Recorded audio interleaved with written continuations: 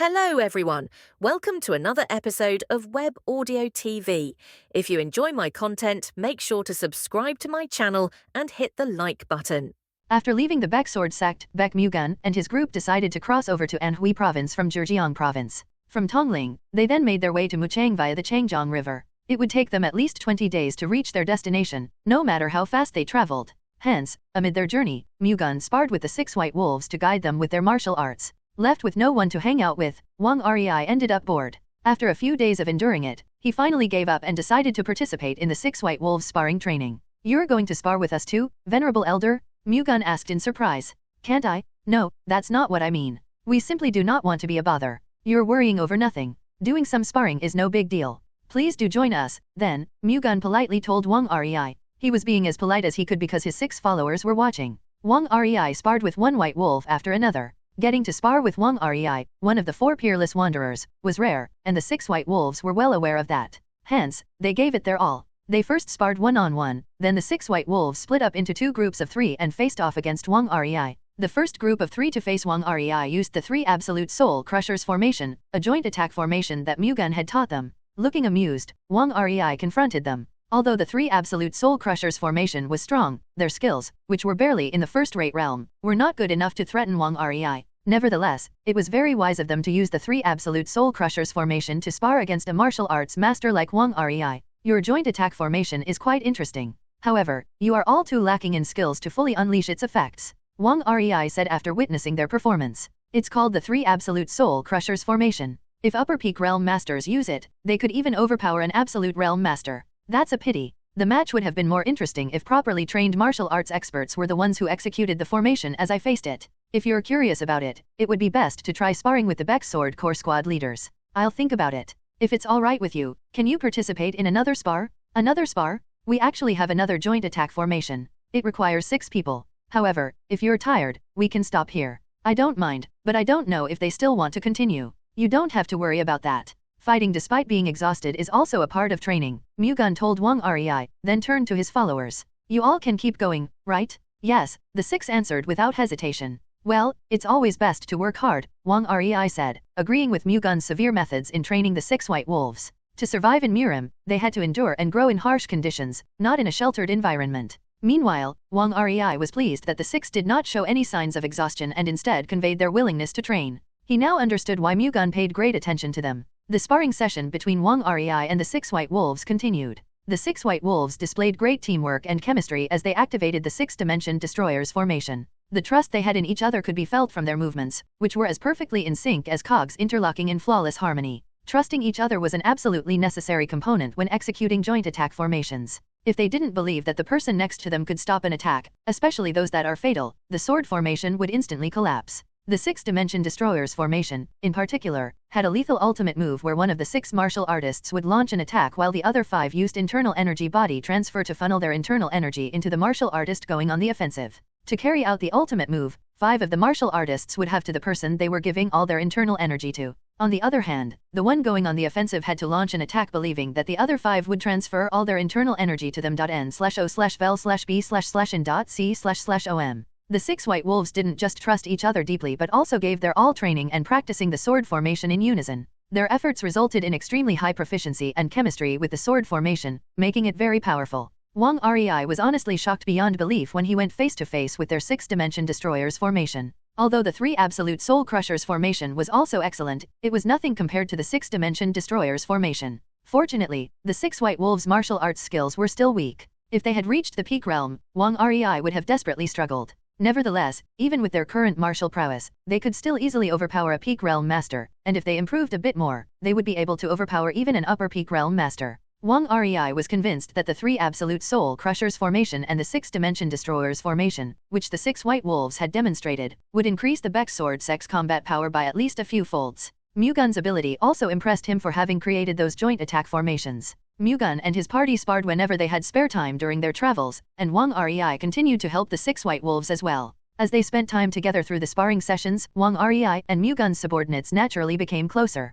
From the former's perspective, the 6 white wolves were like his disciples. Wang Rei wanted to give them something even though they were not officially his disciples, but the decision was not up to him. He had to obtain Mu-Gun's permission first since he was technically their teacher. Hence, he informed Mu-Gun of his intention to pass down some of his martial arts to the 6 white wolves. In response, Mu-Gun gladly accepted. The 6 white wolves used swords as their main weapon. Although swordsmen had a sword close to them most of the time, they could still find themselves in situations where their sword wasn't within reach or had been rendered unusable due to unexpected turns of events. To prepare for such situations, learning martial arts that didn't revolve around swordsmanship was necessary. Mu-Gun had thought of teaching them a fist or palm art when their swordsmanship had reached a certain level, but it seemed he wouldn't have to anymore since Wang Rei had just made a similar proposal. Wang Rei's martial arts, the Supreme Nine Dragons fist art, was an outstanding fist art strong enough to be considered one of the best fist-type martial arts in all of Murim. It was unlikely that Wang Rei would pass on his entire martial arts, but learning even just a part of it would already be of great help to the 6 white wolves. There was no reason to refuse his offer. Upon getting Mu-Gun's permission, Wang Rei summoned the 6 white wolves and asked them if they were interested in learning his martial arts. Even if Wang Rei wanted to teach them, there was nothing he could do if they didn't want to learn it. Having been informed that Mu-Gun had already given his permission, they didn't hesitate to learn Wang Rei's martial arts. Wang Rei had no intention of passing on every single technique of the Supreme Nine Dragons fist art, his famed martial arts, to people who weren't officially his disciples. Hence, he decided to just teach them the first half of his martial art, which consisted of 5 techniques. Even so, that alone would be enough for them to reach the peak realm. After the 6 white wolves training, Wang Rei passed down the Supreme Nine Dragons fist art. It was a shame that they could not learn the 9 Dragons Overlord energy, which was the perfect internal energy cultivation method for the Supreme Nine Dragons fist art. The support of that cultivation method was required to maximize the power of Wang Rei's martial arts, but he chose not to pass it down to them since they weren't officially his disciples. Nevertheless, the Supreme Nine Dragons fist art was still worth learning. After all, it was such an outstanding martial art that it could still exert considerable power even when paired with a different internal energy cultivation method. Of the 3 outlaw groups, only the Myriad Tribulations clan responded. Ji Seokwon, the blood-crazed clan's vice leader, informed Mad Demon King Hyeok Ryanpei upon entering their clan's palace. What did they say? They will join hands with us. Did they not ask for other conditions? Yes. That's unexpected. What about the Invincible clan? We haven't heard from them yet. The Heavenly Killer sect contacted us, however. The Heavenly Killer sect? The 9 prominent sects and the 7 great families will be holding a meeting in Vuchang, and they have invited the Zhejiang Martial Alliance to attend. And? It seems Baek Mu-Gun, the Baek Sword sect's young patriarch, will be the one representing the Zhejiang Martial Alliance. 9 Dragons Fist Wang Rei, one of the 4 peerless wanderers, is accompanying him. So, Wang Rei is one of the Heavenly Killer sect's targets, but their failure to assassinate Thunderous Wind Palm Han Baek exposed their plans, ultimately allowing Wang Rei to escape from his solitary abode and join the Baek Sword sect before they could get to him. They haven't given up on taking down the 4 peerless wanderers, which is why they plan to take this opportunity to kill the 9 Dragons Fist. However, it seems Mu-Gun's presence makes it difficult to carry out their operation. Is that why they're asking us for help? That's right. The Heavenly Killer sect wants us to handle the Baek Sword sect's young patriarch while they deal with Wang Rei. They're trying to involve us in this after finding out that bastard killed Ma Young-song. I think so. What do you think I should do? I don't think it's a bad idea to play along. Play along? How? Looking at the route the Baek Sword sect's young patriarch is taking, they will likely pass through the Changjiang River from Tongling, Anhui province to get to Vuchang. It will be easy for the Changjiang Waterway Alliance to make a move at the Changjiang River. That's right. Together with one of the 3 kings of Changjiang, one of the 2 kings of Lulin from the 72 strongholds of Lulin, and the Heavenly Killer sect's forces, will have a strong enough army to hunt down the Baek Sword sect's young patriarch and his group. That's a good idea. Sound out the Myriad Tribulations clan and the Heavenly Killer sect's intentions immediately. If they agree, let's proceed with the operation. Understood. At Ryanpei's behest, Seokwon sent a carrier pigeon detailing their plans to the Myriad Tribulations clan and the Heavenly Killer sect. The 2 factions responded the next day, expressing their intention to cooperate. The 3 wasted no time executing the operation. Seokwon placed great importance on secrecy, the core of this operation. He pinned the recent failure of the 72 strongholds of Lulin on their movements being exposed since that gave the Zhejiang Martial Alliance time to prepare against their attack. Hence, this time, they carried out their operations in total secrecy to avoid letting Mu-Gun and his party catch wind of their plans. To that end, they only deployed the minimum number of people. The Changjiang Waterway Alliance mobilized the Changjiang King of Hell and just 2 of the 10 dragons of Changjiang. The 72 strongholds of Lulin deployed the Lulin Fist King and 2 of the 8 commanders of Lulin, and the Heavenly Killer sect mobilized the Dark Heavenly Killer Monarch of the 8 Heavenly Killer Monarchs and 3 of the 24 Heavenly Killer Demonic Generals. The Heavenly Secret Hall had strengthened their surveillance on the 72 strongholds of Lulin and the Changjiang Waterway Alliance. However, the opposing factions executed their plan so flawlessly that the Heavenly Secret Hall failed to detect their movements. Since Mu-Gun and his group relied on the Heavenly Secret Hall for information, they naturally were not aware of the enemy's movements either. However, Mu-Gun had never once forgotten that the 9 Celestial Demons sect could target him at any moment.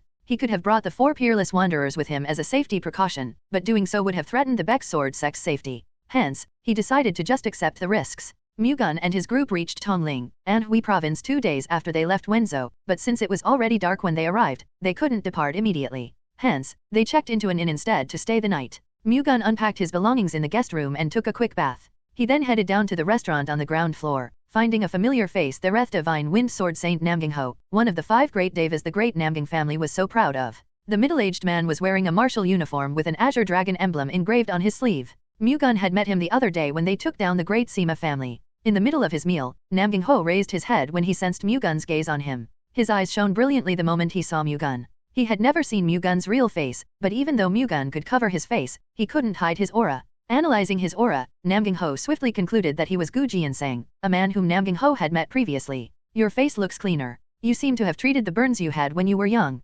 Namgyingho brought up what Baek Mu-Gun had said when he had hidden his face with a pigskin mask, pointing out the latter's lie. Allow me to officially introduce myself. I am Baek Mu-Gun, the Baek sword sect's young patriarch. I could not reveal my identity when we first met, so I had no choice but to be discourteous. Please forgive me. Mu-Gun introduced himself and politely apologized. Now that Mu-Gun had confessed, Namgyingho could no longer say anything about it. So you are the Baek sword sect's young patriarch, after all. You have truly excellent achievements. I'm flattered to hear that. No, in all of Murim's history, possessing such great martial prowess and accumulating all these amazing feats at your age is extremely rare. Even the Shaolin Temple's divine monk Dharma or the Wudang sect's elder Zhang Sanfen weren't as good as you are at this age. I'm confident that I am not overpraising you. You are flattering me too much, Master Namgying. Isn't it only natural for me to stay on your good side since you are the rising star of Murim? Regardless of how great I am, how can I compare myself to the prestige of the 9 prominent sects and the 7 great families? On the contrary, I should be the one saying that, Master Namgying. Is that so? Considering you rejected our clan's marriage proposal, I don't think that's the case.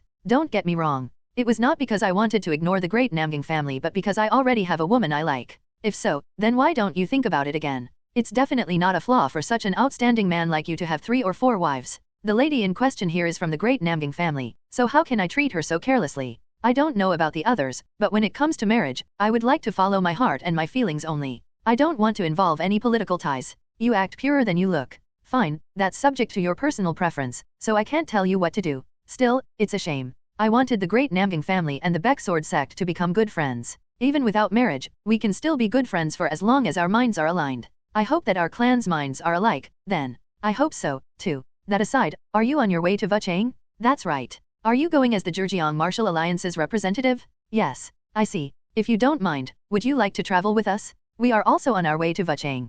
It would be an honor. Let's go together, then. Namgyingho intended to befriend Mu-Gun while they were on the way to Wuchang. The 7 great families were wary of the Zhejiang Martial Alliance's rapidly growing forces, but they were also thinking of bringing them under their helm. Mu-Gun, on the other hand, was well aware of Namgyingho's intention and thought that all he had to do was not fall into it. He had no reason to refuse in the first place since it was more convenient to travel with the great Namgying family in many ways. While Mu-Gun and Namgyingho were having a conversation, 9 dragons fist Wang Rei and the 6 white wolves reached the ground floor. Mu-Gun introduced Namgyingho to Wang Rei. Namgyingho greeted Wang Rei politely since the latter was a great senior when it came to his experiences in Murim. On the other hand, Wang Rei accepted Namgyingho's greeting unenthusiastically. He saw the 7 great families in a bad light since the 7 great families' previous patriarchs killed Guanghui, Mu-Gun's previous reincarnation. Wang Rei's attitude offended Namgyingho a little, but the 4 peerless wanderers had always been famous for their eccentric temper, so he did not read too much into it. After the greetings, Mu-Gun sat and had a meal with Wang Rei at a separately prepared table, and the 6 white wolves ate at the table next to them.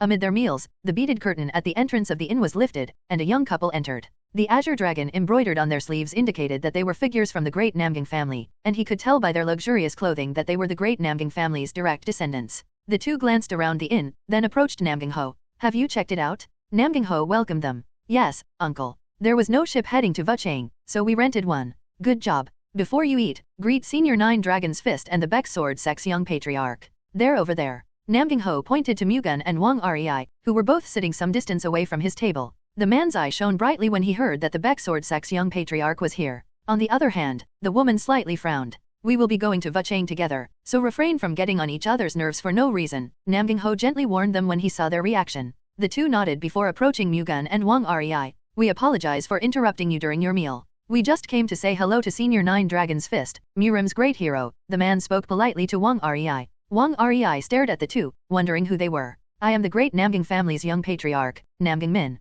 This child here is my sister, Namgang Hyuna. At Namgang Min's introduction, Hyuna slightly bowed in response. You're the Namgang family's youngsters, huh? Nice to meet you. Wang Rei half-heartedly accepted their greetings. I heard that you will be going to Vuchang with us. Well, be in your care. Sure. Though I'm not sure if there's anything I can care for. Wang Rei answered in a lukewarm manner. Wang Rei's attitude likely offended them, but Namgang Min put on a smile throughout their conversation.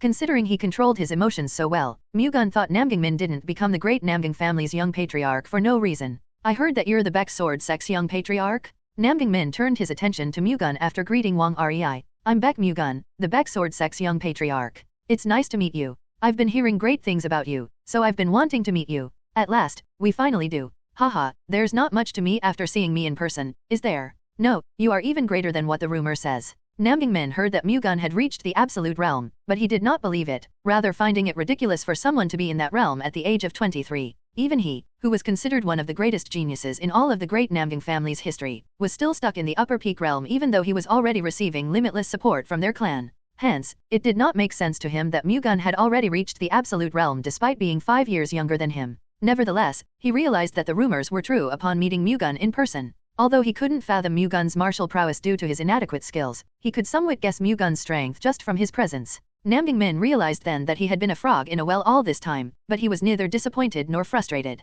Rather, his lack of ability only made him determined to focus more on training. Mu-Gun could sense that resolve in Namgang Min's gaze. He's better than expected. Namgang Min could only act this way because he had faith in himself. Mu-Gun thought that if Namgang Min kept growing at this rate, he could become one of the most outstanding martial artists in the great Namgang family's history. I think you are also more amazing than I've heard, young Master Namgang. Haha, I would have felt offended if anyone else said that, but hearing it from you makes me feel great. It's as if I'm being recognized by you, young Master Baek. Oh, I did not mean to evaluate your skills, so please don't misunderstand, young Master Namgang. It's fine. Anyway, we have probably interrupted your meal for far too long, so we'll be taking our leave now. Please have a good meal. You too. Namgang Min and Hyuna left after exchanging greetings.n/o/bell/b/in.c//om. Hyuna had a strange expression. Her face was flushed, perhaps because she was shy or her heart fluttered. Either way, she had fallen in love with him at first sight. Not only was Mu-Gun very handsome, but there was a unique vibe about him that tugged at a woman's heartstrings. Before meeting Mu-Gun, Hyuna disliked him for refusing the Namgang family's proposal to wed her. A small, trivial clan from a corner of Zhejiang province daring to reject her infuriated her, so she thought about teaching him a lesson when she met him. However, as soon as Hyuna saw Mu-Gun, her desire for revenge instantly disappeared, thinking of Mu-Gun as worthy enough to reject her. She also felt a desire for Mu-Gun. Up until now, she had lived her life with men always at her beck and call, so she couldn't help but find it unbelievable that she was instantly captivated. Immediately realizing she was supposed to be her bride upon hearing her name, Mu-Gun felt a little regretful for agreeing to travel with the great Namgang family. Traveling with a woman he refused to marry would likely be uncomfortable. Contrary to his expectations, however, Hyuna did not express any particular feelings about him. Rather, he felt that she had a favorable impression of him. That didn't make him feel pleased either, though. In all honesty, he didn't find anything bad about Hyuna. She was such a rare beauty that even Mu-Gun, who had quite high standards, would stare at her. Above all, the subtle color of her eyes was attractive. He would have felt attracted to her if only she wasn't from the great Namgang family.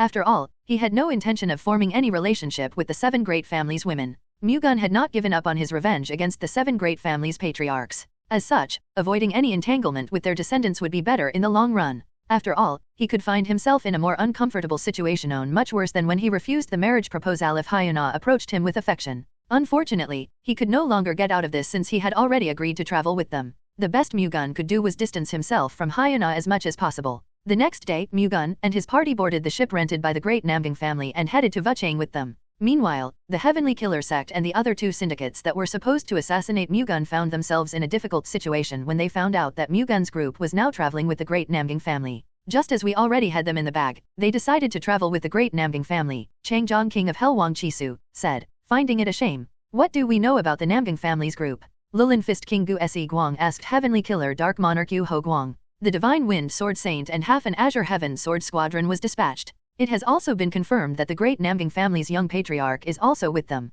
He's known to be an upper peak realm master. I think this is just too much to handle with our current power. We could probably still proceed with the operation if the Divine Wind Sword Saint was not with them. I disagree. We have 3 absolute realm masters just like they do, and even if we are a little weaker than the Divine Wind Sword Saint and the 9 Dragons Fist, we have 7 more upper peak realm masters. Taking each side's strength into consideration, our forces are definitely not lacking. Chisu refuted Se Guang's opinion. They have the great Namgang family's young patriarch and 50 of the Azure Heaven Sword Squadron's elite members. Although we have 7 Upper Peak Realm Masters, it is difficult to say for certain that we can win. Still, it's not as if we have no chance of winning at all. This is also an opportunity for us to kill the great Namgang family's young patriarch. Even if it's a little risky, I think it's worth a try. If we kill the great Namgang family's young patriarch, the great Namgang family will stop at nothing to get revenge. We might be stirring up a hornet's nest instead. So you're just going to give up and retreat? Would you rather push through with this despite not having a clear chance of winning? If we do that and fail, will you be responsible for it? Calm down, both of you.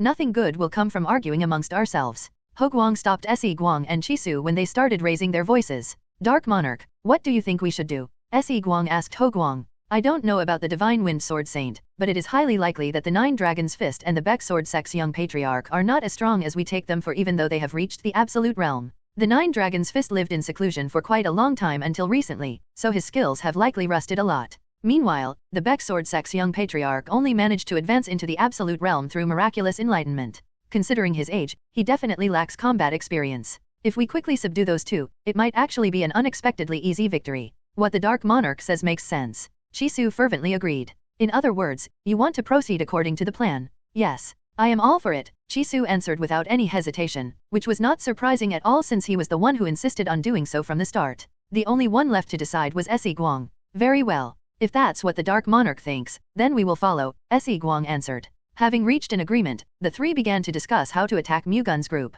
The great Namgang family and the Baek Sword Sect's group boarded the ship and continued their journey at the crack of dawn. Whenever night fell, they would dock and spend the night in a nearby city. Mu-Gun and his party had nothing to do while they were aboard the ship. They normally would have sparred with each other to train their martial arts, but the great Namgang family's martial artists were around. Mu-Gun no longer had to observe the 6 White Wolves training, so he honed his own martial arts instead. With his martial arts at a level where it no longer mattered whether he trained physically or not, he could train as much as he wanted while aboard the ship. After all, it was currently much more important for him to gain martial art enlightenment than do physical training. Mu-Gun stayed inside the cabin and concentrated on his training throughout the journey. He always did devote a lot of time to training. However, right now, he was also using it to prevent Namgang Hyuna, who was intentionally trying to spend time with him, from approaching him. She had confidence in herself and, given her good looks, was more than qualified to have that sort of confidence. Hence, she believed that Mu-Gun would fall for her if she maintained a close relationship with him. The problem was that she found no opportunity to get close to Mu-Gun. Having seen through her intentions, Mu-Gun ensured she wouldn't have any chances to get close to him.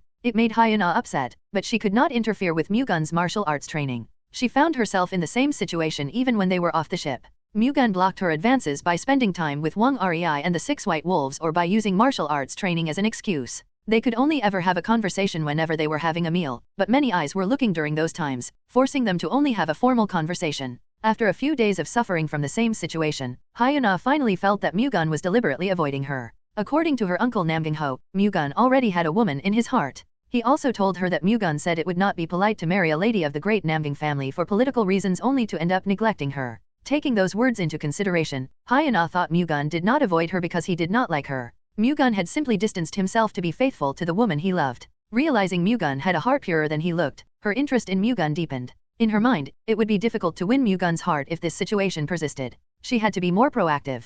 To that end, Hyuna visited Mu-Gun, who was honing his martial arts in his room, without notice. It's Namgang Hyuna. Can you spare me a moment? I'm sorry, but I don't want to be disturbed in the middle of my training, Mu-Gun politely refused. It will only take a moment. Hyuna did not back down, however. Hyuna's seemingly determined response left Mu-Gun with no other choice but to let her in. What's the matter? Mu-Gun asked. I like you, young Master Baek, Hyuna suddenly confessed. What do you mean by that? Mu-Gun looked at Hyuna with a flustered expression. Mu-Gun was not the type to get flustered, but he could not help but feel that way due to Hyuna's sudden confession. It's as I just said. I like you, young Master Baek. That's a rather baffling remark. What have we done together for you to like me? We don't have to do anything to fall in love. Some fall in love from the moment they first lay eyes on someone. That's what I feel about you, young Master Baek. I'm sorry, but I can't reciprocate your feelings, Lady Namgang. You don't have to give me an answer now. I just wish you would give me some of your time on our way to Vuchang. What sort of time are you asking for? Time for me to show you what kind of person I am.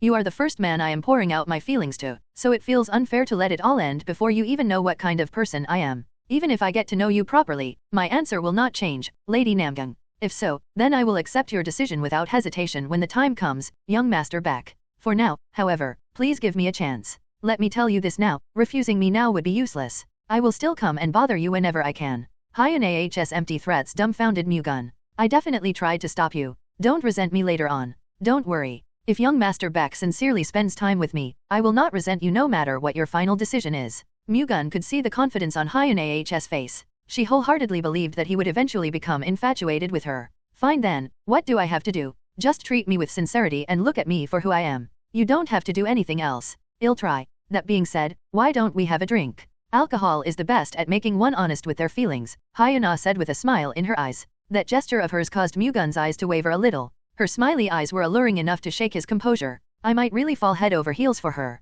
Mu-Gun had an ominous premonition that he would fall for Hyunah's beauty. Well, it'll work out somehow. Paying not much heed to it, Mu-Gun headed down to the inn's ground floor with Hyuna. When they arrived, they found a few great Namgang family martial artists having a drink. They quickly got up and bowed upon noticing Hyuna. It's fine. Don't mind me and just keep drinking. Not too much, though. Understood. The great Namgang family's martial artists sat back down, then glanced at Mu-Gun and Hyuna, their eyes filled with envy as they stared at Mu-Gun. Hyuna was the object of admiration for the great Namgang family's martial artists. Hence, it was only natural for them to be envious of Mu-Gun, who came down to drink with Hyuna alone. Feeling flattered by their gazes, Mu-Gun smiled. Why are you smiling? It's nothing. No, something's up. For a moment, I just felt like a man going around with a beautiful woman. You at least see me as a beauty. My eyes are functioning properly. That's a relief. If your eyes had been crooked, my one strength couldn't have shown at all. You must be very confident in your appearance. To be honest, I know best that I am pretty. You are also well aware that you are handsome, aren't you?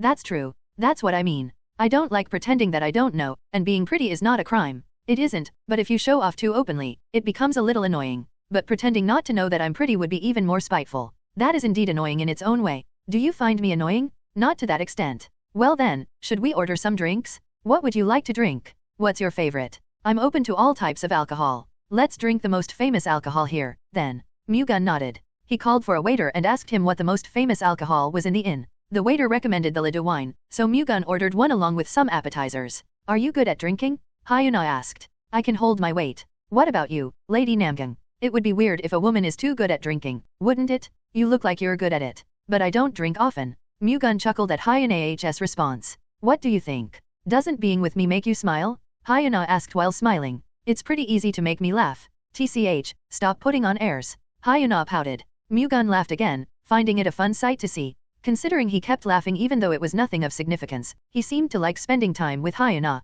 Do you have any questions for me? Hyuna asked. Not particularly. That's cold-hearted. Do you have anything you want to ask me, then, Lady Namgang? There are so many questions I want to ask you. Things like your type of girl, what sort of food you like, what tea you drink the most, and what you do when you have time. You're curious about too many things. I can't answer them all. Don't worry, we have plenty of time. We can talk about it while we drink.n/o/bel/b/jn.c//om. I wonder if I will be able to sleep tonight. I feel like you will hold on to me all night long. What are you worried about? There's nothing to do on the ship anyway, so you can just sleep when we board again. What do you mean there's nothing to do? I don't even have enough time to practice my martial arts. Aren't you tired of that? I can't hope to become stronger if I can't put in that much effort. You don't like martial arts training more than women, do you? I've never thought about it before, but now that I do, I find myself in a dilemma. Are you serious? No matter how much I like martial arts, I will never neglect the woman I love because of it. That's a relief. I prefer a warm-hearted man than a martial arts master.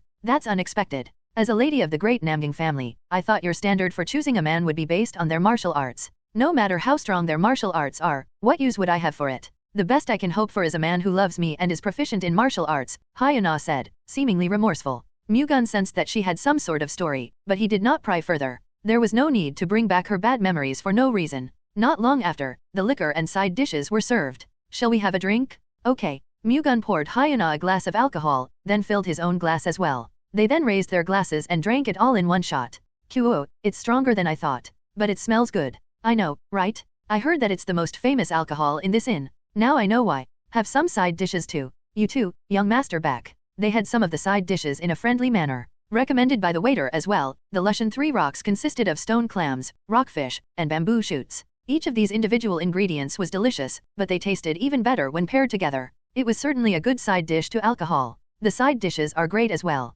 I agree. I honestly didn't expect much, but it tastes pretty good. Shall we have another drink? The side dishes were so delicious that they both craved more alcohol. Mu-Gun filled both his glass and Hyun-ahs again. However, just as Mu-Gun raised his glass, he suddenly stopped. His expression also noticeably stiffened. What's wrong? Hyun-ah looked at Mu-Gun, wondering what happened. I think enemies are coming. Enemies? We don't have time to waste. You should go up first and let them know about the enemy's attack. What about you, young Master Baek? I have to stop their advance. Everyone, stop drinking and get up. The enemy will charge in soon, Mu-Gun told the great Namgang family's martial artists who were drinking on the first floor. An enemy attack? What do you mean? One of the warriors asked, bewildered. Everyone, do as young Master Baek says, Hyun-ah firmly ordered. Without daring to make another comment, the great Namgang family's martial artists grabbed hold of their weapons. Hyun-ah quickly headed upstairs and informed everyone that the enemy was about to attack. In response, the great Namgang family and the Baek sword sect quickly prepared to fight. They're coming? Mu-Gun shouted. A huge wave of energy came flying and smashed the inn's entrance, its fragments raining over Mu-Gun and the great Namgang family's martial artists inside the inn. It could be quite dangerous if the sharp fragments hit them, so Mu-Gun quickly swung his sword and deflected the fragments flying toward him. Despite being drunk, the Namgang family warriors also blocked or avoided them. 10 men soon entered through the shattered entrance of the inn. Quickly examining them, Mu-Gun discovered that 3 of them were Absolute Realm Masters and 7 were Upper Peak Realm Masters. There was also a particularly noteworthy person among them, Heavenly Killer Dark Monarch Yu Ho-Guang. As soon as Mu-Gun saw him, he knew immediately that he was a demonic practitioner of the 9 Celestial Demons sect. Get rid of the Baek sword sect's young patriarch before the others come. At Ho-Guang's orders, Lulin Fist King Gu Se Guang and Changjiang King of Hell Wang Chisu nodded. The 3 Absolute Realm Masters rushed toward and attacked Mu-Gun in unison. Gu Se Guang fired stone-like fist energy as Wang Chisu manifested saber energy in the shape of a shark's fang through his saber. Meanwhile, Ho-Guang materialized Vajrachi in the form of the underworld's undead. Their attacks charged toward Mu-Gun from 3 different sides. Baek Mu-Gun's expression stiffened when he saw 3 powerful attacks being launched toward him. Even he would have difficulty blocking the techniques of 3 Absolute Realm Masters, but only if he used normal martial arts. The Heavenly Descent Thunder God sect's martial arts would completely alter that result. Although he had to hide his identity as the Thunder God's successor, it would only be meaningful if he was still alive. Swiftly unleashing the Heavenly Descent Thunder God's sword, a flash of golden lightning swept through Mu-Gun. At the same time, a golden thunderbolt sword encircled him until it formed a huge golden wheel. As soon as the 3 Absolute Realm Masters' attacks collided against it, the golden wheel ripped them apart and devoured them. It then fired countless golden thunderbolt swords at the 3 Absolute Realm Masters. Greatly surprised by Mu-Gun retaliation, the Absolute Realm Masters tried to defend against the hundreds of incoming thunderbolt swords. Failing to block them all, a thunderous roar resonated as the projectiles pierced through them and blasted them a few distances away. The impact was enough for them to break through the wooden walls of the inn and be flung outside. Mu-Gun momentarily staggered. He had just executed the 100 Golden Lightning Wheel Wave, the 4th technique of the Heavenly Descent Thunder God Sword art to defeat the 3 Absolute Realm Masters in a single stroke. However, befitting its strong power, the technique consumed a huge amount of internal energy. In fact, that one attack consumed 70% of Mu-Gun's internal energy. Losing too much internal energy at once made him feel dizzy. The 100 Golden Lightning Wheel Wave's power shocked the 7 Upper Peak Realm Masters, who had quickly gotten rid of the great Namgang family's martial artists on the inn's ground floor. However, Mu-Gun's identity surprised the Heavenly Killer Dark Monarch Yu Ho-Guang's subordinates much more. Witnessing that technique, they immediately recognized Mu-Gun as the Thunder God's successor. They didn't expect the Baek sword sect's young patriarch to be the Thunder God's successor, the 9 Celestial Demons sect's old enemy. They had to report this to the 9 Celestial Demons sect, but they would have to escape from the inn in one piece first before they could. At that moment, they saw Mu-Gun staggering. His most recent attack seemed to have put a huge strain on him. Wondering if they would be able to kill Mu-Gun if they attacked him right now, they immediately rushed toward Mu-Gun and attacked him. Witnessing their offense, the commanders of Lulin and the dragons of Changjiang also blindly followed and rushed at him. Worthless trash? Who do you think you're messing with? At that moment, a figure jumped down from the 2nd floor and threw a punch toward the 7 martial arts masters, the energy it shot forth taking the shape of a huge dragon. Wang Rei had just used the Supreme 9 Dragon's Fist art, his famed martial arts. Greatly astonished by the huge dragon-shaped Vajrachi rampaging from above, the 7 martial arts masters frantically stepped away. However, it was futile. Seemingly alive, the dragon-shaped Vajrachi changed directions and chased after them. Realizing they would not be able to avoid the attack, they launched a simultaneous counterattack against the dragon-shaped Vajrachi. However, as the collision reverberated another thunderous roar, the dragon-shaped Vajrachi easily broke through their offense. The 7 Upper Peak Realm Masters clenched their teeth and launched another wave of attacks against the dragon-shaped Vajrachi. No longer able to withstand the impact of their offense, the dragon-shaped Vajrachi rampaging toward them lost its form. Experiencing Wang Rei's power firsthand made the 7 Upper Peak Realm Masters realize that they had no chance of winning. However, when they tried to escape from the inn, a man blocked their path. Nov. L. B //JNN. You are free to come at us as you wish, but the same will not apply when you want to leave, Divine Wind Sword Saint Namgying Ho sternly said. The 7 Upper Peak Realm Masters' expressions stiffened. Left with no other option, they unleashed a barrage of attacks on Namgying Ho. The best they could hope for was defeating him, which would allow them to escape. With a cold smile, Namgying Ho swung his sword against their attacks in response. Divine Wind Sword Chi swirled from it and clashed head-on with the Upper Peak Realm Masters' attacks, blocking them and causing them to violently explode. Pushed back a few steps, Namgying Ho frowned. Despite being an absolute realm master, defending against 7 Upper Peak Realm Masters' joint offensive was by no means easy. With momentum on their side, they tried to attack Namgying Ho again. Namgying Ho was not alone, though. Wang Rei, who was standing behind them, fired another gigantic dragon-shaped Vajrachi toward them. The Upper Peak Realm Masters immediately turned around and blocked it, creating another thunderous roar as the impact staggered them. While they were still recovering from the impact, Namgying Ho launched another attack, sending a wave of Divine Wind Sword Chi swarming from behind them. Mu-Gun also unleashed a wave of Moonlight Sword Chi. The 7 Upper Peak Realm Masters clenched their teeth as they tried to defend against the 2 Absolute Realm Masters' attacks that were rampaging toward them from both up front and behind. However, their skills proved too weak to block the incoming attacks. A thunderous roar resonated from both sides as the Sword Chi Mu-Gun and Namgying Ho unleashed brutally devastated the 7 Upper Peak Realm Masters. Wounded all over, the 7 martial arts masters' blood spilled as they collapsed to the ground. They were still breathing, but they were in such a critical condition that it would seem difficult to escape death even if they were left alone. Mu-Gun and Namgying Ho ended them without hesitation. It could have seemed cruel at first glance, but they were simply relieving their enemies of their pain. After finishing off the enemies in the inn, Mu-Gun headed outside. The 3 Absolute Realm Masters who had been blasted out of the inn by the 100 Golden Lightning Wheel Wave were laying on the ground with holes all over their bodies.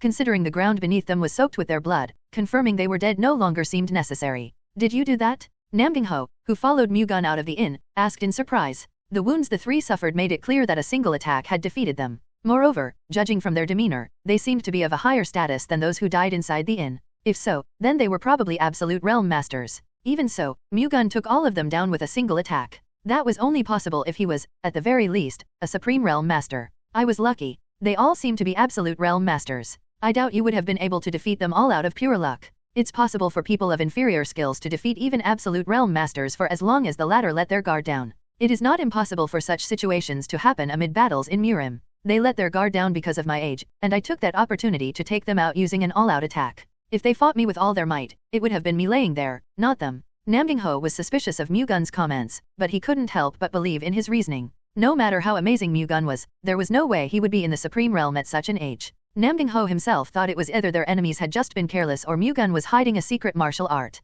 It would have been great if they could find someone who had witnessed Mu-Gun defeating the 3 Absolute Realm Masters, but the Upper Peak Realm Masters had killed all the great Namgying family's martial artists on the ground floor. In any case, this incident inevitably made Namgying Ho act more vigilant toward Mu-Gun. Do you have any idea who these people are? I'm certain that one of them is a demonic practitioner of the 9 Celestial Demons sect. However, I'm not sure about the identities of the other 2. Mu-Gun was able to identify the Heavenly Killer Dark Monarch from his unique demonic chi, but it was hard to identify the Lulin Fist King and the Changjiang King of Hell using their martial arts alone. Search these 3 and those in the inn. Find anything that would help us identify them. Upon receiving Namgying Ho's orders, the great Namgying family's warriors searched the enemy's corpses and found a name plaque on Gu Se Guang and Wang Chisu. They're the Lulin Fist King and the Changjiang King of Hell. Namgying Min, who was standing next to Namgying Ho, immediately identified Gu Se Guang and Wang Chisu as soon as he heard their names. If these 2 are really the Lulin Fist King and the Changjiang King of Hell, then that means that not only the 72 strongholds of Lulin but the Changjiang Waterway Alliance is under the 9 Celestial Demons sect's control as well. That's most likely the case. This is no ordinary matter. I think this is a good outcome, though. It's much better to learn about things like this as soon as possible. That would give us time to prepare countermeasures and prevent them from attacking us before we knew anything. That's true. Anyway, we should share this information about the Changjiang Waterway Alliance during our meeting in Vachang. I think so as well. Let's go back in for now. Namgying Ho ordered the great Namgying family's martial artists to clean up, then returned to his room. Mu-Gun and his party also went back inside. It's a pity, but we have to end our drinking party for today. All right. Mu-Gun bid Hyuna farewell and headed back to his room. Having repelled the Heavenly Killer sect's surprise attack, the great Namgying family and the Baek Sword sect arrived in Vachang without any further trouble. The meeting between the 9 prominent sects and the 7 great families took place at the Vachang Sword family's manor in Vachang, which was a subsidiary branch of the Wudang sect. With the Wudang sect's support, the Vachang Sword family grew rapidly and gained dominance over half of the Hubei province, the other half of which was owned by the Great Zudge family, one of the 7 great families. The Vachang Sword family did their best to serve the representatives of the 9 prominent sects and the 7 great families. They were also polite toward the Baek Sword sect group, who attended as a representative of the Zhejiang Martial Alliance. The representatives of the 9 prominent sects and the 7 great families gathered 2 days after they all arrived at the Vuchang sword family. Mu-Gun also attended. The 9 prominent sects Kunlun sect and Kongtong sect as well as the 7 great families Guangdong Jin family couldn't attend the meeting due to the distance. Aside from Mu-Gun, who was still in his early 20s, the representatives were all middle-aged or older. Some of them were not pleased that the young Mu-Gun was attending as a representative of the Zhejiang Martial Alliance. The Zhejiang Martial Alliance must regard this meeting as a small matter. If that's not the case, then do they not have anyone prominent enough that they have to send their young patriarch in their stead? Tang Jinho of the Sichuan Tang family, one of the 7 great families, openly belittled Mu-Gun and the Zhejiang Martial Alliance. Jinho deliberately provoked Mu-Gun to dampen the spirit of the Baek sect and the Zhejiang Martial Alliance, which had shown rapid growth recently. The Zhejiang Martial Alliance is not disregarding the importance of this meeting at all. How could we disregard it when we are dealing with one of Murim's significant issues? Elder Tang seems to be dissatisfied with my presence here, but if the reason for that is simply because of my age, then that is a little disappointing. Mu-Gun responded without any hint of panic. What did you say? I just find it too narrow-minded to think that I am lacking in martial arts or experience within Murim just because I am young. Do you mean to say that your martial arts and experience are great enough to be present here? With all due respect, I am certain that no one here has dealt with the demonic practitioners of the 9 celestial demons sect as much as I have. The same is true when it comes to dealing with the 72 strongholds of Lulin and the Changjiang Waterway Alliance, which we will be discussing today. I think those are enough for me to deserve a seat here. Ho ho, you're very good with words, young patriarch Baek. From my point of view, you are well qualified to be here. What does everyone else think? The Shaolin Temple's great monk Gongsun swiftly intervened and took Mu-Gun's side as the conversation between Mu-Gun and Jinho heated up. I agree. Although young patriarch Baek is still in his youth, his achievements in Murim do not fall behind anyone here. His age is not important. The Weidang sect's elder Haiyan Miang also supported Mu-Gun following the intervention of the Shaolin Temple's great monk Gongsun. As someone who traveled and observed young patriarch Baek on the way to Vuchang, I also think that he is well qualified. Young patriarch Baek has already proven himself with his martial arts.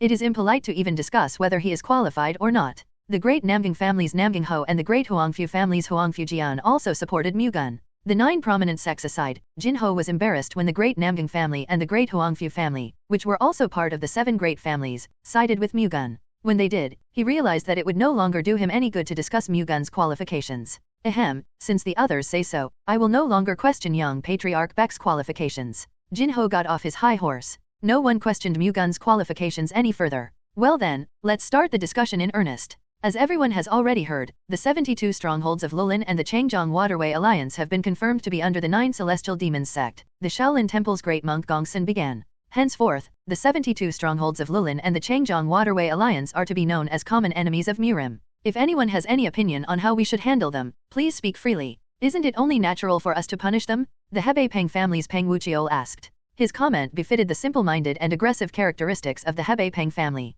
Of course, we will. However, we have to come up with a plan to deal with their forces, which are scattered throughout the central plains. Do you perhaps have an idea in mind, Elder Zudge? Wuqiol asked. He had always thought none could best the great Zudge family in a battle of intelligence. Haha, I'm not sure. One of our options is to let the 9 prominent sects and the 7 great families each choose a domain, the great Zudge family's Zudge long said. We would then punish any forces of the 72 strongholds of Lulin and the Changjiang Waterway Alliance that we would find within our respective jurisdictions. However, this plan comes with an issue with fairness, so it's not that simple to execute. The 72 strongholds of Lulin and the Changjiang Waterway Alliance were randomly scattered throughout the central plains. Hence, if the 9 prominent sects and the 7 great families proceeded with the presented plan, some of them would likely have to face relatively more bandits and thieves. Furthermore, the strongholds and river fortresses varied in combat capacity. Those who would be put in charge of taking down the relatively stronger strongholds and river fortresses would suffer greater damage than the others. Considering neither the 9 prominent sects nor the 7 great families would want to incur unnecessary damage, some of them were bound to be dissatisfied if their forces were allocated according to their respective regions without taking the enemy forces in that area into consideration.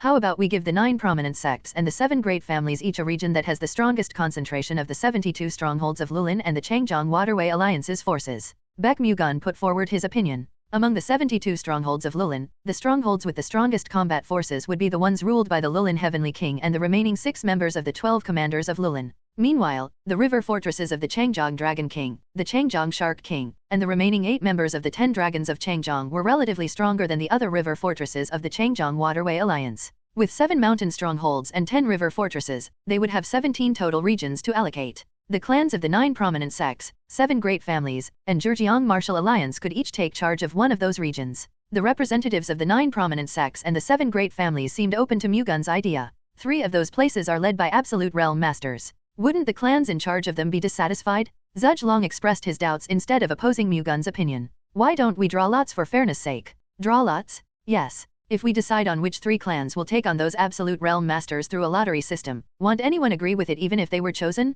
Interesting. I don't think it's a bad idea. This way, no one would go back on their word later. What should we do with the other mountain strongholds and river fortresses? Except for the 17 I mentioned earlier, the rest won't really amount to much. Though it hasn't been confirmed, I believe the ones connected to the 9 celestial demons sect are only the core mountain strongholds and river fortresses. Once we get rid of them, we likely won't have to worry about the rest for now. If you are still in doubt, we can simply divide the remaining mountain strongholds and river fortresses evenly and deal with them as well. That's pretty clear-cut. I think it's a good idea. What does everyone else think? I agree with you. Most of the representatives agreed with Mu-Gun's opinion. The Sichuan Tang clan's Tang Jinho did not like Mu-Gun's snobbishness, but he had no choice but to stay silent since he did not have a better idea. With Mu-Gun's suggestion accepted, they soon began to determine which mountain strongholds and river fortresses each clan would be in charge of. As Mu-Gun suggested, the lottery system they adopted was drawing lots. In a covered jar, they put bamboo plagues with the names of the core mountain strongholds and river fortresses. The representatives would then each put their hand in the jar and take out a bamboo plaque, and whatever name was on it would be the place they'd be in charge of dealing.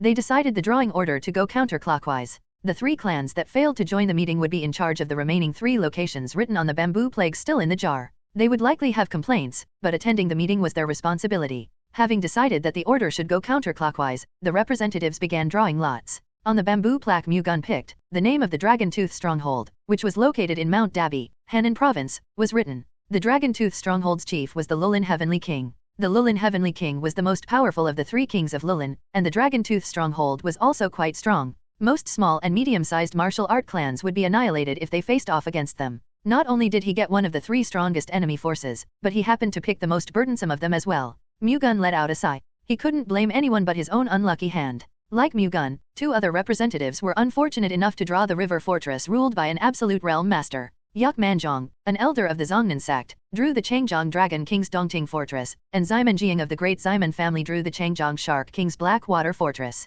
Later that evening, someone knocked on Mu-Gun's door. Who is it? Mu-Gun asked, woken up by the suspicious knock. I bring news from the Heavenly Secret Hall. Come in. Mu-Gun let the man in as soon as he learned about the man's identity. The man seemed to be in his early 30s and, judging from his clothes, a martial artist from the Vuchang sword family. The Heavenly Secret Hall had planted warriors in each martial art clan of Murim and used them as sources of information. The Vuchang sword family was no exception. I was asked to hand this to you. The martial artist took a letter out of his pocket and handed it to Mu-Gun. Thank you. I'll take my leave now. The man quickly left Mu-Gun's room, thinking staying any longer would only heighten the chance of him being caught. Now left alone, Mu-Gun took the letter out of the envelope and read it. It mentioned that the 72 strongholds of Lulin's core martial arts masters were gathering at Mount Dabi, Henan Province, and the core martial artists of the Changjiang Waterway Alliance were gathering at the Dongting Fortress in Hunan Province. Are they aiming for the Shaolin Temple and Great Ximen family? Mu-Gun guessed. The Shaolin Temple's party had to pass by Mount Dabi to return to Mount Song, and the Great Ximen family had to pass by Dongting Lake to reach Changsha.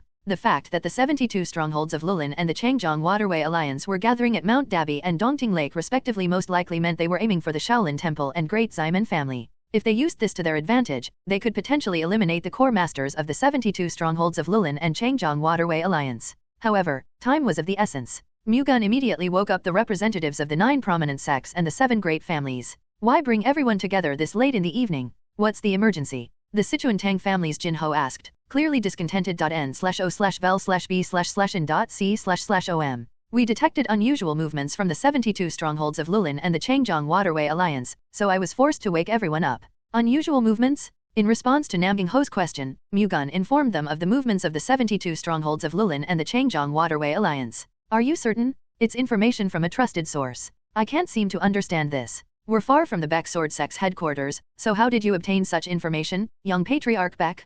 Jinho expressed his doubts. Acquiring key information regarding areas outside his clan's territory was far harder than it sounded unless the Baek Sword Sect had an information network spread across the entire Central Plains region. Curious, the other representatives waited for Mu-Gun's answer. I requested this information from the Undern Sect. The Undern Sect? It's honestly hard to believe that the Undern Sect could get such high-level information. I thought the 72 strongholds of Lulin and the Changjiang Waterway Alliance would certainly make a move once it had become known that the 9 prominent sects and the 7 great families were having a meeting. Hence, I commissioned the Undern Sect to monitor those organizations' movements. As per my request, the Undern sect kept a close eye on them and eventually caught a glimpse of their covert movements. If the Undern sect had kept a close eye on them, they would have certainly detected those two organizations' movements, Zhuge said, convinced. He then continued, "You have amazing insight, young patriarch Baek. To think you even prepared countermeasures for that. I'm flattered to receive your praise. Anyway, if the information young patriarch Baek obtained is true, that means the 72 strongholds of Lulin and the Changjiang Waterway Alliance are likely targeting the members of the Shaolin Temple and the Great Ximen family, both of whom would be returning to their homes after this meeting."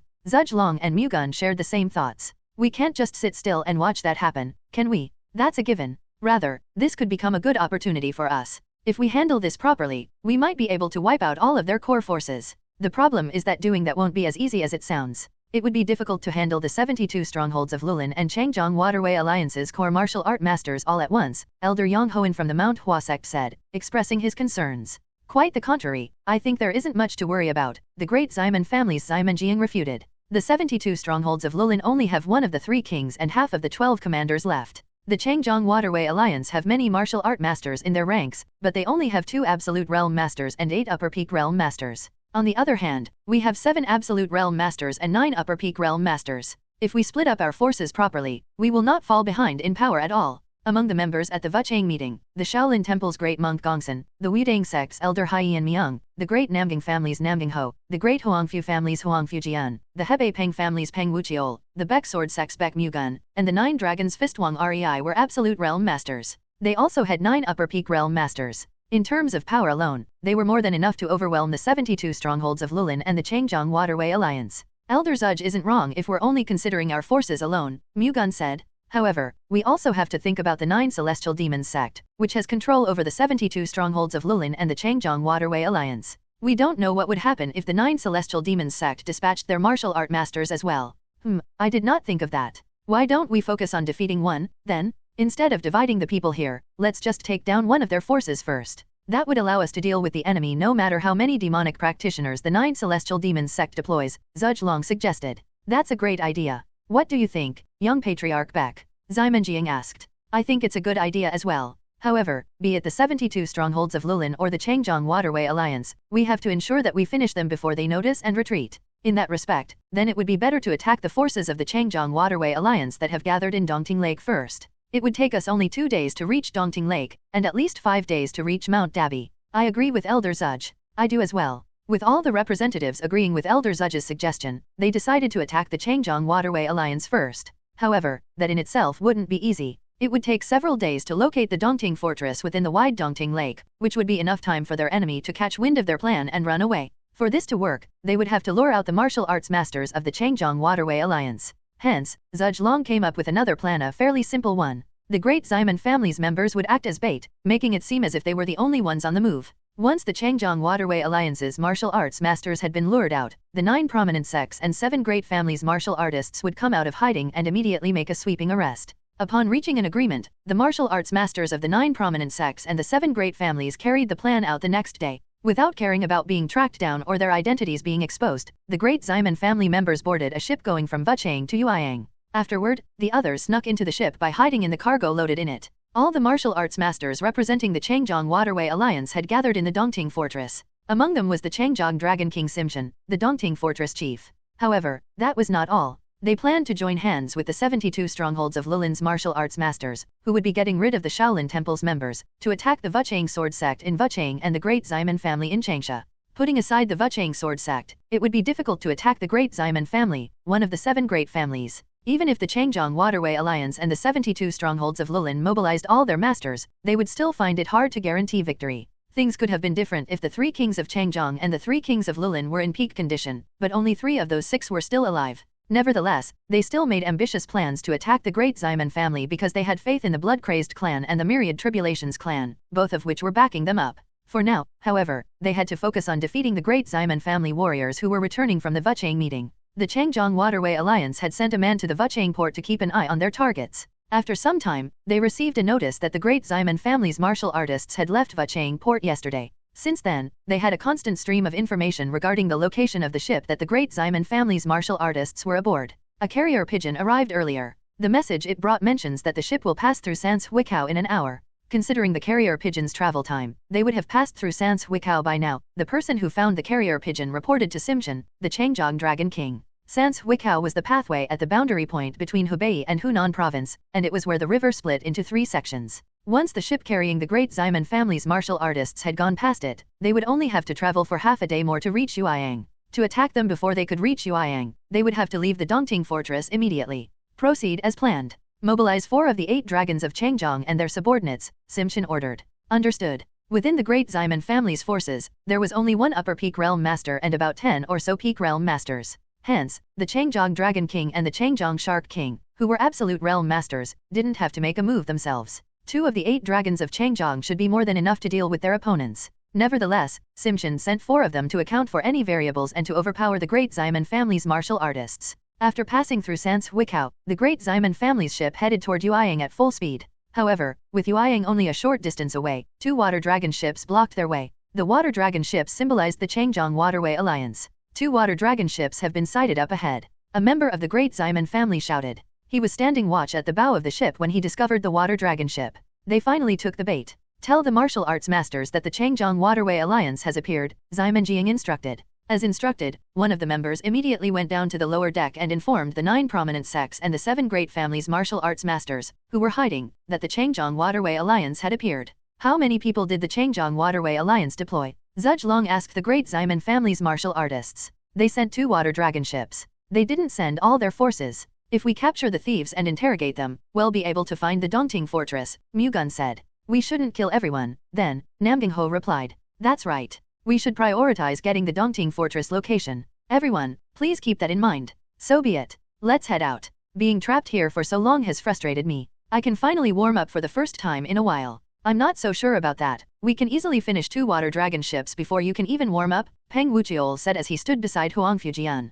Peng Wuqiol and Huang Fujian were best friends, having played and grown up together. The Hebei Peng family and the great Huangfu family's territories were geographically close, so they often visited each other, and since they were of similar age, they quickly became friends. Their friendship had lasted to this day. The martial arts master of the 9 prominent sects and the 7 great families stood up and left the lower deck. Mu-Gun and Wang Rei followed after them. The 6 white wolves weren't with them since it had been decided that they should stay behind at the Vuchang sword sect since they would only be a hindrance with their current skills. It was the same for Namgang Hyuna. Hyuna insisted on joining them, but she was forced to remain at the Vuchang sword sect due to Namgang Ho's firm refusal. As they headed up to the deck, they saw 2 water dragon ships approaching fast, just like what the great Ximen family's martial artist said. This will be over in no time, Wang Rei, who was next to Mu-Gun, said after counting the number of people in the water dragon ship. I don't think you have to take action, Venerable Elder, Mu-Gun said. Given the enemy's numbers, everything would be fine even if more than half of the masters present just stood still and observed. Seeing some people suddenly head up from the lower deck of the opposing ship, the 4 dragons of Changjiang hurriedly opened telescopes to identify their faces. Not long after, they realized that the people who appeared were martial arts masters from the 9 prominent sects and the 7 great families. How did this happen? Aren't those martial arts masters from the 9 prominent sects and the 7 great families? The flustered Quokshan Su, one of the 8 dragons of Changjian and chief of the Water Ghost Fortress, asked another member of the 8 dragons of Changjian. We have fallen for their trap. If we fight them, we will be wiped out. We have to retreat now. It's too late. Sang Eumgwi, chief of the Hong Lake Fortress, shook his head.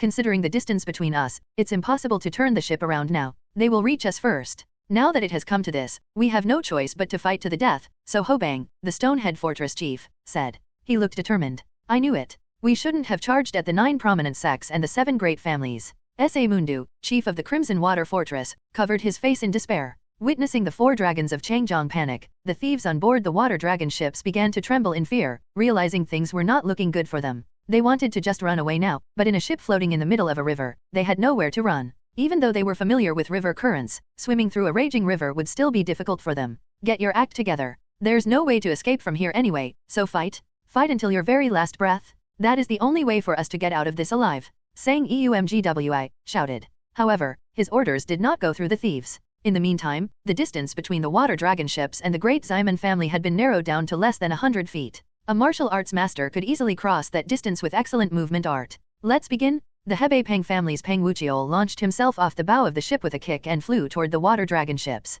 Loose! Quokshan Su shouted. The thieves standing watch at the bow of one of the water dragon ships instinctively raised their bows and fired arrows at Wuqiol. While using movement art, Wuqiol deflected all the projectiles with his saber. He landed safely at the bow of the water dragon ship. Without wasting even a moment, Wu Qiol swung his saber and cut down the thieves near him. Following Wu Qiol, the great Huangfu family's Huangfu Jian and the great Namgang family's Namgang Ho crossed over to a water dragon ship as well. Mu-Gun and Wang Rei also used a movement art and crossed over to the water dragon ship next to them. Mu-Gun told Wang Rei not to join this fight, but Wang Rei had no intention of listening to him. The water dragon ship that they landed on had the 4 dragons of Changjiang aboard. Mu-Gun and Wang Rei immediately rushed at them. JNN.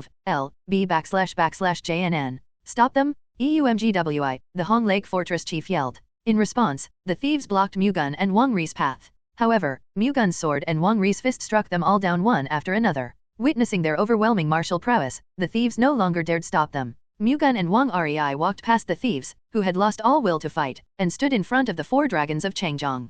I'll take the 2 on the left. I'll take the other 2, then. Mu-Gun and Wang Rei nonchalantly decided who to fight since it did not really matter much. The way the 2 disregarded the 4 dragons of Changjiang made the latter frown. If they just stood around and did nothing after being looked down upon, they could not be called martial arts masters. The 4 dragons of Changjiang rushed toward Mu-Gun and Wang Rei and unleashed powerful attacks that befitted their skills as upper peak realm masters. Unfortunately, they were up against Mu-Gun and Wang Rei. Instead of avoiding the incoming attacks, the 2 swung weapons. Mu-Gun's sword launched countless moonlight sword chi, and Wang Rei's fist released a huge dragon-shaped Vajra chi. The moonlight sword chi and the dragon-shaped Vajra chi devoured the space, shattering the attacks in vain and ripping the 4 dragons of Changjiang apart. Witnessing their superiors fall in one strike, the thieves completely lost their will to fight. They lay down on the deck, throwing away their weapons and pride. Mu-Gun and Wang Rei would have killed all of them since they were not worthy of forgiveness, but Mu-Gun sheathed his sword because the representatives of the Shaolin Temple's Ami clan, the foundation of which was benevolence, were watching. Following Mu-Gun's example, Wang Rei also stopped. The water dragon ship next to the one they boarded was in a similar situation. In the face of 3 absolute realm masters, the river thieves surrendered, unable to even dream of counterattacking. The sight gave a glimpse of the great martial prowess absolute realm masters possessed. After subduing the 2 water dragon ships, the representatives interrogated their prisoners about the Dongting Fortress location and the number of forces gathered there. It did not take long to discover that the Dongting Fortress was at the archipelago formed in the middle of Dongting Lake, and there were a total of 700 people in it. 500 of them were elite masters of the Changjiang Waterway Alliance and the remaining 200 were members of the Dongting Fortress. The 2 kings of Changjiang, who were absolute realm masters, and the remaining 4 dragons of Changjiang, who were upper peak realm masters, were among them. On the other hand, the 9 prominent sects and the 7 great families alliance only mobilized 100 Vuchang sword sect martial arts masters and 100 great Ximen family martial arts masters, who were urgently dispatched from Changsha. They only had a total of 200 people. The Vuchang sword sect and great Ximen family warriors were currently gathered in Yueyang. The warriors of the great Ximen family had run day and night from Changsha to get to Yueyang without delay.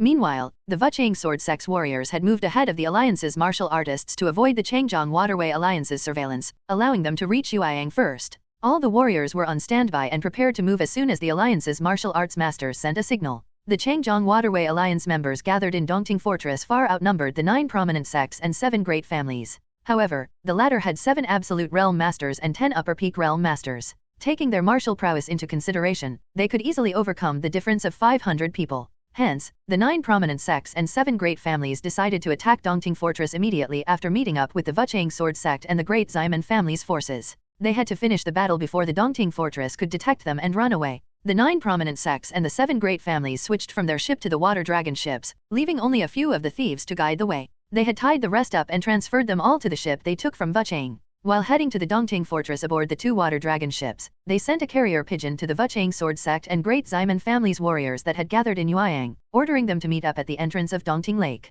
An hour later, the 2 ships carrying the Vuchang sword sect and the great Ximen family's warriors met up with the forces aboard the water dragon ships. They then headed directly toward the Dongting Fortress. Despite knowing the Dongting Fortress location, it still wasn't easy to find it due to the huge size of Dongting Lake. However, the martial arts masters of the alliance did not have to worry about it at all. The river thieves aboard the water dragon ships kindly guided them. With their help, the alliance's martial arts masters quickly reached the Dongting Fortress. As the alliance's martial arts masters headed toward the Dongting Fortress confirmed the news that the people who went out to get rid of the great Ximen family's warriors were wiped out. What do you mean by that? We sent 4 chiefs and 100 thieves, so how could they be wiped out? Do you think that makes sense? Simchen asked, sounding baffled.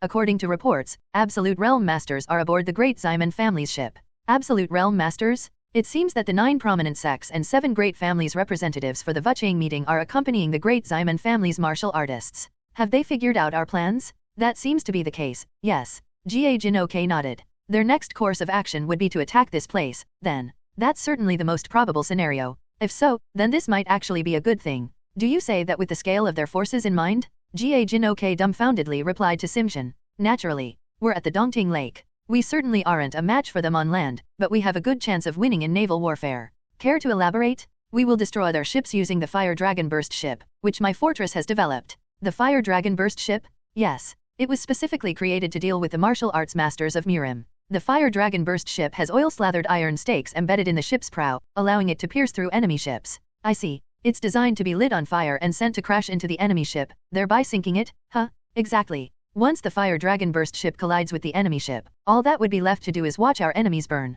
How many Fire Dragon Burst ships do we have? We have 10 in total. Isn't that too few? It's certainly better to have more, but what we have right now should be more than enough to sink their ship. They have at least 5 Absolute Realm Masters. Each one of those individuals can destroy a Fire Dragon Burst ship before it can even crash into their ship. That's why I plan to draw their attention to the Water Dragon ships before using the Fire Dragon Burst ship. We're bound to suffer damages, but a small sacrifice is necessary for the greater good. It'll be worth it for as long as we get to drown the martial arts masters of the 9 prominent sects and the 7 great families. The Changjiang Shark King Jin-ok did not care much about sacrificing their subordinates, and the 4 dragons of Changjiang were no different. They immediately summoned the forces gathered in the Dongting Fortress. A total of 25 ships left the Dongting Fortress, including 14 water dragon ships, which had a max capacity of 50 passengers, 10 Fire Dragon Burst ships, and a Dragon King ship that was carrying the Changjiang Waterway Alliance's masters. Less than an hour after departing, they discovered 6 ships led by the martial arts masters of the Righteous Sex Alliance. See that? They only have 6 ships, and most of their men have no experience in naval warfare. Once they fall into the water, master or not, they would die all the same. My Fire Dragon Burst ships will sink their vessels. You just have to draw their attention. Can you do that? The Dongting Fortress river thieves had no idea how many martial arts masters were aboard the 6 ships because the Changjiang Waterway Alliance executives remained silent about it. Hence, they immediately thought that their forces were superior upon seeing the 6 enemy vessels. Yes, sir. They confidently shouted. Good. Show them the power of the Changjiang Waterway Alliance? Dash. As the thieves let out battle cries, the 14 water dragon ships began to sail toward the Righteous Sex ships at lightning speed. Be ready to send out the Fire Dragon Burst ships as soon as the battle begins? Changjiang Dragon King Simchin watched the water dragon ships sail in a crane wing formation. When he issued an order to the Fire Dragon Burst ships standing by at the back, the people manning the Fire Dragon Burst ships answered without hesitation and began to make preparations. Meanwhile, the martial arts masters of the Righteous Sect Alliance looked stunned. Water dragon ships twice their numbers were approaching them. They wanted to avoid naval warfare as much as they could and attack the Dongting Fortress directly, which was why they were in such a hurry. However, the Changjiang Waterway Alliance was no pushover.n/o/vel/b/jn.c//om. For now, let's avoid getting surrounded, Zhuge Long said upon seeing the Changjiang Waterway Alliance's water dragon ships spread out and assume a crane wing formation. The moment the water dragon ships surrounded them, arrows would come raining down on them from every direction. The martial arts masters would be fine, but it would be difficult for the other martial artists to deflect the projectiles. Shouldn't you tell us how to do that? Elder Zhang Munjie of the Dianchang sect replied, nitpicking at Zhuge Long's comment. They are using the crane wing formation. To stop them from encircling us, we have to stop the water dragon ships on both ends. The 2 water dragon ships we have can each head to the enemy formation's flanks and destroy the crane wing formation. Elder Yakmanzhong of the Zongnan sect immediately understood Zhuge Long's response. That's right. While the masters on the water dragon ships destroy the enemy vessels at the end of both wings, the Vuchang sword sect and Great Xiamen family martial artists will attack the water dragon ships in the middle. Doing so would bring their crane wing formation to a swift collapse. The ships lined up in front of their captain's ship have an extraordinary design, Great Monk Gongsun said, looking at the Fire Dragon Burst ships. This is my first time seeing those as well. Judging from the iron stakes protruding out of the ship's prow, I think they're designed to crash onto and sink other ships. Don't we have to prepare countermeasures against those? They likely won't be able to deal much damage for as long as our martial arts masters can destroy the iron stakes before they crash into us. The water dragon ships carrying our martial arts masters have to attack the crane wing formation from both ends, though. Can we afford to do that as well? Those ships are likely aiming for the ships we are on. They will be sailing in the direction we are heading anyway, so we don't have to worry too much. Zhuge Long thought that the Fire Dragon Burst ships would focus on targeting the Righteous Sect Alliance's masters. From the Changjiang Waterway Alliance's perspective, their best strategy would be to sink the enemy ships without directly confronting the Righteous Sect Alliance's martial arts masters. The others, including Mu-Gun, nodded in agreement with Zhuge Long. He shared the same thoughts as the Elder. Let's follow Elder Zhuge's plan. The 2 water dragon ships, which sailed beside each other in front of their fleet, swerved to the sides and quickly moved toward the enemy's water dragon ships located at both ends of the crane wing formation. Mu-Gun, Wang Rei, and the 9 prominent sects representatives were aboard the ship heading to the left. They quickly covered the distance between them and the Changjiang Waterway Alliance's water dragon ships, even though the Changjiang Water Alliance was the one trying to surround the Righteous Sect Alliance by closing their wings around the enemy vessels. The Changjiang Waterway Alliance's water dragon ships soon noticed where the Righteous Sect Alliance's water dragon ships were headed, but it was too late for them to change directions now. Archers, loose! As the distance between the opposing factions narrowed, the Changjiang Waterway Alliance's water dragon ships simultaneously fired arrows. In response, the Righteous Sect Alliance's martial arts masters activated chi shields and deflected them all away. With the gap between the two sides now down to 50 feet, they crossed over to the Changjiang Waterway Alliance's water dragon ships. Seeing their opponents' meager numbers, the river thieves aboard the water dragon ships fearlessly attacked the few masters that crossed over, resulting in their blood splattering everywhere as they fell. The martial arts masters dove into the middle of the river thieves and massacred them without hesitation. The river thieves realized just how skilled the martial arts masters were at that moment, but it was already too late to escape. They were helplessly annihilated. Meanwhile, as soon as the battle began, Simchen immediately deployed the fire dragon burst ships. The ships quickly steered through the current and headed toward the crane formation's ends, which was where the Righteous Sect Alliance's masters were located. Targeting the Righteous Sect Alliance's water dragon ships proved difficult because the Changjiang Waterway Alliance's water dragon ships and the Righteous Sect Alliance's water dragon ships were locked in combat in close proximity to each other. Even so, Simchen and Jin-Ok didn't seem worried at all, having decided to burn and sink both their ships and the enemy ships together. After quickly destroying an enemy water dragon ship, Mu-Gun noticed a fire dragon burst ship steering its way toward them from 100 feet away. He decided to deal with the fire dragon burst ship first before attacking the other river thieves. However, the enemy did something that surpassed his expectations. The fire dragon burst ship was set ablaze. Quickly engulfed in flames as if oil had been slathered all over it, the ship sped up and charged ahead with its sharp iron stakes at its forefront. Now that Mu-Gun had thought about it, the Changjiang Waterway Alliance's ships reeked of oil. From the very beginning, the Changjiang Waterway Alliance was already planning to let their own ships burn and sink as well. This is dangerous. If those blazing ships collided with the other oil-slathered ships, the fire would spread so quickly that even the Righteous Sect Alliance's vessels would find it difficult to escape the flames. If things were to go wrong, they could even drown. Coming to that realization, the other martial arts masters became flustered. Is there any way to stop those things from reaching us? Wang Rei shouted at Mu-Gun. Instead of answering, Mu-Gun unbuckled the flying golden shield and threw it up into the air. Rotating fiercely, the flying golden shield shot forward. Using the thunder god's shadow, Mu-Gun flew forward, caught up with the flying golden shield, and climbed on top of it. It did not seem like much, but it was impossible to do unless one was very proficient with his movement art. The 9 prominent sects martial arts masters looked at Mu-Gun's movement art in awe, but at the same time, they also wondered what he was trying to do. In the midst of it all, the flying golden shield descended and gently landed on the water surface of Dongting Lake. Rather than sinking, the flying golden shield floated. With a closer look, one would notice a golden chi current swirling violently under the flying golden shield, allowing it to levitate. With the fire dragon burst ships now less than 50 feet away, Mu-Gun unleashed his internal energy with all his might and swung his sword down at the water in front of him. The attack created a huge waveno, a tsunami that was more than 30 feet tall. It violently swooped over the fast-approaching fire dragon burst ships. Unable to bear the tsunami's weight, the fire dragon burst ships broke down and were destroyed, the flames that had engulfed them disappearing without a trace. That single attack from Mu-Gun shocked the 9 prominent sects masters beyond belief. Despite being absolute realm masters, it was impossible for them to cause a tsunami. Hence, they couldn't help but wonder if Mu-Gun was actually a supreme realm master. However, that wouldn't make sense. No matter how much of a genius Mu-Gun was, it was ridiculous for him to have already reached the supreme realm at his age. In truth, Mu-Gun had yet to reach the supreme realm. He could create a tsunami solely because of the effect of the Heavenly Sea Waves Saber art, which was the Heavenly Sea God Sect's martial arts. The Heavenly Sea Waves Saber art was powerful by itself. However, as Mu-Gun had done moments before, unleashing it through water could make it several times stronger. If Mu-Gun had mastered the Heavenly Sea Goliath cultivation, he could have sunk all the Changjiang Waterway Alliance's water dragon ships in a single stroke. Unlike the left wing, which had escaped the threat of the fire dragon burst ships thanks to Mu-Gun, the other side was in a far worse situation. The 7 great families' absolute realm masters tried to block the fire dragon burst ships' advance, but they failed to completely destroy them. Hence, the fire dragon burst ships still managed to crash into their water dragon ship. The fire quickly spread, engulfing the entire deck. Everyone, avoid it! Into the water? The 7 great families' masters and the great Ximen family's warriors aboard the vessel quickly jumped into Dongting Lake. Those who knew how to swim fled from the flames that had followed the trail of oil to the surface of the water, while those who didn't know how were eventually caught in the spreading fire as they floundered in the water.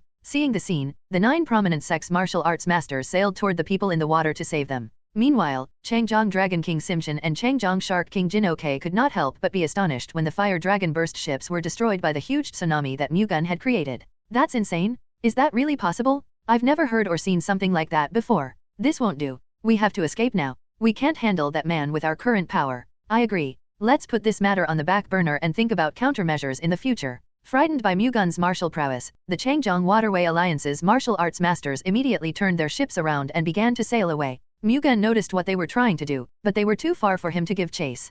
He didn't have any vessel that he could use to sail after them either, since the water dragon ship that he was on had been sent to the other side of the lake to save the 7 great families' martial arts masters. Mu-Gun abandoned his plan to chase after them and instead focused on dealing with the remaining river thieves, who despaired when they saw the Dragon King ship sailing away. They also wanted to escape, but the Righteous Sect Alliance's martial art masters, the Great Ximen family's warriors, and Vuchang Sword Sect's martial artists didn't let them. Most of the Changjiang Waterway Alliance's river thieves were ultimately killed, and more than 100 dropped their weapons and surrendered. The battle ended in the Righteous Sect Alliance's victory. However, since the core martial arts masters of the Changjiang Waterway Alliance managed to escape, they didn't really achieve great results. While the Righteous Sect Alliance's martial arts masters were fighting the Changjiang Waterway Alliance at Dongting Lake, 5 giant ships were docking in Yangzhou, Jiangsu Province. After the giant ships anchored at Nanjing Port, 500 robust men equipped with various types of weapons came ashore. They were dressed as they pleased, having no care for formalities. Anyone could tell from the gruff aura they were giving off that they were the Four Seas Gang pirates. It was unusual for the Four Seas Gang, the activities of which mainly revolved around the sea, to come to Yangzhou with such a large group. They immediately headed to the manor of the Great Sima family, which had been absorbed by the Great Huangfu family as a branched-out subsidiary family. The Great Huangfu family now managed their territory in Jiangsu Province through the Great Sima family. The Four Seas Gang planned to attack the Great Sima family. The Great Huangfu family had only assigned 2 martial squads to that subsidiary family, reaching a total of 200 people. Despite their inferior numbers, however, the 2 martial squads were composed of the elite forces of the Great Huangfu family, one of the 7 great families. Hence, even if the Four Seas Gang had twice as many pirates, they couldn't guarantee victory. Nevertheless, the Four Seas Gang pirates did not seem worried at all. After all, 2 of the 3 dragons of the Four Seas were with them. The 3 dragons of the Four Seas were absolute realm masters known as the Four Seas Gang's strongest martial artists. 5 of the Four Seas 10 Supreme Commanders Upper Peak Realm Masters, each in charge of one of the Four Seas 10 great warships, were also with them. With the 3 dragons of the Four Seas and half of the Four Seas 10 Supreme Commanders marching with them, the Four Seas Gang pirates had no reason to be afraid of the Great Huangfu family's elite martial artists, no matter how strong they were. An hour later, the Four Seas Gang pirates arrived at the Great Huangfu family's subsidiary branch. Not bothering to even devise a plan, they simply stormed into enemy territory and destroyed anything and anyone they could see. The Great Huangfu family's martial artists responded in perfect order to the invasion of the Four Seas Gang pirates. Fewer in numbers but stronger in terms of foundations and skills, they gained the upper hand against the Four Seas Gang pirates. However, the tables turned as soon as the dragons of the Four Seas and the Four Seas Supreme Commanders joined the battle. With them in the forefront, the Four Seas Gang pirates gained momentum. The Great Huangfu family's warriors fought hard until the very end. However, unable to make up for the difference in power, they were completely wiped out. After annihilating the Great Huangfu family's subsidiary branch, the Four Seas Gang returned to Yangzhou Port and headed to the base of the Great Namgang family's subsidiary family in Nanjing. They immediately attacked the Great Namgang family's subsidiary branch as soon as they arrived, giving their opponents no time to prepare. The Great Namgang family's subsidiary family fought hard as well, but they eventually met the same fate as the Great Sima family. The Four Seas Gang suffered more than 200 casualties against the 2 families' subsidiary branches. However, annihilating the elite forces of 2 of the 7 great families was a feat great enough to justify their losses. After wiping out the 2 subsidiary branches, the Four Seas Gang began to head deeper into the continent via the Changjiang River instead of leaving Nanjing by sea. They were now heading to Vuchang in Hubei Province. After the battle, the Righteous Sect Alliance's martial arts masters headed to Yueyang. Despite their victory, they couldn't help but feel down. Not only did the upper brass of the Changjiang Waterway Alliance manage to escape, but Elder Tang Jinho of the Sichuan Tang family also drowned. Elder Tang's death is unfortunate, but we have to discuss matters regarding the Changjiang Waterway Alliance's superiors, who got away. Zhuge sounded distressed. Don't we have to find them first before we can do something about it? Great Monk Gongsun commented. That's exactly right. For now, the first thing we have to do is track them down, Zhuge replied. This is just my hypothesis, but they will most likely join up with the 72 strongholds of Lulin, Mu-Gun said. That's their most probable move. They can't do anything on their own under the current circumstances. What we have to think about is what they plan to do once they have joined up with the martial arts masters of the 72 strongholds of Lulin. Do you have any guesses? They'll probably attack the Great Zhuge family. The Great Zhuge family? The Changjiang Waterway Alliance and the 72 strongholds of Lulin would certainly refuse to back down without getting any results after combining their forces. Realistically, they can only aim for the Great Zhuge family right now. The Great Zhuge family had a relatively weaker force among the 7 great families, having only 2 absolute realm masters in their ranks. Combined, the Changjiang Waterway Alliance and the 72 strongholds of Lulin had 3 absolute realm masters and 10 upper peak realm masters. Judging from that alone, their forces would have a good chance of winning against the Great Zudge family. We should muster up a plan to support the Great Zudge family. I think it would be better for the Wudang sect to send reinforcements to the Great Zudge family, considering they're geographically closer than the others. We should also split the people here and send some of them to the Great Zudge family, Mu-Gun suggested. If you do that, the Great Zudge family will not forget your grace. Zudge Long thanked them. In truth, Zudge Long really wasn't that worried about the Changjiang Waterway Alliance and the 72 strongholds of Lulin attacking the Great Zudge family. At the Great Zudge family headquarters, they had installed a formation called the Forbidden Soul Destroyer Array. Once triggered, even an absolute realm master would have difficulties surviving it. It was the reason the Great Zudge family still hadn't fallen even once despite many demonic clans gaining power in Murim. Zudge Long doubted the Changjiang Waterway Alliance and the 72 strongholds of Lulin could break through the Forbidden Soul Destroyer Array. However, he also had to consider the possibility of the 9 Celestial Demons sect, which was supporting their current opponents, having figured out a way to break through it.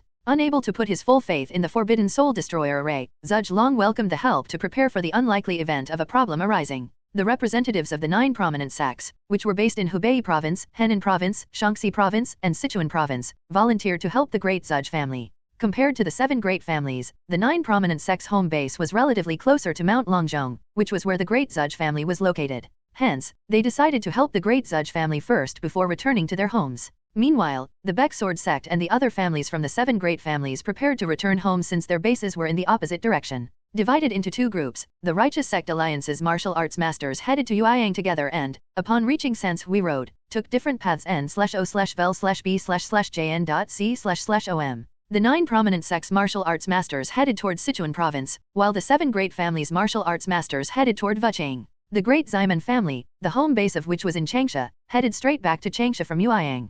Upon arriving at Wuchang, the members of the Baek Sword sect and 3 of the 7 great families, including the Great Namgang family, decided to spend a day at the Wuchang Sword sect first before returning to their respective homes. While at Wuchang, Mu-Gun and Namgang Hyuna visited the Yellow Crane House, a popular hotspot, under Hyuna-h's insistence to go together. She said that it would be foolish to come all the way to Wuchang and not even take a look at the Yellow Crane House. Mu-Gun was not particularly curious because he had already been to the Yellow Crane House several times in his previous lives. However, he had no choice but to accompany Hyuna due to her stubbornness. Mu-Gun was fond of Hyuna. If he wasn't even slightly attracted to her, he would not have gone with her no matter how stubborn she was. Spending time with her showed Mu-Gun her unique charm. Hyuna was full of confidence in everything she did, and she was really cheerful. Her charm was different from So Yeonhwa and Dan Seil-young's. Most importantly, Hyuna was extremely beautiful. She had a somewhat alluring gaze, though not to the point of being overboard. That was what attracted Mu-Gun's heart. If she was not a lady of the Great Namgang family, Mu-Gun would have embraced her long ago. Her affiliation eliminated all possibilities of him getting involved with her.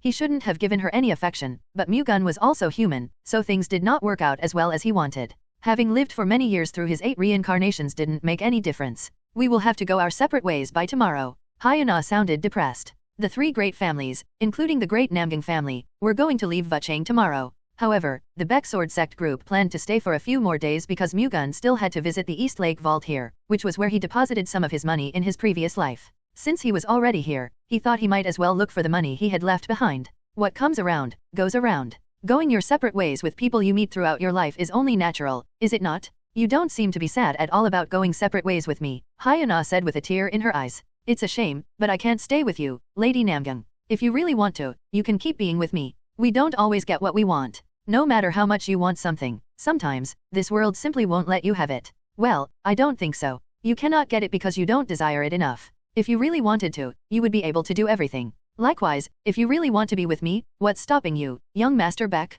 For as long as you're a part of the Great Namgang family, I can't form a relationship with you. I don't understand why you cannot be together with me just because I am part of the Great Namgang family. Do you perhaps have a personal grudge against our family? Whether we like it or not, our relationship will inevitably form a political relationship with the Great Namgang family. I do not want that. I honestly still don't understand, but I'll accept your reasoning because you're subjected to your own opinion, young Master Baek. That being said, if I cut off my connection with the Great Namgang family, will you no longer refuse me? I don't want you to abandon your family because of me, Lady Namgang. That's how much I like you, young Master Baek. Moreover, if I have to get married anyway, the person I will have to rely on for the rest of my life is my husband, not the Great Namgang family. But do you think you can leave your family just because you want to? Even if your feelings are sincere, the Great Namgang family will not accept your decision. Even if they do, that begs the question of whether you can really turn a blind eye to matters regarding the great Namgang family until the very end. They will naturally try to change my mind at first. However, they are bound to give up as long as I remain resolute. Since ancient times, parents have always had a soft spot for their children. Moreover, no matter what happens to the great Namgang family, I will not ask anything from you, young Master Baek. I can't say the same for myself, but the great Namgang family has the power to get through anything on their own. Mu-Gun was surprised by Hyunah's bold and confident remarks. He never thought that she would be this determined. With her looking only at him and only him, Mu-Gun could no longer reject her feelings. I have told you this before, but I have already given my heart to a few women. It doesn't matter. It's much better to share you with other women than to lose you, young Master Baek. I don't know any of the women you have given your heart to, but if you give me your heart as well despite their existence in your life, it means that you like me better than them. Not necessarily, but it's true that you have feelings for me. You won't deny that, will you? In all honesty, I do have feelings for you, Lady Namgang. That's enough for me, then. Perhaps it would be better for me to be together with someone who does not want my background, like young Master Baek. If you did not have faith in yourself and instead wanted to rely on the power of your in-laws, I would be the one to hate you first. Mu-Gun chuckled in response. Why are you laughing? I just think you're really true to yourself. So, what is your answer, young Master Baek? Hyuna stared at Mu-Gun, who was resting his chin on his palm. Mu-Gun met Hyunah's gaze. His heart fluttered when he looked into her eyes, which had a subtle sexiness to them. He wanted to have her in his arms so badly. Deciding not to nitpick over the fact that she was a lady of the great Namgang family, he admitted his feelings for Hyuna. He no longer cared about anything else. I desire to have you in my arms right now, Lady Namgang. Hearing Mu-Gun's response, Hyuna stared at Mu-Gun with a surprised expression. I do not embrace a woman unless it's someone I really like.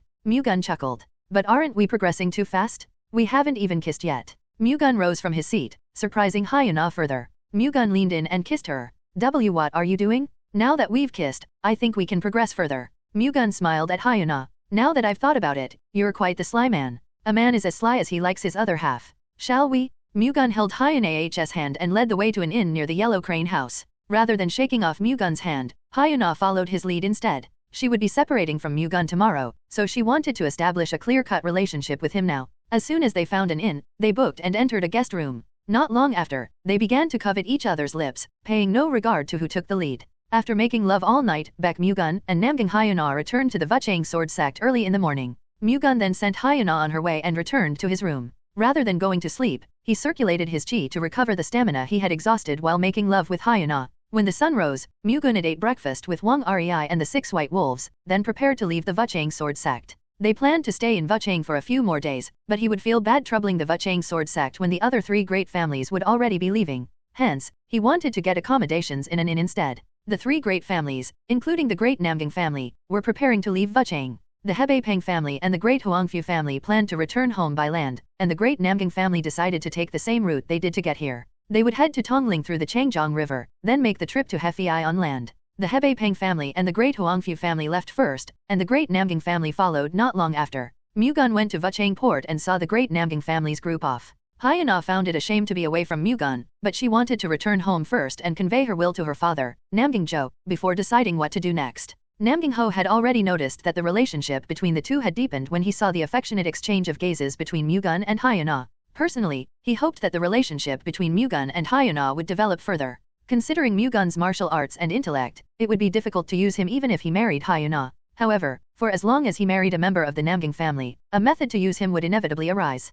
Not knowing that Hyuna was determined to cut off her connection with the great Namgang family to be with Mu-Gun, Namgang Ho thought that the deepening relationship between Mu-Gun and Hyuna was a great reward for their Vuchang trip. After seeing the great Namgang family's group off, Mu-Gun's group booked a room in an inn in Vuchang. But what exactly do you want to do that requires us to stay in Vuchang longer? Wang Rei asked. To find some money. Money? During my past reincarnation, I left some money at this place's East Lake Vault. Your past reincarnation? If so, then isn't that money useless now? You're Baek Mu-Gun right now, not Guiyang Huai. You probably don't know of this because you have never deposited a huge amount of money in a vault before, but you can deposit your money under a pseudonym. So you left your money at the East Lake Vault under a pseudonym? That's right. How can you prove that the money is yours if it's not named after you? Vaults issue credit certificates. If I bring that with me, it will be proof of my identity. But didn't Guiyang Huai have that credit certificate? You don't have that with you now, do you? I hid it somewhere to avoid losing it. Where would that be? On the roof of the Yellow Crane house. What if someone took it? Why did you hide it there?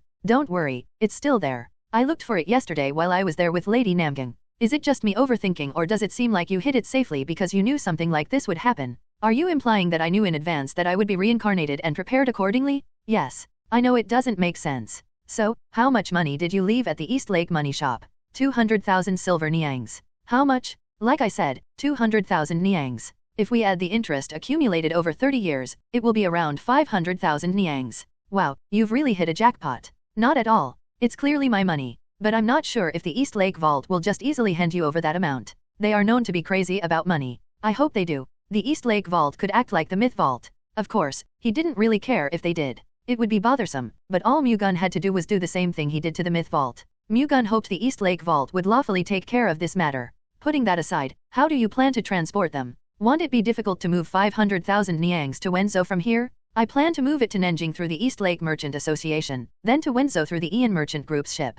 Mu-Gun would have to speak to the East Lake Merchant Association, but he really just had to pay the amount needed to charter their merchant ship. That seems like a solid plan. When are you going to the East Lake Vault? Right now. There's no reason for me to delay this matter. Are you going alone? Yes. I plan to hide my identity. Alright then. Mu-Gun wore a pigskin mask in his room and visited the East Lake Vault. Upon reaching the establishment, he presented the credit certificate that he had received from them and a credit slip evidencing that he had deposited 200,000 silver niangs. He then announced his desire to withdraw 500,000 niangs, which included the money he deposited and the accumulated interest. Greatly flustered by the huge amount of money, the East Lake Vault persuaded and implored Mu-Gun not to withdraw all of it. Mu-Gun was well aware that withdrawing that much at once would hurt the East Lake Vault's liquidity. Hence, he fully understood why they tried to reduce the withdrawal amount as much as possible. Unfortunately, it was difficult for Mu-Gun to adhere to their request. The Baek Sword sect currently needed a lot of money. He took a firm stand and demanded to withdraw the full amount of 500,000 niangs once more, finally making the East Lake Vault give up on persuading him otherwise. The East Lake Vault asked for some time, mentioning that it would take 7 days to prepare 500,000 silver niangs. Mu-Gun complied with their request. He knew it would not be easy to prepare that much even for them. After completing the paperwork to withdraw 500,000 niangs from the East Lake Vault, Mu-Gun visited the East Lake Merchant Association and requested their help in moving 500,000 niangs to Nanjing. The East Lake Merchant Association demanded 10,000 niangs as payment, which was incomparably higher than regular transportation costs. When Mu-Gun looked baffled by the preposterous price, the East Lake Merchant Association officials countered that if rumors spread that he was moving 500,000 niangs, not only the Changjiang Waterway Alliance's river thieves but even the martial artists of Murim would likely listen to their greed and attack the ship. To prepare for such a situation, the East Lake Merchant Association would have to hire martial artists who could escort their ship and pay them additional fees for the increased risk. That was partially true. No matter how secretly they carried out the transportation of 500,000 niangs, rumors were bound to spread. However, hiring martial artists as guards was unnecessary. Mu-Gun and Wang Rei could protect the ship better than any other guards. N/O/vel/B/in.C//in.C/om. Mu-Gun told them that he would prepare the guards needed to protect the ship on the route to Nanjing, allowing him to have the price. The East Lake Merchant Association accepted Mu-Gun's demands under the notion that they would immediately put a stop to the transportation process if the martial artists guarding the ship were not dependable. However, as long as the guards protecting the ship were Mu-Gun and Wang Rei, who were absolute realm masters, the East Lake Merchant Association would never stop the transportation process. After signing a transportation contract, Mu-Gun returned to the inn where he was staying and found a Vuchang sword sect martial artist waiting for him. He was the same martial artist who conveyed information from the Heavenly Secret Hall. What's the matter? I have urgent news. Please take this. The martial artist handed over a small rolled-up letter. Mu-Gun's expression stiffened upon reading it. What is it about? Wang Rei, who was next to him, asked. The Four Seas Gang has annihilated the subsidiary families of the Great Namgang family and the Great Huangfu family, and they're now heading toward Vuchang. The Four Seas Gang? The 9 Celestial Demons sect seems to have also taken control of them. The Great Namgang family could run into them in the middle of their journey home. That's why I think we should immediately chase after them tomorrow. And this is why they say that a woman is a martial artist's biggest weakness. For someone who indulges in carnal pleasures, I don't think that's something you should say. I do like the pleasures women offer, but I don't give my heart away to them like you, young patriarch. So, are you not going to go with me tomorrow? Of course I will. If you go, I'll go. We will come with you as well. The 6 white wolves expressed their intention to tag along. No, it's too dangerous. The 6 of you should stay here. With all due respect, how can we improve our skills if we only fight in safe conditions? Don't we have to survive through dangers and threats to become better? Baek San-kyung said with a determined expression. I can't protect you if we find ourselves in a battle. We will protect ourselves. You might lose your life. As martial artists, we have always been prepared to die. All right. Come with us, but keep this in mind. I did not put effort into training all of you just to lose you here. We will make sure we keep living until we repay the grace we have received from you, young patriarch. I knew I wasn't wrong in choosing you all. Wang Rei nodded in satisfaction when the 6 white wolves confronted death instead of fearing it. In terms of martial arts alone, their skills were still far from enough. However, considering their serious attitude toward martial arts, they would soon become martial arts masters. The next day at dawn, Mu-Gun, Wang Rei, and the 6 white wolves began to chase after the great Namgang family's ship on a small boat that they had hurriedly prepared. Their vessel could only carry up to 10 people, but it made up for that with its excellent speed. Considering the ship carrying the great Namgang family's members left yesterday, it would be difficult to catch up to them within the day no matter how fast their boat was. However, they should be able to catch up by tomorrow. Until then, Mu-Gun could only hope that the great Namgang family's ship would not encounter the Four Seas Gang's pirates. As the Four Seas Gang headed upstream of the Changjiang River, they reinforced their numbers with the Changjiang Waterway Alliance's river thieves. The Four Seas Gang had always disregarded the Changjiang Waterway Alliance. As pirates sailing the violent seas, the river thieves, who comfortably pillaged in rivers, were not proper men to them. Hence, the Four Seas Gang was not particularly keen on working with the Changjiang Waterway Alliance. However, the Order of the Invincible Clan, which controlled the Four Seas Gang, left them with no other choice but to cooperate. They were at least satisfied with getting to compensate for the forces that they had lost during their battle against the subsidiary branches of the Great Namgang family and the Great Huangfu family. After joining up with the Changjiang Waterway Alliance's river thieves, the Four Seas Gang's ships immediately sailed for Vuchang. In the midst of their journey, they came across a ship with the Great Namgang family's symbol. Isn't that the sigil of the Great Namgang family? Heavenly Dragon Peng Hassan, one of the 3 dragons of the Four Seas, asked Wu Riaichu the Berserk Dragon upon seeing the symbol engraved on the Great Namgang family's ship. I think so. Wu Riaichu nodded. They're probably on the way back from their meeting in Vuchang. This is good. I was getting bored. Why don't we have a light warm-up before going to Vuchang? We can't let go of the opportunity to get rid of one of the Great Namgang family's 5 great devas. Agreeing to attack the Great Namgang family's ship, Hassan and Riaichu immediately informed the Four Seas Supreme Commanders, who were at the helm of the 5 pirate ships, that they would be attacking the Great Namgang family's ship.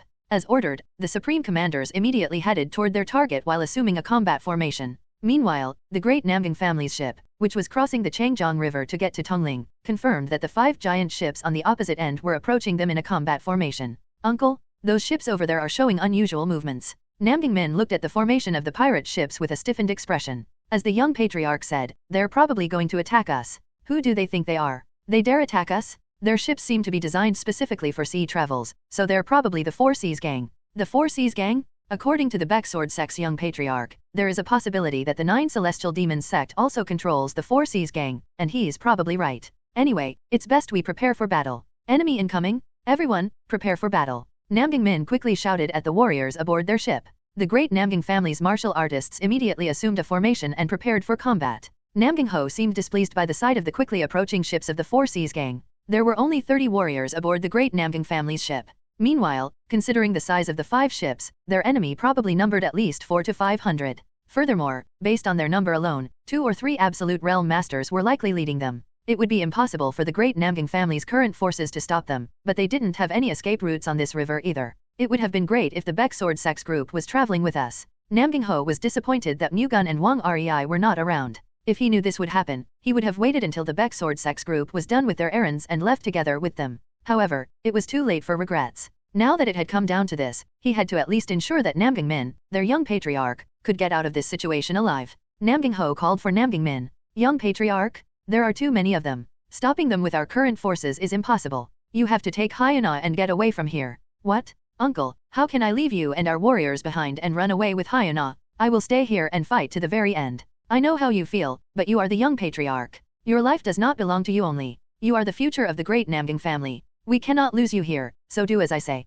Namgang Min clenched his fists. Namgang Ho was right. As the future of the Great Namgang family, he had to survive here. Understood? I will not say my final goodbyes. You have to return safely, uncle. Don't worry. Go. Now. Namgang Ho smiled. Namgang Min engraved the sight of Namgang Ho in his mind, then turned around. He grabbed Namgang Hyena, who was standing behind them, by the wrist and headed to the back of the ship. We can't be the only ones running away. Hyena shook off Namgang Min's hand. I also want to fight to the very end, but I am the Great Namgang family's young patriarch. For the future of the Great Namgang family, I cannot die here. You should go alone, then, brother. I will stay behind. Don't you want to see young patriarch back again? That's. If you stay behind here, those pirates will treat you badly. Now, be quiet and come with me. We have already wasted too much time. No longer able to stay stubborn, Hyena headed to the back of the ship with Namgang Min and dove into the Changjiang River. They would have to swim for at least 15 minutes to get to the riverside from the middle of the Changjiang River. However, that wasn't a big problem. After all, Nam Min and Hyuna were not only martial arts masters but had also learned how to swim at Kea Ho Lake from an early age. The Four Seas gang began to attack not long after Nam Min and Hyuna dove into the river. The pirate ships quickly surrounded the great Nam family's ship, preventing it from moving an inch. Afterward, the pirates jumped over and started attacking those on board. Although they were surrounded, the great Nam family's warriors were not intimidated at all, rather, they cut down the pirates who crossed over without hesitation. In terms of foundational martial arts skills alone, the Four Seas gang pirates couldn't hold a candle against the great Nam family's warriors. Hence, despite their overwhelming numbers, the pirates couldn't overpower their opponents at all. On the contrary, as soon as they crossed over to the great Nam family's ship, they would be swarmed by the attacks from the great Nam family's martial artists. Commanders, take care of them directly. Watching the fight unfold, the Four Seas gang's Heavenly Dragon ordered their organization's 5 supreme commanders to join the battle. As instructed, the 5 supreme commanders jumped over to the great Nam family's ship without delay. Nam Ho, who had been relentlessly cutting down pirate after pirate, flew toward them as soon as he saw them crossing over. Why don't you play with me instead? Reichu, the berserk dragon, blocked Nam Ho's path, unsheathing his saber.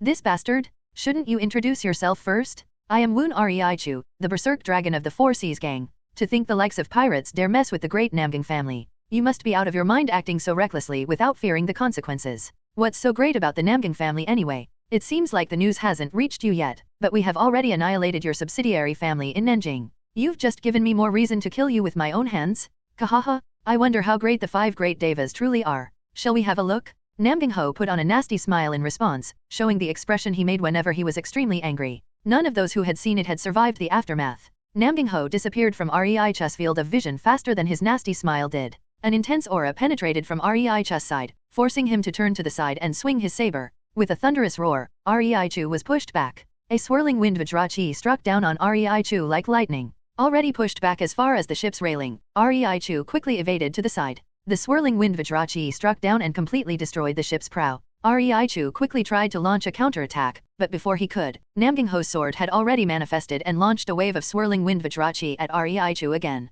This insolent bastard? Nam Ho's ridiculous attack speed made Reichu frown as he swung his saber again. The Vajrachi enveloping it collided head-on with the swirling wind Vajrachi, the shockwave shattering and causing the ship's deck to burst. Subsequently, the swirling wind Vajrachi penetrated through and shredded Reichu's saber energy. Shocked beyond belief, Reichu shook off his saber energy before retreating quite a distance away, having clearly realized from the previous clash that he was no match for Nam Ho. He also finally understood why the great Nam family was referred to as one of the 7 great families. Even though they were both absolute realm masters, Nam Ho was in a totally different league. Reichu knew now that he couldn't win against him alone. He required Hassan's help.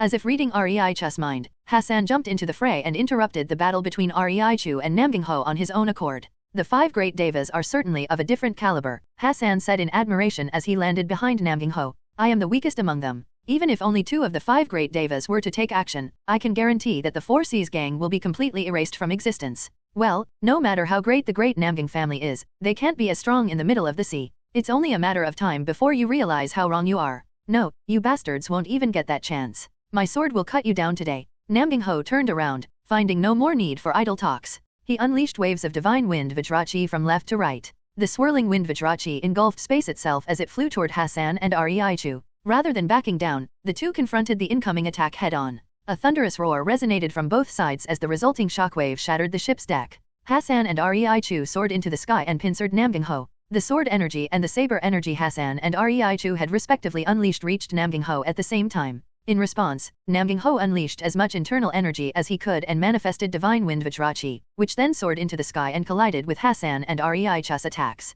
The shockwave further destroyed the ship's prow, and Nam Ho fell into the river along with the ship's pieces. The impact messed up his internal organs so much that he couldn't return to his senses, and his inability to properly breathe underwater made it difficult to stabilize his insides. Unable to do anything, he continued to drown. I can't die here. As Nam Ho sank deeper, his deadly determination returned him to his senses. He swung his sword underwater, unleashing a swirling wind aura that quickly propelled him above the water. However, as soon as Nam Ho resurfaced, Hassan and Reichu, who were waiting for him, flew toward and attacked him. Nam Ho mustered up as much internal energy as he could, but he couldn't defend himself quickly enough due to his internal injuries. Is this the end? Nam Ho closed his eyes in anticipation of his death. N/O/vel/B/n.C//om. Step on the shield. Along with a familiar voice, Nam Ho saw a golden shield flying toward him at a frightening speed. Immediately recognizing it as Mu-Gun's shield, he jumped on it without much thought as it passed by his feet. As a result, Hassan and Rei Chu hit where Namgang Ho had been instead.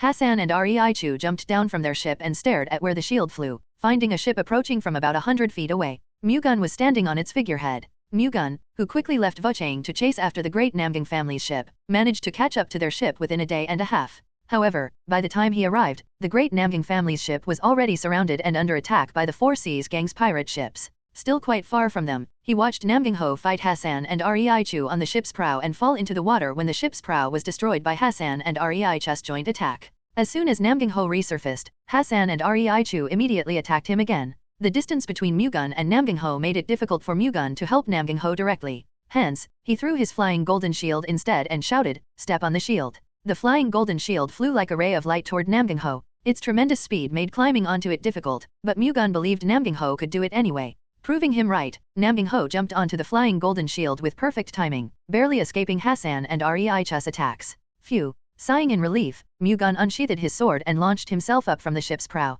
Activating the Thunder God's shadow, he quickly flew toward the Four Seas gang's pirate ships. Upon narrowing down the distance to 10 feet, he descended to the river as he unleashed the Heavenly Sea Waves Saber Art toward the surface of the water. The Heavenly Sea Waves Saber Art pulled in the waves of the Changjiang River and created a huge tsunami that was more than 30 feet in height. As it swooped over the pirate ships, the pirates grew flustered. Unable to get away from the ships, all they could do was stare at the huge tidal waves that were raging above them. Two of the pirate ships were easily swept away, tilting to the side first before being broken to pieces. "Arg, help me!" The pirates fell into the Changjiang River as the ships collapsed sideways. After knocking down two pirate ships with the Heavenly Sea Waves Saber Art, Mu-Gun launched himself off one of the sinking ship's sides and soared high into the air. When he landed on the pirate ship that Hassan and Rei Chu were on, the two stared at him in astonishment. After all, he had just shown great prestige. "Who are you?" Rei Chu asked, unable to recognize Mu-Gun. "I am Baek Mu-Gun, the Baek Sword Sect's young patriarch." "So, you're the Baek Mu-Gun we've heard so much about. I didn't know I have become so much of a celebrity that even pirates know of my name now. Was the technique you just used from the Heavenly Sea God Sect's martial arts?"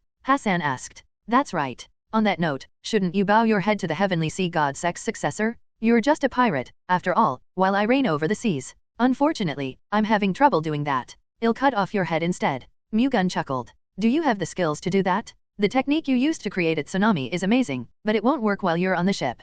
Thinking that Mu-Gun had to have access to water to create another tsunami, Rei Chu grew confident that they could win. After exchanging looks, Hassan and Rei Chu attacked Mu-Gun at the same time. However, they couldn't pull off their combined attack. "I'll take care of the bastard with the saber." Before they realized it, Wang Rei had boarded the pirate ship and blocked Rei Chu's way. Leaving Rei Chu to Wang Rei, Mu-Gun began to confront Hassan head-on. Using the Celestial Moonlight Sword Art, Baek Mu-Gun pushed Peng Hassan back. The sky-shattering White Whale Sword Art, Hassan's sword art, revolved around overpowering the opponent by creating a series of strong pressures. Since it was similar to Mu-Gun's 10,000 sky-shattering pressure sword art, the best way to deal with it was to use nimble movements to avoid the pressure its techniques created. It was also relatively slow, so it couldn't keep up with sword techniques that incorporated variability and speed. In that regard, Mu-Gun had the perfect movement art and sword art to counter its Thunder God's aerial steps and the Celestial Moonlight Sword Art. Using the Thunder God's aerial steps, Mu-Gun swiftly escaped the pressure created by the sky-shattering White Whale Sword Art. At the same time, he targeted Hassan's back and sides with the Celestial Moonlight Sword Art. The moment Mu-Gun launched a full-scale attack, Hassan could no longer properly retaliate. He became far too busy trying to defend himself. Hassan initially just prevented Mu-Gun from going on the offensive using the White Whale sky-shattering sword art's strong sword pressure. However, Mu-Gun's attacks and irregular movement patterns gradually forced Hassan to go on the defensive. No matter how strong his sword techniques were, he couldn't exert their full power without the time to properly execute them. Unlike Hassan, Mu-Gun could exert the power of the Celestial Moonlight Sword Art to the fullest. With Mu-Gun overpowering Hassan, Hassan accumulated more and more damage as their battle continued. As a result, his reaction speed gradually decreased. Mu-Gun eventually broke through Hassan's defenses, allowing him to riddle Hassan with grave wounds. Hassan grunted as blood trickled down from his wounds, completely drenching him. Unable to hold on any longer, he fell to one knee with a groan. "You're amazing." Mu-Gun's amazing skills genuinely impressed Hassan. "For a pirate, your skills were also decent. Now, it's time to meet your end. I hope you live righteously in the afterlife," Mu-Gun said, then decapitated Hassan. The headless Hassan fell forward, blood splattering out of his neck. As Mu-Gun finished Hassan, Woon Rei Chu dropped into the Changjiang River, his chest completely destroyed by Wang Ri's fists. The death of the two kings of Changjiang flustered the 5 supreme commanders of the 4 seas. They didn't expect that the two could be defeated one-sidedly. They couldn't turn the ships around and run away now even if they wanted to. Their pirate ships were huge, and they were on a river, not at sea. Turning the ships around alone would take 7 to 8 minutes. Mu-Gun and Wang Rei wouldn't just stand by and watch that happen. Since it was impossible to escape, they only had two choices, fight to the death or surrender. No, they actually had no choice. Before they could even make a decision, Mu-Gun jumped into the river and executed the heavenly sea waves saber art once more.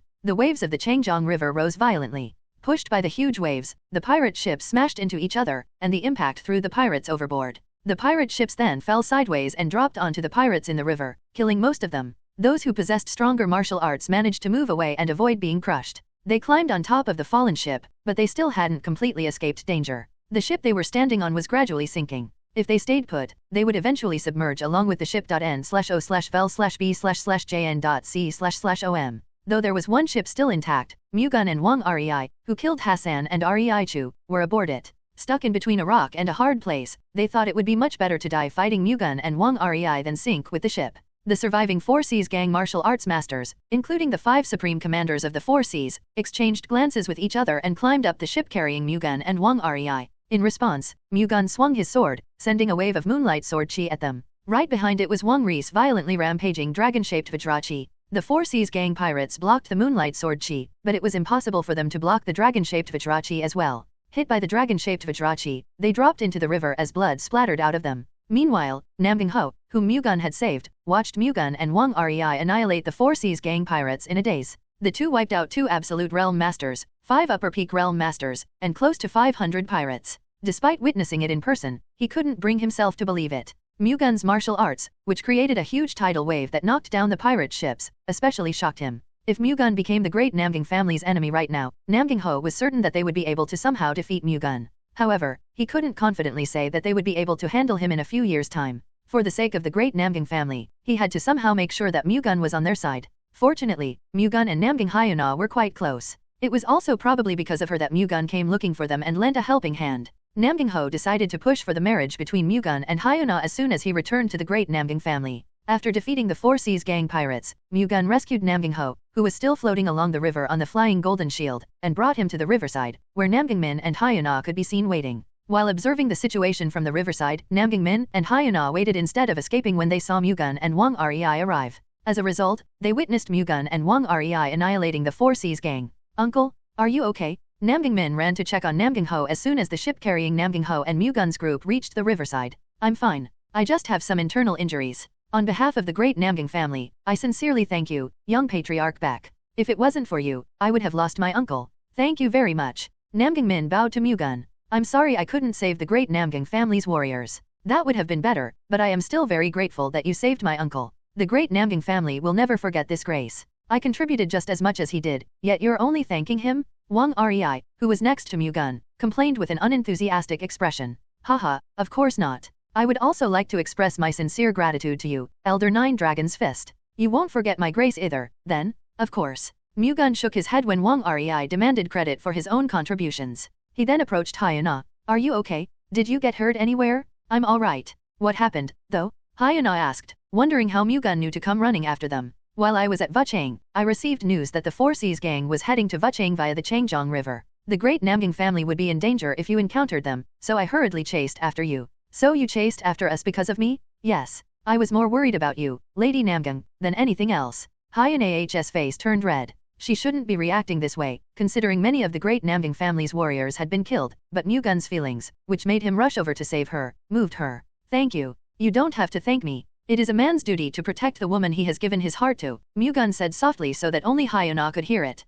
His sweet words made Hyuna blush ever harder. If they were alone, they would have already made love to each other due to the mood around them. Unfortunately, many eyes were on them. While watching Mu-Gun take care of Hyuna, Namgang Min commented, "The Four Seas gang acting like this means that they are also under the control of the 9 Celestial Demons sect. That's most likely the case. They said they have destroyed our great Namgang family's subsidiary branch in Nanjing. Is that true?" "From what I have heard, it is." "What do you mean by that? Our subsidiary branch was wiped out?" Namgang Min asked, looking surprised. "I received news that the Four Seas gang pirates attacked the great Namgang family and the great Huangfu family's subsidiary families before coming here. Unfortunately, both branches were wiped out. Those bastards are out of their minds. They dared mess with our family? We cannot let this incident slide. Of course we want. However, we can't act recklessly now that we've confirmed that the 9 Celestial Demons sect is supporting the Four Seas gang. Anyway, let's head back to the head family first and discuss this with the patriarch." "Understood." By the way, are you done with your business in Vuchang? Namgang Ho asked Mu-Gun. No, I rushed here as soon as I found out that the great Namgang family would be in danger. I see. I'm really grateful that you set your business aside to rush over and save our family. Once we reach the head family, I will make sure to tell the patriarch about this incident. I didn't do this because I was expecting to gain something in return, so you don't have to worry about it. Still, I can't just let this go. One way or another, I would like to express my gratitude. What do you plan to do now? Traveling with that ship would be difficult. For starters, I'm heading to a nearby dock to get a new ship. I'd like to accompany you, but I unfortunately still have work left in Vuchang. You've done more than enough by saving our lives, so please don't worry about it and go, Namgang Ho said, reassuring him that they would be fine. Please go ahead first. I will leave after seeing you off. Thank you. Until we meet again. The great Namgang family's group bid farewell to Mu-Gun, then headed to a nearby city that had a dock. Hyuna turned her head and looked at Mu-Gun several times, seemingly sad for having to say goodbye to Mu-Gun. In response, Mu-Gun waved every time she turned back. When he could no longer see them, he headed back to Vuchang by boat. As Mu-Gun had predicted, the executives of the Changjiang Waterway Alliance, who had fled from the Righteous Sect Alliance at Dongting Lake, had contacted the martial arts masters of the 72 strongholds of Lulin in Mount Dabi and decided to attack the Great Zudge family together. Afterward, they planned to head to Mount Longzhong. However, their strength alone wouldn't be enough to take down the Great Zudge family. Hence, the Changjiang Waterway Alliance requested reinforcement from the 10,000 Calamities clan, and the 72 strongholds of Lulin requested reinforcement from the Blood-Crazed clan. After much consideration, the 10,000 Calamities clan and the Blood-Crazed clan decided to send over 2 absolute demonic realm masters each. It didn't matter how many martial arts masters they had against the Great Zudge family, however. The key to their victory was the destruction of the Forbidden Soul Destroyer array, which the Great Zudge family had installed. No matter how many absolute realm masters were in their ranks, they couldn't properly attack the Great Zudge family for as long as the Forbidden Soul Destroyer array was still active. The 9 Celestial Demons sect knew that better than anyone else. After all, they had already tried taking down the Great Zudge family in the past, which resulted in their members getting mercilessly slaughtered. Since then, the 9 Celestial Demons sect had spared no effort in finding a way to destroy the Forbidden Soul Destroyer array, which the Great Zudge family developed with their hearts and souls for generations. However, even just finding such a method proved difficult. Since they didn't know the exact principle behind the Forbidden Soul Destroyer array, they couldn't come up with a way to demolish it. Failing to destroy it despite all their efforts, the 9 Celestial Demons sect was ultimately forced to avoid attacking the Great Zudge family, until they had figured out a way to destroy the array. Fortunately, there was a way to figure out how to demolish it. Zudge Long, the Great Zudge family elder who participated in the Vuchang meeting, likely knew of such a way. Capturing him alive should open up a path to obliterating the Great Zudge family. Hence, they focused their resources on capturing Zudge Long alive. Currently, Zudge Long was on the way to the Great Zudge family with 7 of the representatives of the 9 prominent sects. Among the representatives, 2 were Absolute Realm Masters, and the rest were in the Upper Peak Realm. Including Zudge Long, there were 6 Upper Peak Realm Masters in their group. The 9 Celestial Demons sect could easily overpower that small of a military force. Before attacking the Great Zudge family, the 10,000 Calamities clan and the Blood-Crazed clan decided to send their Absolute Demonic Realm Masters to capture Zudge Long alive first. Zudge Long and the martial arts masters of the 9 prominent sects took a ship to Jingzhou, then traveled on foot to the Great Zudge family's home base at Mount Longzhong. They picked up the pace upon receiving word at Jingzhou that the elite members of the Changjiang Waterway Alliance and 72 strongholds of Lulin were gathering at Mount Longzhong. They had to return to base before the elite members of the Changjiang Waterway Alliance and 72 strongholds of Lulin could launch an attack. Using the main road to move as fast as they could, they passed through Jingmen in just 2 days after getting off the ship at Jingzhou. At their current speed, they would likely reach Mount Longzhong within 4 days at the latest. However, on the way to Mount Longzhong, around 100 people blocked their path. The expressions of Zudge Long and the other martial artists hardened upon seeing the group. Considering they were well equipped with weapons and blocked the main road in broad daylight, they were clearly up to no good. What gave them away, however, was the horrendous demonic chi emanating from them. Zudge Long and the others immediately concluded that they were demonic practitioners from the 9 Celestial Demon sect. You're too late. I've been dying of boredom just waiting for you people to arrive, Shi Wukong, a member of the group, said as he stretched. He was known as the Demonic Wind Monarch, one of the 7 monarchs of myriad tribulations. You all seem to be from the 9 Celestial Demons sect, Great Monk Gongsun commented. That's right. Wukong shrugged. Now, if none of you wants to die, hand over the Zudge clan member to us. You speak as if you will let the rest of us live if we hand over Elder Zudge. Elder Haiyan Myung had no intention of handing Zudge Long to them, but he knew that these demonic practitioners would not let the rest of them walk away unscathed even if they did. I can't spare all of you, but I will let at least one person live. Does anyone want to save themselves? Wukong smiled. We will not betray our companions just to beg for our lives. Then you leave me with no choice. Kill everyone except Zudge Long, Wukong ordered, his expression suddenly changing. As instructed, the demonic practitioners behind him rushed toward Zhuzlong and his group. At the same time, Zhuzlong and his allies immediately drew their weapons and charged at their enemies head-on. 2 of them were absolute realm masters, while the rest were upper peak realm martial artists, so not even the 9 celestial demons sect's ordinary demonic practitioners could threaten them in the slightest. Wow, I guess you all aren't martial arts masters for nothing, huh? Seems like our martial arts masters should step up too. Wukong gestured to the 3 middle-aged men standing next to him. To his right was Seal Gongchen, the clear moon demonic monarch of the 7 monarchs of myriad tribulations. He was a middle-aged man that gave off a cold aura. Meanwhile, Yeo Guang stood to his left. Known as the gigantic spirit demonic monarch of the 6 blood-crazed tyrants, Yeo Guang was a giant 2 heads taller than the average man. Meng Sadu, the chubby man next to Yeo Guang, was also one of the 6 blood-crazed tyrants. He was called the phantom spirit demonic monarch. We shouldn't we? Higher demons, come forward. Sadu ordered the 15 upper peak realm demonic practitioners standing by behind them. They were followers of the 4 demonic monarchs. Yes, sir. The 15 upper peak realm demonic practitioners followed the phantom spirit demonic monarch's order without a hint of hesitation.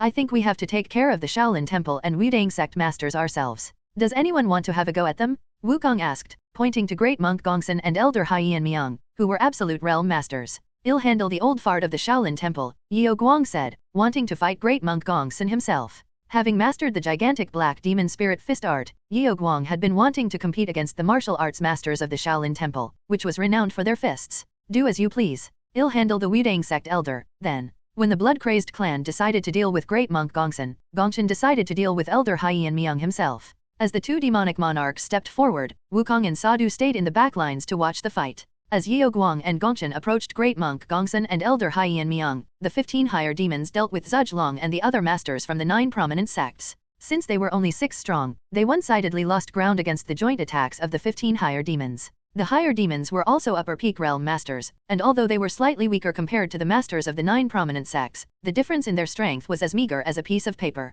Considering the higher demons also had twice their number, handling their enemies' joint attacks proved impossible. The 9 prominent sects martial arts masters fought with all their might, but aside from Zhuzlong, they all ultimately failed to stop the higher demons' joint attacks. Eventually, they began to fall one by one. Despite being the only one left, Zhuzlong held out and did not easily falter. However, he remained standing not because of his outstanding skills. Rather, the higher demons had been going easy on him because they had to capture him alive. After defeating the other masters from the 9 prominent sects, the other higher demons began targeting Zhuzlong as well. Unable to withstand their series of attacks, Zhuzlong was finally subdued. He knew the 9 celestial demon sect's higher demons captured him alive to get him to teach them how to destroy the Forbidden Soul Destroyer array. However, it didn't matter how hard the 9 celestial demon sect's demonic practitioners interrogated him, since even he didn't know of any methods that could stop the Forbidden Soul Destroyer array from working. The Zhuzh clan could activate it, but they didn't have the slightest clue on how to deactivate it. While the higher demons of the Myriad Tribulations clan and the blood-crazed clan subdued Zhuzlong, Yeo Guang, and Gongchen remained engaged in a fierce and thrilling battle against Great Monk Gongsun and Elder Haiyan Miang. With all combatants equal in skills, they quickly turned the situation around whenever one side gained the upper hand. However, they couldn't afford to let this fight go on forever. With the 9 prominent sect masters defeated, Wukong gestured at the higher demons, who were now just observing the battle, to intervene and help put an end to the 2 absolute realm masters' resistance. The higher demons immediately attacked Great Monk Gongsun and Elder Haiyan Miang, forcing the 2 to divide their attention and go on the defensive.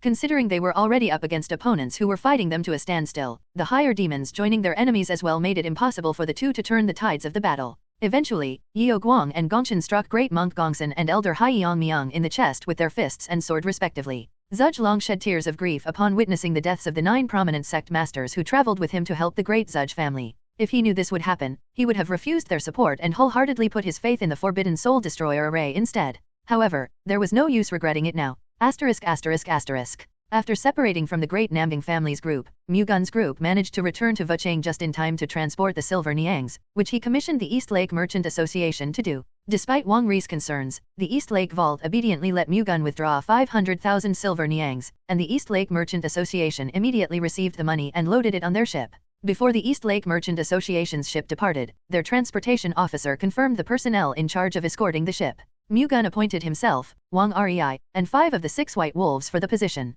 Wearing a pigskin mask, 6 White Wolves member Baek San-kyung was disguised as the owner of Mu-Gun's money. The transportation officer seemed baffled at first upon learning that they only had 7 escorts for the ship, but he didn't say anything else upon learning of Mu-Gun and Wang Ri's identities. The East Lake Merchant Association was well informed about Murim-related matters. Hence, they naturally knew about Mu-Gun, Wang Rei, and, more importantly, their skills.n/o/vel/b/in.c//om. One absolute realm master was already better than 100 regular guards, yet 2 would be guarding the cargo ship. Upon confirming the number of escorts and seeing no reason to demand additional guards, the transportation officer finished up the final paperwork and allowed the ship to depart. Not long after, the ship set sail for Nanjing via the Changjiang River. No matter how fast they sailed, it would take more than 10 days at the minimum to reach Nanjing from Vachang. It normally would have been inevitable to encounter the Changjiang Waterway Alliance's river thieves several times throughout their journey to Nanjing, but due to the huge damages the Changjiang Waterway Alliance sustained at Dongting Lake and the heavy losses they suffered when they joined hands with the Four Seas Gang, they were no longer a threat to Mu-Gun's group. The East Lake Merchant Association's ship passed through the Changjiang River without any problems and reached Nanjing 11 days after leaving Vachang. As soon as they docked, Mu-Gun's group transported the 500,000 silver niangs from the East Lake Merchant Association's ship to the Ian Merchant Group's Nanjing branch. Upon confirming Mu-Gun's identity, the branch head readily agreed to temporarily stash the 500,000 niangs away. Afterward, Mu-Gun commissioned the Ian Merchant Group to transport the 500,000 silver niangs to Wenzhou. In response, the Nanjing branch head sent an emergency carrier pigeon to the Ian Merchant Group. Eventually, for the price of 5,000 niangs, they agreed to transport the 500,000 niangs through a ship that will arrive at Nanjing in 10 days. After signing a transportation agreement with the Ian Merchant Group, Mu-Gun and his group found a place to stay until the ship arrived. While in Nanjing, Mu-Gun received shocking news. The 9 prominent sex martial arts masters who were on their way to help the Great Zudge family had been completely wiped out by the 9 celestial demon sex demonic practitioners. Mu-Gun couldn't help but feel bad and deeply regretful. If he knew this would happen, he would have accompanied them instead. However, he was still human in the end. Even if he wanted to, he couldn't be involved in all of Murim's affairs. Along with their deaths came news about the Changjiang Waterway Alliance and 72 strongholds of Lulin's elite members gathering at Mount Longzhong to attack the Great Zudge family. However, they apparently still hadn't done anything despite being there for over 7 days already. As soon as Mu-Gun got the news, he immediately concluded that the Forbidden Soul Destroyer Arath flawless defensive array that protected the Great Zudge family was preventing the 2 organizations from attacking the Great Zudge family. In his previous life, he had tried to find a path that would lead him through it. However, even with his Thunder God's heavenly eyes, he had still failed to find an entrance or a gap in it. Simply put, it was such a perfect array that a way to destroy it did not exist. The only way to get rid of it was to erase the very space where the array was installed. However, not even Supreme Realm Masters could accomplish such a feat. Mythic Realm Masters perhaps could, but no one, not even the 9 Celestial Demons sex elites, had been able to reach that unprecedented level in all of Murim. Hence, it was basically impossible to destroy the Great Zudge family's Forbidden Soul Destroyer array. However, activating it consumed a huge amount of natural energy. Considering Mount Longzhong had a finite source of natural energy, the Great Zudge family could likely only maintain the Forbidden Soul Destroyer array for 15 days at most. Once it was down, it would take at least a month to activate it again. Hence, to survive, the Great Zudge family had to receive reinforcements within the 15 days that the Forbidden Soul Destroyer array was still active. Mu-Gun thought that the sects near the Great Zudge family, including the Wudang sect, the Shaolin Temple, the Mount Hua sect, the Zongnan sect, and their subsidiary families, would send reinforcements and force the Changjiang Waterway Alliance and 72 strongholds of Lulin to retreat. After some time, his prediction proved correct. The Wudang sect, the Shaolin Temple, the Mount Hua sect, the Zongnan sect, and their subsidiary families sent a huge force to Mount Longzhong to help the Great Zudge family. As a result, the Changjiang Waterway Alliance and 72 strongholds of Lulin's elite forces were left with no other choice but to retreat before the Forbidden Soul Destroyer array went down. In the midst of it all, 3 Ian Merchant Group cargo ships, escorted by 2 other ships, arrived at Nanjing. Aboard the escort ships were 100 Baek Sword sect warriors and 100 Justice Martial sect warriors. After dividing and loading the 500 silver niangs onto the 3 merchant ships, their fleet set sail for Wenzhou. Mu-Gun and his group were aboard one of the escort ships that accompanied the merchant ships. Approximately 120 kilometers away from Qingdao, Shandong province was an island where fishermen dared not wander around. Known as the Black Spirit Island, the island was surrounded by powerful sea currents and covered in black fog all year round, giving it a dreary atmosphere. Those conditions limited what the world knew about the Black Spirit Island, ultimately turning it into the best place for pirates to hide their headquarters in. The island could also accommodate over 10,000 people, and the waves around it grew calmer past a certain area, making it easy to come ashore. Refusing to let go of such great advantages, the Four Seas Gang had made the Black Spirit Island their home base and, eventually, turned it into a city. They built the huge palace of Four Seas Divine Dragon Jaichenkong, the Four Seas Gang's leader, in the middle of the tall Black Spirit Mountain, which was located west of Black Spirit Island. Currently, Jaichenkong was having a meeting inside the palace with Blood Sword Demonic Monarch Yang Hua-Gun of the Invincible Clan's 8 Great Demonic Monarchs and Dark Sky Demonic Monarch Jian Jiok of the Heavenly Killer Sect's 7 Heavenly Killer Monarchs. The two middle-aged people exuded demonic chi so thick that anyone who saw them would immediately assume that they were from the Nine Celestial Demons sect. I learned something interesting while tracking the Baek Sword sect's group, Dark Sky Demonic Monarch Gok said. What is it? Blood Sword Demonic Monarch Yang asked. I heard that they commissioned the East Lake Merchant Association to transport 500,000 silver niangs from Wuchang to Nanjing and that they plan to hire the Ian Merchant Group to transport that huge amount of money to Wenzhou. So you want to target the 500,000 silver niangs? The baffled Wagun asked. This isn't just about the 500,000 silver niangs. The Baek Sword sect's young patriarch and 9 Dragons Fist Wang Rei will also be on the Ian Merchant Group's ship since they're the ones moving the money. Then your goal is to kill the Baek Sword sect's young patriarch and Wang Rei and take the 500,000 silver niangs? That's right. Those two killed half of the Four Seas gang's forces. Do you plan to just stay on the sidelines and continue observing? Gok asked Wagun and Kong. Although they did eliminate 2 of the Four Seas dragons and destroy half of the Four Seas 10 great armadas, that's just a testament to how strong their martial arts are. Even if the 2 of you face them, I still think it would be difficult to guarantee victory, Kong said, expressing his doubts. They didn't do all that themselves. The great Namgang family's Divine Wind Sword Saint and their young patriarch also fought in that battle. If the Baek Sword sect's young patriarch and the 9 Dragons Fist were the only people there, our forces would not have been annihilated, Gok argued. The Divine Wind Sword Saint is no longer with them. I'm ready to leave with the Blood Sword Demonic Monarch and the higher demons. No matter how strong they are, it will be difficult for them to overpower us. The Dark Sky Demonic Monarch has a point. If the 3 of us work together, we'll have a good chance to emerge victorious. Now that the Four Seas gang has been confirmed to be connected to the 9 Celestial Demons sect, the Righteous Sect's alliance will definitely not leave the Four Seas gang alone. We have to make a move before they do and reduce the enemy's force even by just a little, Wagun agreed with Gok. It was under your insistence as well that I mobilized the forces of the Four Seas gang for the recent operation. However, the result, as you both are already well aware of, was total annihilation. If things go south again this time, the Four Seas gang, the very organization that I have devoted all my life to, will be ruined. Of course, I am well aware of your skills, esteemed demonic monarchs, but from my point of view, we require a more solid number of forces if you want the Four Seas gang to mobilize.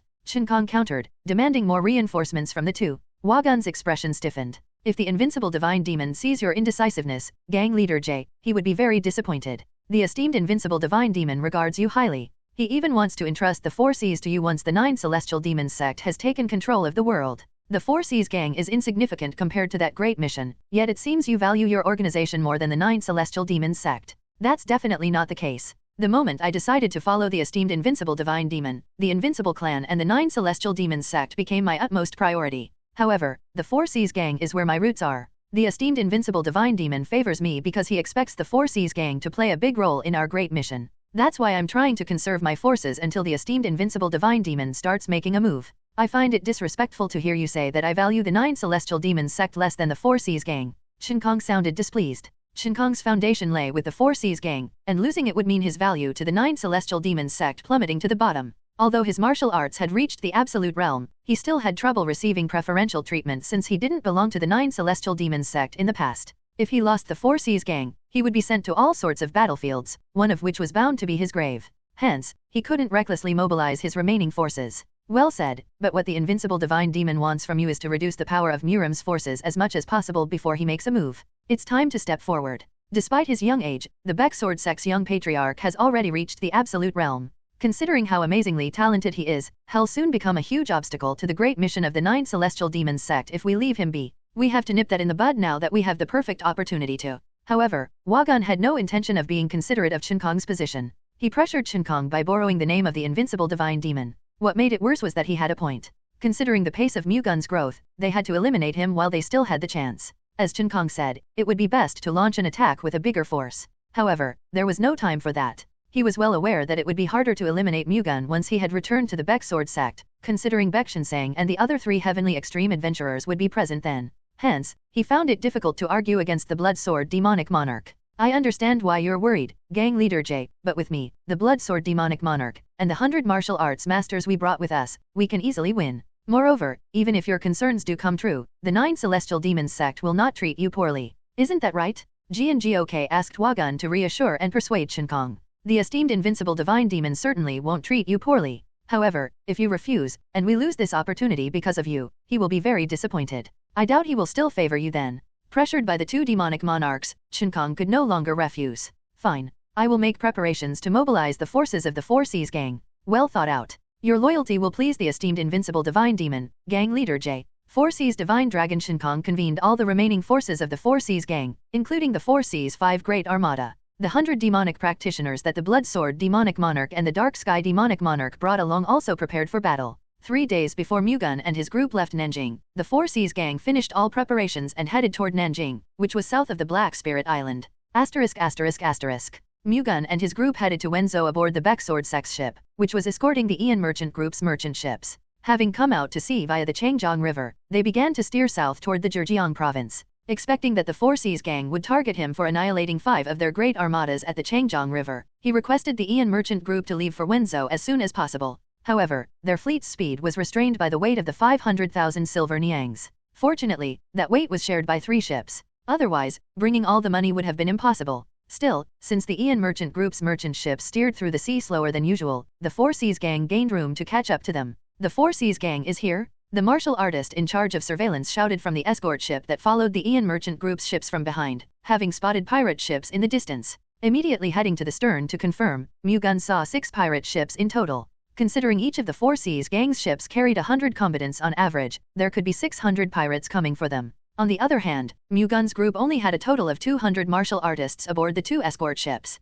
Just to eliminate 200 martial artists, the Four Seas gang sent 600 pirates and 6 ships. They seem greatly determined to eliminate us, Nine Dragons Fist Wang Rei, who was next to Mu-Gun, said with a stiff expression. I'm glad they came to us on their own accord. I've been meaning to put an end to them anyway. Mu-Gun had no intention of leaving the Four Seas gang alone given that they were related to the 9 Celestial Demons sect. Since he had been planning to wipe them out entirely in due course anyway, he actually thought this was a great opportunity. Considering they're going on the offensive again, the 9 Celestial Demons sect has probably sent them reinforcements. Do we even have a chance of winning? Wang Rei asked. They had killed 2 of the 3 dragons of the Four Seas and half of the Four Seas 10 supreme commanders in Changjiang River earlier, which meant the only martial arts masters in the Four Seas gang now were the Four Seas Divine Dragon and the remaining supreme commanders. It would be difficult for them alone to handle Mu-Gun and Wang Rei. They could approach this with a human wave strategy using the 600 pirates they brought with them, but the Four Seas Divine Dragon likely wouldn't use such a reckless tactic. Hence, this could only mean that they had prepared enough forces to deal with Mu-Gun and Wang Rei.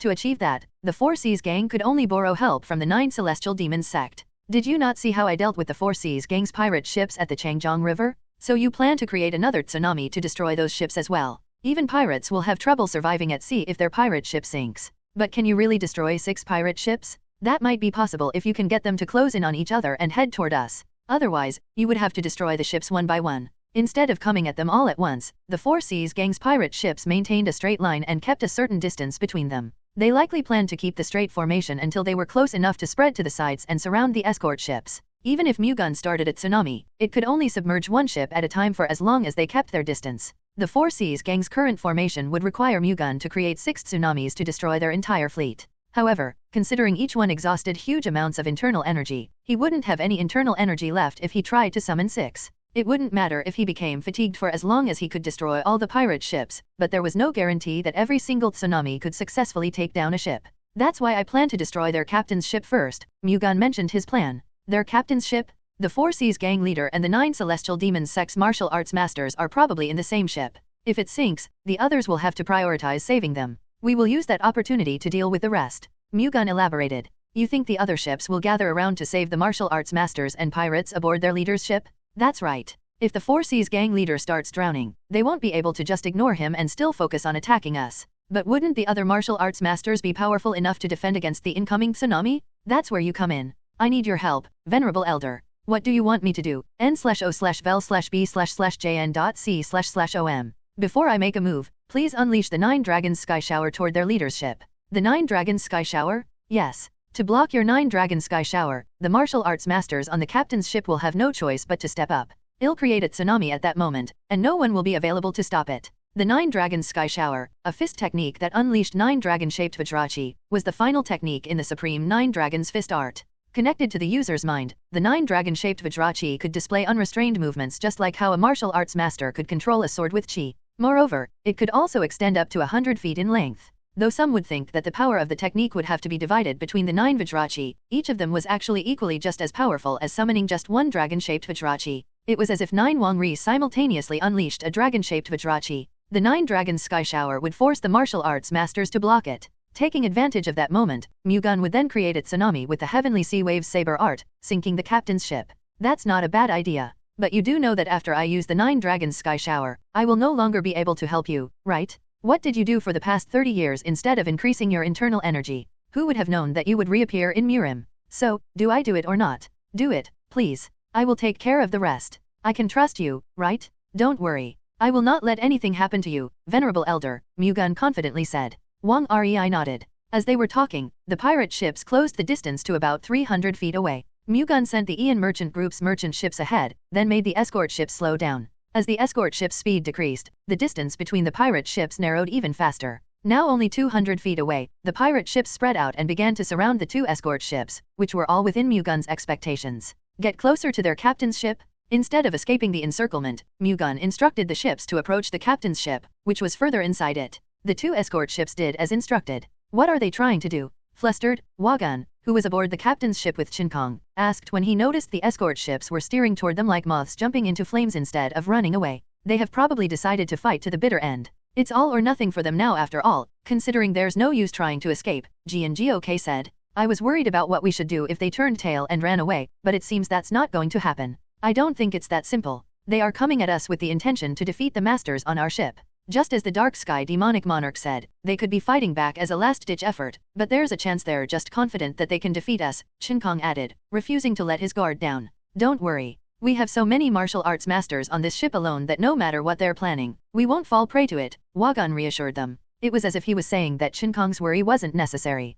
Not long after, they noticed 9 Dragons Fist Wang Rei standing at the escort ship's prow. Even though they were still 100 feet away, they could sense an unusual flow of energy gathering around him. He seems to be trying to do something. Chin-Kong seemed nervous. There's no point attacking us from that distance. He's just making a last-ditch effort. Wa-Gun and G&GOK remained calm and relaxed. However, that soon changed. The energy swirling around Wang Rei had clumped together to form a huge dragon-shaped Vajrachi. Standing at the ship's prow, Wang Rei unleashed an aura made out of the 9 dragons' overlord energy with all his might, causing his clothes to flutter violently. He also released his internal energy and merged it with his aura and the surrounding energy, creating a huge dragon-shaped Vajrachi. 1, 2, 3 The dragon-shaped Vajrachi quickly grew in number, creating a total of 9 dragons in the blink of an eye. Feeling all the internal energy in his body being sucked away, Wang Rei gritted his teeth and threw a straight punch. Following his fists, the 9 dragon-shaped Vajrachi simultaneously raged toward the captain's ship.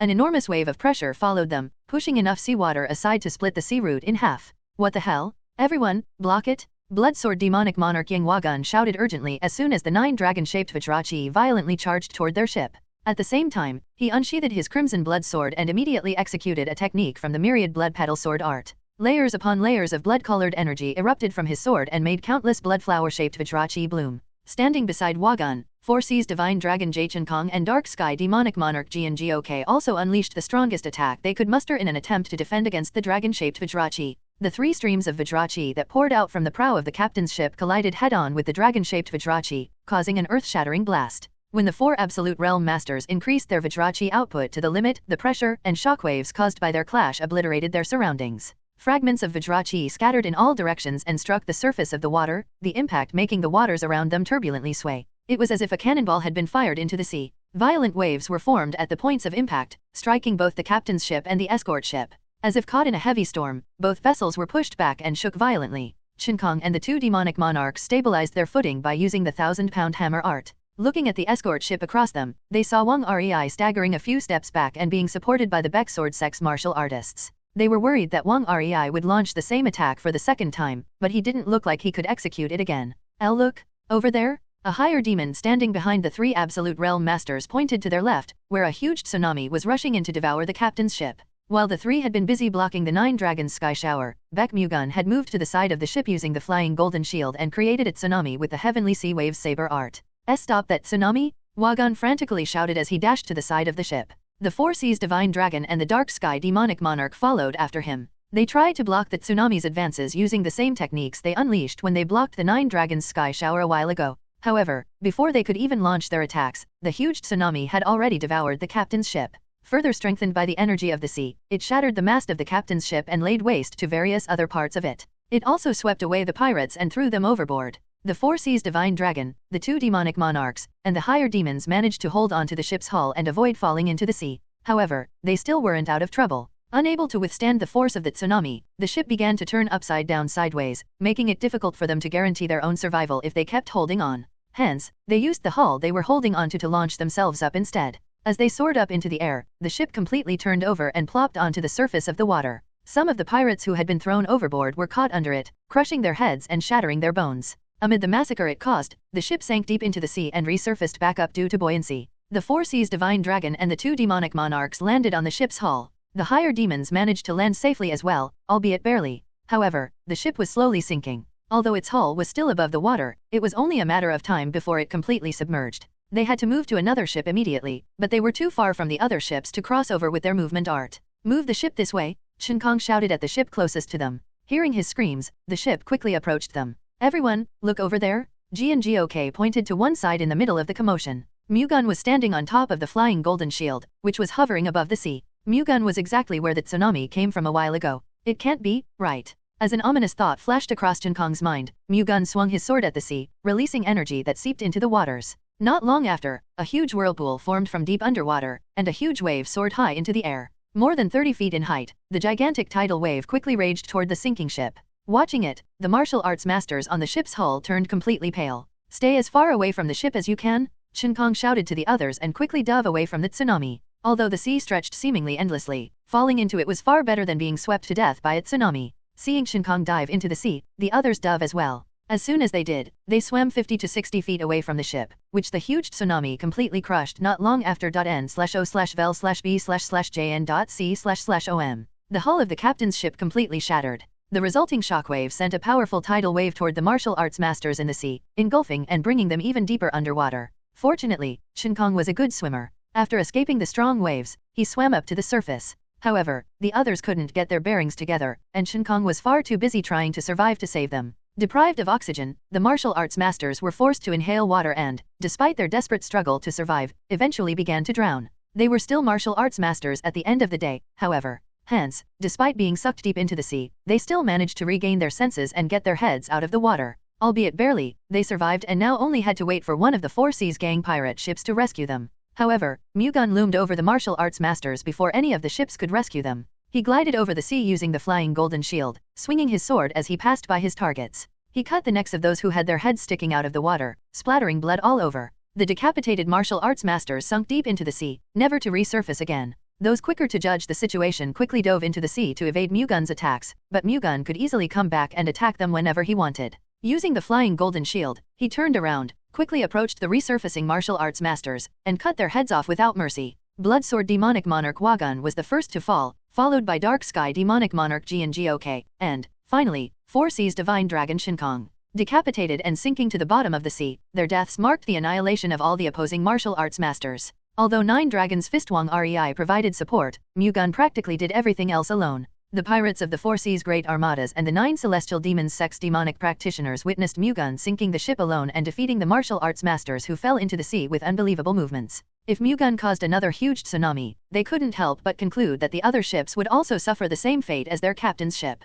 However, it was impossible for them to kill Mu-Gun before he could do that. They most certainly couldn't do what martial arts masters, including Shin Kong, failed to do. Under the current circumstances, the best choice was to escape from the area before Mu-Gun attacked. When the pirate ships turned around and quickly began to steer away, Mu-Gun swiftly chased after one of them. Using the flying golden shield scripture, he stood on the flying golden shield to glide through the sea like a dolphin plunging in and out of the water as it swam. Mu-Gun quickly caught up with the pirate ship that had the 9 celestial demons sex demonic practitioners on board. No matter how amazing Mu-Gun was, it was impossible for him to catch up to all 5 pirate ships alone. However, he could at least sink one of them. Hence, he decided to target the ship that the 9 celestial demons sex demonic practitioners were on. Even if he had to let the Four Seas gang's pirates escape alive, he absolutely did not want to let the 9 celestial demons sex demonic practitioners get away unscathed. As soon as he caught up to his target, he executed the heavenly sea wave saber art. All the 9 celestial demons sex demonic practitioners could do was stare as another rampaging tsunami formed and engulfed the ship he targeted. It swept them away, threw them into the sea, reduced the ship's mast into countless fragments, and turned the ship upside down, dropping it on the 9 celestial demons sex demonic practitioners. The 9 celestial demons sex demonic practitioners dove deep into the sea to evade the falling ship, but that wasn't enough to get them away from danger. Although they did avoid getting hit by the ship, the huge tidal waves that the ship had created as it flipped plunged them deeper into the sea and made them lose control of their bodies. To survive, they had to do whatever it took to swim up through the huge water pressure pressing on them. However, although they did manage to resurface, they found 2 escort ships waiting for them. The Baek Sword sect and the Justice Martial sect warriors on the escort ships rained down volleys of arrows on them as soon as they stuck their heads out of the water. Unable to do anything, they sank deep into the sea as the rain of arrows skewered them, eliminating the last of the 100 demonic practitioners of the 9 celestial demons sect. The remaining 4 pirate ships managed to safely escape from Mu-Gun's pursuit. If Mu-Gun put his heart to it, he could have sunk another pirate ship, but he didn't want to overdo it. Now that he had killed the Four Seas Gang's leader, the Four Seas Gang would sooner or later disband. Moreover, the Great Namgang family and the Great Huangfu family would likely take care of the forces that had escaped anyway. With those in mind, Mu-Gun returned to the escort ship. The Baek Sword sect and Justice Martial sect warriors aboard the escort ship stared at Mu-Gun in awe. Witnessing his godlike prowess convinced them that the Baek Sword sect and the Zhejiang Martial Alliance would become the greatest force in Murim in the future. Having fended off the Four Seas Gang's ambush, the 2 escort ships caught up with the Ian Merchant Group's ships, which had gone ahead of them. The Ian Merchant Group didn't manage to get too far from them due to the weight of the silver niangs, so the escort ships managed to catch up to them in no time. Together, the merchant ships and the escort ships headed to Wenzhou. 7 days later, they arrived at their destination safely. As soon as Baek Mu-Gun returned to the Baek Sword sect, he immediately met up with Baek Shinsang. Welcome back. How have you been? I've only been staying at home, so what could possibly happen? I heard about your achievements from Mu-OK. Are you hurt anywhere? I'm fine. You're truly amazing.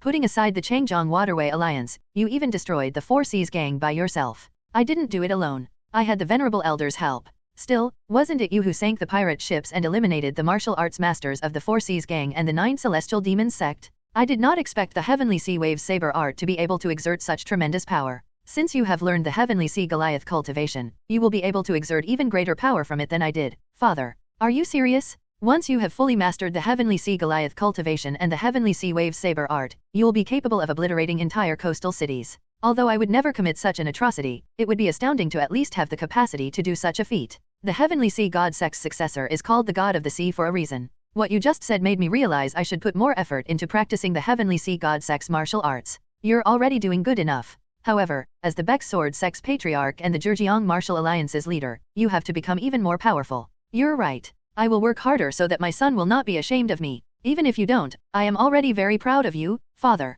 That aside, I heard you transported 500,000 silver niangs through the Ian Merchant Group. Where did that money come from? We went to withdraw the money that Venerable Elder Wang Rei had left at the East Lake Vault. Mu-Gun borrowed Wang Rei's name since he couldn't reveal the truth behind the source of the money. It wasn't a problem, though, since he had spoken to Wang Rei about this earlier. It's from Venerable Elder Wang Rei? Chen sang, surprised. Yes. Venerable Elder Wang Rei has kept the money in the East Lake Vault for 30 years already, but he has decided to use it now for the Baek Sword sect. What do you mean by that? We're not talking about just a penny or two here. We can't just accept 500,000 niang. That's what I said as well, but Venerable Elder Wang Rei just told me to use it without worry since even if he kept it, he would have no use for it anyway. He didn't even have a successor to leave an inheritance to. Considering he wholeheartedly made this donation, it would be best to accept it with a grateful heart. Even so, I don't think it's polite to refuse Venerable Elder Wang Rei's kind gesture. With the money that he has entrusted to us, he hopes that the Baek Sword sect and the Zhejiang Martial Alliance will grow into a force strong enough to protect Murim. Accomplishing that would definitely satisfy him. Okay, I'll go see Venerable Elder Wang Rei and thank him in person. Understood. Go and rest for today. Let's talk about everything in more detail tomorrow. Okay. After meeting Chen Sang, Mu-Gun returned to his residence, took a bath, and changed into a set of fresh clean clothes. Afterward, he left the Baek Sword sect and headed to the Flower Honor Manor to visit Dan Seal-young. Although Chen Sang told him to rest, Mu-Gun was not tired at all even after his long journey. He didn't need a break. Rather, he desired to meet Seal-young and make love to her far more than rest. Counting his previous lives as well, Mu-Gun had lived hundreds of years. Even so, he had neither lost his sexual desires nor had any intention to. A man should refrain from indiscriminate adultery, but it was extremely natural for a man to share affection with the woman he loved. There was absolutely nothing wrong with that. Upon arriving at the Flower Honor Manor, Mu-Gun briefly greeted Seal-young, whom he had not seen in a long time, and immediately made love to her. After orgasming a few times, they cuddled up on the bed. I heard that you have become quite close to Lady Namgang. Seal-young, who pillowed her head on Mu-Gun's arm, carefully said. Didn't you say you don't care if I met another woman? But shouldn't I at least know what kind of relationship you have with her? It's the same relationship I have with you, Mu-Gun spoke frankly. So my guess was right after all. You don't look happy. Both Lady So and Lady Namgang have amazing backgrounds. Unlike them, I don't have an impressive status or history. It makes me wonder if it's okay for me to be next to you. What's wrong with your status? You are the vice leader of the Heavenly Secret Hall, the best intelligence syndicate in the Central Plains. You are not any worse than the other two, so stop having that sort of inferiority complex, got it? Okay. Seal Young smiled and hugged Mu-Gun tightly. It didn't matter that he had a new woman named Namgang Hyuna. His love for her was still the same. *****. The clan hall of the Invincible Clan. Invincible Clan Patriarch Sojik Sang looked baffled, having just heard the news that the Four Seas gang was wiped out and that only 4 of the Four Seas' 10 great warships survived. However, he found it more ridiculous that the Four Seas gang's leader, the Heavenly Killer Sex Dark Sky Demonic Monarch, and the Invincible Clan's Bloodsword Demonic Monarch, had all been killed as well. Didn't you say that only the 9 Dragons Fist, the Baek Sword Sect's Young Patriarch, and 200 Baek Sword Sect and Justice Martial Sect martial artists fought in that battle? Jiksang asked the middle-aged man standing in front of him, clearly dumbfounded by the situation. That's right, the middle-aged man, Vice Patriarch Nung Monghan, replied. He was also known as the Spirit Manifestation Demonic Monarch of the Invincible Clan's 8 Great Demonic Monarchs. And yet according to your report, they still managed to kill the leader of the Four Seas gang, the 2 Demonic Monarchs, and 100 higher demons? Is that even possible? Well, according to the surviving Four Seas gang pirates, the Baek Sword Sect's Young Patriarch summoned a tsunami and sank their ship. He summoned a tsunami? Is he some sort of sea god or something? How can he summon a tsunami? Jiksang asked in bewilderment. It seems the Baek Sword Sect's Young Patriarch has learned the Heavenly Sea God Sect's martial arts. Although the Heavenly Sea God Sect's martial art is already strong on its own, it is known to exert unparalleled power on the sea. That seems to be the reason why the Baek Sword Sect's Young Patriarch can create tsunamis. What use do I have for that information now? You should have delved deeper into who he is before attacking him. There's no point trying to explain an irreversible incident. I'm sorry. Monghan bowed at Jiksang's fury. Saying sorry doesn't put an end to this situation.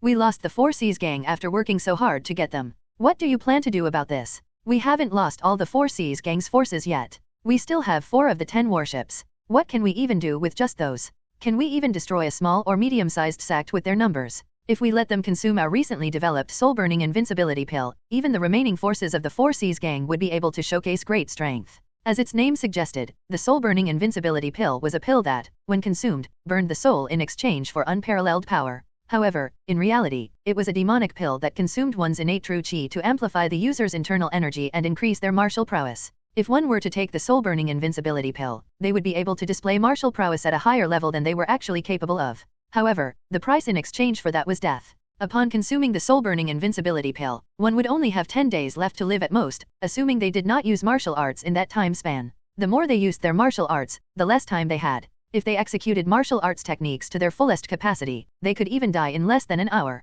After researching and developing the soul-burning invincibility pill for several generations, the Invincible Clan finally completed the secret recipe for it just recently. If they made the surviving Four Seas gang members consume it, they would obtain power comparable to the forces that the Four Seas gang had before they were annihilated. They wouldn't survive any longer than 10 days, but from the Invincible Clan's standpoint, the Four Seas gang was now expendable anyway. The best use they had for its members was to increase their power through the soul-burning invincibility pill and make them work toward the Invincible Clan's objectives. Good point. We do have the soul-burning invincibility pill. If I knew this would happen, I would have made sure the Four Seas gang survived. Nobody could have predicted that we'd complete it so quickly. How long will it take to make enough soul-burning invincibility pill for the Four Seas gang pirates? Considering we would have to prepare the materials and concoct the pill, at least 3 months. 3 months is too long. Have all of it ready in 2 months. Understood. In the Invincible Clan, Jiksang's words were the law. Monghan followed his orders without any complaints. As soon as the pills are ready, we will attack the Baek Sword Sect. You want to attack the Baek Sword Sect? The Baek Sword Sect's Young Patriarch annihilated the Four Seas gang and killed the Bloodsword Demonic Monarch and his higher demons. An eye for an eye, right? That's true, but at full power, the Baek Sword Sect isn't just your run-off-the-mill forces. They have 6 absolute realm masters, their Patriarch, Young Patriarch, and the 4 peerless wanderers, who recently joined their sect as venerable elders. Even with the soul-burning invincibility pill, the Four Seas gang will have trouble eradicating the Baek Sword Sect. For us to win, we'll have to send at least 3 demonic monarchs with them. We can do that, then. What's the problem? Though it's highly unlikely, the 3 demonic monarchs meeting a bad ending can disrupt our great cause. If you put it that way, then there is basically nothing we can do. Still, the martial prowess of their young patriarch concerns me. That bastard has reached the absolute realm at the tender age of 23. We don't know how much more he will grow in the future. He needs to be eliminated before he grows any stronger. How about we attack the Baek Sword Sect along with the Changjiang Waterway Alliance and the 72 strongholds of Lulin instead? The Blood-Crazed Clan and the Myriad Tribulations Clan will surely cooperate, considering they also have a grudge against that man. Why don't we give the Changjiang Waterway Alliance's thieves and the 72 strongholds of Lulin's bandits soul-burning invincibility pills too? That would be the icing on the cake, but it will take half a year to prepare enough pills for them as well. Jiksang pondered for a moment. He was an impatient man, so half a year was already too long for him. However, now that they had decided to go through with it, it would be best to guarantee their success. If all three outlaw groups consumed the soul-burning invincibility pill, they would be able to wipe out the entire Zhejiang martial alliance, including the Baek Sword sect. However, he thought it was a waste to mobilize that large of a force just to eliminate the Baek Sword sect and the Zhejiang martial alliance. If the three outlaw groups' elite members consumed a soul-burning invincibility pill, they would likely be able to destroy even the great Namgang family, one of the 7 great families. Although the Baek Sword sect's young patriarch was outstanding, Jixang doubted he would become a supreme realm master that fast. Hence, he thought the 9 celestial demons sect's great cause would benefit much more from eliminating the great Namgang family, the head of the 7 great families. Fine. I'll give you half a year. Prepare enough soul-burning invincibility pill for all 3 outlaw groups. However, we will no longer be attacking the Baek Sword sect. Rather, our target will be the great Namgang family. N/O/vel/B/in.C//OM. The great Namgang family? Our men can only consume the soul-burning invincibility pills once. Taking that into consideration, shouldn't we choose the option that will benefit us the most? It will be much more beneficial for the 9 celestial demons sect's grand mission to eliminate the great Namgang family than the Baek Sword sect. If we successfully manage to take them down, Murim will suffer detrimental mental damage. You're absolutely right, Patriarch. Be sure to inform the Blood-Crazed clan and the Myriad Tribulations clan of our plans and get their cooperation. They shouldn't recklessly mobilize their forces before we have secured enough soul-burning invincibility pills for everyone. Understood. As instructed, Monghan contacted the Blood-Crazed clan and the Myriad Tribulations clan and informed them about the soul-burning invincibility pills and their plan to make the 3 outlaw groups join forces and attack the great Namgang family. The Blood-Crazed clan and the Myriad Tribulations clan gladly accepted the proposal. The 4 Seas gang aside, the forces of the Changjiang Waterway Alliance and the 72 strongholds of Lulin had also greatly weakened. With their current forces, it would be difficult to accomplish anything in Murim. They would lose all their members if they consumed soul-burning invincibility pills, but it would be a well-worth sacrifice since they would be able to annihilate the great Namgang family, which had the strongest forces even among the 7 great families. Since the Righteous Sect Alliance was currently trying to overthrow the Changjiang Waterway Alliance and the 72 strongholds of Lulin, the Blood-Crazed clan and the Myriad Tribulations clan secretly sent those outlaw groups' elite members to Black Spirit Island, an uncharted island that served as the headquarters of the 4 Seas gang, to conserve their forces. The 3 outlaw groups' elites then focused on their martial arts training until the soul-burning invincibility pill was completed. Great Namgang family patriarch Namgang Jo was currently in a meeting with Namgang Hyena at the Great Namgang family's Righteous Sky Pavilion. What? You want to cut off your relationship with our family? Namgang Jo repeated, baffled by Hyena's words. As I said, I want to leave the great Namgang family to become young Master Baek's woman. What kind of nonsense are you spouting? If you want to become Baek Mu-Gun's woman, you can just officially marry him. Why do something so unreasonable? Young Master Baek does not want to marry a lady from the 7 great families, not even from the great Namgang family. Hence, if I want to be his woman, I have no choice but to leave the family. Hyena responded. Did he say that he had no intention of marrying a lady from the 7 great families? Yes. Young Master Baek said that he does not want to establish connections with the 7 great families through a marriage of convenience. Do you really think abandoning our family is a sound decision? Do you value our family less than a single man? Namgang Jo was baffled. To be loved by a man is a woman's happiness. Our family is important, but my happiness is more important to me, so please just accept my decision, Hyena rebutted. If that Baek Mu-Gun brat really loves you, wouldn't he also accept your family? Yet he's asking you to abandon your family for him instead. I can't help but question if someone like him can be considered a true man. Young Master Baek has never asked me to abandon our family. This is purely my own decision. He didn't say it himself, but he did use your feelings to push you into that decision, did he not? More importantly, if you two are truly in love, then how could it still be a marriage of convenience? Either way, the fact that he's rejecting you simply because you are a lady of the great Namgang family serves as proof that his feelings for you are lacking, Namgang Jo countered. If I marry young Master Baek, I doubt the great Namgang family will leave the Baek Sword sect alone. You will put the Baek Sword sect under the great Namgang family's influence and use them to further expand our family's power. That's exactly what young Master Baek does not want to see happen. So you have really fallen head over heels for him, huh? It's evident in how you defend him. However, let me be clear. I do not have any intention of accepting your decision. As my child, you are to dedicate everything you have to the great Namgang family. Your marriage is no exception. You are not allowed to marry as you please. Whether you like it or not, you will marry who I want you to marry. That is the duty of a lady of the great Namgang family. Now, stop spouting nonsense and have some self-restraint. No matter what you say, I will still cut off all ties with the great Namgang family. I will no longer follow through with my obligation as a lady of the great Namgang family. Are you really going to abandon our family and this father of yours? I'm really sorry, father. I'm sorry for being unable to repay our family's kindness and grace. However, this is my life to live. Please let me live freely. No, you're the child of the great Namgang family's patriarch, so your life is not only yours. It belongs to the great Namgang family. Give it a rest already. I can't do that. Even if you do not give me permission, I will still leave the great Namgang family. Hyuna stubbornly insisted. On whose watch? Guards? Namgang Jo called for the great Namgang family's martial artists who were standing guard outside. Lock Hyuna in her room and keep a close eye on her. Make sure she can't go out. Father? Hyuna glared at Namgang Jo. What are you doing? Take her away quickly? Ignoring Hyuna, Namgang Jo gave orders to the great Namgang family's martial artists. Yes, patriarch. Milady, please come with us quietly. The family's martial artist politely urged. Filled with resentment, Hyuna glared at Namgang Jo. Knowing full well that starting a scuffle here would be useless, she gently got up from her seat. The martial artists took her away and grounded her in her room, then surrounded her residence and put it under tight surveillance. Far too weak to break through the guards and escape from her room, Hyuna failed to go to Mu-Gun. Unaware of Hyuna's current situation, Baek Mu-Gun focused on his responsibilities. A few days after returning to Wenzhou, he visited the Medicine King family in Mount Yandang. Welcome, Medicine King family patriarchs and Wupio greeted. Has anything happened since we last met? Mu-Gun asked. We've been doing nothing but researching herbs and concocting pills in the middle of the mountains, so I should be the one asking you that, young Master Baek. After all, you have been fighting the 9 celestial demons sex demonic practitioners, which puts you in constant danger. Although it is dangerous, someone has to do it. If all martial artists were like you, young Master Baek, Murim would have been a truly righteous and peaceful world by now, Sun Wu commented. That's a little too much. I'm serious. None of the countless martial artists I have met so far has been as righteous and upright as you, young Master Baek.n/o/vel/b/n.c//om. Are you implying that I'm even more righteous than the great hero, Heavenly Thunder God Swordsman Guiyang Huai? Ah, I forgot about Master Guiyang. Between me and Master Guiyang, who do you think is better? Mu-Gun mischievously asked. Well, I would of course side with the man in front of me.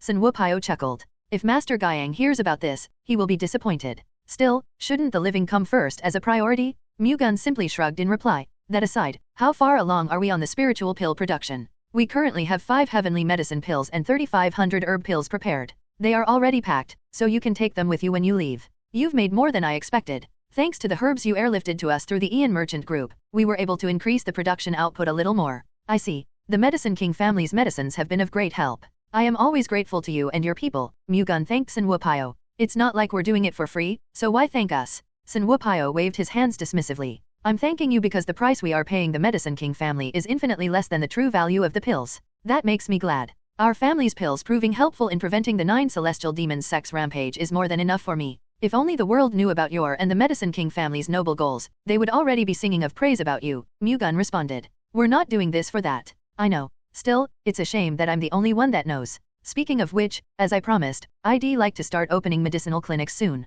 The medicinal clinics? Sun Wupio sounded surprised. That's right. It would be best to open branches in all regions of Zhejiang province first, starting with Wenzhou. That would be great, but opening that many medicinal clinics will require huge funding. We still do not have enough money for it. Don't worry. The Baek Sword sect will provide financial support to cover the rest. Are you serious? Didn't I promise you that when the Medicine King family agreed to provide pills to us? Mu-Gun said in a serious tone. But I didn't expect it to start so soon, Sun Wupio replied. I was actually worried that I'm starting this too late, so it puts me at ease that I'm doing this earlier than you expected. Anyway, let's open the first medicinal clinic in Wenzhou, then open more branches in the regions where the other members of the 10 clans of Zhejiang are. The bases of the 10 clans of Zhejiang were some of the largest cities in Zhejiang province. Considering the demand for medicinal clinics, it was better to prioritize opening branches in big cities and large populations. Since those areas are home to the 10 clans of Zhejiang, the clinics would have the advantage of being under the 10 clans of Zhejiang's protection. Understood. Well, make the necessary preparations.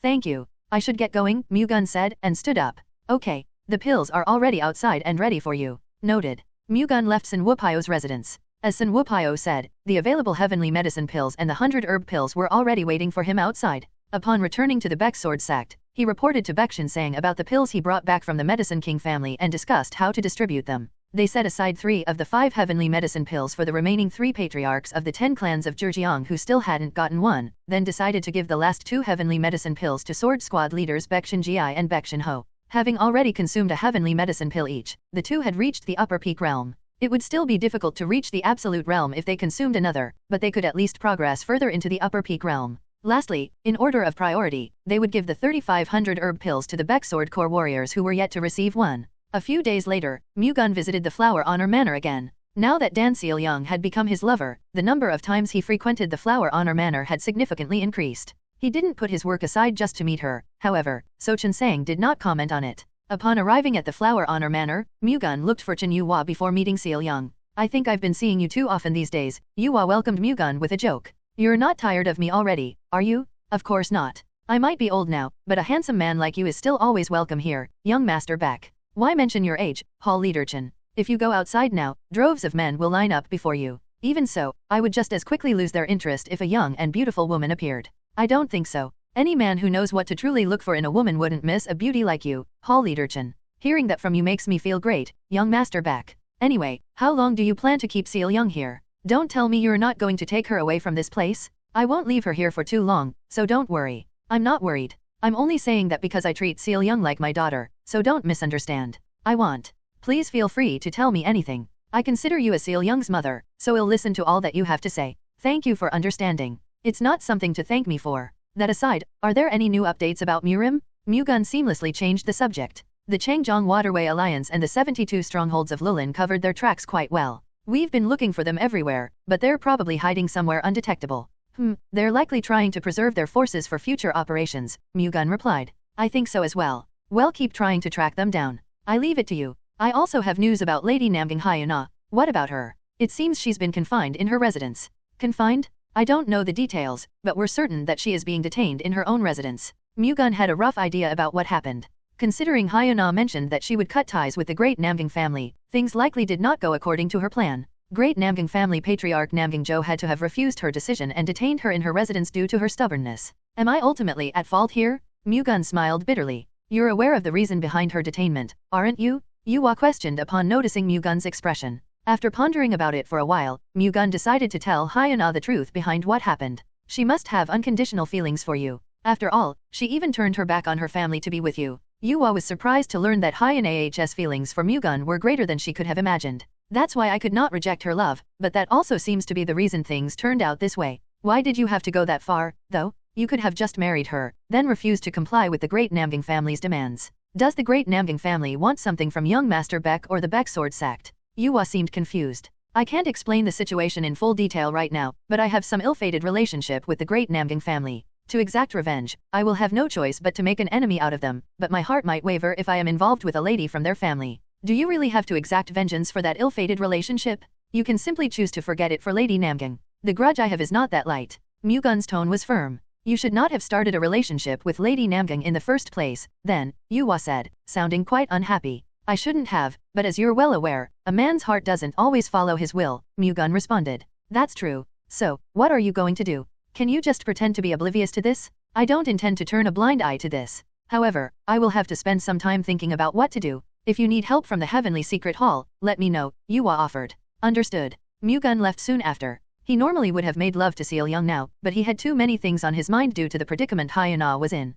Hence, Mu-Gun immediately returned to the Baek sword sect after having a cup of tea with Seol-young. Upon returning to the Baek sword sect, Baek Mu-Gun agonized over the issue concerning Namgang Hyuna. The first thing that crossed his mind was going to the Great Namgang family to save Hyuna, but he soon realized how bad of a plan it was. Getting Hyuna out of the Great Namgang family was already difficult in itself, but even if he did somehow succeed, the aftermath would be an even bigger problem. The Great Namgang family wouldn't just take it lying down if they lost Hyuna to Mu-Gun. In the worst-case scenario, a war could break out between the Baek sword sect and the Great Namgang family. Formally asking for Hyuna's hand in marriage was the only way he could take her from the Great Namgang family without conflict. If the Baek sword sect formally requested for Hyuna's hand in marriage, the Great Namgang family would not refuse. Moreover, as Chen Yuhua had said, he would only need to do the bare minimum to maintain their relationship with the Great Namgang family once he had brought Hyuna over to his side. Mu-Gun could then start taking revenge on Namgang Baek, the former Great Namgang family patriarch, without Hyuna finding out. Though he would feel bad for deceiving Hyuna, he could neither bring himself to reveal the truth to her nor give up exacting vengeance on Namgang Baek.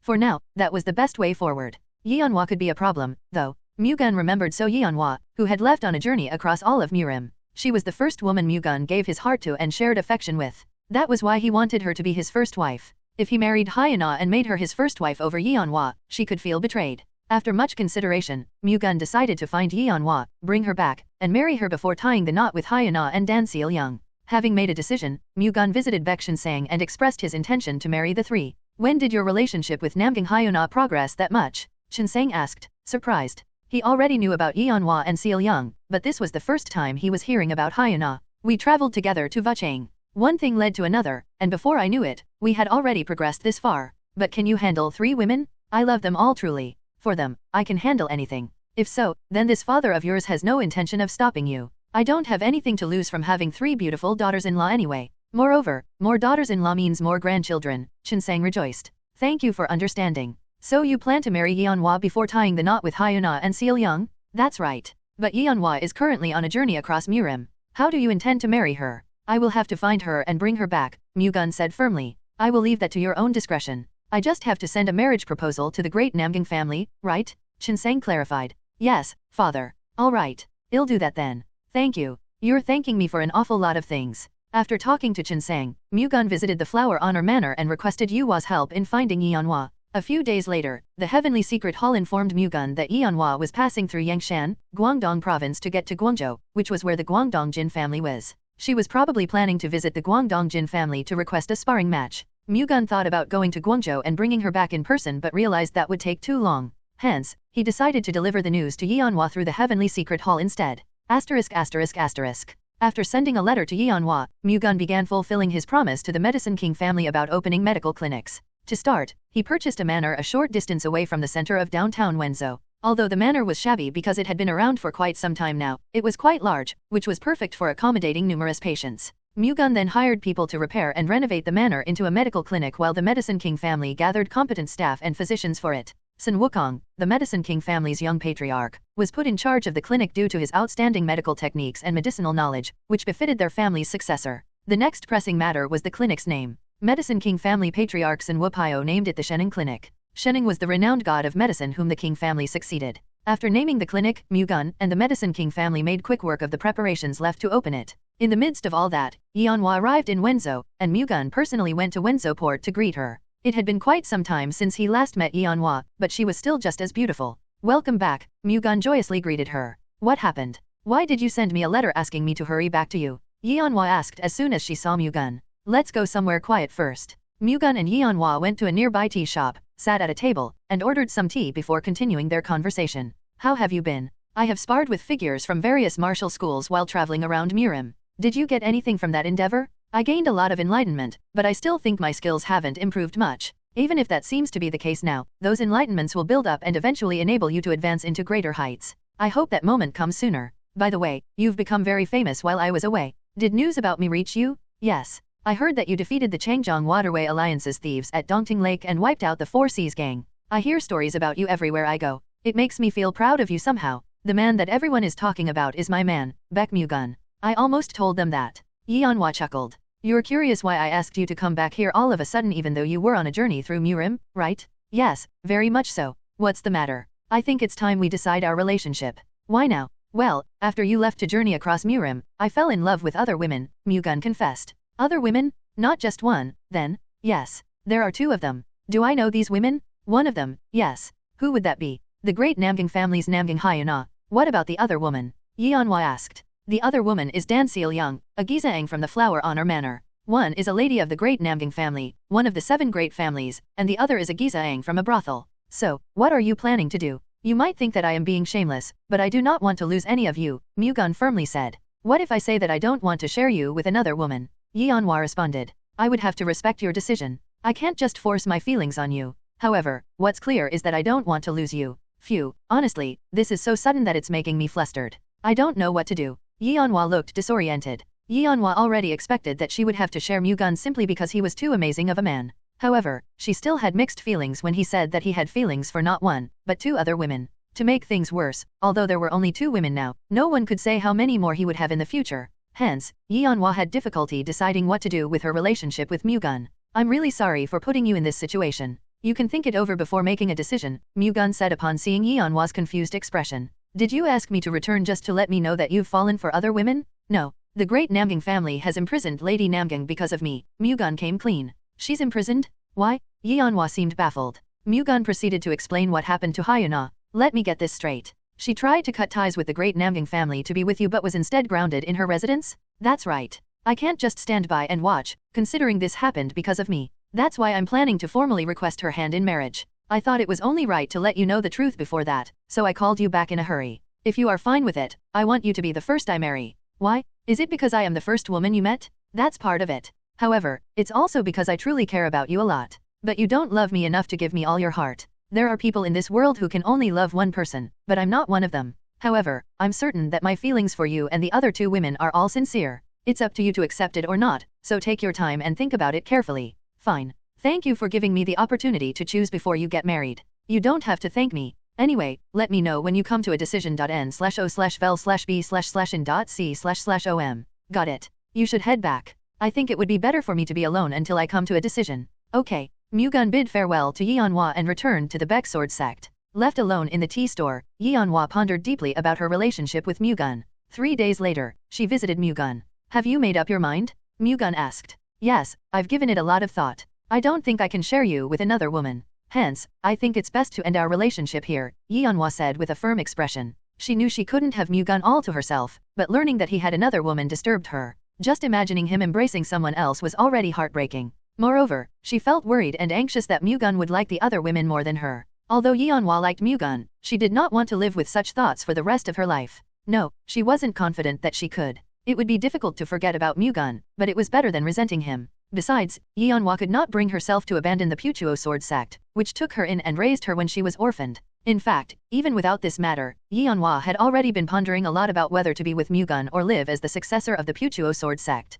Because of this incident, she finally decided to go with the latter. Mu-Gun judged from her expression that her mind would not change no matter what he said. If that's what you truly want, then there's nothing we can do about it. This is not something I can force you to do just because I like you. I'm really sorry that it turned out like this. No, we can't always control how we feel and do. That's what makes us human. What do you plan to do now? I plan to live as the successor of the Puchuo sword sect. Though it's unlikely, if you ever change your mind, come find me anytime. I will always welcome you. As you said, that's unlikely. Alright. Well then, shall we get up now? Yes. Mu-Gun and Yeonhwa got up from their seats. They were meant to go their separate ways, so staying seated for too long would only make things awkward. I'm happy and content to have met you. May your future be full of glory and happiness. I'm very happy to have met you too. I will never forget you until I die, and as you become a hero of Murim, I'll be watching and cheering for you from afar, Yeonhwa said. The two exchanged wished each other the best of luck, then went their separate ways without regret. Losing Yeonhwa broke Mu-Gun's heart, but life did not always go his way. That was simply the way of the world.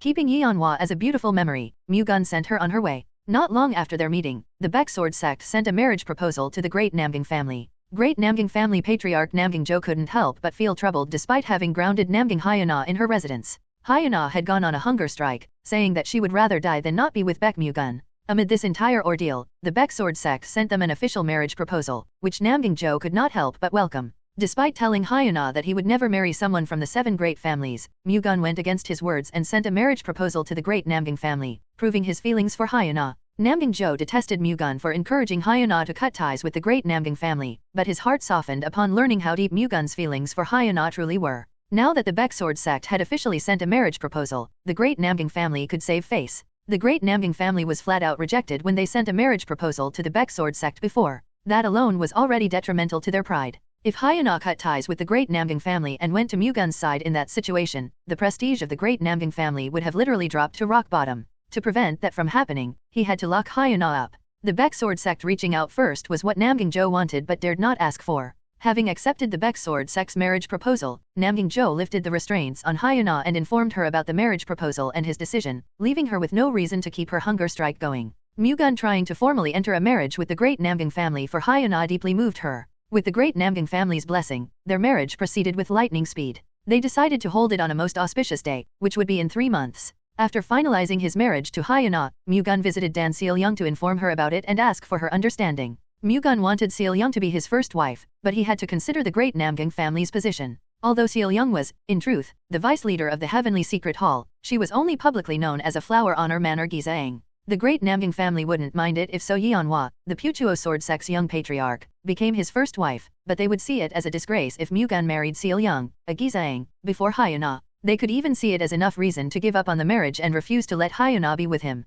Since Mu-Gun did not want to give up on Hyuna, he had no choice but to make him his first wife. I'm fine with it, so worry not, Seol-young replied afterward. Are you sure? I heard that Lady Namgang Hyuna was willing to cut ties with her family for you and that even after she was grounded because of it, she went on a hunger strike instead of going back on her decision. Honestly, I'm not confident I can do the same if I was in her position, so I'm fine. She likes you enough for me to acknowledge her, young Master Baek. That puts me at ease. Thank you. If you're truly grateful, Then please love me just as much. Seol-young smiled. Don't worry. My feelings for you will never change. That's all that matters to me. Mu-Gun, who had been worried about his decision hurting Seol-young, returned to the Baek Sword sect with his heart at ease. With all matters regarding his marriage settled, he finally focused on the Shening Clinic. After just a month of preparation, it opened for business. Sick people from all over Wenzhou visited the Shening Clinic, which was known to have been established by the Baek Sword sect, and its medical staff and physicians treated them using top-tier medical techniques and medicinal knowledge. They did not only cure them of their illnesses either. Their services were also extremely cheap compared to other clinics.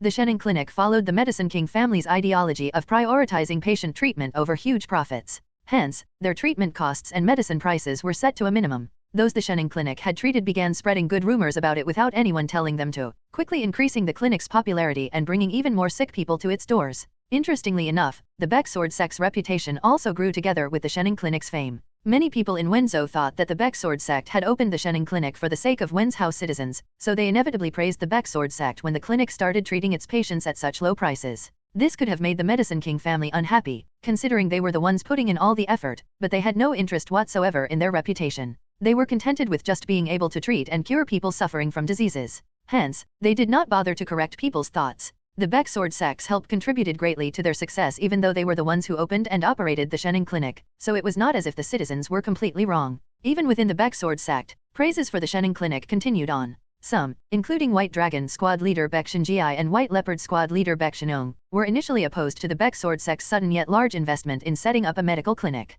However, they weren't opposed to it out of ill intentions but rather simply thought there were better things to spend the sect's funds on. In their own way, they were just looking out for the Baek Sword sect's best interests. Nevertheless, Mu-Gun pushed for it to the very end. When the Shening Clinic's success improved the Baek Sword sect's reputation, Shinjiai and Shinong acknowledged that Mu-Gun made the right choice. After the Shening Clinic's successful establishment in Wenzhou, Mu-Gun discussed where to open its second branch with the Medicine King family and eventually decided to erect it in Hangzhou. Not long after, they began preparations for its construction. Rather than spearheading the construction of the Shening Clinic's Hangzhou branch himself, Mu-Gun entrusted it to the Hangzhou Merchant Company instead. He simply provided them with the necessary funds, which was the most important. Since he didn't have to devote much time to planning and opening the new Shening Clinic branch, Mu-Gun found himself with a lot of free time in his hands. In between his training sessions, Mu-Gun once again examined the Baek Sword core skills by individually sparring with those who had completed the physical strength inspection. In response, the Baek Sword core did not hold back in showing him the skills that they had been honing. At the end of it all, Mu-Gun concluded that every single one of them had improved. However, those who had consumed 100 herb pill had evidently grown significantly stronger. Seeing how much effort the Baek Sword cops had exerted into their training, Mu-Gun was very satisfied with the results of their hard work. However, he kept his true feelings to himself. Their skills had undoubtedly improved, but they were still lacking compared to the 7 great families' elite warriors. It would be troubling if they were to become satisfied with their current skills, so Mu-Gun instead urged them to put in more effort. Also well aware that their skills were still inadequate, the Baek Sword Corps members vowed to work even harder. Mu-Gun spent 10 days inspecting the Baek Sword Corps skills, ending it just in time to welcome the new year. However, he did not do anything special on New Year's Day except greet, have a meal, and receive the blessings of his father and uncles. After greeting everyone, Mu-Gun visited the Flower Honor Manor and greeted Chen Yuhua as well. He felt ridiculous sending a New Year's greeting to Yuhua, who was like a friend in his previous life, but he was Baek Mu-Gun now, not Guiyang Huai. He had to do his duty as her junior in life. Mu-Gun greeted Yuhua, accepted her blessing, then took Dan Seol-young outside. In celebration of New Year's Day, events of various sizes and a wide selection of booths were set up in the streets of Wenzhou. They had more food options available than usual as well. While walking around the streets of Wenzhou, Mu-Gun and Seol-young checked out some of the booths and bought a couple of snacks. Time flew by so fast that they didn't even notice the sun had already gone down. Mu-Gun took Seol-young to Shanghai Tavern for dinner, ordering only their best dishes. "Did you have fun today?" Mu-Gun asked Seol-young. "I did. It was amazing." "Really?" "Yes, I love walking and looking around the streets with you. It was especially fun today because there were so many things to see. I should take you out more often." "No, going out once in a while is already more than enough for me. Have you ever traveled or done something similar before?" "No. Is there any place you want to go?" "If it's with you, anywhere would be great," Seol-young said shyly. "Even if it's a battlefield? You will protect me anyway, won't you?" Seol-young cheerfully answered. "Look at you saying stuff without thinking about it first. Let's go on a trip together when time permits." "I'd love to, but do you have the time?" "Even if I don't, I'll make time. Don't overdo it. Being with you is more than enough for me. But wouldn't it be better to go on a trip together?" "That's why I want to go," Mu-Gun replied. "You're right. I'll be looking forward to it, then." Feeling Mu-Gun's genuine feelings for her, Seol-young smiled brightly. "All right." The dishes they ordered were soon served, filling their table with fresh seafood from the seas of Zhejiang province. "These look really good." Seol-young exclaimed. Don't just stare at them. Go ahead and have some. Let's eat together, Seol-young insisted, making them eat at the same time. This is really good. Keep eating. Mu-Gun chuckled upon seeing Seol-young's eyes widen because of how great the food tasted. All the dishes and alcohol they ordered were truly delicious. Crackle! In the middle of their meal, firecrackers suddenly went off outside, creating a beautiful fireworks display in the sky. Wow, this is beautiful. Seol-young sounded like a child. I prepared that for you, Seol-young. Really? Yes. Hearing from Yuhua that Seol-young loved fireworks, Mu-Gun had a fireworks display prepared in advance. Firecrackers soared up from the windows of the Shanghai pavilion and formed various shapes up in the air. Seol-young's jaw dropped open. She couldn't take her eyes off the mesmerizing sight. Her reaction made Mu-Gun think that he did well. Ending their amazing day with a fireworks display and a nice dinner, the two returned to the Flower Honor Manor and made love with each other. Seemingly wanting to repay Mu-Gun for the wonderful day that he had prepared, Seol-young was more aggressive than ever. The next day, after eating breakfast that Seol-young herself had prepared, Mu-Gun attempted to return to the Baek sect. However, before he could even leave the Flower Honor Manor, Yuhua asked to meet him. Sensing that it was something urgent, he immediately headed to Yuhua's room.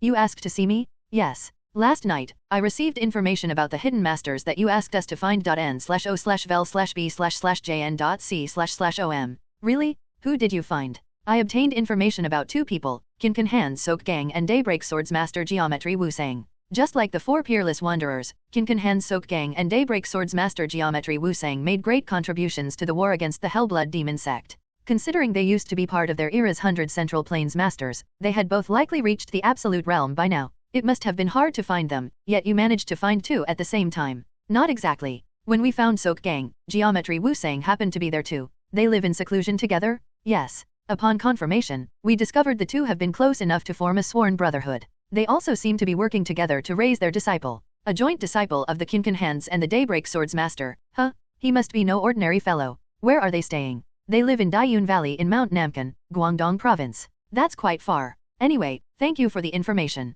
I will send you the payment as soon as I get back. Okay, have a safe trip. Mu-Gun bid Yuhua farewell and immediately returned to the Baek Sword sect. Baek Mu-Gun visited the four venerable elders as soon as he arrived at the Baek Sword sect. The year has just started, yet you already seem to be having a lot of fun. Meanwhile, we're cooped up in a small room, waiting for time to pass. Wang Rei welcomed Mu-Gun with a provoking remark. Did anyone tell you to stay cooped up in here? You are free to drink or bed a woman all you want. Don't tell me you want me to spoon-feed those to you? Mu-Gun immediately countered. You brought us over as venerable elders, so shouldn't you at least treat us as such? Why don't you just ask me to change your poopy diapers in the future as well? Mu-Gun got on Wang Rei's nerves. What you brat? How dare you openly neglect us just because you're younger? Moving on, I found where the Qin and the Daybreak Sword Master are. Mu-Gun immediately got to the main point, ignoring Wang Rei's remarks. Those fuckers are famous, Yang Xiaogan said, pretending to be a know-it-all. You're always like that. I'm sure they are both older than us, Jin Yusung, the calmest among the four venerable elders, replied, calling out Xiaogan. Who cares? They're not even here. Even kings in ancient times have been cursed at when they're not around. Xiaogan did not care at all. Yusung only shook his head in response. What's your plan? Are you thinking of recruiting them into the Baek Sword sect as well? Han Baek asked. That would be nice, but it wouldn't be that easy, would it? Mu-Gun commented. I doubt it. We wouldn't have even cast you a look if not for our past relationship, Wang Rei said. That's not necessarily the case. Mu-Gun's eyes shone. What's on your mind? I might be able to recruit them if I make them submit with my martial arts. With martial arts? Wang Rei sounded surprised. Those who possess high-level martial arts, like the Qin and the Daybreak Sword Master, take great pride in their abilities. I will take advantage of that to make them bet. A bet? I will fight them under the condition that if I win, they will have to join the Baek Sword sect. For the bet to be valid, wouldn't you also have to put something on the line? Han Baek asked. Why don't you bet the Heavenly Sea God sect's martial arts? Wang Rei suggested. The Heavenly Sea God sect's martial arts? Since ancient times, martial artists have always risked their lives for martial arts. Those two are bound to be interested in the Heavenly Sea God sect's martial arts. After all, it also comes with the bonus of guaranteeing them a comfortable retirement. Oh, that's simple, but I think that's exactly why it'll work. Xiaogan exclaimed. His reaction made Wang Rei look as if he was about to boast. Okay, there's nothing to lose, so let's give it a try. Mu-Gun confidently said, thinking it wasn't a bad idea either. Where are they, though? Mount Nankan in Guangdong Province. That's way too far. When are we going? We can leave as soon as I inform my father. Even if Mu-Gun failed to recruit them, he would at least be able to inform them of the Heavenly Killer Sect's threat. On that note, he had to be quick since he had no idea when the Heavenly Killer Sect would find them. I'll come with you, Xiaogan swiftly replied. Says who? Han Baek refuted just as quickly. We should draw lots again to be fair. Fine, but let's exclude Wang Rei. He has already accompanied Mu-Gun. What bullshit is that? That was all in the past. Today's a different day. Aren't you being too greedy? You should stay out of this. Who says I'm being greedy? Are you not going to eat today just because you ate yesterday? Do you really think that's the same as this situation? What's the difference? Wang Rei and Cheol-gon bickered with each other. Since neither had any intention of backing down, Mu-Gun simply shook his head. They were still the same even though they were older now. I'll let you four decide on who will go with me. I will meet my father now. Mu-Gun left the four venerable elders on their own so they could come to a decision. Upon meeting Baek Shinsang, Mu-Gun informed him that he had found the Kinkan Hands and the Daybreak Sword Master. He also told him his plan to meet them, which Shinsang readily agreed to. In his heart, he hoped that Mu-Gun could recruit the Kinkan Hands and the Daybreak Sword Master into the Baek Sword sect, just as he did with the four peerless wanderers. Having obtained Shinsang's approval, Mu-Gun looked for a ship heading to Guangdong province. Fortunately, he found a Ian merchant group ship leaving for Guangzhou, Guangdong province in 3 days. As scheduled, Mu-Gun boarded it with the 6 white wolves and Sunset Sword Jin Yusung, who was chosen through an intense lot drawing match among the 4 venerable elders. Mu-Gun's trip to Guangdong was handled in strict secrecy since the 9 celestial demons sect could be targeting him. If they found out that Mu-Gun and Yusung were away, they could target the Baek Sword sect instead. The long journey spanned 20 days, but that was already fortunate for them, considering it could have been twice as long if they had to travel by land. The main threat on the Wenzhou-Guangzhou Sea route was the Southern Sea Gang pirates. They ruled the Southern Sea, which stretched from Fujian province to Guangxi province. They used to be more powerful than the Four Seas Gang, but the Guangdong Jin family's constant suppression greatly diminished their forces. Nevertheless, they were still a fearsome gang of pirates for merchant groups. The Sea Palace sect, which was based in Fuzhou, Fujian province, escorted the Ian merchant group to and from Guangdong province. They had the same escort agreement with the Baek Sword sect. The Murim forces in Fujian province, the frontier of Murim, were relatively weak compared to the other provinces. However, the 3 great clans of Fujian were at least strong enough to hold their ground, especially the Sea Palace sect, which had the largest force among the 3. The Ian merchant group ship joined up with the Sea Palace sect's escort ship in Fuzhou, Fujian province, and sailed for Guangzhou in full throttle. During their journey, Mu-Gun sparred with the 6 white wolves while aboard the ship just like last time. Yusung, just like Wang Rei, showed interest in the sparring session and eventually started joining in as well. Sparring with Yusung, who used a different sword art from Mu-Gun, was the best training for the 6. The 6 white wolves' skills improved a lot more than when they went to Vuchang last time due to the additional 100 herb pills that they had consumed. Mu-Gun wanted to give them heavenly medicine pills, but he could not afford to provide them with such a huge preferential treatment since they still had not made any special contributions. Taking 200 herb pills alone was already a great privilege for them, but that was something Mu-Gun could do at his discretion. Either way, the 6 white wolves were growing rapidly thanks to Mu-Gun's grace and preferential treatment, but Mu-Gun was not taking care of them for no reason. They knew better than anyone how amazing and valuable the opportunities they were given, and they were also well aware that they had to spare no effort in grasping those opportunities. That was why they were working as hard as they could. Considering the efforts that they had put in, they deserved preferential treatment. The Sea Palace sect's forces escorting the Ian merchant group's ship were part of the Sea Palace Heavenly Might Corps, their combat division. The Crimson Shark Platoon, the 2nd platoon of the Sea Palace Heavenly Might Corps 5 platoons, was in charge of the escort mission. Their captain, Nam Jo-yang, looked at Mu-Gun's group with interest when he discovered that they were sparring on the Ian merchant group's ship. I don't think they're from the Ian merchant group. Do you know anything about them? Jo-yang asked Coil Peng, his adjutant. I'm not sure, but I don't recognize them. Do you want me to check? Find out who they are. They have incredible martial arts, so I doubt they're ordinary martial artists. Understood. As ordered, Il Peng immediately looked into the identity of Mu-Gun's group, and upon learning who they were from a member of the Ian merchant group, he reported back to Jo-yang. They're apparently the Baek Sword sect's young patriarch and his subordinates. I couldn't identify the middle-aged man with them, though. Baek Sword sect, you mean the sect that has been rising into fame recently? That's right. I heard that the Baek Sword sect has become the Zhejiang Martial Alliance's leader and that their patriarch and young patriarch are absolute realm masters. Why is the Baek Sword sect's young patriarch on the Ian merchant group's ship? I'm not sure why, but they also seem to be heading to Guangzhou.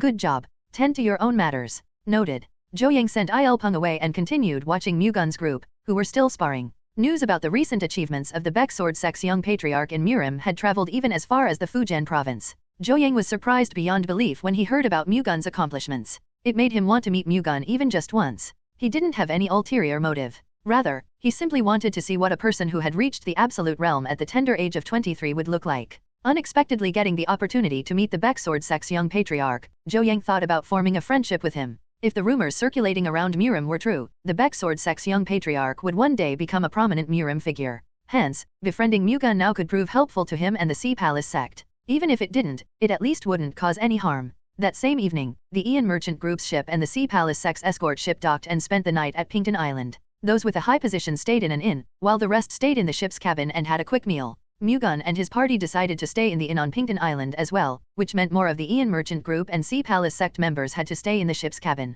The Ian Merchant Group aside, the Sea Palace sect could have complained about it unless the status and martial arts of Mu-Gun's party were good enough. However, Zhou Yang, who now knew the real identity of Mu-Gun and his party, yielded and adjusted the number of people who could stay in the inn accordingly. He then approached and greeted Mu-Gun, who had settled down in the inn and was about to have a meal. "Would you give me a little bit of your time?" "What's the matter?" Mu-Gun asked Zhou Yang, who spoke politely. "I heard that you are the Baek sect's young patriarch, so I wanted to greet you as a fellow martial artist of Murim. I am Zhou Yang, the leader of the Sea Palace sect's Crimson Shark platoon. It is an honor to meet you, young patriarch by ninth rising star of Murim." "Honor? You flatter me too much. I'm not that amazing. Anyway, it's nice to make your acquaintance. I am Baek Mu-Gun, the Baek sect's young patriarch. Few can reach your level of martial arts and accomplish what you've done in Murim. Everyone acknowledges you, young patriarch Baek. Thank you for your flattery. May I ask who the gentleman accompanying you is?" Zhou Yang carefully asked about Yu Sung, who sat opposite Mu-Gun, while respectfully pointing at him. "Please introduce yourself."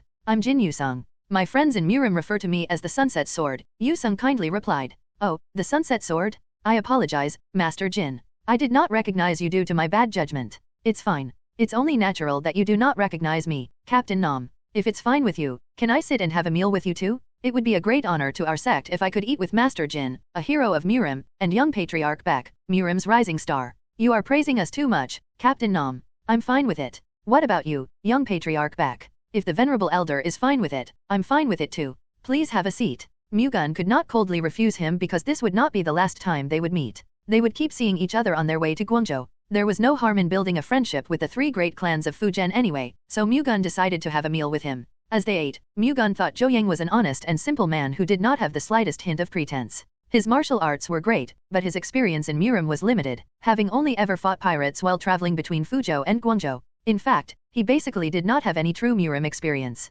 Perhaps that was why he was very curious about their world.n/o/vel/b/n.c/om. Throughout their meal together, Zhou Yang expressed his curiosity about Mu-Gun and Yu Sung's Murim stories. Mu-Gun and Yu Sung shared their experiences with him, making him realize that they were even more incredible than he had initially thought. Because of their meeting, he began desiring to someday amass achievements in Murim like they did. Ever since Zhou Yang introduced himself to Baek Mu-Gun and Jin Yu Sung, he had been having dinner with them every evening. The two liked Nam Zhou Yang, who was honest and simple, so they didn't mind. They only had meals together at first, but after a few days, they began to drink together too. With their friendship deepening, Zhou Yang carefully requested Mu-Gun and Yu Sung to take a look at his martial arts. Mu-Gun was curious about the martial arts of the Sea Palace sect, one of the three great clans of Fujian, anyway, so he gladly accepted Zhou Yang's request and even personally sparred with him. As the younger brother of Sea Palace sect patriarch Nam Zhou Maiyang, Zhou Yang naturally fought using the 72 Sea Palace chain sword art, their sect's authentic martial arts. As its name suggested, once unleashed, it gave form to a series of chain reactions strong enough to push back the opponent and prevent them from counter-attacking.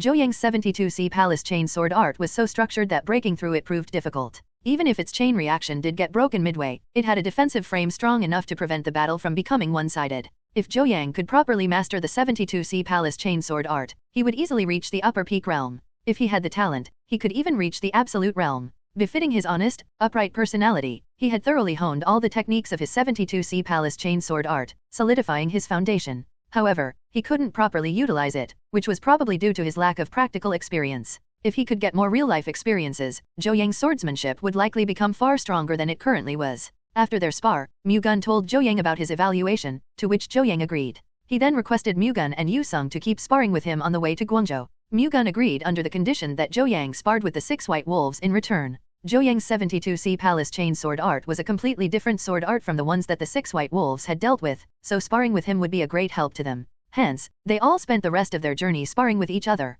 The Ian Merchant Group's ship arrived in Guangzhou after 21 days at sea. Strong waves and winds posed dangers to them on the way, but they ultimately reached their destination unscathed. As soon as they arrived, Mu-Gun's party detached from the Ian Merchant Group's party and began to move on their own. Mu-Gun's party had to have already returned to the port in 15 days, which was when the Ian Merchant Group planned to leave for Wenzhou again. Zhou Yang found it a pity that they had to part with Mu-Gun's party now but was relieved to hear that they would be heading back together after 15 days. After separating from the Ian Merchant Group's party, Mu-Gun and his group made their way toward Mount Nankan, where the Qinkan Hans and the Daybreak Sword Master were living. They could reach Mount Nankan in 4 days if they were quick enough, so they moved as quickly as they could. They arrived in Mount Nankan in 3 days a day earlier than their estimated time of arrival as a result, but their journey still wasn't done. They still had to find the Dayun Valley, which was where the Kinkan Hands and the Daybreak Sword Master were, at the heart of the mountain. Unfortunately, its name didn't really help them find it. Hence, they hired a local herbalist to guide them. The herbalist searched through Mount Nankan for herbs to forage for a living, so they naturally knew all about the ins and outs of the mountain and were bound to know where Dayun Valley was.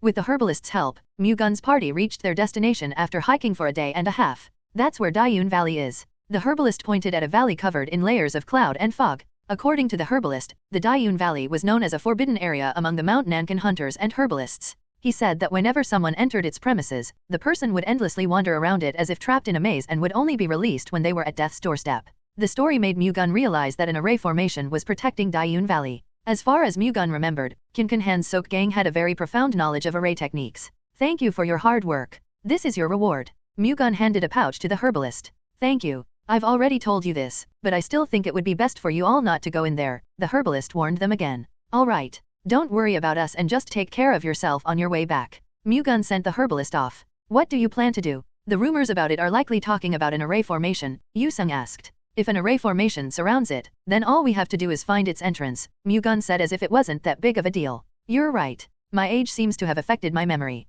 For a moment there, I forgot about the extent of your capabilities, Yu-sun said, remembering Mu-Gun's Thunder God's heavenly eyes. Well then, shall we go? Mu-Gun and his group approached Dayun Valley, which was located beyond a ridge, but they stopped soon after, having discovered a group approaching from the opposite ridge. Has the Heavenly Killer sect discovered this place? Yu-sung frowned. Mu-Gun activated the Thunder God's heavenly eyes and examined the other group. They were armed with swords and were all wearing blue robes embroidered with a seahorse symbol on both sleeves. Judging from their outfit, I doubt they're from the Heavenly Killer sect. What are they wearing? Yu-sung asked. Blue robes with a seahorse symbol embroidered on both sleeves. They're probably Nankan sect martial artists, Sadu Kwang of the Six White Wolves said.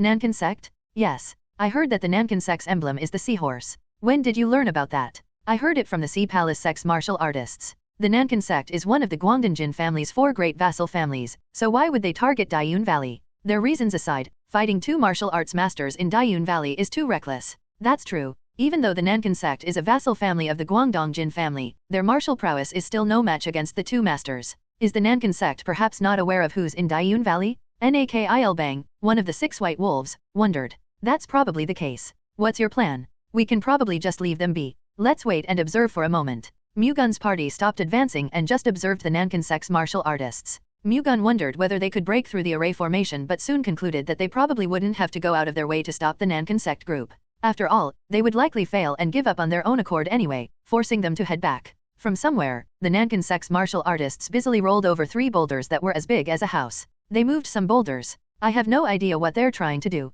Yu-sung looked puzzled. They'll probably roll those boulders down in an attempt to destroy the array formation, Mu-Gun guessed. Will it work? If the geographic terrain that forms the array formation is destroyed, the array formation can be disrupted. They're actually using their brains to solve it, Yu-sung commented. Not long after, the Nankan sect's martial artists rolled a boulder down toward the Dayun Valley. It trailed along the slope of the ridge, destroying the trees that were blocking its path, then bounced and dropped on Dayun Valley, devastating the whole area. When the layers of cloud and fog surrounding Dayun Valley faded, Mu-Gun activated the Thunder God's heavenly eyes. Examining the area, he confirmed that the array formation was greatly damaged. Their plan worked. They have broken it? Baek San-kyung asked. That array formation is a maze array. Once you go inside it, it would force you to circle the same path. However, now that its axis has been damaged and the maze no longer functions, it has been rendered useless. N/O/vel/b/n.c//om. Thanks to them, we can head inside with ease, Yu-sung said, finding the current situation actually advantageous. They're making a move. Nung Joyeon of the 6 White Wolves pointed to the opposite ridge.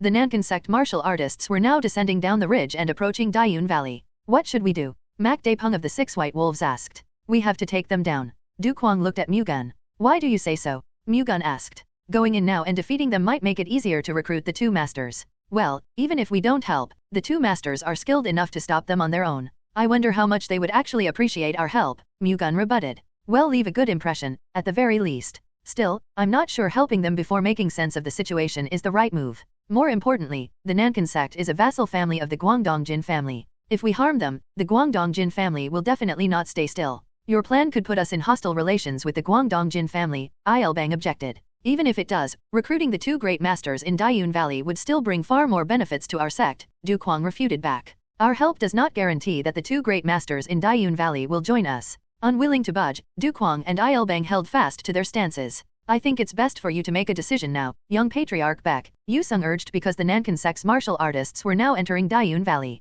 Let's find out why the Nankan sect and the masters in Dayun Valley are fighting first, then decide what to do from there. That's a good idea. Let's go. Mu-Gun's party went straight down the ridge and immediately entered Dayun Valley. After going through multiple layers of clouds and fog, they were greeted by a unique and enigmatic landscape. Like a folding screen, white rocks surrounded the back of the ground basin in the middle of tall trees. A mountain stream flowed vigorously in front of it, making it seem like a dragon frisking around. The shabby house in the ground basin likely served as the Kinkan Hands and the Daybreak Sword Master's home. Together, all those elements created a beautiful, picturesque landscape. However, the battle in the middle of the mountain stream ruined its elegance. Two elderly men and a young man were fighting against the Nankan sect's martial artists, who trespassed into Dayun Valley. Mu-Gun thought Kinkan Han's Sok Gang was probably the bare-handed elder, and Daybreak Sword Master Geometry Wu-Sang was the one with the sword. If so, then the young man fighting alongside them had to be their disciple. Despite only having 3 people on their side, they didn't lose ground against the Nankan sect martial artists, who were over 50 strong. Rather, at the rate the situation was progressing, the Nankan sect martial artists probably would not be able to avoid total annihilation.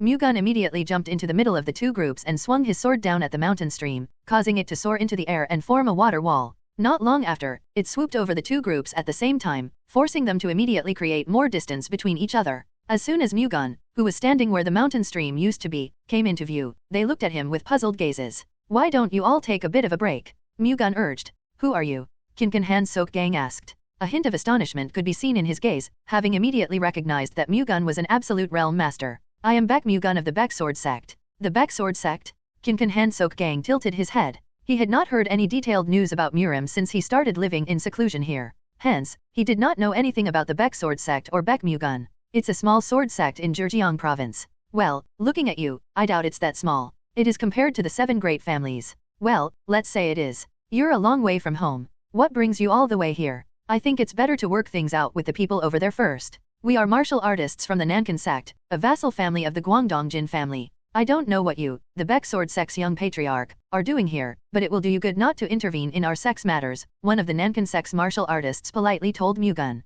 Even if I don't intervene, I highly doubt you can defeat those 2. What are you trying to do, then? The Nankan sect's martial artist now sounded displeased. I don't know why you 2 are fighting, but now that I'm here, why don't you talk it out? We refuse. Our young patriarch lost all functions in his leg because of that bastard's hands. We will definitely not retreat until they pay that debt back. The Nankan sect's martial artists pointed at the young man whom Kong Chan had assumed was the disciple of the Kinkan Hands and the Daybreak Sword Master. It was better for that scumbag to live as a cripple, the young man proudly replied. He sounded as if he had done the right thing. Shut up. How dare you run your mouth? You're just a coward who ambushed our young patriarch? Ambush? Did that bastard just say ambush? I guess he knows how to feel ashamed, considering he found the need to lie. Listen carefully. I never attacked him by surprise. I just punished that bastard for trying to rape a woman. Bullshit. Just because the young patriarch is not here does not mean anyone would believe your nonsense. He is not the kind of person to do that. Tisk tisk, I pity you for pledging allegiance to him without knowing who he truly is, the young man responded after clicking his tongue.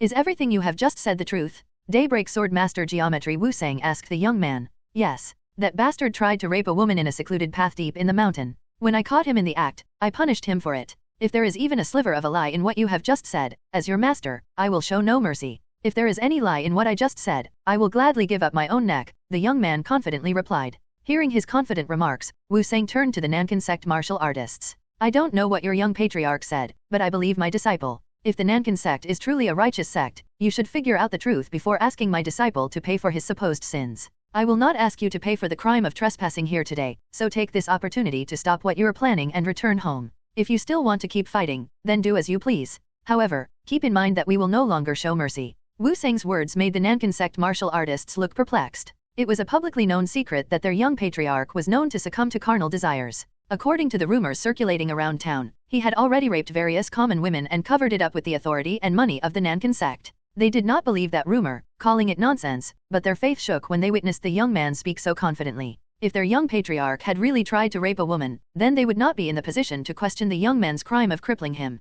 Coming to a decision, one of the Nankan sect martial artists said, "We will retreat for now. However, if we find out that our young patriarch did nothing wrong, then the Nankan sect will definitely not forgive you. If my disciple's statement turns out to be a lie, the Nankan sect won't have to take action. I will punish him myself. I hope you mark your words. Everyone, retreat." With that remark, the Nankan sect martial artists left the Dayun Valley. Mu-Gun smiled bitterly. The situation resolved itself without them having to step up or do anything in particular. Now that the uninvited guests have left, it's time to listen to what you have to say. What is the Baek Sword sect of Jeongjang province doing here? Seokgang asked Mu-Gun. I'm here to bring you crucial information. What is it? The Nine Celestial Demons sect has launched a full-scale assassination mission on the hidden masters who used to be active during earlier generations. They have already killed many of the hidden masters. I was worried that their assassins would also target you too, so I came here to warn you. The Nine Celestial Demons sect has reappeared? Wu-Sang asked in surprise. That's right. Their devious plans have already caused several disturbances in Murim. It hasn't even been that long since we drove away the Hellblood Demon sect, yet the Nine Celestial Demons sect has already dared to resurface, Wu-Sang said with a sigh. So you came here to tell us to be careful? Seokgang clarified. Yes. Mu-Gun nodded. Please accept our gratitude for going through all that trouble. However, you have a more important reason, do you not? That's correct. With all due respect, I would like to invite the two of you to join the Baek Sword sect. Ha ha ha, I assume you're recruiting us despite knowing who we are? Seokgang snickered. I am fully aware of your identities. That is precisely why I am trying to scout you both. N/O/vel/B/J.N.C//OM. Then you must already be aware that we now live in seclusion here, which means we no longer want to intervene in affairs of Murim. The Nine Celestial Demons sect is threatening the peace of Murim. Many people will die if masters like the two of you do nothing, Mu-Gun reasoned. Even so, I find that reason insufficient for us to join the Baek Sword sect. With all due respect, I doubt our sect's capabilities are not enough to recruit the two of you. Such arrogance. Seokgang sounded displeased. Would you like to test whether I am being arrogant or not? Mu-Gun confidently asked. How do you suggest we test you? Seokgang asked curiously. How about a bout with the both of you esteemed masters? Too much confidence only leads to conceit. That ego of yours might end up taking your life as well, Seokgang warned Mu-Gun. Why don't you find out for yourself whether I am confident or conceited? However, if I win against you too, please join our sect as venerable elders. HOH, do you really think you can beat the both of us? Wu-Sang sounded baffled. Shouldn't I be at least that strong to recruit you both? I cannot even call this crazy. This is pure madness. Fine, then. We will join the Baek Sword sect as its venerable elders if we lose. However, what if we win? What can you offer us? Seokgang asked. I will give you the Heavenly Sea God sect's martial arts. The Heavenly Sea God sect's martial arts? Seokgang's eyes beamed. Yes. That should be valuable enough to even out this deal. How can you prove that you really have the Heavenly Sea God sect's martial arts? The Heavenly Seafarer left this behind as a legacy. Taking a look at this should be enough for you to believe me. Mu-Gun showed the two men the manuscript that the Heavenly Seafarer had left behind and the flying golden shield. The items made the hidden masters realize that Mu-Gun was telling the truth. How naive. Have you never heard of the saying, opportunity makes the thief? You have thought that showing us the Heavenly Sea God sect's martial arts could tempt us to take those items by force, have you not? Wu-Sang commented. Mu-Gun smiled widely. I believe you two aren't so wicked. Even if you were, stealing the Heavenly Sea God sect's martial arts from me is simply impossible. Haha, I can't help but acknowledge your confidence. Wu-Sang gave up. I doubt that's the case. It's highly likely that he simply has faith in the martial arts master standing behind him. Seokgang pointed to Jin Yu-sung, who was watching the situation with interest from behind Mu-Gun. You're no ordinary person. May I know what your esteemed name is? Wu-Sang politely asked Yu-sung. I'm Jin Yu-sung. The Sunset Sword. The Sunset Sword of the Four Peerless Wanderers? Yes. Did the Four Peerless Wanderers join the Baek Sword sect? That's correct. As someone who has experienced it firsthand, you will definitely not regret becoming the Baek Sword sect's venerable elders. That's incredible. I can't believe you were able to recruit the Four Peerless Wanderers. Even the Emperor could not have brought them under his wing, Seokgang said in surprise. Do you feel like joining our sect now? Mu-Gun asked. Fine. I'll take you up on your offer. Are you being serious? Wu-Sang asked, surprised by Seokgang's decision. If you managed to win against the two of us at such a young age, I would be able to guarantee that you would soon compete for the best in the world. If you are truly that strong of a martial arts master, then wouldn't that mean you have enough qualifications to have us at your service? On the other hand, if you're proven wrong, then we will simply acquire the Heavenly Sea God sect's martial arts, Seokgang reasoned. Wu-Sang chuckled, then said, as that old man said, I think it would be great to witness you become the best martial artist in the world from beside you. I also accept your offer. You won't go back on your words later on, will you? A man never goes back on his word. We should be the ones saying that to you. That won't happen, so don't worry. That establishes our bet, then. Shall we begin? Yes. I see no reason to delay this any further. Striking while the iron is hot, the three immediately proceeded with their sparring match. Mu-Gun stood on the left side of the mountain stream while Seokgang and Wu-Sang stood on the right side. Amid the tension, Seokgang and Wu-Sang exchanged glances. Seokgang approached Mu-Gun first. He kicked off the ground and dashed toward Mu-Gun like a cannon. Jumping across the mountain stream in one fell swoop, he immediately extended his hands. The Kinkan chi that emerged from his hands burrowed toward Mu-Gun's chest like a thunderbolt. In response, Mu-Gun immediately unleashed the Heavenly Descent Thunder Strike with his left hand, clumping together a wave of golden lightning until he had created a huge hand. With it, he blocked the Kinkan Chi, which boasted an extremely destructive power by harmonizing the energy of heaven and earth. When the Kwangkan Chi collided with the golden hand, a thunderous roar erupted. Not long after, Sok Gang was pushed back, his Kinkan Chi shattering. He looked as if he could not believe what just happened. Although he did not give that attack his all, it should still have been impossible for the Kinkan Chi to be shattered so effortlessly. After blocking Sok Gang's attack and pushing him back, Mu-Gun immediately thrust the sword in his right hand toward Daybreak Sword Master Wu-Sang. Wu-Sang attacked at the same time Mu-Gun and Sok Gang clashed, but Mu-Gun did not let that slip past him. Mu-Gun's sword sent forth a thunderbolt sword, blocking Wu-Sang's advances. Wu-Sang hurriedly swung his sword and sent Vajrachi toward the thunderbolt sword violently flying toward him. The collision shook up the entire space itself. When he noticed his Vajrachi helplessly being shattered, Wu-Sang swung his sword again. However, the resulting shockwave still pushed him back quite a distance. As the two fought, Sok Gang, who had been blasted away, flew toward Mu-Gun and extended his hand again. The violent collision a moment ago made him conclude that he would not be able to defeat Mu-Gun unless he gave it his all. Hence, this time, he executed the Kinkan Infinite Hands art with all his might. A series of sword-shaped Kinkan Chi darted toward Mu-Gun like arrows. Rather than confronting Sok Gang's attack head-on, Mu-Gun activated the Thunder God's aerial steps and soared into the air. When the Kwangkan Chi narrowly passed by under his feet, he swung his sword toward the ground, covering the sky with countless moonlight chi for a brief moment. The moonlight chi simultaneously poured down on Sok Gang and Wu-Sang from all directions before they could launch another attack. Mu-Gun had just unleashed the Celestial Moonlight Sword Art's final and ultimate technique, the Moonlight Shower. Sok Gang and Wu-Sang's expressions hardened. They extended their hand and sword respectively and unleashed Vajrachi toward the incoming attack. The collision resulted in a chaotic explosion, but more Moonlight Sword Chi remained than the two masters had blocked. Sok Gang and Wu-Sang let loose a series of Vajrachi to block the waves of Moonlight Sword Chi that endlessly rained down on them. With each collision, a thunderous roar resonated and shook the entire Dayun Valley. Nevertheless, their defense remained impenetrable. However, before they realized it, Mu-Gun had descended behind them while they were still busy blocking the Moonlight Sword Chi. Wasting not even a single second, he unleashed the Celestial Moonlight Sword. The fan-shaped Moonlight Sword Chi burrowed into Sok Gang and Wu-Sang's backs. Mu-Gun was just beginning. Having seized the upper hand, Mu-Gun let loose another wave of Moonlight Sword Chi before the two could even get the chance to counterattack. Cho Wukyung, the disciple of the Kinkan Hands and the Daybreak Sword Master, could not close his mouth. Right before his very eyes, Baek Mu-Gun was pushing his two masters back using powerful martial arts. Where did such a monster come from? Even though they seemed to be around the same age, Mu-Gun's ability still dumbfounded him. Wukyung thought that no one among his peers could surpass him. Befitting his confidence, his martial prowess was at the upper intermediate peak realm, and certainly not on the weak side of it either. However, compared to him, Mu-Gun was on an entirely different level. From Wukyung's perspective, Mu-Gun seemed to have gone past the peak realm. Otherwise, he definitely would not have been able to drive his two masters into a corner. It would already be surprising if Mu-Gun had reached the absolute realm, but he had actually gone beyond that. Such a monster had never existed in Murim before. Wukyung's perplexity was nothing in comparison to how shocked Sok Gang and Geometry Wu-Sang were, given that they were the ones fighting Mu-Gun. It was difficult for them to understand why they were the ones frantically trying to defend against Mu-Gun's attacks instead of the other way around. How could this be? With enough concessions, they could understand Mu-Gun reaching the absolute realm, especially when taking his insane talent into consideration. Still, that didn't explain how Mu-Gun could launch a one-sided offensive against two high-ranking absolute realm masters. As commonly said, even if someone started learning martial arts in their mother's womb, they still would not be able to reach such a level. Contrary to popular belief, however, Mu-Gun had managed to reach this far at his tender age. All things considered, it was certainly possible for him to become the best martial artist in the world. No, he could even become the strongest martial artist of all time. The two couldn't help but think how great it would be to be standing next to Mu-Gun when he reached that level. To that end, they were even willing to devote the rest of their lives to him. Mu-Gun could likely lead their pretentious disciple properly as well. Simultaneously reaching a decision, Sok Gang and Wu-Sang stepped far back. Stop. That should be enough to decide the outcome of this match, Sok Gang said. Sok Gang knew that if Mu-Gun had made up his mind and given it his all, he would have already defeated them.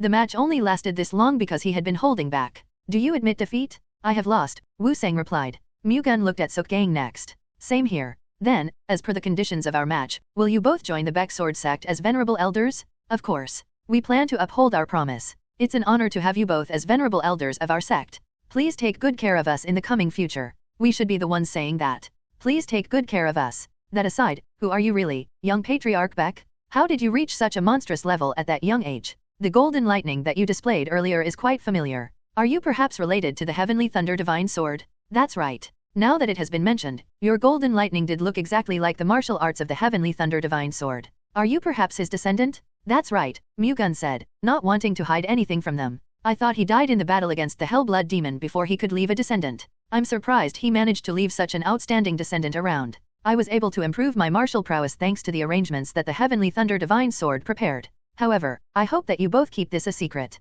I would like to ask for your disciple to remain silent about it as well. No worries. We will certainly not reveal it to anyone. Moreover, since we will be working together from now on, it's best we introduce our disciple as well. I have yet to decide whether I'll join the Baek Sword sect, Wu Kyung bluntly said. Your masters are going. It's only natural that you come along as our disciple, so stop spouting nonsense. Why should I do that? This is an important, life-changing decision, so I should be the one to make it. If you want to decide otherwise, then spit out all the martial arts you have learned from us. How can I spit out what I've learned? Aren't you being too petty? Petty? This is all for your own good. Serving under a man like young Patriarch Baek can only do you good. He may go around creating enemies just like you too, my dear masters. You should not pressure him too much. As your disciple said, his life should be up to him to dictate, Mu-Gun said, implying that he did not care whether Wu Kyung joined or not. Don't you think that my skills would go to waste, young Patriarch Baek? With his pride hurt, Wu Kyung indirectly asked if Mu-Gun had no desire to recruit him. That's what I'd like to ask you. Isn't it a pity to lose the chance to become a member of the Baek Sword sect, which will become the world's best martial sect in the future? The world's best martial sect? That's right. We will sooner or later become the best out there. It was difficult for Wu Kyung to argue against Mu-Gun's confidence. With the martial arts that Mu-Gun had displayed a while ago, he could certainly become the strongest martial artist in the world. Hence, it wasn't impossible for the Baek Sword sect, Mu-Gun's sect, to become the world's best martial sect either. Moreover, I can lead you to greater heights.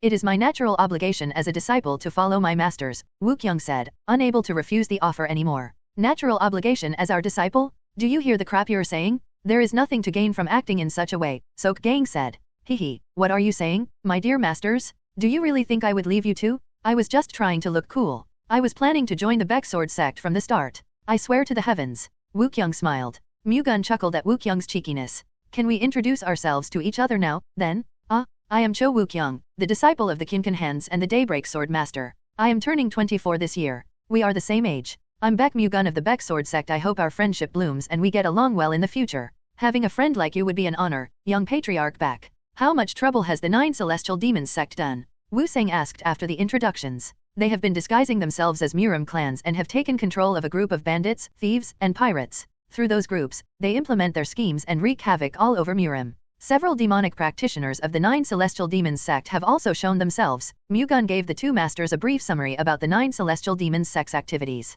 It seems they haven't fully resurfaced yet. That's right. They are probably focusing on reducing the power of Murim behind the scenes for now. The forces of Murim have to be gathered before they mobilize all of theirs, Wu Sang said. That's also one of the reasons why we are recruiting you two esteemed masters. Is there perhaps anything you have to prepare before heading over to our sect? We have nothing else to prepare, but there is one thing we have to resolve before we leave, Wu Sang said. May I ask what that is? Rather than answering immediately, Wu Sang looked at Sok Gang. Considering things have progressed this way, I don't see why we should keep it a secret, Sok Gang said. Wu Sang nodded. It's related to a divine beast. We have found one in the heart of Mount Nankan. A divine beast? It's a centipede that is over 50 feet long. We call it the three-headed centipede due to its 3 heads. Its name alone tells me it's no ordinary beast. That's right. Each of its heads possesses a different type of energy and its own thought process, making it difficult to deal with. We have tried to take it down several times already, but after multiple failed attempts, we were left with no other choice but to retreat. It must be a truly amazing beast, considering even the two of you combined weren't enough to slay it. It is, but it should be easy to take down with your help, young Patriarch Baek and Master Sunset Sword. What do you say? Mu-Gun asked Jin Yusung. What else? Of course, we should catch it, Yusung answered as if Mu-Gun was asking the obvious. Let's capture the three-headed centipede before we leave, then. To avoid delaying any further, why don't we hunt it down tomorrow? Okay, actually, there's one thing I would like to ask from you. What is it? I would like to have the beast core of the three-headed centipede. We were actually trying to catch it with the intention of feeding its beast core to our disciple. Let's do that, then, Mu-Gun gladly accepted. He didn't covet the three-headed centipede's beast core in the first place. It would have been great if he could have it, but it was only right for Sok Gang and Wu Sang, who had found the three-headed centipede and had been trying to slay it, to take its beast core. Is that fine with you as well, Master Sunset Sword? It is. Yusung didn't particularly want it either. Thank you. I was worried about what to do if any of you wanted the three-headed centipede's beast core. That being said, it makes me feel bad to make you two go through all the hard work with us and not gain anything in return. Please don't think of it that way. We have already gained a lot from having the two of you and your disciple join the Baek Sword sect. Hearing you say that sets my mind at ease, young Patriarch Baek. That aside, we will have to spend the night here. I don't know if we can all fit in there, though. Yu-sung looked at the house with concern. It was the only accommodation he could see within the Dayun Valley. The Baek Sword Sex group was composed of 8 people. Together with the 3 who lived here, they numbered 11 in total. The house was too small for everyone to sleep in. It's only one night, not a few days. Can't we just put up with it and sleep? We will soon be leaving anyway, so if we move the furniture outside, we should be able to get some proper sleep despite the small space. That should do. Deciding to spend the night in Dayun Valley, Mu-Gun and his group moved all the furniture in the house outside, freeing up space. It was too tight for the 11 of them to lie down comfortably, but it was still better than sleeping in the cold wilderness. Mu-Gun's group and the 3 men from Dayun Valley had a simple dinner, then huddled together in the cramped house to sleep. The next morning, they woke up early and had a quick breakfast before hunting down the 3-headed centipede. The 3-headed centipede's cave was an hour deeper into the Dayun Valley. With Sok Gang and Wu Sang's guidance, Mu-Gun's group made their way toward it. The path to the cave was extremely rough, making it difficult for ordinary people to traverse. However, it wasn't that big of an obstacle for Mu-Gun's group since they were all martial arts practitioners. How does the 3-headed centipede fight? Mu-Gun asked. Each of its heads has a different thought process, allowing them to move independently. For that reason, although it's just one divine beast, you should treat it as 3 separate beings. Moreover, as I have previously said, the 3 heads use fire chi, ice chi, and thunder chi respectively, Wu Sang kindly replied. How does it use those energies? It uses the antennae on its heads to charge up the 3 energies into a round shape, which it will then launch like a cannonball. It can also use those energies like a sword. Oh, its pincers are also coated with poison. The way you describe it makes it seem as if it's no different from a martial artist. Believe me when I say that it's not just as strong as a normal martial artist. Rather, it's equal to an absolute realm master who can use Vajrachi. How about its defensive capabilities? It has a shell sturdy enough to deflect Vajrachi. Its joint areas are relatively weak, but it can freely contract its body, which makes it hard to target those spots. That's only because there were only 2 of us. With Brother Sunset's sword and young patriarch Baek's support, hunting it down will be easy, Sok Gang refuted. While having a light drink last night, Sok Gang and Wu Sang's friendship with Yu-sung grew so deep that they reached brotherly terms. Still, we should not let our guard down. That does not exist in my dictionary, so don't worry. They were still talking about the 3-headed centipede when they reached its cave. Looking down at it, Mu-Gun noticed it was located in between sharp cliffs and was filled with black clouds. What's that black cloud? It's the poisonous fog the 3-headed centipede spews out. How toxic is it? Touching it does nothing, but you will start losing internal energy if you inhale it. We can't fight while holding our breaths, so we should get rid of the poisonous fog first. Nov.L.B//JNN.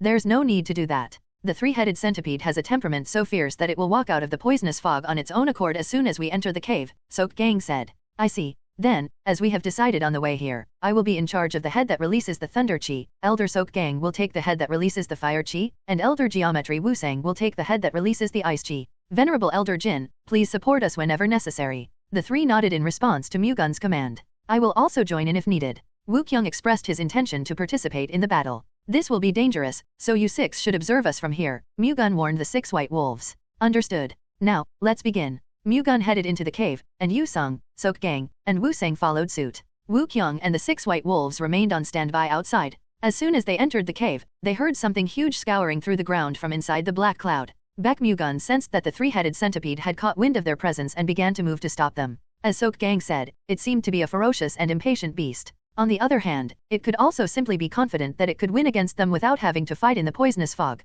It's coming out. Everyone, prepare for combat. Mu-Gun shouted at the others as he unsheathed his sword. As the grazes on the floor grew closer, a huge shadow began to loom over the poisonous fog. It's so disgustingly huge, Jin Yu-sung said with a look of disbelief. Mu-Gun activated the Thunder God's heavenly eyes and examined the 3-headed centipede inside the poisonous fog. Its body was covered with a reddish-black shell spanning 40 feet, and its 3 heads each hung at the end of a 10-foot torso, which was shorter and thinner than the body at the back. Moreover, the 3 heads' colors differed from each other. The head on the left was silver, the one in the middle was red, and the right head was blue. Mu-Gun guessed that their color was related to the energy that they could use. The silver head is probably the one that uses thunder chi. Mu-Gun prepared to fight the left head. Be careful, everyone. It will soon charge its energy into a round ball and launch it, Geometry Wu Sang warned. Not long after, 3 spheres, each matching the color of the head that conjured it, flew toward them at high speed from within the poisonous fog. Mu-Gun thrust his sword toward the silver sphere, encircling it with golden moonlight chi. Amid the resulting explosion, the silver sphere shattered the moonlight chi, which was restraining it, pieces and continued to burrow toward Mu-Gun.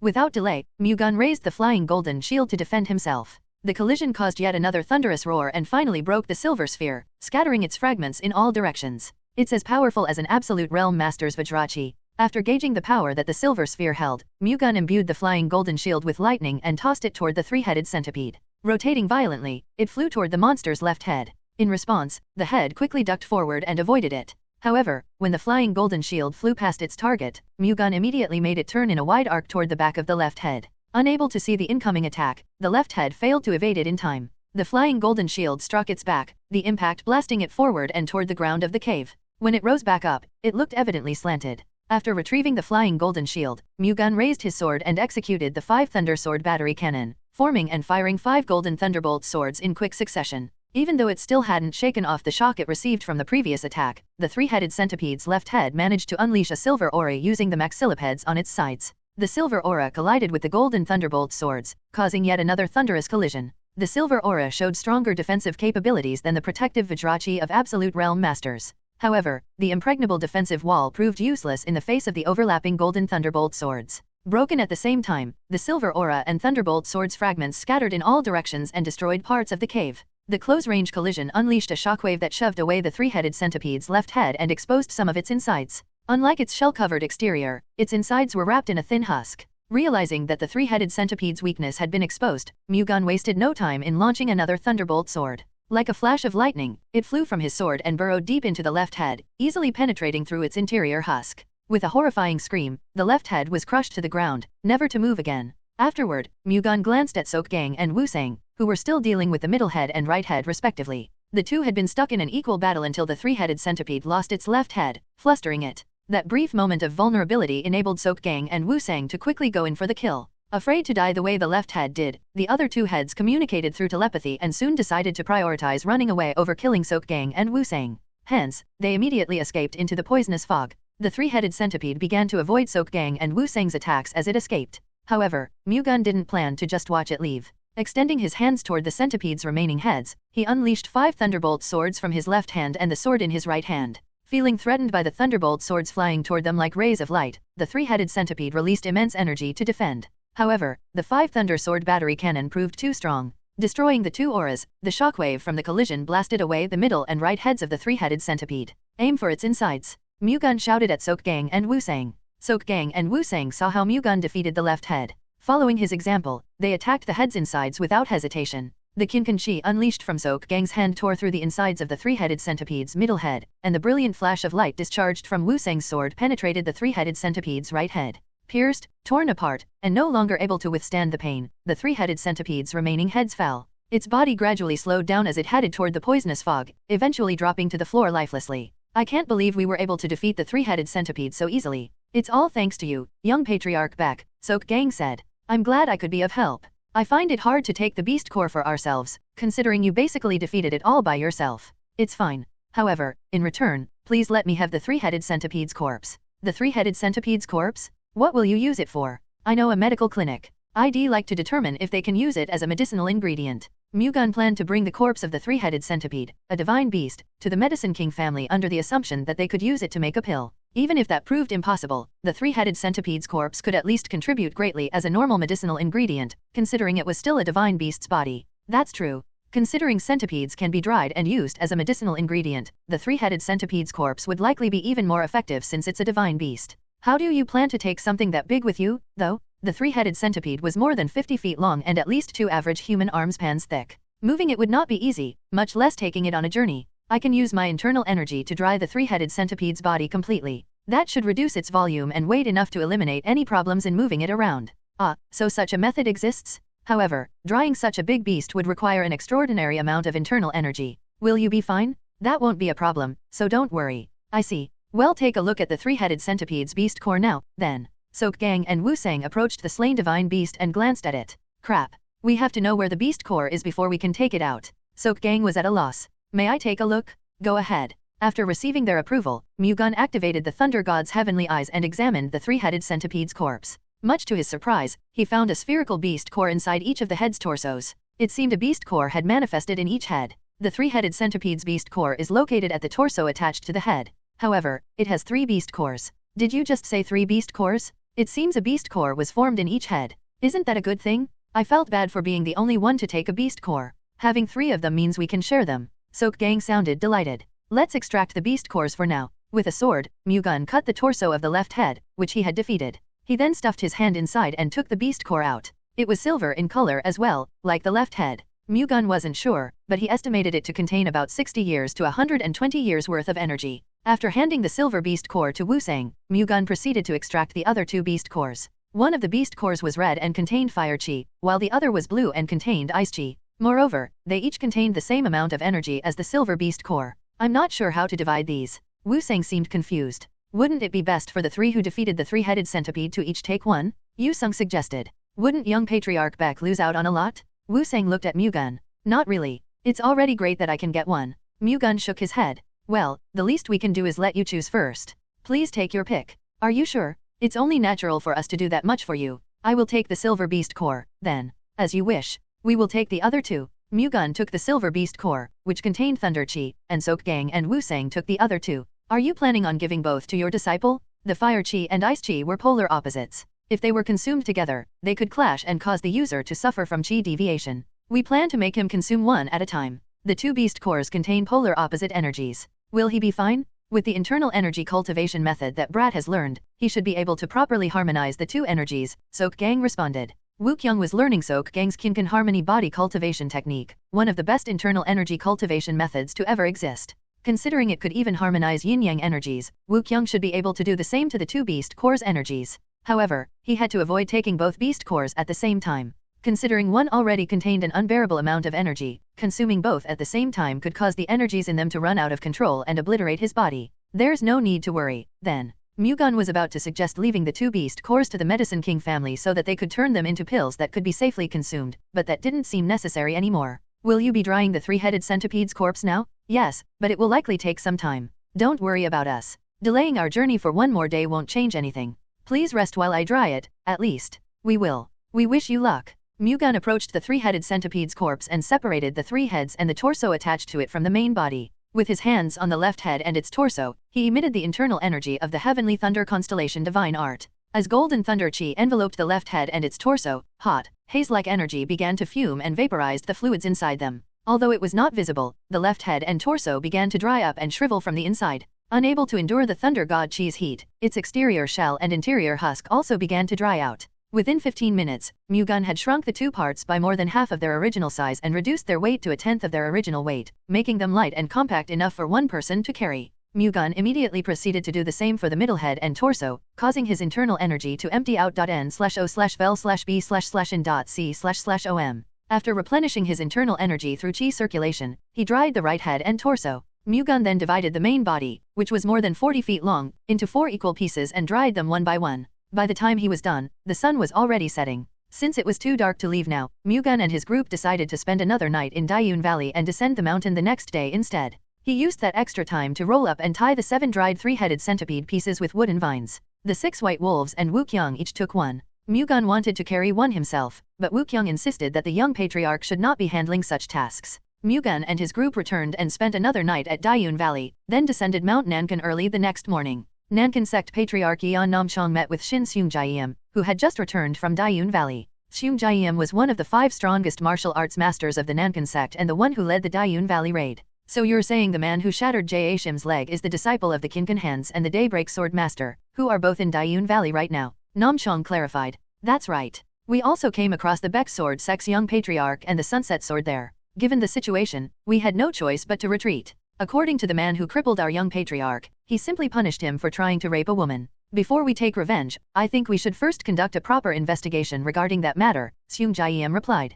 So we're supposed to simply let this matter go if it's proven that Jae-Shim did do something wrong? Namchong frowned and asked, indicating that he did not find that acceptable. In Murim, execution is definitely not an excessive punishment for rape. Insisting on taking revenge even though the young patriarch really did commit the inexcusable crime of rape would only tarnish the Nankan sect's honor, Seung-Jaeum argued, showing no signs of backing down. If Jae-Shim was your child, would you still be able to say that? I would not treat my own child any differently. You only say that because you have not experienced it yourself. If it were someone else, I would have said something as righteous. However, I simply can't find justice in the fact that my child will be spending the rest of his life crippled. As his father, I have to avenge him. Even if the world condemns me, I will not change my mind. Before you are the young patriarch's father, you are first the Nankan sect patriarch. You have to prioritize the Nankan sect above all else. As our leader, it is your duty to lead us down the right path. Your behavior right now is not deserving of your title. Moreover, as I have already said, the masters of the man who crippled the young patriarch are the Kinkan Hands and the Daybreak Sword Master.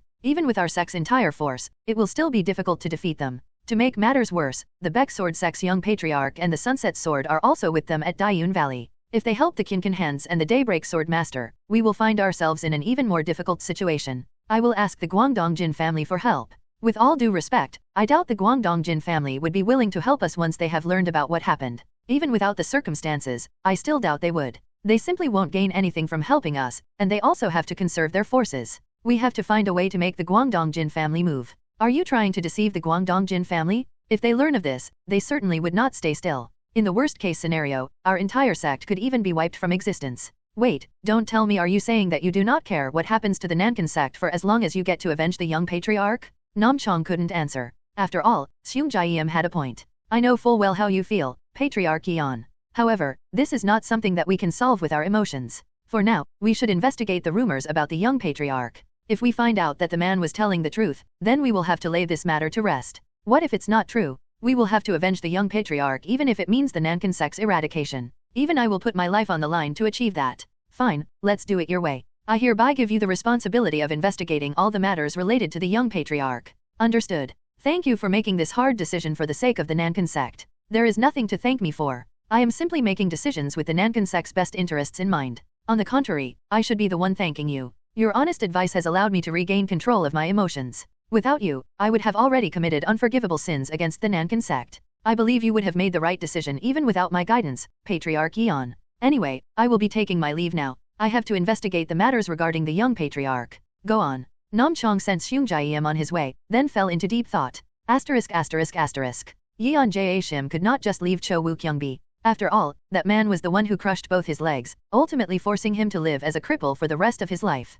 Jae-shim wanted to make that bastard suffer the way he did. No, he wanted to shatter Woo-kyung's legs and arms so he would crawl for the rest of his life. Since the Nankan sect had sent their elites to Dayun Valley, he thought it was only a matter of time before the bastard was caught. However, he was instead soon told that the Nankan sect's elite warriors returned empty-handed and that they were putting avenging him on hold. Unable to control his anger, he threw away the vase on his bedside table. The vase shattered as a result, its fragments scattering across the room and the water inside it soaking the floor. Young Patriarch Yeon?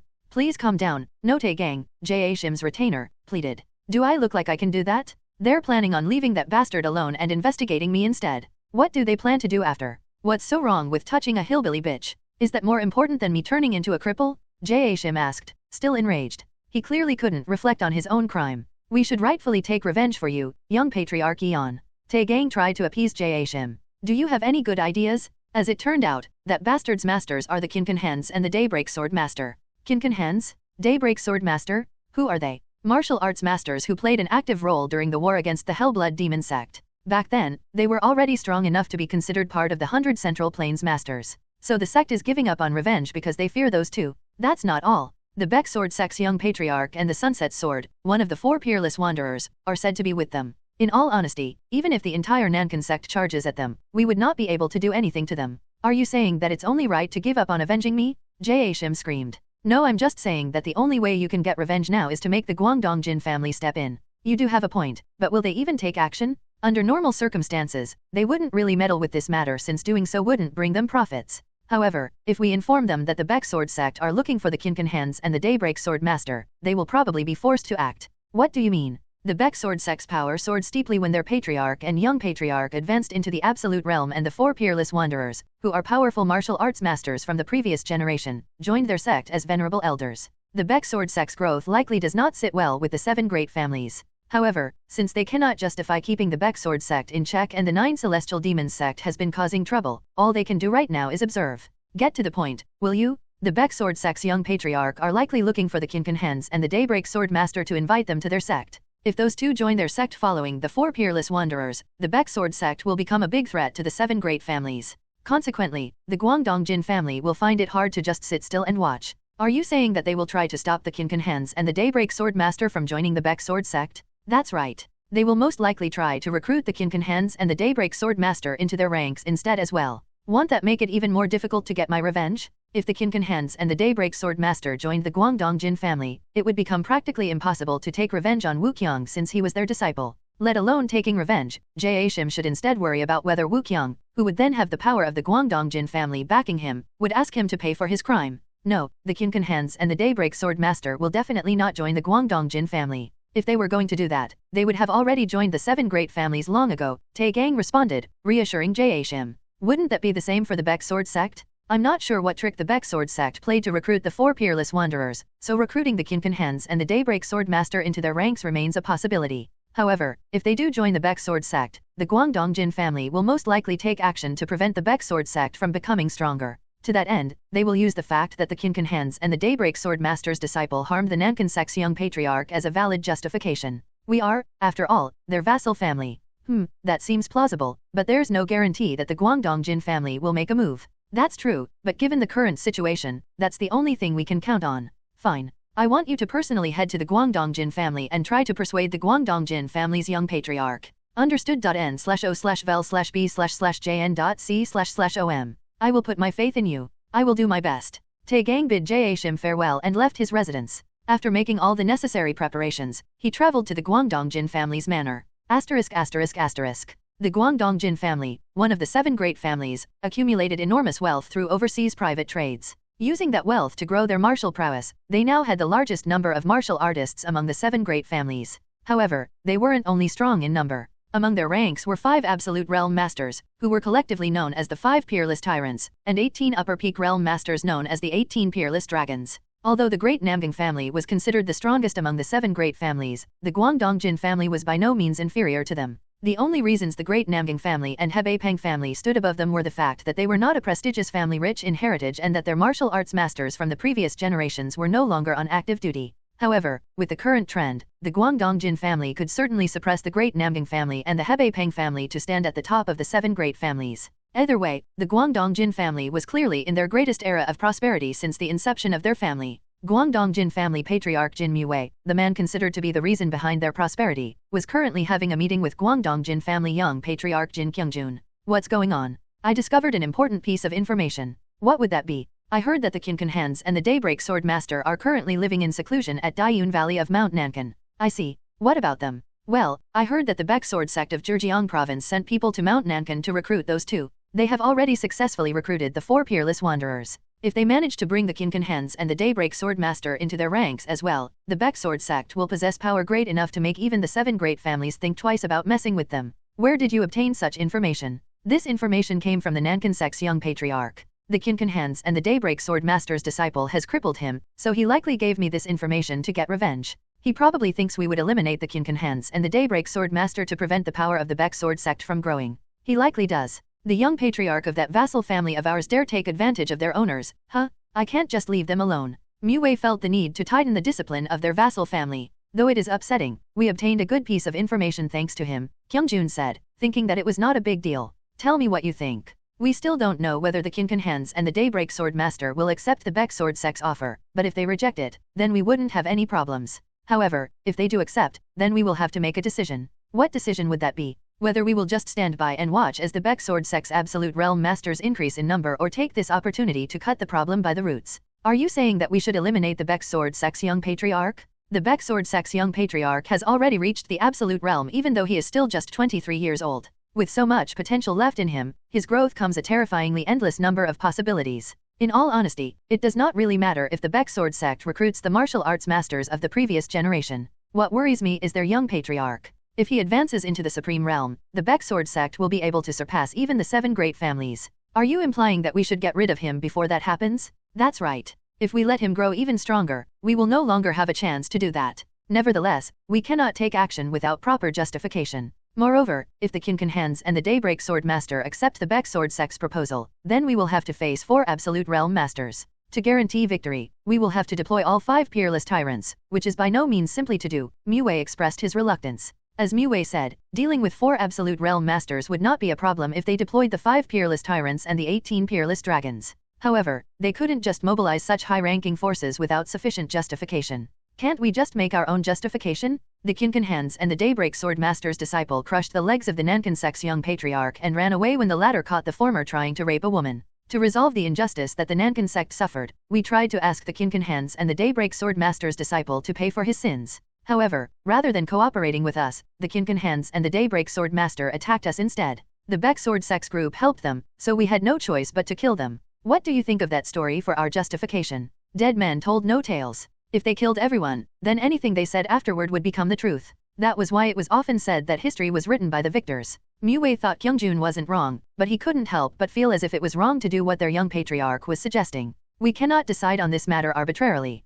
It would be best to have a meeting with the executives first before making a decision. Understood, let's do that then. Kyungjun was disappointed that Mu-Wei could not make a bold decision, but he decided to not go against the patriarch's will. Mu-Wei convened with the 5 peerless tyrants, the Guangdong Jin family's executives, and discussed eliminating the Baek Sword Sect's young patriarch. The 5 peerless tyrants' opinions did not differ much from Mu-Wei's. Without proper justification, they did not want to kill the Baek Sword Sect's young patriarch. Above all, with the threat of the 9 celestial demons sect just around the corner, they had to refrain from reducing the number of their forces. Although Kyungjun said that the Baek Sword sect could become even more superior to the 7 great families if the Baek Sword sect's young patriarch became powerful enough to escape their control, the 5 peerless tyrants were not concerned about Mu-Gun's martial prowess. Mu-Gun reaching the absolute realm in his 20s was certainly an amazing feat, but they simply attributed it to the miraculous enlightenment that he obtained from the Heavenly Sea God sect. From their perspective, the chances of Mu-Gun reaching the supreme realm were not as big as Kyungjun thought. Moreover, even if Mu-Gun did have the talent to reach the supreme realm, they assumed it would take him at least several decades to do so.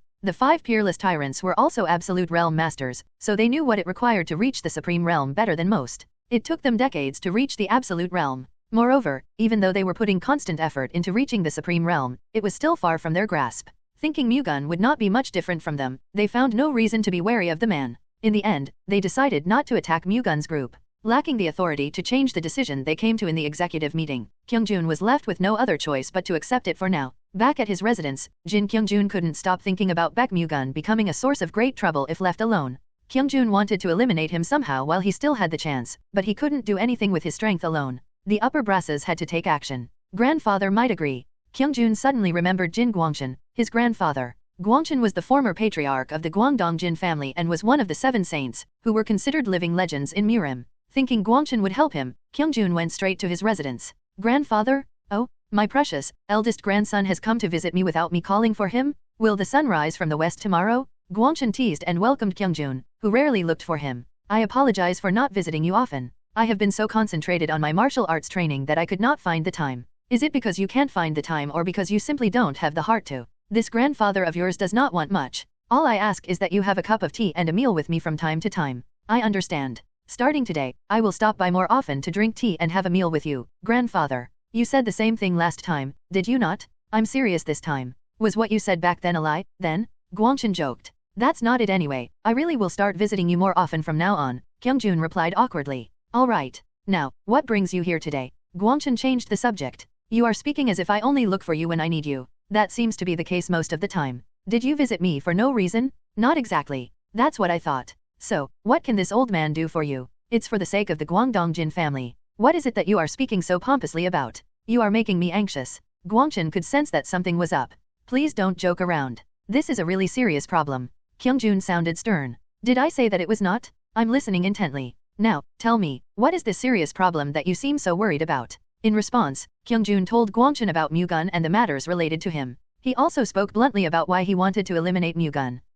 You are certainly right. If there is even the slightest possibility of him threatening the status of the 7 great families, then it is only natural for us to eliminate him. I knew you would be of the same opinion, grandfather. However, the problem is that the executives, father included, think otherwise. The patriarch and executives of the Jin family have to consider the justification behind every decision, Guangshan rebutted. Didn't you just say that we should get rid of Mu-Gun? If the patriarch and executives are bound by the justifications, then someone just has to do it in their stead, right? Guangshan cunningly said. That's why I came looking for you, grandfather. You're not restricted by the decision of the patriarch and the executives. For the sake of the Guangdong Jin family, I thought for sure you would do it. I have already turned away from matters regarding our family a long time ago. Still, won't you willingly come forward for the sake of the family? We need your strength now more than ever, grandfather. Even I can't win against 4 absolute realm masters, Guangshan admitted. If you can't defeat 4, can't you just take down Mu-Gun alone? Kyungjun suggested. Do you have a way to separate that Baek Mu-Gun brat from the other masters? To be honest, my plan isn't foolproof, but we can probably use the 9 celestial demons sect to our advantage. How do you plan to do that? Guangshan seemed curious about what Kyungjun was plotting. As it turns out, Baek Mu-Gun has been interfering with every single plan of the 9 celestial demons sect. Baek Mu-Gun's movements have been far too aggressive to consider it all a coincidence. He most probably has a deep grudge against the 9 celestial demons sect, Kyungjun divulged. So, If we send a letter asking him to come out alone because we have important information about the 9 celestial demons sect, how likely do you think Baek Mu-Gun will follow suit? If you were in his position, what would you do? Guangchen asked back instead. I would not go, Kyung-jun gave his honest opinion. Yet you expect Baek Mu-Gun to show up? Baek Mu-Gun is an absolute realm master. If he truly has a deep grudge against the 9 celestial demons sect, wouldn't he still show up even if he knew that someone was trying to lure him out? He would likely think he could still obtain some important information about the 9 celestial demons sect. Well, that could certainly work if he has a lot of confidence in his martial arts. However, you are relying on nothing but pure luck. Nobody would show up alone believing in a letter that came from unknown origins. Guangchen didn't seem impressed. So that's the most probable scenario in the end, huh? Kyung-jun said dejectedly. Nevertheless, if there is no other way, then it would be better to give it a try than do nothing. Who knows? We could get lucky enough for him to actually come alone. Are you planning on taking action, grandfather? Wouldn't it be better to do something for the future of the Jin family than waste my time in a small room? As expected of you, grandfather. With Guangchen's support and promise, Kyung-jun proceeded to look for Mu-Gun and his group. Upon discovering that they were currently staying at an inn in downtown Guangzhou, Kyung-jun hired an orphan boy to deliver a letter to Mu-Gun. When the boy reached him, Mu-Gun accepted and read the letter. What does it say? Jin Yu-sung asked in suspicion. Something ridiculous. What do you mean? Its author claims to have an important piece of information about the 9 celestial demons sect. They want me to come to the northern shore of Foshan alone. Someone is probably luring you out, young patriarch Baek. Geometry Wu-sang saw through the sender's intention as soon he heard about what the letter said. Anyone would have figured it out if they gave it some thought. You're not planning to go there alone, are you? Sok-gang asked just in case. The others also thought that Mu-Gun would not follow the instructions stated in the letter. However, Mu-Gun seemed to think otherwise. Aren't you curious about who's playing such an obvious trick? I hope you're not planning to go alone just because you're curious, Yu-sung said, implying not to even dare dream of doing something like that. The most dangerous enemy in the world is the one you cannot see. Mu-Gun was also well aware of the danger, but he wanted to know who was targeting him in the dark. Even so, you still should not take such a risk just to identify our enemy. Sok-gang is right. If you go alone, your life could be in danger. Not necessarily. I don't know who sent the letter, but they most probably sent it because they doubt they can defeat me with the 3 of you around. Taking that into consideration, their forces would comprise at most 3 absolute realm masters, Mu-Gun justified. You're not saying that you can deal with 3 absolute realm masters on your own, are you? It will depend on how strong those absolute realm masters are. However, I don't intend to overexert myself and fight them either. My current plan is to identify them and retreat immediately.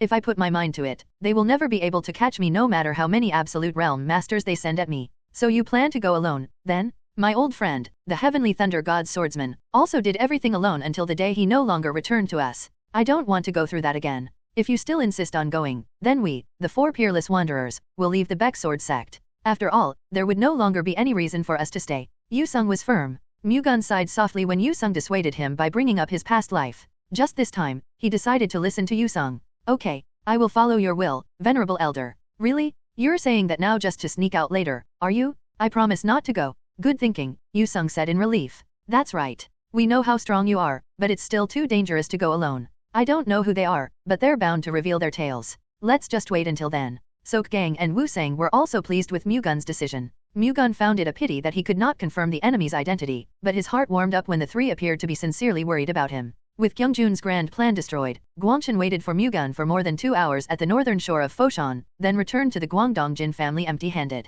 A few days later, Mu-Gun and his group regrouped with the Ian merchant group in Guangzhou, then headed back to Wenzhou aboard the Sea Palace sex ship. Nam Jo-yang expressed his delight to meet Mu-Gun again, whom he had not seen for 15 days. How have you been? I've been great. Everything went according to plan. It seems your party has grown. Was your trip to Guangdong related to them? If it's difficult for you to answer, you don't have to. It is. If you don't mind, may I ask who they are? I don't harbor ill intentions. They just seem so extraordinary as well. Jo-yang asked, unable to suppress his curiosity even though he knew it could be seen as impolite. The 2 older men are Master Sok-gang the Kinkan Hands and Master Jio Wu-sang the Daybreak Sword Master. The young man next to them is their disciple, Mu-Gun introduced, not finding any problem with doing so. Jo-yang was greatly surprised to hear Sok-gang and Wu-sang's title. Aren't Master Kinkan Hands and Master Daybreak Sword Master the heroes who played an active role in the war against the Hellblood Demon sect? That's right. Have you recruited them to the Baek Sword sect? Yes. Huh, that's really amazing. I can't believe you managed to recruit them after doing the same to the 4 peerless wanderers. How did you win them over? I heard that they were famous for not being affiliated with any forces of Murim, Jo-yang asked out of genuine curiosity. Well, all I did was invite them with a sincere heart. A sincere heart, huh? I see. Jo-yang nodded as if he had just gained huge enlightenment. Mu-Gun almost burst into laughter when Jo-yang took his words seriously even though he had only been giving vague and sloppy answers. The more he got to know Nam Zhou-Yang, the more he found him to be a decent man. May I greet the two masters as well? I have always admired them, Zhou-Yang cautiously asked. Go for it. I will officially introduce them to you at dinner later. Thank you for letting me enjoy such unprecedented luxuries, young patriarch Baek. Not only do I get to see heroes whom I have only heard about in stories, but I even get to greet them. That's only because you're a good person, Master Nam. I'll see you at dinner. Mu-Gun briefly bid farewell to Nam Zhou-Yang, then proceeded to observe the sparring session between Cho Woo-Kyung and the 6 White Wolves, which Mu-Gun requested earlier and Woo-Kyung gladly accepted. As a result, Mu-Gun's 6 followers once again gained experience fighting a new martial art. Considering the martial art was made up of Ascension Realm ultimate techniques, not even money could buy such an experience. Well aware of that, the 6 White Wolves focused all their heart and soul on the sparring session to obtain as much knowledge and experience as they could. That same evening, Zhou-Yang had dinner with Mu-Gun's party and got to know both Sok-Gang and Wu-Sang. The two heroes of Murim were pleased to see Zhou-Yang unable to his joy of being able to meet and eat with them. N/O/vel/B/Jn.C//OM 15 days after departing from Guangzhou, Guangdong Province, the Ian Merchant Group's merchant ship and the Sea Palace sect's escort ship arrived at Fuzhou, Fujian Province. Since Fuzhou was the home of the Sea Palace sect, Zhou-Yang invited Mu-Gun's party to the Sea Palace sect. Mu-Gun gladly accepted. When they arrived, the Sea Palace sect patriarch gave them a warm welcome and gave them comfortable accommodations for the night. The next day, they left Fuzhou and headed to Wenzhou. The Sea Palace sect only escorted the Ian Merchant Group up to Fuzhou. Hence, on the way to Wenzhou, the Ian Merchant Group had to protect their ship on their own. However, they did not have anything to worry about this time because Mu-Gun and his group were with them.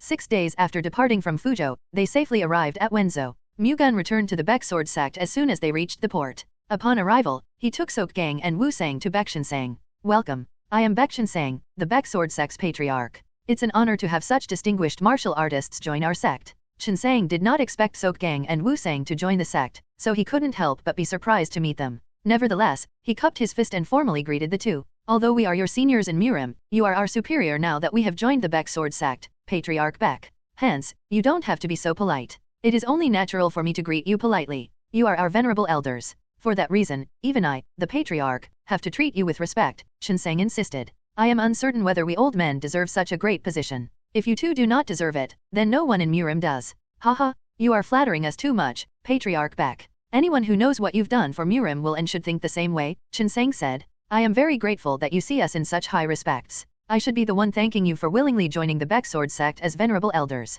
If you find anything inconvenient during your stay with us, please do not hesitate to tell me. I will make sure to immediately deal with it myself. Got it. You must be tired from your long journey, so please just rest for today. We will hold a banquet to officially appoint and welcome both of you as venerable elders as soon as we are done with the preparations. You don't have to do something so grandiose. No, it is only proper for us to hold a feast to welcome two heroes of Murim. Leave everything to me and just take this time to rest comfortably. The young patriarch will guide you to your residence. Shinsang gestured to Mu-Gun. I will lead the way. Shall we? Mu-Gun left the White Sword Pavilion with Sok-Gang and Wu-Sang and guided the two to an abode that the sect had prepared beforehand. Their residence was attached to the 4 Peerless Wanderers' residence with the intention of helping them all get along. After guiding Sok-Gang and Geometry Wu-Sang to their residence, Baek Mu-Gun visited Baek Shinsang again. Have you dropped them off at their residence? Yes. I introduced them to the 4 Peerless Wanderers before heading back here, Mu-Gun informed Shinsang. They are all similar in age and were on active duty during the same era, so they probably have a lot in common, Shinsang said in delight.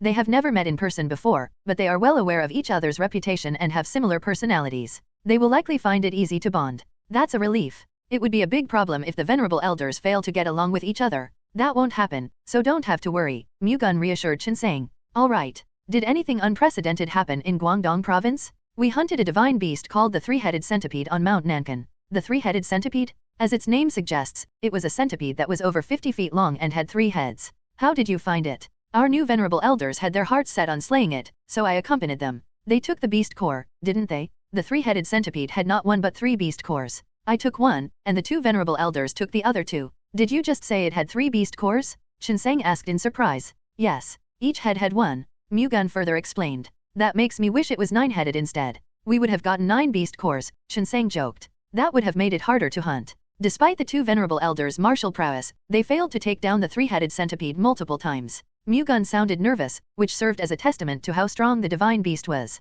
You don't have to take it so seriously. Anyway, that's the end of my report regarding the divine beast. I would like to absorb the beast core that I have obtained. Would that be fine? Mu-Gun asked for Shinsang's permission. You were the one who obtained it, so do with it as you please. Thank you. Why thank me? It's only natural for you to have it. Now, is there anything else? I have confirmed that someone is after me, Mu-Gun replied. What do you mean? Mu-Gun told Shinseng about the letter he received. You made the right decision to not follow its demands. However, as a consequence, I missed an opportunity to find out who the enemy was. Your safety is much more important than that. We can figure out who our enemy is later, but you only have one life. Make sure you put your safety above all else from now on, Shinseng cautioned Mu-Gun. Understood. That being said, do you have any guesses about who sent the letter? I gave it some thought on the way back. I suspect the Guangdongjin family. The Guangdongjin family? Shinseng confirmed. Yes. I initially suspected the 9 celestial demons sect, but they would have had trouble exerting their influence within the Guangdongjin family's home territory. Hence, that only leaves the Guangdongjin family as the probable suspect, Mu-Gun explained.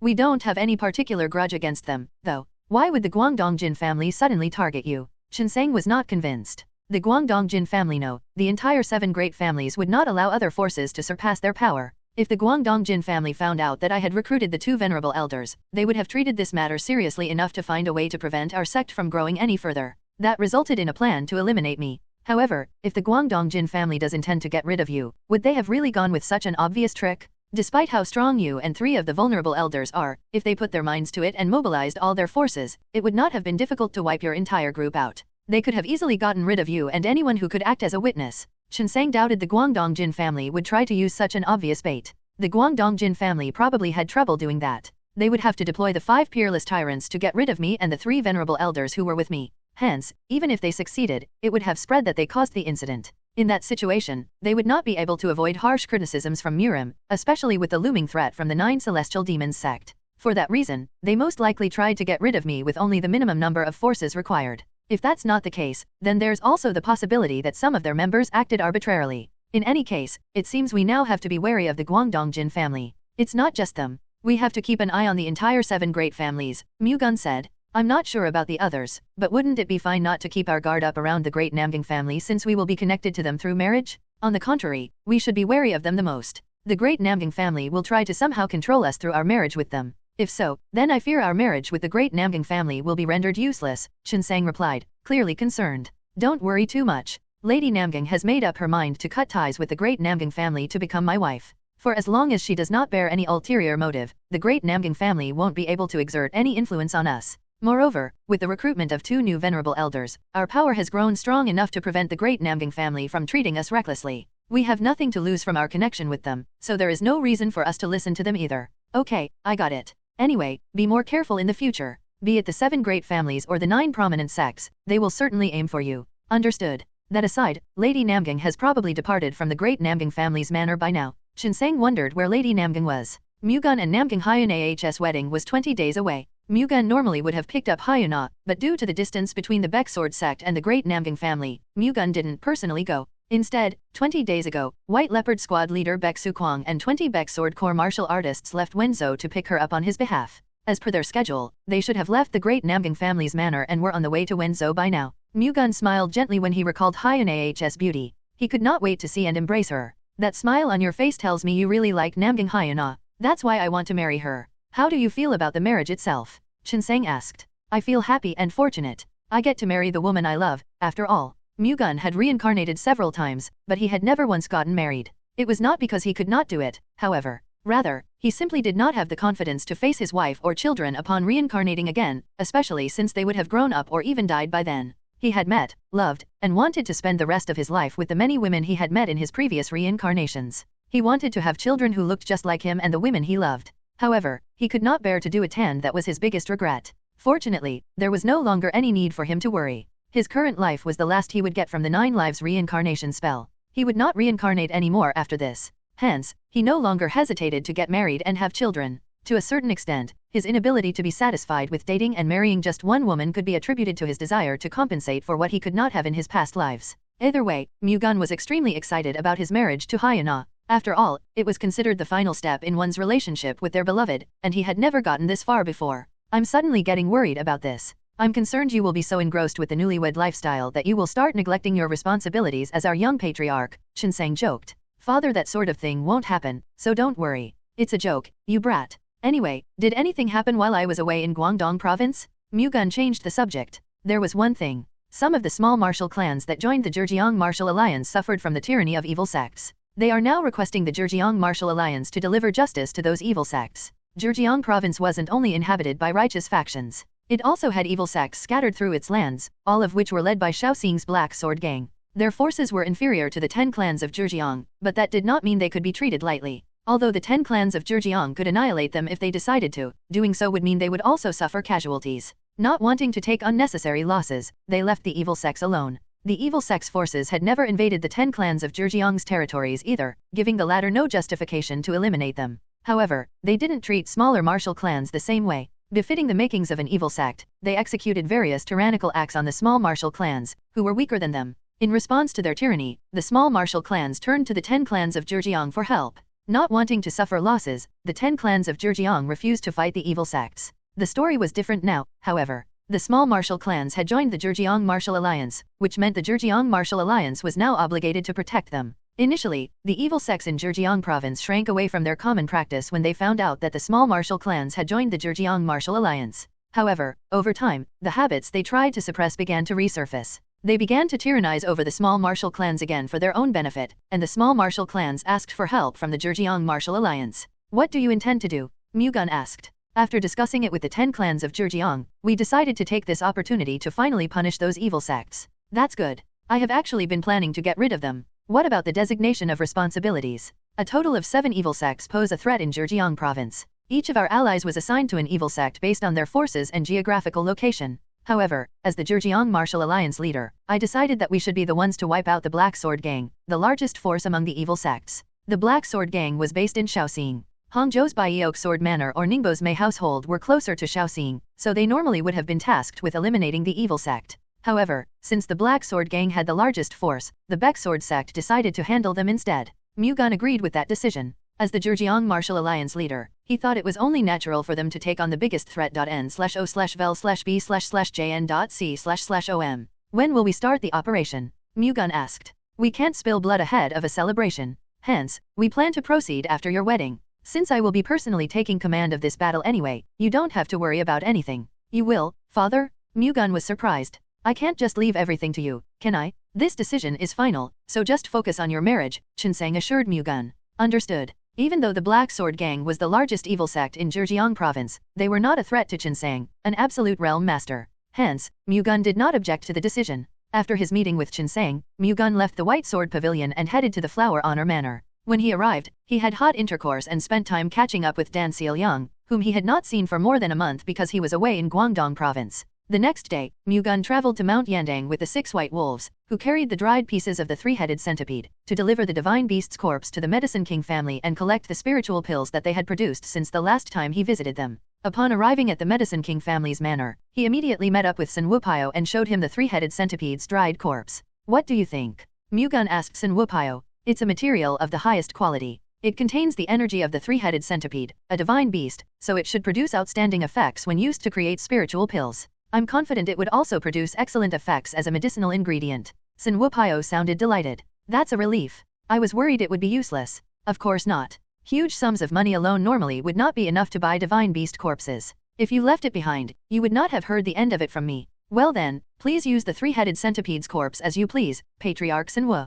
Thank you for bringing such precious material. I'm curious, though, what did you do with its beast core?" The 3-headed centipede had a beast core in each of its heads. "I took one of them and gave the rest to the people who hunted it down with me." "This divine beast has 3 beast cores? That's surprising. Are you sure everything would be fine even if we do not process them?" Beast cores contained the energy of divine beasts. Hence, absorbing them in their rawest form could put too much burden on one's body. The beast core of divine beasts that possessed poison attributes, in particular, were normally imbued with poison chi. Consuming it without purifying it could cause grave injuries. A beast core could also contain too much energy for its consumer to handle, resulting in complicated problems. Processing beast cores was essential in avoiding side effects when consumed. The 3 beast cores are imbued with thunder chi, fire chi, and ice chi respectively, and their energy is so pure that it eliminates the need to detoxify or process it first. Although they do contain enormous energy, they don't have enough to cause problems, Mu-Gun assured Sun Wupio. "I see. That aside, how did it go with the newly opened medical clinic in Hangzhou?" "We're getting more patients over there as word of mouth spreads," Sun Wupio shared the good news. "It will soon be crowded with patients, then. It would be a problem if we get too many patients. After all, that means we will also need even more medicine. You don't have to worry too much about that. I have instructed the Hangzhou Merchant Company to increase the amount of medicinal materials they buy, so even if we do get more patients, we won't suffer from the shortage of medicinal materials. Mu-Gun had instructed the Hangzhou Merchant Company to prioritize and increase the purchase of medicinal materials while preparing to open the Shening Clinic in Hangzhou. As he had ordered, the Hangzhou Merchant Company began transacting with herb dealers in various parts of the Central Plains and started working on increasing the volume they bought per transaction. He initially wanted to commission the Ian Merchant Group for this task. However, unlike the Ian Merchant Group, Mu-Gun owned the Hangzhou Merchant Company, which meant he did not have to pay a fee when transacting with them. Thank you. It would have been difficult for the Shening Clinic to settle down as quickly as it did if it weren't for you, young patriarch Baek. It's nothing compared to what the Medicine King family has done for our sect. Hearing you say that makes me think we need to start putting more effort into producing pills. I'm already satisfied with how things are going, Mu-Gun responded in kind. All right. Please wait a moment. I will bring over the spiritual pills that we have concocted so far. Sun Wupio summoned a subordinate and instructed him to bring the spiritual pills over. Upon accepting the package, which contained 5 heavenly medicine pills and 3,500 herb pills, Mu-Gun returned to the Baek sword sect with the 6 white wolves. As soon as he returned to his room, Baek Mu-Gun took out the leather pouch that contained the 3-headed centipede's silver beast core from his pocket. The silver beast core contained roughly 120 years worth of energy. Under normal circumstances, absorbing all that would be so difficult that it would already be fortunate for one to successfully absorb 70 to 80% of it using an upper ascension realm internal energy cultivation method. However, Mu-Gun was different. Apart from having the Heavenly Thunder Constellation Divine Art, an upper ascension realm internal energy cultivation method, he also had excellent internal energy handling ability. Hence, he could absorb at least 90% of the energy. To top it all off, the thunder chi inside the 3-headed centipede's beast core was the same as the Heavenly Thunder Constellation Divine Art's energy, making it much easier for Mu-Gun to absorb the beast core's energy.n/o/vel/b/in.c//om. To fully absorb the beast core's energy, Mu-Gun had to immerse himself in chi circulation for at least an entire day without being disturbed by anyone. Failing to find enough free time for the entire process until now, he refrained from consuming the beast core. Fortunately, now that he was back at the Baek sword sect, he could finally absorb it. Not wanting to delay the process any further, Mu-Gun ordered his servants not to let anyone enter his residence until he came out on his own accord. Let's get started. As soon as Mu-Gun popped the silver beast core into his mouth, it melted like snow and flowed down Mu-Gun's throat. As it did, Mu-Gun assumed a lotus position and began to circulate his chi. He didn't get any response at first, but before long, a wave of hot and intense energy rose within him. The beast core's energy was finally reacting. Mu-Gun executed the Heavenly Thunder Constellation Divine Art and redirected the beast core's energy to his danshan, causing the thunder god chi inside it to react violently. Although the energy also contained thunder chi, it could never be completely similar to the thunder god chi that the Heavenly Thunder Constellation Divine Art had refined. Hence, the thunder god chi instinctively expressed hostility when unidentified energy entered Mu-Gun's danshan. Instead of panicking, Mu-Gun tried to harmonize the thunder god chi and the beast core's energy, and since the two were fundamentally thunder chi in nature, he managed to quickly complete the harmonization process. However, it didn't completely merge them together. He had to make it go through countless direct circulations first to convert the beast core's energy into thunder god chi. Mu-Gun began to use the two energies to circulate his chi. Pairing the Heavenly Thunder Constellation Divine Art with his outstanding ability to handle internal energy, he seamlessly absorbed the beast core's energy. His lower danshan was already full, so he gathered all of the energy in his middle danshan instead. Mu-Gun circulated his chi from noon until the next morning. After absorbing all the beast core's energy, he finally opened his eyes, revealing an intense glow that quickly dissipated. Mu-Gun took his time examining his internal body. His internal energy, which used to be worth a little over 300 years, was now worth around 420 years. Considering the beast core contained a little over 120 years worth of energy, that meant Mu-Gun had managed to absorb more than 9% of it. With this much internal energy, I can now use the 4th and 5th techniques of the Heavenly Descent Thunder God Sword Art. Mu-Gun smiled in satisfaction after measuring his internal energy. Mu-Gun refrained from using the Heavenly Descent Thunder God Sword Art's 4th and 5th techniques since they consumed huge amounts of internal energy. However, now that he had 420 years worth of internal energy, he would no longer have trouble using those two. He could only use the 5th technique twice at most, but being able to use the Heavenly Descent Thunder God Sword Art's 4th and 5th techniques without worrying about immediately depleting his internal energy increased his martial prowess several-fold.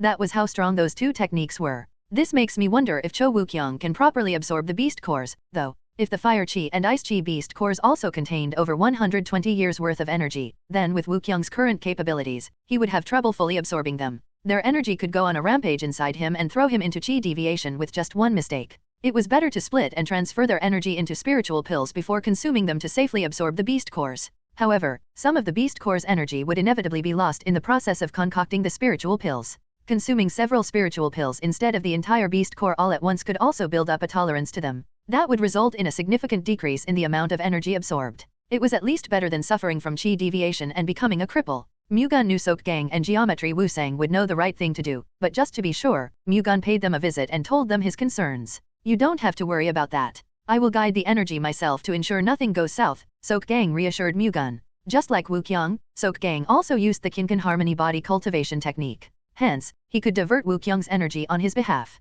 With Sok-Gang's martial prowess, he could fully control the Beast Core's energy. Wu-Kyung could absorb more than 70% of the energy with Sok-Kang steering his internal energy for him, but that didn't mean it was a good method. Directly manipulating one's internal energy while absorbing the Beast Core's energy resulted in various enlightenments. If Sok-Gang did that on his behalf, it would be difficult for Wu-Kyung to gain any enlightenment. Wu-Kyung could still directly feel the entire process since it would take place inside his body, but it wouldn't be similar to leading the entire absorption process. For now, however, safely absorbing as much of the Beast Core's energy as possible should be the top priority. Once Wu-Kyung's internal energy had increased, he would likely advance to greater heights. That settles it then. It seems I was worried for nothing, Mu-Gun said in relief. No, we are beyond grateful that you keep an eye even on matters like this, Sok-Gang responded. When do you plan to absorb the Beast Core's energy? We are actually going to start today. I see. I'd like to see the process for myself. Would that be okay? You want to observe, young patriarch Baek? Sok-Gang asked in surprise. I am well aware that you are both skilled enough to do it, but on the off chance that things get out of control, at least I would be around to help. I heard that you suffered from chi deviation before. Perhaps that's where your worry stems from. Feel free to do as you please, young patriarch Baek. Having a master like you with us would further reassure us. Understood. Please let me know when you're about to begin, and I will immediately come to you. We will. Mu-Gun returned to his residence in the meantime. 2 hours later, Sok-Gang and Wu-Kyung called Mu-Gun over to their residence again. As soon as Mu-Gun arrived, Sok-Gang and Wu-Sang immediately gave the Fire Chi Beast Core to Wu-Kyung. Wu-Kyung consumed it and immediately began circulating his chi. Subsequently, Sok-Gang sat down behind him. Sok-Gang took a deep breath, put his palm on Wu-Kyung's Myong-mun pressure point, and began redirecting his energy to flow into Wu-Kyung. When Wu-Kyung's internal energy reacted to Sok-Gang's focus deepened. Wu-Kyung's internal energy dared not resist Sok-Gang's guidance. After all, although their internal energies were similar, Sok-Gang had a much higher level of enlightenment. Mu-Gun carefully examined the chi flowing between Sok-Gang and Wu-Kyung. It wavered a little in the beginning, but it quickly stabilized. The flow remained steady since then, evidencing Sok-Gang's complete control over Wu-Kyung's internal energy. All he had to do now was use it to absorb the Beast Core's energy. With his martial prowess and enlightenment, Sok-Gang could easily absorb the Beast Core's energy. However, he still should not let his guard down. Humans were susceptible to making errors, after all. For an entire day, Mu-Gun remained on alert as he watched Sok-Gang and Wu-Kyung circulate their chi. Their concentration never wavered. Another day passed by. Mu-Gun and Wu-Sang were still watching the two without moving an inch. Eventually, Sok-Gang removed his palm from Wu-Kyung's Myong-mun pressure point and stood up. He was exhausted. Meanwhile, Wu-Kyung continued circulating his chi. Sok-Gang had guided the energy to the right area. It was now up to Wu-Kyung to digest it. Wu-Kyung needed time to make the Beast Core's energy fully submit to him, but he would not be in any particular danger for as long as he did not try to reach the Absolute Realm by force after absorbing all the Beast Core's energy. Mu-Gun, Wu-Sang, and Sok-Gang went outside so that Wu-Kyung could focus on circulating his chi. Great work back there, Wu-Sang said. Thank you for your hard work. Mu-Gun further added. Huff, honestly, I did not expect controlling someone else's internal energy to be so difficult. I doubt I can do that again. Sok-Gang shook his head. He was sick of it. Wu-Kyung still has to absorb the Ice Chi's internal energy, though. Do you think you can also handle that? That's all on him now, Sok-Gang said. There's a chance that absorbing the Ice Chi Beast Core's energy would put him at the doorsteps of the Absolute Realm. However, whether or not he can handle it remains uncertain, Mu-Gun said. The two Beast Cores had over 240 years worth of energy combined. That amount of energy would be enough for Wu-Kyung to reach the Absolute Realm without much difficulty. Although only his internal energy would be at that level at first, his other martial arts would naturally catch up sooner or later. Just because he had a lot of internal energy did not mean that he could advance into the Absolute Realm, though. He would require a similar level of enlightenment first. Wu-Kyung had exceptional talent, but it was not enough to catapult him into the Absolute Realm. Someone would have to help him reach it. Even then, what he would reach would be nothing more than a superficial Absolute Realm. After all, he did not reach it with his own enlightenment. Still, a martial artist in that half-assed Absolute Realm would still be considered an Absolute Realm master. Moreover, reaching it would allow him to gain enlightenment in due course by feeling the differences that the Absolute Realm brought. It was like solving a problem that he already knew the answer to. It would be hopeless if he did not have the slightest clue about what the answer was, but since he had the exact answer to it, he could find a solution through it. If the Absolute Realm was the answer, then the enlightenment he had to obtain was the solution. That being said, with the Beast Core's 240 years worth of energy, Wu-Kyung could advance to the Absolute Realm by force. Soak Gang was the only person who could help him do it now, but there was a world of difference in the difficulty between helping Wuqiang absorb the beast core's energy and helping him advance into the absolute realm. Naturally, the latter had a higher level of difficulty and far greater risks. They could not recklessly tackle this matter even with Soak Gang's great martial prowess. However, they could not give up on this amazing opportunity either. We can't miss this chance. I'll have to somehow do something about it. Soak Gang decided to lead Wuqiang to the absolute realm despite the risks. It would be great if he could reach the absolute realm, but I disagree with risking his life for it, Wu Sang rebutted. Wuqiang's path to the absolute realm would be much easier if he could obtain 240 years worth of internal energy. With his talent, he would likely advance into the absolute realm on his own within 2 or 3 years. They did not have to overcomplicate things just so he could reach the absolute realm now. Soak Gang was not confident in the process either, so he could not refute Wu Sang's rational remarks. If you don't mind, I can do it in your stead, Mu-Gun said, expressing his intention to help Wuqiang advance into the absolute realm on behalf of Soak Gang. Mu-Gun was unrivaled when it came to controlling and handling internal energy. With his skills and enlightenment, he could certainly lead Wuqiang into the absolute realm by force. You and Wuqiang use different internal energy cultivation methods, young patriarch Baek. How would you do it? My internal energy cultivation method can handle all types of energy. The Kinkan Harmony body cultivation technique's energy is no different. I just have to study its scriptures. In his previous life, Mu-Gun had gathered multiple experiences in helping others forcibly advance into the absolute realm. Hence, it would only be a little exaggerated to say that he was now accustomed to and skillful at the task. With him at the helm, the risks that came with the procedure would be greatly reduced, so he willingly stepped up to help Wuqiang. Does that mean I have to teach you the Kinkan Harmony body cultivation technique, young patriarch Baek? Soak Gang asked. Please do not misunderstand. I do not have a shred of greed for the Kinkan Harmony body cultivation technique. I simply want to help your disciple attain the absolute realm, Mu-Gun explained. I am fully aware of your intentions. Compared to your internal energy cultivation method, the Kinkan Harmony body cultivation technique is not worth much. You are, after all, the Thunder God's successor. If the Kinkan Harmony body cultivation technique is not worth much, then all other internal energy cultivation methods are straight up garbage. I am having trouble coming to a decision. Would it be alright if I think about it for a while? Although Soak Gang knew that Mu-Gun had a more outstanding internal energy cultivation method than the Kinkan Harmony body cultivation technique and that it was of no use to him, he was still reluctant to teach him. After all, only he and his disciple knew about it. Of course, Mu-Gun did not bother going out of his way to urge him. It was not urgent anyway. It would take at least a month for Wuqiang to make the Fire Chi Beast Core completely submit to him and get used to it. Consuming the Ice Chi Beast Core would have to wait until then, so they had plenty of time. After watching Cho Wuqiang absorb the Fire Chi Beast Core, Baek Mu-Gun visited Baek Shinsang at the White Sword Pavilion and had a cup of tea with him. How do you plan to use the new batch of heavenly medicine pills? Shinsang asked. It would be best to give 3 of them to the squad leaders who did not receive one last time. I agree. What about the remaining 2 pills? Personally, I would give them to the young patriarchs of the Justice Martial Sect and the Flying Lance Sect. Why is that? The Justice Martial Sect and the Flying Lance Sect will become the Baek Sword Sect's arms in leading the Zhejiang Martial Alliance. Hence, strengthening them is just as important as strengthening the Baek Sword Sect.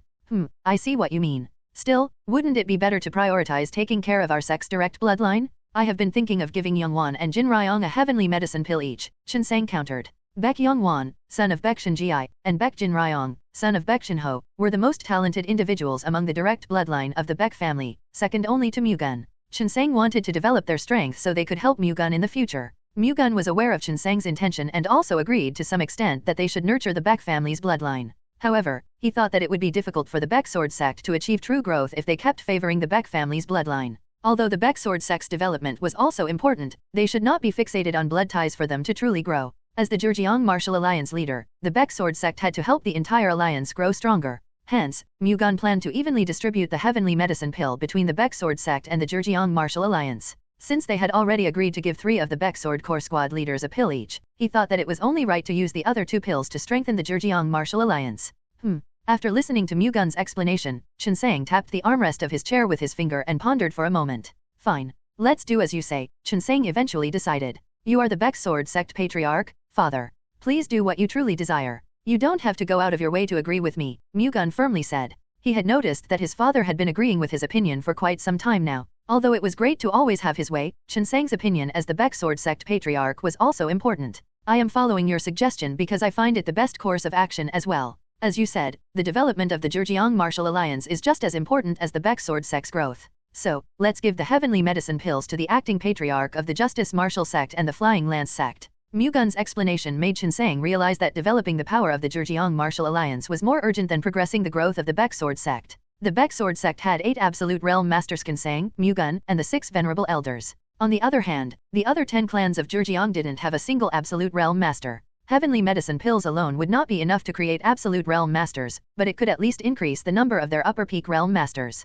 Since the Baek Sword sect was in an alliance with the other 10 clans of Zhejiang, they had to increase their allies' power to some extent. Moreover, Qinsang judged that using their constant supply of heavenly medicine pills to help the highest-ranking martial artists of the 10 clans of Zhejiang advance into the upper peak realm would be best in the long run. Zhang Hougun and Zhou Wenyi would still be far from reaching that realm even if they were to consume a heavenly medicine pill, but Mu-Gun and Qinsang decided to give the pills to them anyway since they were the future leaders of the Justice Martial sect and the Flying Lance sect. Mu-Gun also planned to gather the 10 clans of Zhejiang's disciples and successors to form the Latent Dragon Squad. The squad's objective would be to promote unity among the successors and establish a solid internal hierarchy that would put the Baek Sword sect in control of the Zhejiang Martial Alliance. To prepare for that plan, nurturing Hougun and Wenyi's skills was necessary. Qinsang permitted Mu-Gun to give the heavenly medicine pills to Hougun and Wenyi. Not long after, Mu-Gun returned to his residence and summoned Hougun and Wenyi. The two were focused on their martial arts training with the 6 White Wolves. They initially struggled to get used to the 6 White Wolves training schedule since the 6 White Wolves dedicated most of their time to training their martial arts.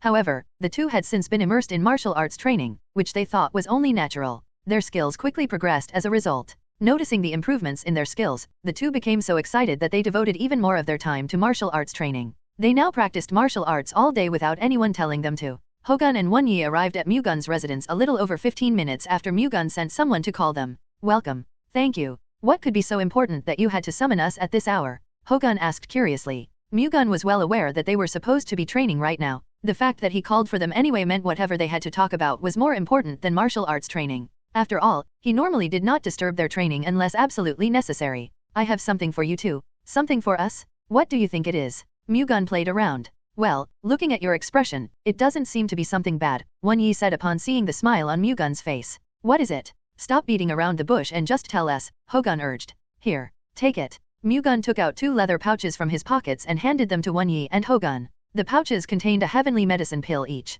Is this perhaps a spiritual pill?" Wenyi and Hougun looked at Mu-Gun in shock. "That's right. It's the heavenly medicine pill. Isn't that the same spiritual pill that our fathers received?" "That's right. You're giving us a spiritual pill that contains 30 years worth of energy?" Wenyi asked in disbelief. "Why? Is there a reason why I shouldn't give them to you?" "No, but I'm not sure if we deserve this." "You're not wrong. Giving the heavenly medicine pill to the masters of the 10 clans of Zhejiang would yield far greater results. It might even be better to give those to the martial arts masters or talented members of the Baek Sword sect." "Why are you giving these to us, then?" "To show just how much I value you. I hope you both stay beside me and help me in the future." In other words, it's a bribe. No, it's more appropriate to call it a shackle. Accepting this would mean we would have to obey you no matter what. If you don't want to, give it back. Who said I didn't want it? When Mu-Gun tried to take the leather pouches back, Hougun quickly snatched one. "What about you, Wenyi? I have already decided to follow you and the Baek Sword sect, so it does not really make a difference to me." Wenyi shrugged. He then took the remaining leather pouch. "I am giving those to you in hopes that you grow stronger a little faster. I am certain that this would not happen, but I might as well remind you not to neglect your martial arts training just because the pills improved your martial prowess a little. How can we be satisfied when we have a monster like you around us? Don't worry. Even if the only reason we have left is to not fall behind you, we won't stop training until we reach the absolute realm. You probably won't be able to stop training until the day you die, then." "What, you brat? I'm kidding. Just work as hard as you are doing now. I will do everything in my power to turn the 2 of you into martial arts masters." The way you said that made it sound ominous. "Don't tell me you're going to make us train harder than we already are?" Wenyi asked in fear. "I wonder?" Mu-Gun smiled. Hougun and Wenyi felt goosebumps all over their bodies. Damn it. Should we just not eat this? Should we not?" Hougun and Wenyi looked tearful as they stared at the leather pouch in their hands. "Just eat it. There's an old saying that a ghost who dies with a full stomach has color and charm won." Mu-Gun chuckled. Mu-Gun knew that despite what they were saying, they would do their best to follow his orders no matter what he requested of them. Otherwise, he would never have given them heavenly medicine pills no matter how close they were. Later that evening, Hougun and Wenyi consumed the pills Mu-Gun had given them. After an entire day of circulating their chi to absorb the 30 years worth of energy inside the pills, their internal energy reached the upper intermediate level of the peak realm. After giving the heavenly medicine pills to Hougun and Wenyi, Mu-Gun called Yongwan to the training hall. Yongwan dropped everything he was doing and immediately ran over. "Come on in. Why did you call for me?" Yongwan asked with an expectant look. The fact that Mu-Gun summoned him to the training hall, of all places, likely meant that he would teach him a special martial art. Seeing Yongwan's expression made Mu-Gun smile. Not long after, he examined Yongwan closely. Unlike the other Baek family members, who were all slender, Yongwon had a great physique. His bones were large and strong, making him the perfect vessel for brute strength. Waiting silently as Mu-Gun carefully examined him, Yongwon guessed that Mu-Gun was checking his bones and physical constitution. If his guess was right, then that would mean Mu-Gun was indeed about to teach him a special martial art. Yongwon's expectations further increased. A martial art that revolves around pure strength would certainly be more suitable for him than the Baek sword sex martial arts. Mu-Gun soon concluded that Yongwon's physique was better suited for martial arts that focused on strength than variability. Why do you think I called you? I am not certain if this is too hasty of me, but I think you called me because you want to teach me a new martial art, young patriarch. And you're absolutely correct. Really? Yes. However, the martial art that I am about to teach you is not the Baek sword sex, Mu-Gun revealed. Does that mean you're going to teach me another clan's martial arts? Yongwon asked, looking slightly flustered. I defeated Lulin Battle King Li Jiayang the other day and obtained his martial art as my spoils of war. You're going to teach me the Lulin Battle King's martial art? Yongwon asked in shock. The Lulin Battle King's martial art, the bloodthirsty Black Wind Axe art, can be regarded as a demonic art due to its overly destructive and murderous nature. However, it is an upper ascension realm martial art, and its techniques and principles are superior to any of the Baek sword sex martial arts. Putting a slight restraint on its overly destructive and murderous techniques will be enough for it to pass as a righteous sex martial arts. That's why I have decided to convert it from an axe art to a sword art. How does that help? Due to the characteristics of axes, axe arts are usually composed of destructive and cruel techniques. Sword arts are not as vile in comparison, so changing the bloodthirsty Black Wind Axe arts techniques to sword techniques should be enough to make them more merciful. However, the problem is that it is naturally very difficult to change an axe art to a sword art. But you managed to do it, didn't you, young patriarch? That's right. I plan to teach you the demon-purging Black Wind sword art, which is the modified version of the bloodthirsty Black Wind Axe art. Would you like to see it? Please teach me. Shouldn't you at least check out what kind of martial art it is before deciding to study it? Anyway, what I will be showing you is pure imitation, so take that into account as you observe. Understood. With a sword in hand, Mu-Gun stood at the center of the training hall. After a brief moment, he began to demonstrate the demon-purging Black Wind sword art. Although it was derived from an axe art, the demon-purging Black Wind sword art still had the terrifying momentum of the bloodthirsty Black Wind axe art. Mu-Gun could not properly display the demon-purging Black Wind sword art's true power since he had not properly studied it, but Yongwon could still say the unbelievable power it could unleash. Yongwon's heart pounded as he watched the demonstration. Considering Mu-Gun's imitation of the demon-purging Black Wind sword art was already so strong, Yongwon could not even begin to fathom how much more powerful it would become once it had been mastered. Falling completely in love with the demon-purging Black Wind sword art, there was not a doubt in Yongwon's mind that he had to learn it. In all honesty, he was initially disappointed to hear that Mu-Gun wanted to teach him another clan's martial art instead of the Baek sword sex celestial moonlight sword art, especially since Mu-Gun wanted him to practice the Lulin Battle King's martial art. However, witnessing the demon-purging Black Wind sword art in action completely changed his mind. Be that as it may, he completely changed his mind after seeing it in action. The demon-purging Black Wind sword art, which was purely based on power, suited him far better than the celestial moonlight sword art, which was based on variability and change. That was why Mu-Gun wanted to teach the former to him in the first place. Mu-Gun sheathed his sword, ending his demonstration. What do you think? It's the best. I will do whatever it takes to master it. That's a relief. I was worried that you would refuse because it was Lulin's martial art.n/o/vel/b/jn.c//om. So what if it was? Wouldn't it become a righteous martial art if I use it righteously? Mu-Gun chuckled at Yongwon's passionate response. He could sense just how much Yongwon wanted to learn it. Great. I will teach you the demon-purging Black Wind sword art, then. Thank you. If you are, then do your best to master it. Don't make me regret teaching it to you, Mu-Gun encouraged Yongwon. Understood. Let's begin, shall we? Mu-Gun said, wanting to teach Yongwon as soon as possible. Right now? Why? Is there a problem? No, there isn't. I was just too elated, Yongwon responded. He was clearly excited. I will teach you the bloodthirsty Black Wind cultivation technique first. It is the exclusive internal energy cultivation method of the demon-purging Black Wind sword art. Mu-Gun and Yongwon's training session began. An expression used to stress the importance of eating. 3 days before his marriage, Baek Mu-Gun was still strengthening the forces of the Baek sword sect and the Zhejiang martial alliance. It had been 10 days since Namgang Hyuna, the great Namgang family's marriage delegation, and the Baek sword sect members departed for Wenzhou from Nanjing. If no particular issues surfaced, they would arrive in a day or two. As the Baek sword sect prepared for the upcoming marriage, the patriarchs of the 10 clans of Zhejiang visited the Baek sword sect to congratulate them. The fact that the patriarchs themselves would be personally attending Mu-Gun's marriage to Baek sword sex marriage was proof that the Baek sword sex status had increased. With great hospitality, the Baek sword sect welcomed the patriarchs and the other guests who came to celebrate the marriage. The Baek sword sect spent quite a fortune to serve their guests, but they did not find it a waste at all. After all, their generosity impressed their guests and showed them the Baek sword sex status firsthand. In the midst of it all, they received news about the great Namgang family's marriage delegation reaching Wenzhou port. Mu-Gun personally went to Wenzhou port to greet them. 15 minutes after Mu-Gun arrived, the ship carrying Hyuna and the great Namgang family's marriage delegation entered Wenzhou port. He greeted the delegation, which was led by Divine Wind Sword Saint Namgang Ho, as soon as they disembarked. Mu-Gun knew him quite well. Welcome. It must have been tough coming all this way. Tough? Not at all. We came here to celebrate your auspicious event, after all. On that note, it is with my greatest delight that I welcome you as my niece's husband, young patriarch Baek. Namgang Ho seemed really happy for Mu-Gun and Hyuna. I am beyond elated to know that you see me in such good light. Let's talk about the details later and allow me to guide you to our sect first. Don't pay us any attention and take care of the bride first. Understood. Mu-Gun smiled at Namgang Ho's consideration, then approached Hyuna, who was waiting at the back. It had been quite some time since he last saw Hyuna, but she was still as beautiful as ever. Mu-Gun couldn't help but smile. Thank you for coming. Was it hard? Of course not. The thought of getting married to you has made me so happy that I cannot seem to feel tired at all, young Master Baek. Hyuna smiled in return. Her cheerful response made Mu-Gun even happier. Let's head to our sect for now. I have prepared a bridal sedan chair one for you to ride. I prefer to accompany you, young Master Baek, Hyuna insisted. You are my precious bride, so isn't it only proper for us to follow formalities? It's a shame that we will have to be separated for a little while longer, but please get in the bridal sedan chair. I understand. Not wanting to act on her stubbornness, Hyuna got in the bridal sedan chair. Not long after, Mu-Gun and the great Namgang family's marriage delegation headed to the Baek Sword sect. When they arrived, Mu-Gun guided Hyuna and the great Namgang family's marriage delegation to an annex building that had been prepared for them. Though it's shabby compared to your luxuries over at the great Namgang family, I hope it is comfortable enough for you all to get some rest. If you need anything, please let me know. Thank you for your great hospitality. That being said, is it alright if I greet the Baek Sword sect patriarch first? Namgang Ho asked. Of course. Let's go see him together. Mu-Gun headed to the White Sword Pavilion with Namgang Ho and requested an audience with Baek Shinsang. After greeting Shinsang and exchanging basic formalities as in-laws, Namgang Ho got up from his seat.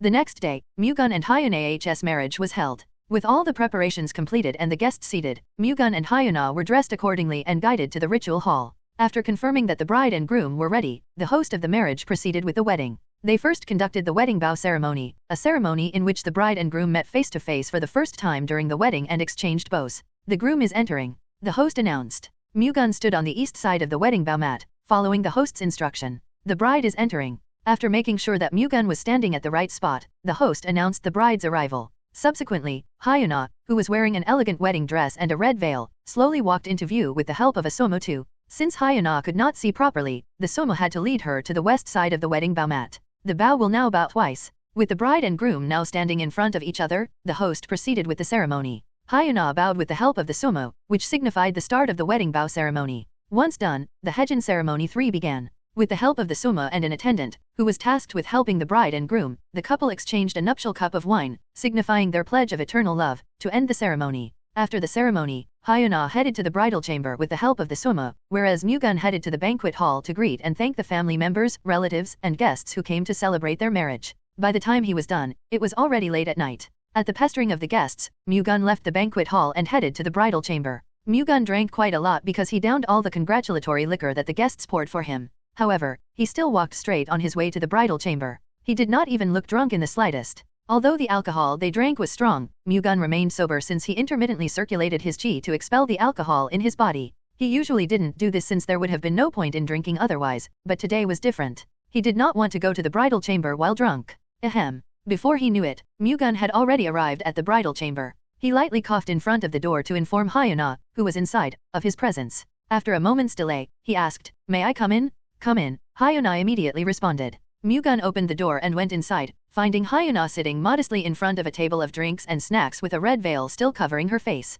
Lit wedding candles were on the table and near the bed. The dim light illuminated Hyuna's face, making her look quite seductive. Mu-Gun softly took a deep breath as he sat opposite her. His heart was pounding. "Sorry for being late. Did you have a hard time waiting for me? It's okay. This is nothing compared to martial arts training. I think it's better to take off that veil covering your beautiful face." Mu-Gun stood up and lifted the red veil over her head, revealing Hyuna's face. She had lovely makeup on her oval-shaped face and delicate features, making her even more beautiful. Stunned and mesmerized, Mu-Gun couldn't help but stare at her for a moment. "Why are you looking at me like that?" Hyuna asked shyly. "I was wondering if you were always this pretty. TCH, does that mean you did not think I was pretty until now?" "Of course not. I always thought you were pretty, but you are even prettier now. I guess it was worth the effort getting makeup for almost 2 hours. It took 2 hours to put on makeup?" Mu-Gun asked in shock. It takes a lot of time for a woman to dress up.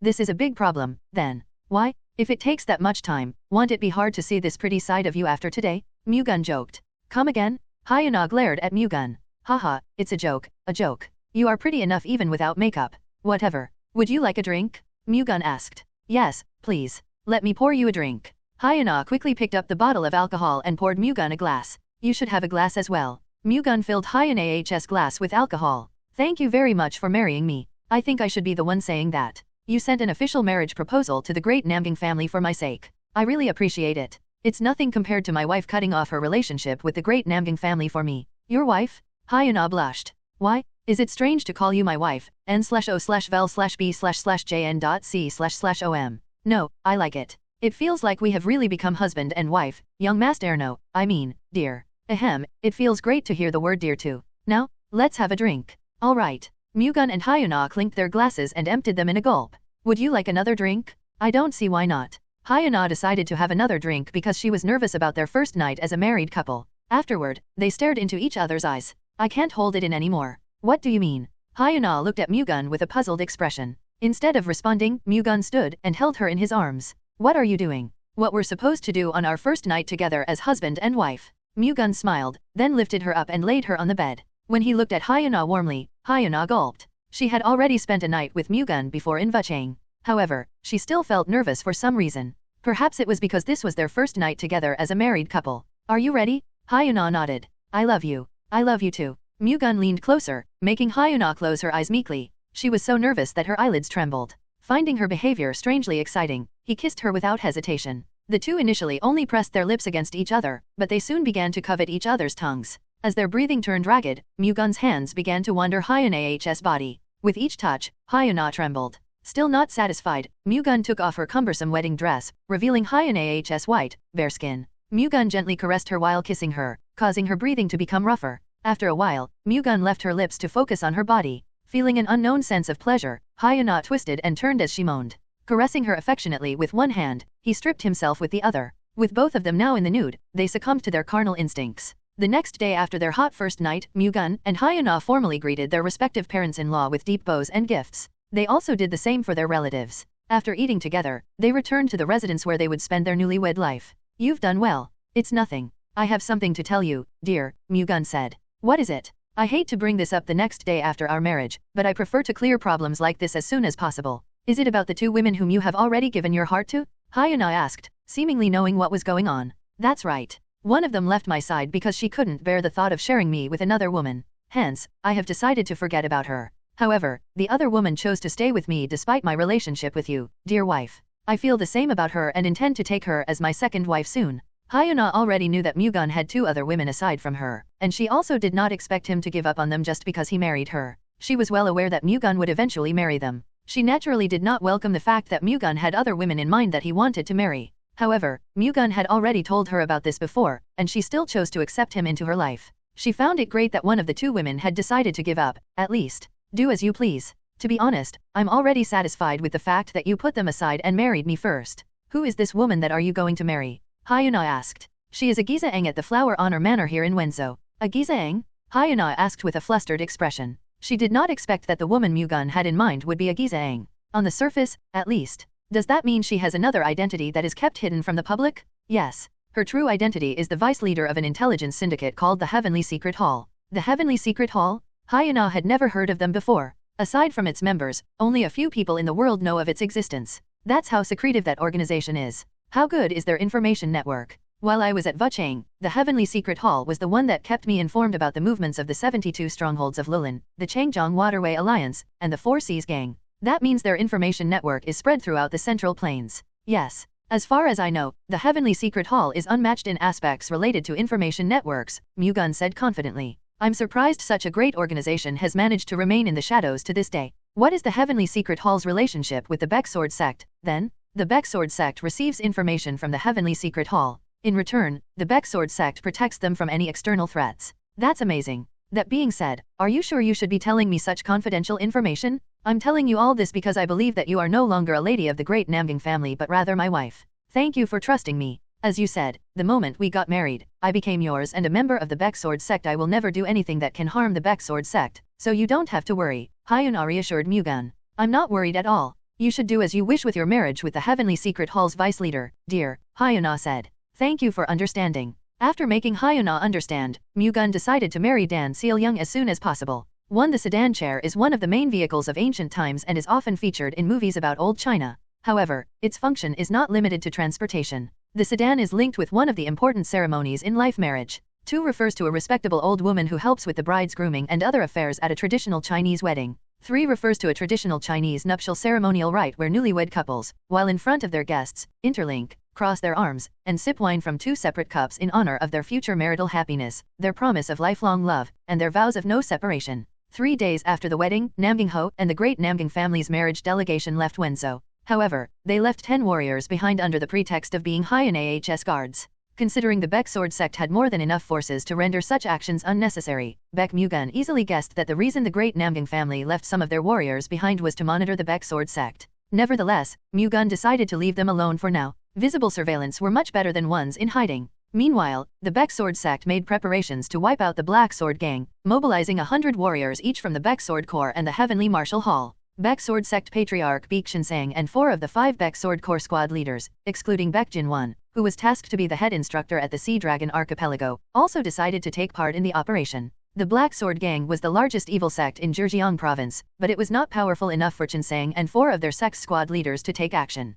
Yang Taesok, the Black Sword Gang leader, was known to the public as an Upper Peak Realm Master, and the 4 Black Sword Squadron captains, the Black Sword Gang's combat division, were allegedly Peak Realm Masters. The 4 Baek Sword Corps squad leaders would have been enough to overpower all of the Black Sword Gang's martial arts masters. However, the Black Sword Gang also had 400 warriors. Even if the warriors of the Baek Sword sect and the Heavenly Martial Hall individually had excellent skills, they could still suffer considerable losses because the enemy outnumbered them 2 to 1. To eliminate that numerical disadvantage, Shinsang decided to personally join the battle. 5 days after the wedding, Shinsang led the Baek Sword sect's forces to war via Wenzhou port. Following his lead, the rest of the 10 clans of Zhejiang also deployed their forces to wipe out the respective evil sects that they had been assigned to. When Shinsang left with the forces tasked to wipe out the Black Sword Gang, Mu-Gun noticed the severe power imbalance within the Baek Sword sect. The Baek Sword sect had many martial arts masters, but they lacked ordinary martial artists. If the Heavenly Martial Hall didn't send warriors to help, the entire Baek Sword Corps would have been mobilized. That made Mu-Gun realize just how urgent they needed to increase the number of the Baek Sword Corps ordinary martial artists.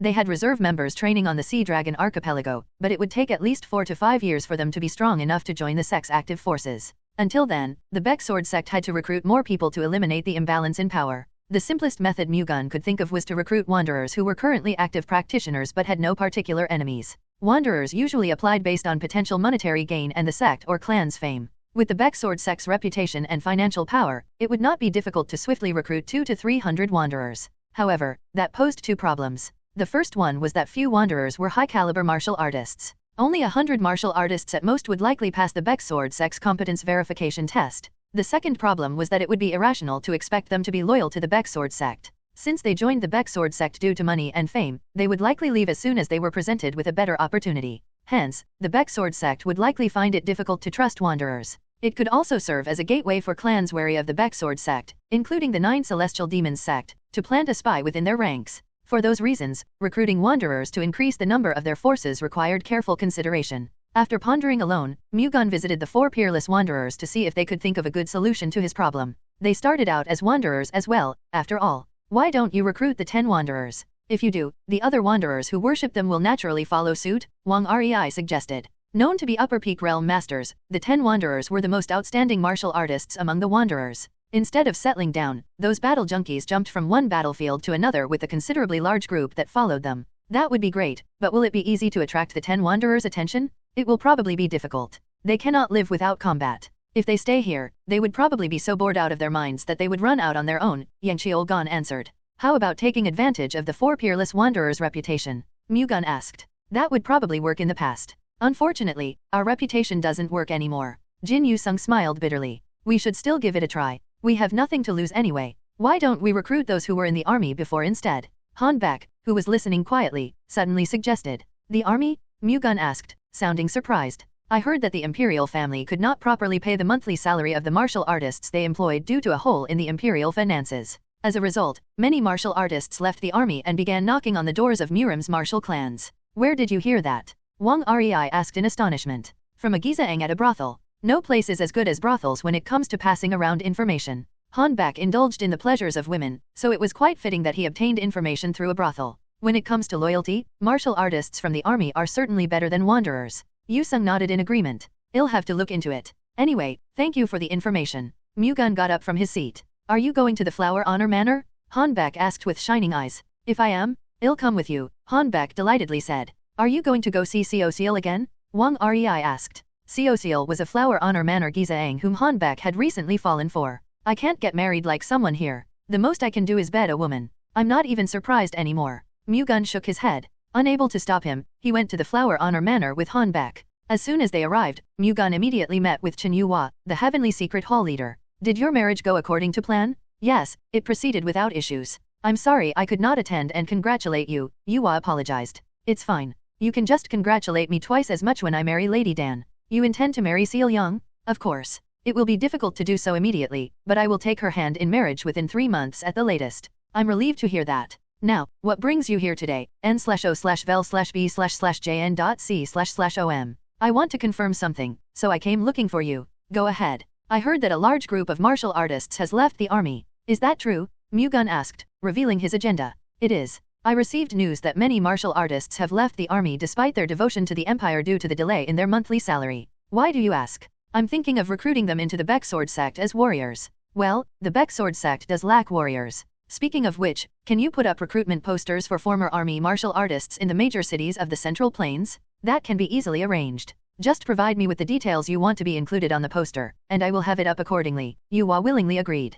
Thank you. Think of it as a wedding gift, young Master Baek. Mu-Gun wrote down the details that should be included on the poster and handed it to Yuhua. Under normal circumstances, he would have had to obtain Baek Shinseng's permission. However, since Shinseng had gone to battle at Shaoxing, Mu-Gun decided to proceed with this matter and report it later. After his meeting with Yuhua, Mu-Gun visited Dan Seal Young. Welcome back, Seal Young greeted. How have you been? I've been well. How is your newlywed life with Lady Namgang? Ahem, that's a difficult question to answer. Mu-Gun hesitated. That means it's going great. Does that disappoint you? No, I just want to spend a happy newlywed life with you as soon as possible as well, young Master Baek, Seal Young admitted.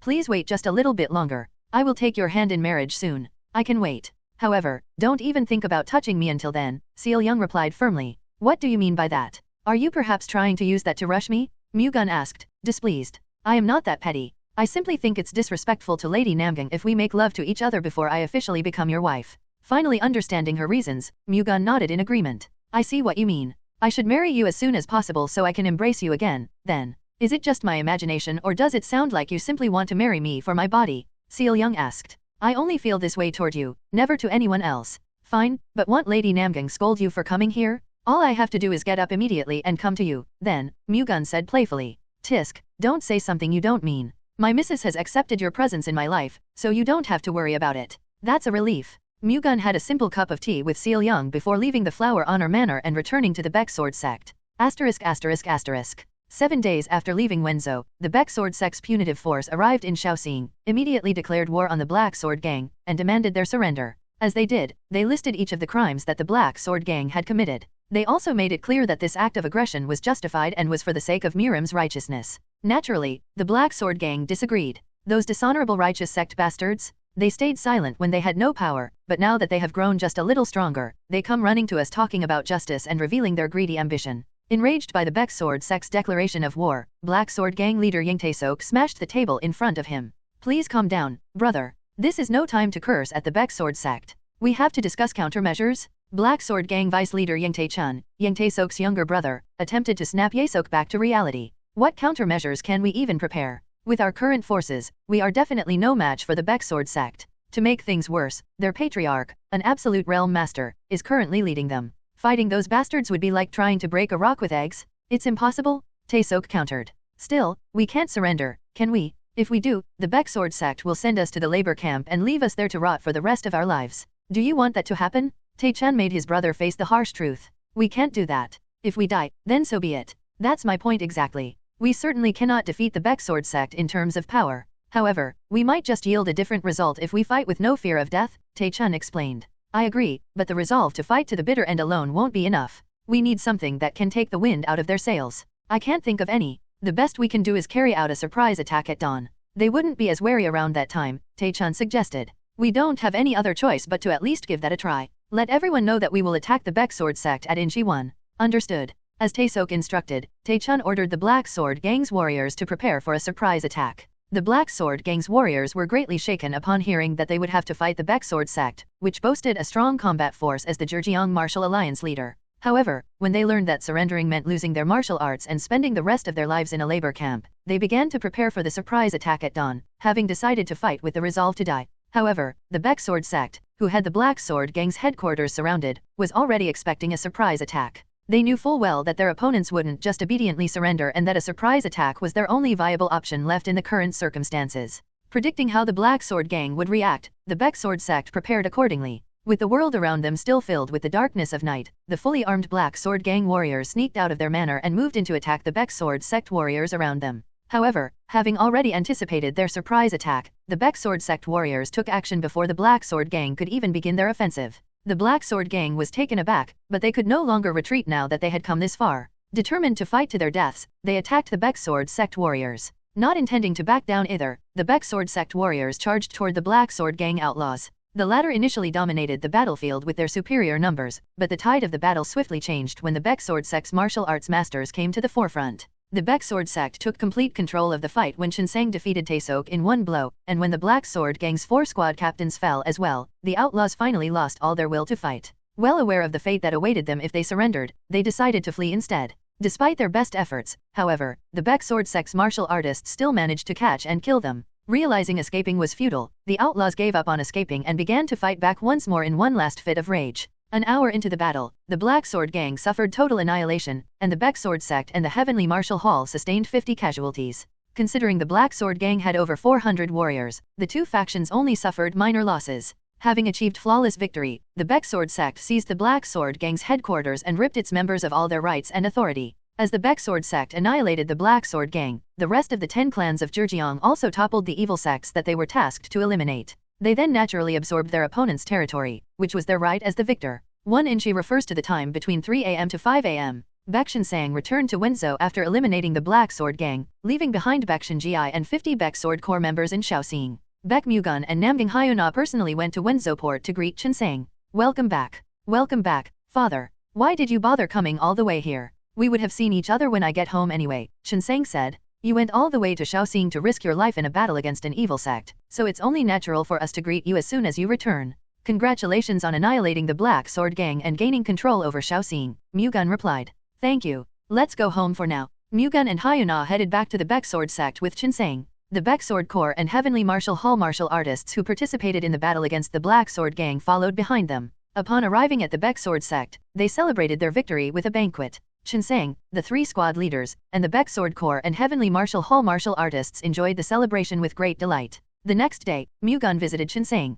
Come in. I was actually about to call for you. How may I be of help? Mu-Gun asked. Before I decide, I would like to ask your opinion about what to do with the rights and authority we took from the Black Sword Gang, Chinsang explained. Which ones specifically? Out of all their rights and authority, the most important one is the exclusive Shaoxing wine distribution rights. The Black Sword Gang made huge profits through their exclusive right to sell all Shaoxing wine produced by Shaoxing's breweries. They bought the product at a very low price, then used their exclusivity to sell it at a high price. The Shaoxing breweries wanted to earn more from their products as well, but since the Black Sword Gang used force to haggle, they were left with no other choice but to sell low. It was also through force and threats that the Black Sword Gang obtained the exclusive Shaoxing wine distribution rights. The Baek Sword sect, a righteous sect, found it difficult to take over that specific right because the Black Sword Gang obtained it using oppression, then used it to exploit the breweries. Hence, Mu-Gun suggested, why don't we return the distribution rights to Shaoxing's breweries instead? You want to give up the interests well earned from it? No. In exchange for returning the distribution rights to the breweries in Shaoxing, we will receive a portion of the profit they earn as protection taxes.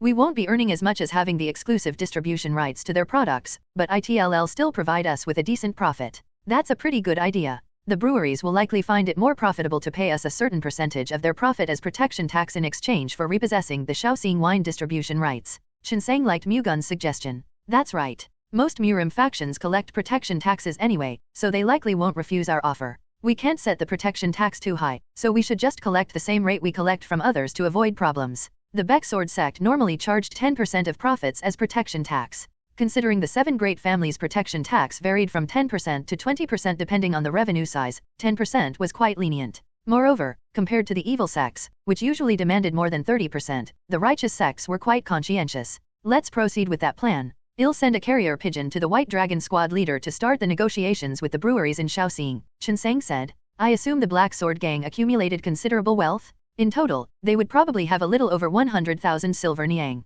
That's not that much, considering they had the Shaoxing wine distribution rights, Mu-Gun commented. They must have used their earnings for luxury and pleasure. That's probably it. It would have been great if they earned more from this, but 100,000 silver niang was still a huge sum of money. Adding the manor the Black Sword Gang used as headquarters into the calculation, the Baek sword sect gained considerably huge profits. By the way, why were you looking for me? Is there anything you want to discuss? Chen Sang asked, wondering about Mu-Gun's purpose for visiting him so early in the morning. While you were at Shaoxing, I made a public announcement in various regions of the Central Plains that we are recruiting martial artists who used to be part of the army. You want to recruit former martial artists of the army? This was Chen Sang's first time hearing this. Mu-Gun explained that many martial artists left the army due to the collapse of the national treasury, then revealed his plan to recruit them to make up for the number of martial artists that the Baek sword sect lacked. Well, it's not a bad idea. Martial artists from the army are bound to have decent skills and a greater sense of belonging and loyalty than the wanderers who put money first. I could not think this far ahead, so thank you for doing it in my stead, Chen Sang said afterward.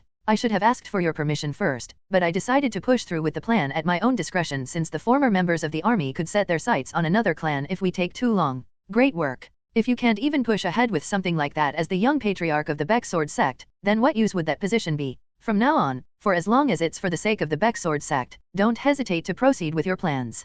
Thank you. Don't mention it. By the way, how is the newlywed life? It's going well. Will I be a grandfather soon? What are you saying, father? It hasn't even been that long since I got married and you're already expecting a grandchild? Our family does not have many children. You have to pay attention to that. Fine. On another note, I would like to set a date for my marriage with Lady Dan as soon as possible, Mu-Gun mentioned. Aren't you in too much of a hurry? It hasn't even been a month since the last wedding. I doubt my daughter-in-law will be happy about that, Chen Sang responded. Don't worry. My wife has already given me her permission. It also seems impolite to keep Lady Dan waiting for too long. Fine, I understand. I will look into it and set a date. Chen Sang no longer objected. He already knew Mu-Gun would marry the two women anyway, and there was no reason to postpone it now that Hyuna had approved of it. After their discussion, Mu-Gun left the White Sword Pavilion and returned to his residence to spend some quality time with Hyuna.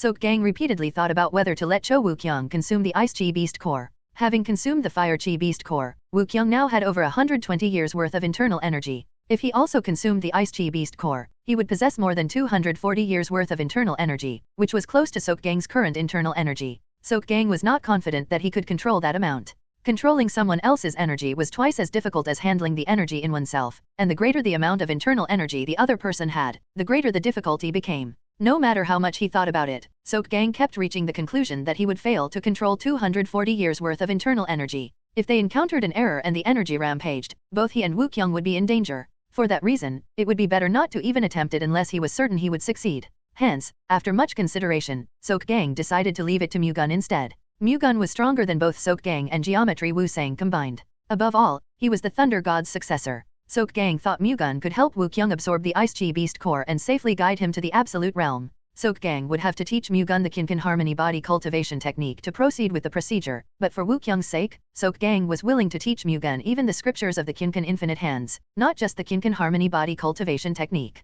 Having reached a decision, Sok Gang called for Mu-Gun and requested he help Woo-kyung absorb the Ice Chi Beast Core and advance to the Absolute Realm. Mu-Gun was more than willing to grant Sok Gang's request. After making Mu-Gun promise not to tell anyone about the Kinkan Harmony Body Cultivation technique, which was not far behind Mu-Gun's Heavenly Thunder Constellation Divine Art, Sok Gang began to teach it to him. While admiring its excellence, Mu-Gun absorbed all knowledge available within its scriptures, then practiced its circulation method. The Kinkan Harmony Body Cultivation technique was extremely profound, so its circulation method was naturally very intricate. On average, one would require a considerable amount of time to even begin to understand it. However, Mu-Gun had the Heavenly Thunder Constellation Divine Art, which was known as the best internal energy cultivation method. Since its circulation method did not differ much from the circulation method of the Kinkan Harmony Body Cultivation technique, it only took him less than a day to understand the latter and master its internal energy circulation method. After fully understanding the Kinkan Harmony Body Cultivation technique, Mu-Gun looked for Sok Gang and Wu-Sang and informed them that everything was ready. Unable to believe that Mu-Gun could fully understand the Kinkan harmony body cultivation technique within a day, Sok-Gang started quizzing him about the key scriptures.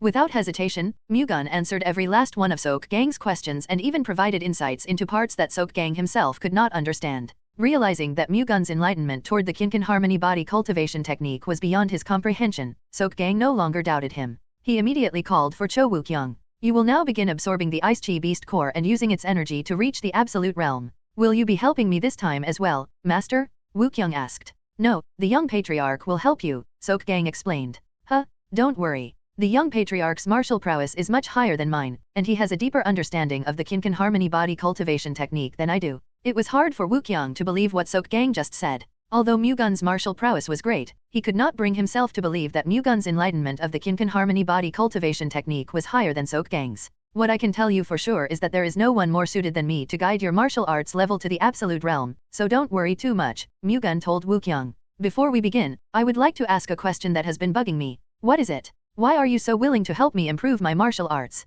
If anything goes wrong, your life could also be in danger, young patriarch Baek. Even though I am staying at the Baek Sword sect because of my two masters, I am free to leave at any time. That makes me curious about why you're so willing to risk your life to help me reach a new realm, Woo-Kyung asked. It is for the sake of Murim, Mu-Gun answered. For Murim? As you already know, the 9 celestial demons sect threat is closing in by the minute. It would be great if you stayed with the Baek Sword sect, but even if you didn't, wouldn't it be in Murim's best interest to turn even just one more person into a martial arts master before the 9 celestial demons sect earnestly takes action? Mu-Gun explained his reasoning. You're doing this ultimately for the great cause of Murim, not only for the sake of the Baek Sword sect? Yes. For that reason, I hope you use the power you are about to gain for the sake of Murim. I'd be more than willing to. Moreover, I promise to spare no effort for the Baek Sword sect as long as the sect does not go against Murim's path of righteousness, Woo-Kyung declared.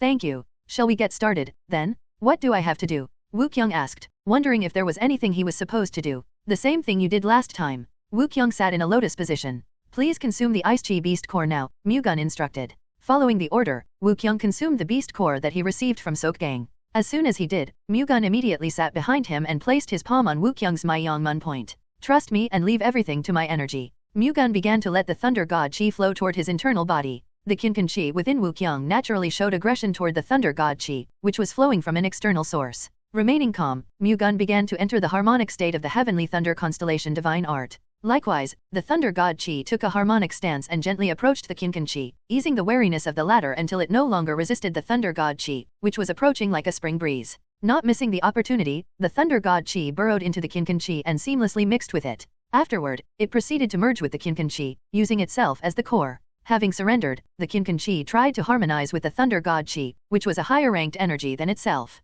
At that moment, Mu-Gun immediately began to guide the Kinkan Chi using a natural flow he created by circulating the energy according to the scriptures of the Kinkan Harmony Body Cultivation Technique. N/O/vel/B/in.C//OM. The Beast Core's energy initially resisted the fusion with the Kinkan Chi since their energies were incompatible. However, the Kinkan Chi sneakily began to bond with the Beast Core's energy as the former hovered around and constantly attempted harmonization. The first attempt showed some resistance, but everything went smooth sailing after that. In lightning speed, the Beast Core's energy fused and bonded with the Kinkan Chi, having realized that it would not be harmed even if it combined with the Kinkan Chi. Now proceeding as slowly as needed, Mu-Gun absorbed the Beast Core's energy by whirling the Kinkan Chi around it. As Woo-Kyung meditated and observed his internal body, he witnessed the Kinkan Chi absorbing the Beast Core's energy in a surprisingly natural flow. Mu-Gun guided the Kinkan Chi much more naturally than Woo-Kyung himself could do through Chi circulation, allowing him to witness the extent of Mu-Gun's strength once more. Now focusing on the method Mu-Gun used to handle the Kinkan Chi in him, Woo-Kyung was able to observe the Kinkan Chi's movements more accurately than anyone else.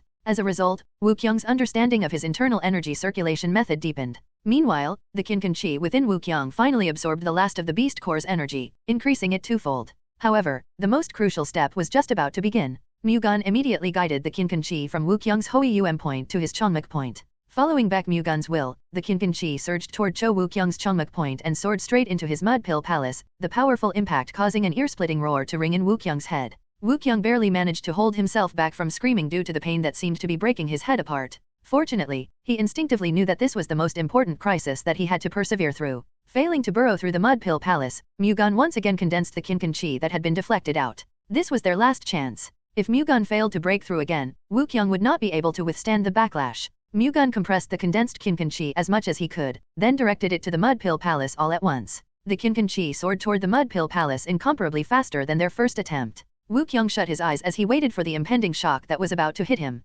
Having already been dented by the first impact, the Mid-Pill Palace failed to withstand the second impact, which was much more powerful than the first one. With Wukyung's life and death gateway now opened, the Kinkanchi became one with the world. A blue aura soared through the top of Wukyung's head and enveloped him as if it was trying to protect him, pushing even Mu-Gun back. Mu-Gun had done everything he could for Wukyung. From this moment forward, everything would be all up to Wukyung. Enveloped in the blue aura, Wukyung entered the floating samadhi state, causing him to float about 3 inches from the floor. If he had a high level of enlightenment, he would have been able to absorb the energy of all creations in the world, which he could then use to open up his middle danshan and achieve metamorphosis. However, Wukyung's enlightenment had yet to reach that point. From the floating samadhi state, he dropped down to the floor as the blue aura enveloping him quickly permeated the top of his head. Unable to absorb the energy of all creations in the world, all he could do now was end the process by properly putting the energy above him away, which he should be more than capable of doing. Mu-Gun stood up and took a few steps back. Well done, and thank you so much. You're the reason Wukyung managed to reach the absolute realm.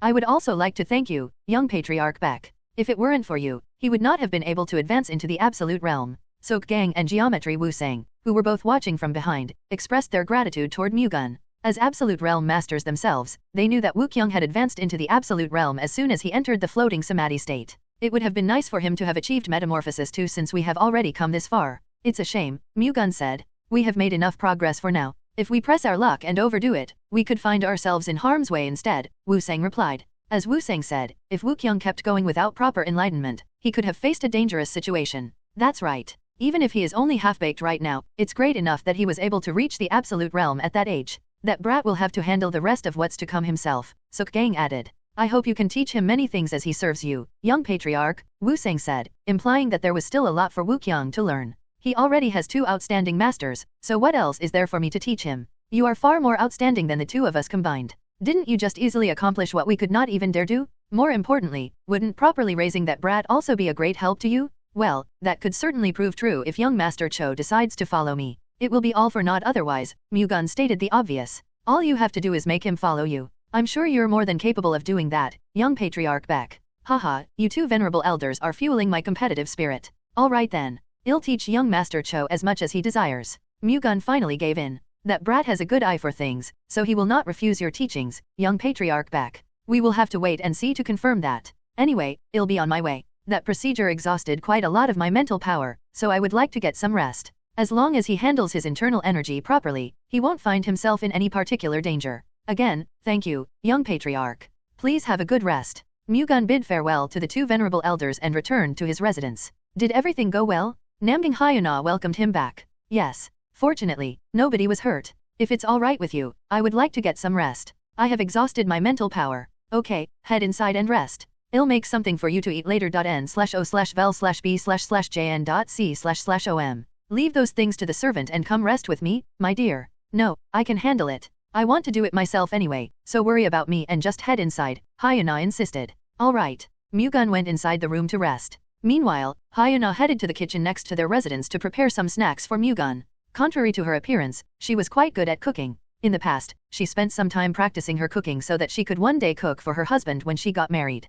With her cooking skills, she created sweet snacks that removed Mu-Gun's fatigue. The next day, Wukyung came looking for Mu-Gun. How do you feel? I'm feeling great. I would like to sincerely express my gratitude to you for leading me to the absolute realm, Wukyung responded. He did seem to be in good condition. I did it because I wanted to, so you don't have to thank me. All I ask is that you use that power for the sake of Murim, Mu-Gun said. I will. That being said, I have heard from my masters that you would be willing to teach me for as long as I desired. That's correct. Please take me in as your student. In exchange, as I mentioned yesterday, for as long as the Baek Sword sect does not go against Murim's path of righteousness, I will work for its sake. I see. I am more than willing to teach you if you want to learn, young Master Cho. For now, please focus on putting your newly obtained internal energy under your control. After that, I will properly teach you. Mu-Gun gave Wukyung a task. Understood. Again, thank you. Mu-Gun smiled in satisfaction as he watched Wukyung leave. Although Wukyung was still only a half-baked martial artist, he was talented enough to become a true Absolute Realm Master in due time.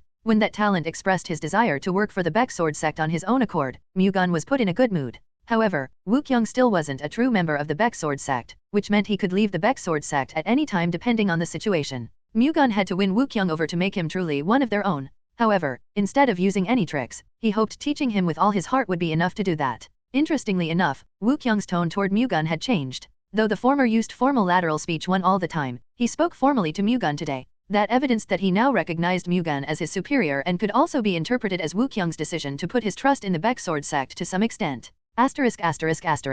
In various parts of the Central Plains, the Heavenly Secret Hall's informants put up posters advertising the Baek Sword sect's intention to recruit martial artists who used to be in the army. Many people would have ignored the Baek Sword sect's advertisement in the past, but times had changed. Since becoming the Jurjeong Martial Alliance leader and recruiting the 4 peerless wanderers, the Kinkan Hands, and the Daybreak Sword Master, the Baek Sword sect's status and authority had grown to incomparable heights. Above all, the Baek Sword sect also offered extraordinary monthly salaries, having doubled the army's offer, and that was just the basic rate. The higher one's skills were, the higher their monthly salary. Attracted by the Baek Sword sect's status and the monthly salary that was greater than those offered by decent-sized clans, the ex-army martial artists scrambled to visit the Baek Sword sect. In response, instead of setting a particular examination date, the Baek Sword sect verified their abilities as soon as they arrived and hired those who were talented on the spot. Applicants began to flock 1 month after the Baek Sword sect posted the recruitment notice. The Baek Sword sect conducted the basic physical assessment test first. Those who passed then went through a sparring session to gauge their martial arts. Mu-Gun and the 6 venerable elders themselves handled the martial arts verification test, so the applicants did not dare disagree with the martial arts rank they were granted. The Baek Sword sect's recruitment event lasted for a whole month. In that span of time, over 500 ex-army martial artists applied. Among them, about 400 passed the basic physical assessment test and reached the martial arts verification test. Through the second test, Baek Sword sect identified 28 special ranked, 59 advanced ranked, and 136 intermediate ranked. The rest were low ranked. The Baek Sword sect could not take them all in since there were too many of them, so the upper brass decided to recruit only those ranked intermediate or higher. In total, they recruited 223 martial artists. After the recruitment phase, the Baek Sword sect reorganized its combat division. To begin with, the name Baek Sword Corps 5 sword squads had become ambiguous, so they combined all squads to form the White Dragon Corps. White Dragon Squad leader Baek Shinji was appointed as its commander, and White Wolf Squad leader Baek Shinung was appointed as vice commander. Moreover, they also created a new corps, which was named White Tiger Corps, and assigned the 223 new recruits to it. White Tiger Squad leader Baek Shin-ho was appointed as the White Tiger Corps commander, and White Leopard Squad leader Baek Su-kwang was appointed vice commander. With their new recruits, the Baek Sword sect now had 400 martial artists. Including the Heavenly Martial Hall members, they could mobilize up to 500 warriors. It would take considerable time and effort to convert the Baek Sword Corps new recruits into loyal members. Nevertheless, things were still looking optimistic for the Baek Sword sect since they had just further increased their power by recruiting talented warriors with military backgrounds and masse. The over 200 martial artists who did not qualify for the Baek Sword sect's recruitment were recruited by the Justice Martial sect and the Flying Lance sect. Since those two sects had also been planning to increase their combat forces, they willingly recruited the former soldiers when the Baek Sword sect explained the situation to them. The two sects could have refused to recruit them because they were not competent enough for the Baek Sword sect to recruit, but it was important to note that they all passed the martial arts verification test. More than half of the Baek Sword Corps were expelled for failing it in the past. The fact that those martial artists passed the martial arts verification test, which was much stricter than before, was enough to prove that their martial arts skills had surpassed the basic level.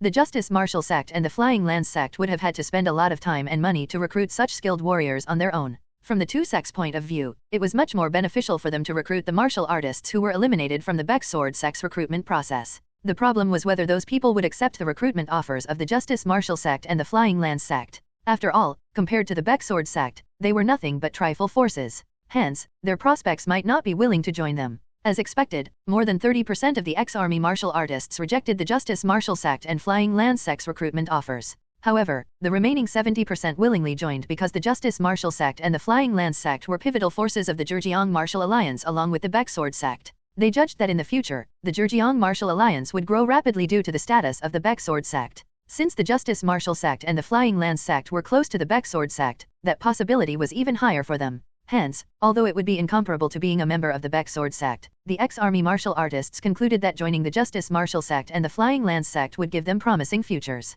Thanks to that, the Justice Martial sect and the Flying Lance sect were able to reinforce their combat forces with over 60 martial artists each. After the whole recruitment event, the Baek Sword sect prepared for the marriage between Baek Mu-Gun and Dan Seil-young. Many rumors about Mu-Gun spread because he was about to marry a flower honor manor Gizaeng just 3 months after marrying Namgyang Hyuna. Some even claimed that Mu-Gun welcomed the Gizaeng because he was already tired of Hyuna. Mu-Gun paid the rumors no heed at all, however. The best way to get rid of rumors had always been to ignore them. Hyuna did not really care about the rumors either since they were all false. As Mu-Gun and Seol-young's wedding approached, the patriarchs of the 10 clans of Jeorjeong once again visited the Baek sect to congratulate Mu-Gun on his marriage. They also thought that Mu-Gun's decision to hold a second marriage despite having married Namgyang Hyuna less than 3 months ago was strange. They were also worried about the great Namgyang family's reaction. Namgyang Hyuna was the daughter of Namgyang Jo, the great Namgyang family patriarch. The great Namgyang family was bound to disapprove of Mu-Gun's second marriage, especially when considering he would be marrying a Gizaeng. Considering there was no way they would just watch that happen, they would most likely try to prevent the marriage from happening somehow.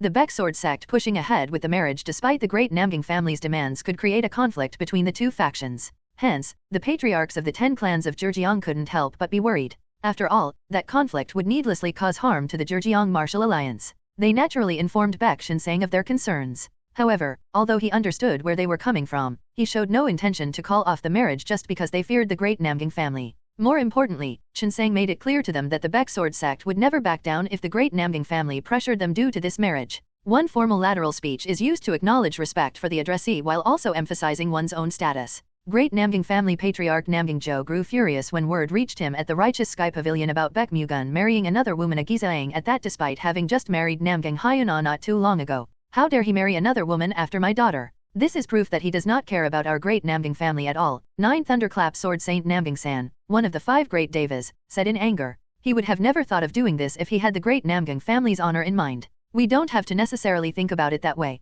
Mu-Gun made it clear that he already had another woman before meeting Hyuna. Divine Wind Sword Saint Namgyang Ho defended Mu-Gun since he had a good relationship with him. Even Hyuna was well aware of that. Nevertheless, the Baek sect decided to marry Hyuna first and set the other woman aside in consideration for the great Namgyang family's honor. Are you saying it's right for him to marry a Gizaeng despite already having Hyuna? Namgyang-san asked as if he was interrogating Namgyang Ho. Baek Mu-Gun is free to welcome any woman as his wife. If that results in Hyuna being treated unfairly or neglected, then we naturally should protest and question him. However, we will clearly be overstepping our boundaries if we were to question him just because he is taking another woman as his wife. Namgyang Ho had no intention to back down from this. As Ho said, getting involved in matters regarding their marriage is far too excessive. We can be unhappy about it, but that alone is not enough for us to say that the Baek sect is disregarding the great Namgyang family, Great Swarm Sword Saint Namgyang Sung said. Supporting Namgyang Ho, think about our relationship with the Baek sect. It would do us no good to sour our relationship with the Baek sect over such a trifling matter. The Great Swarm Sword Saint, Namgyang Sung, spoke in support of Namgyang Ho.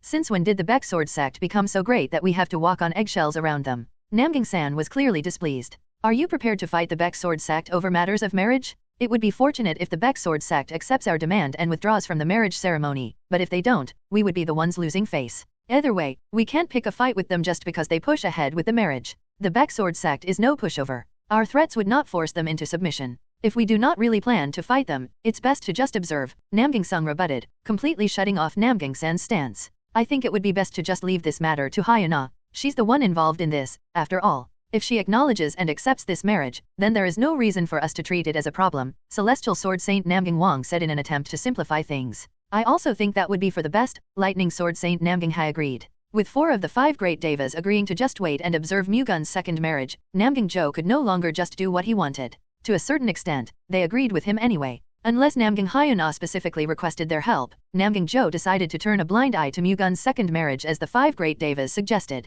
Not long after, a carrier pigeon Hyuna had sent reached the great Namgyang family's manor. The letter it carried asked the great Namgyang family to not worry about the marriage because she had acknowledged and agreed to it. Having received that information, the great Namgyang family no longer had any reason to get involved. Hence, contrary to the grim expectations of the 10 clans of Jeorjeong's patriarchs, they made no move against the event. Baek Mu-Gun's second wedding day came soon after. Mu-Gun and Dan Seol-young had a wedding ceremony that was congratulated by many guests, including the patriarchs of the 10 clans of Jeorjeong. Afterward, they had a hot and steamy wedding night. Having married Mu-Gun, Seol-young naturally joined and moved to the Baek sect. Mu-Gun was secretly worried that there would be a problem if Hyuna and Seol-young came face to face. However, contrary to his worries, Hyuna and Seol-young acknowledged and respected each other, allowing them to live together without any problems. Mu-Gun found that quite fortunate. Their new setup meant Seol-young would have no choice but to frequent the Flower Honor Manor since she had work to do as the Heavenly Secret Hall vice leader. Rumors would spread if she kept visiting a brothel despite being married to Mu-Gun, though, so instead of going directly to and from the Flower Honor Manor, it was decided that she would share and receive information through a Heavenly Secret Hall member.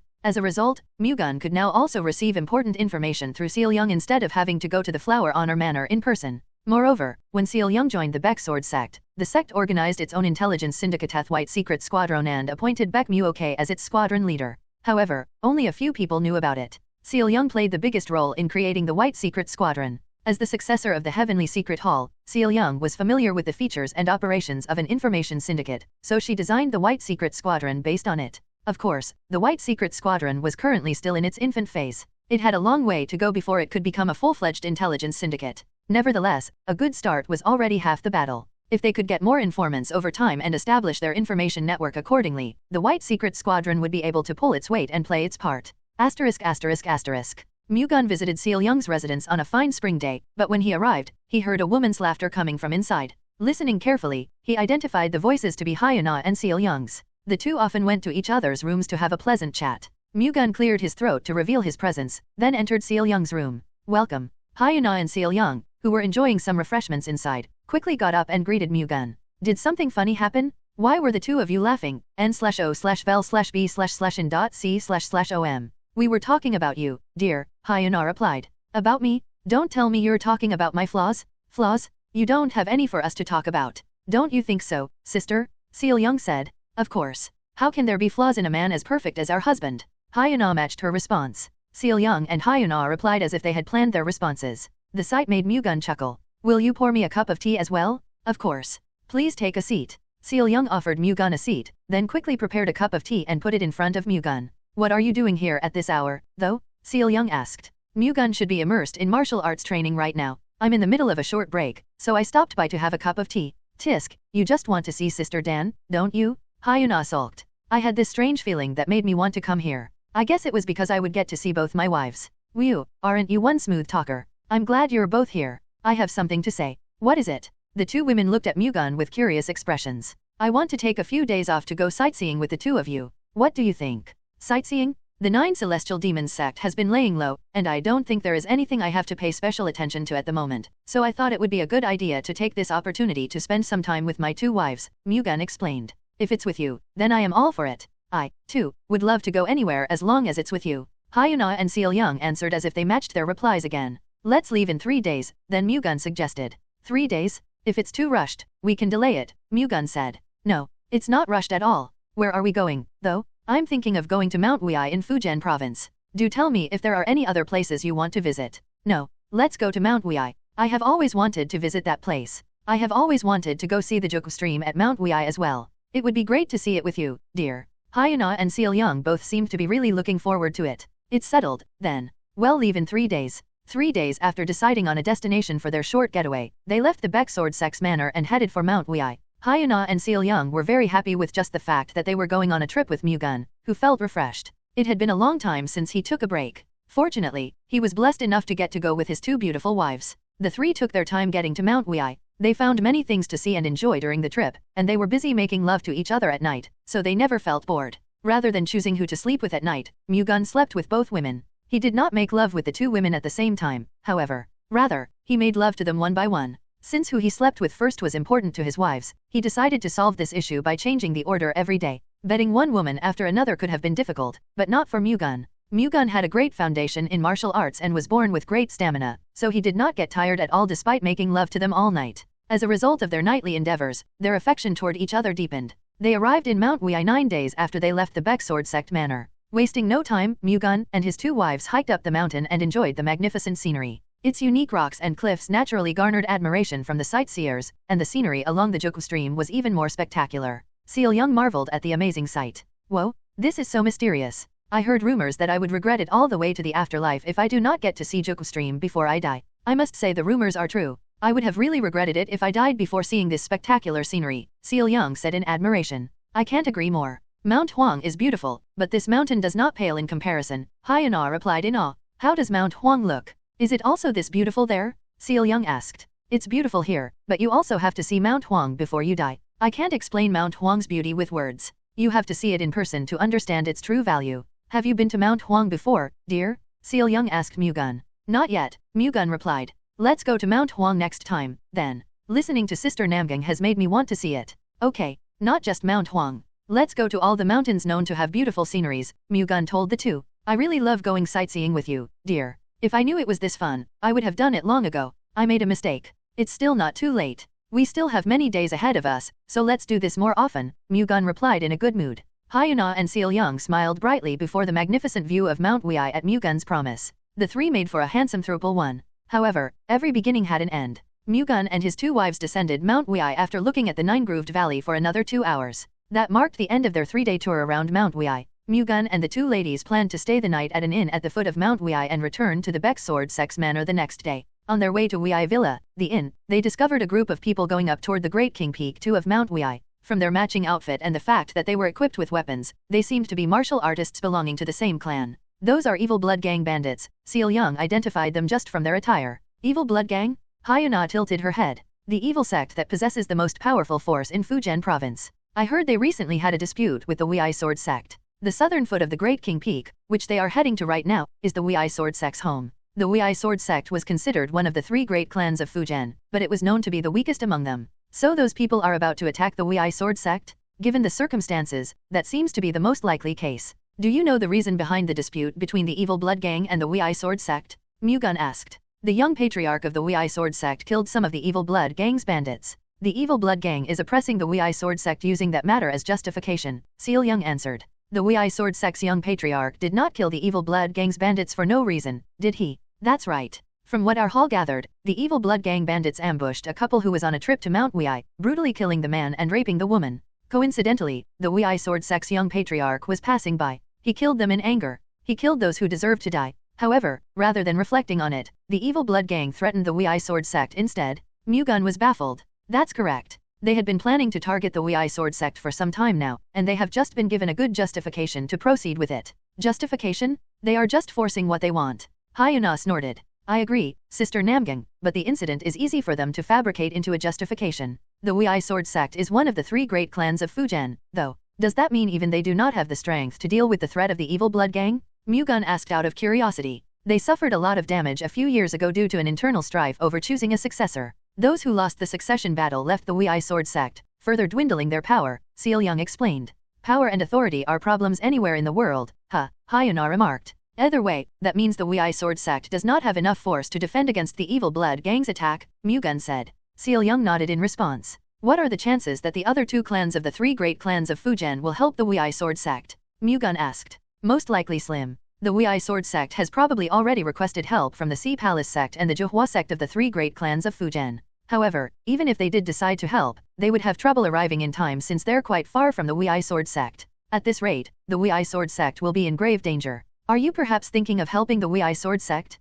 Seol-young asked. I can't pretend to turn a blind eye to this since I was indebted to them in the past. Mu-Gun remembered receiving help from Peng Ji-ryong, the founder of the Wei Sword sect, during his 6th reincarnation. In consideration of the favor he received then, he could not ignore Ji-ryong's descendants. Do as you wish, dear. Though I am lacking, I will help you as much as I can. Me too. We have to get there before those bandits reach the Wei Sword sect, Hyuna urged Mu-Gun. No, you two should head to the inn first and wait for me there. I am more than capable enough to help the Wei Sword sect, Mu-Gun insisted. We have the strength to protect ourselves, too. More importantly, we want to be of help to you, dear, Hyuna countered. Your feelings alone are enough. I don't want to get blood on my wife's hands. Now, do as I say. I think it's better for us to do as our husband says. Seol-young pulled Hyuna away. Hyuna also decided to listen to Mu-Gun instead of insisting any further. We have nothing to worry about, right? Hyuna said. Of course. I'll be right back, so go ahead and rest. Lock the doors properly. We are not children, you know. You don't have to worry about us not locking the doors, Hyuna sulked.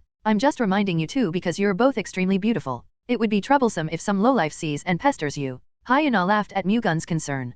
Pfft, I understand. Well, keep the doors locked, so don't worry about us and go. Good to know. I'll be back. Mu-Gun left the two behind and dashed toward where the Evil Blood Gang's bandits were heading. Activating the Thunder God's shadow, he quickly left the two women, who waited until they could no longer see him before heading toward the inn. They were not concerned about Mu-Gun's safety at all. After all, they knew full well that even if the full force of the Evil Blood Gang came charging, they would not be able to do anything to him. One throuple is a relationship between three people who have all unanimously agreed to be in a romantic, loving, relationship together with the consent of all people involved. 2. The Great King Peak, otherwise known as De Wangfang, is one of the 36 peaks of Mount Wei. It is a popular tourist attraction because it looks great and momentous, like a giant pillar reaching the sky, at the southern foot of the Great King Peak and began attacking anyone they saw, including servants who didn't practice martial arts. By the time the Wei Sword Sect's martial artists had rushed out of the manor, dozens of people had already been killed by the ruthless hands of the evil blood gang bandits. Stop! A Wei Sword Sect warrior shouted furiously. Stop! We will only stop if you hand over your young patriarch for killing our brothers.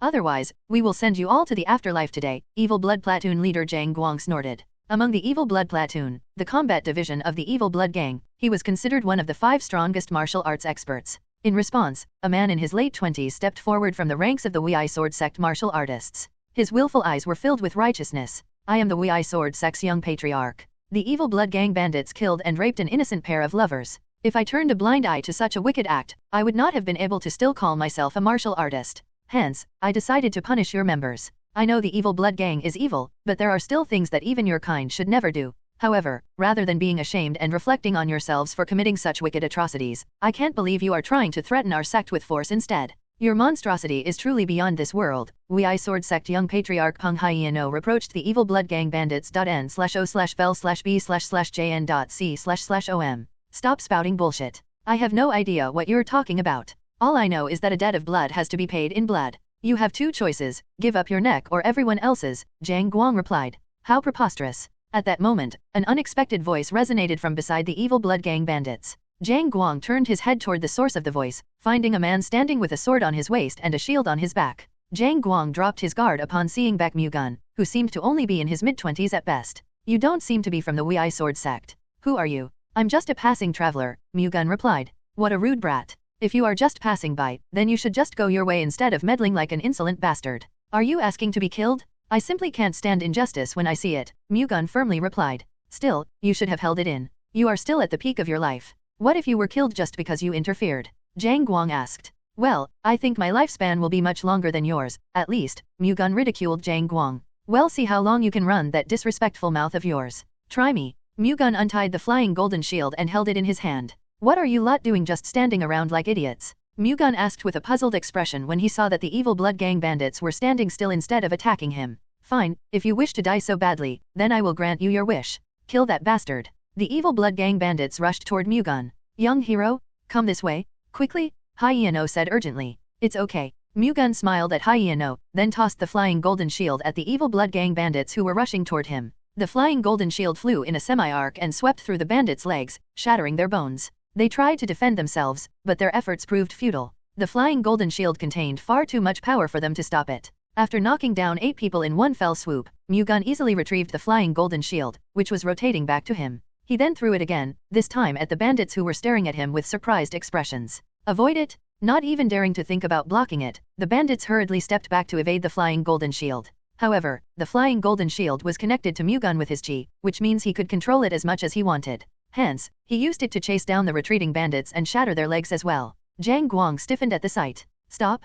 Zhang Guang frantically shouted just before Mu-Gun could throw the flying golden shield again. Mu-Gun paused. Why? Do you still have something to say? You fucker? Who are you really? My, did I not already tell you that I'm just a passing traveler? I don't know who you are, but if you mess with the Evil Blood Gang, you won't get out of it unscathed. You seem to be trying to scare me using the Evil Blood Gang's name. Unfortunately, I am not afraid of your little group, Mu-Gun replied, causing the Evil Blood Gang bandits to stiffen even more. What do you want? I want the Evil Blood Gang to stop threatening the Wei Sword Sect. The best way to achieve that would be to completely eradicate the Evil Blood Gang, is it not? Mu-Gun responded. He sounded as if he could easily get rid of the Evil Blood Gang if he wanted to. Normally, Zhang Guang would have mockingly laughed at such provocations, but he could not take Mu-Gun's remarks lightly. What's your relationship with the Wei Sword Sect? Why are you acting this way? Let's just say I am indebted to them. Anyway, I am gaining nothing from this conversation, so let's just end this now. I have to finish things quickly since someone's waiting for me. Mu-Gun raised the flying golden shield again. Wait, we will retreat.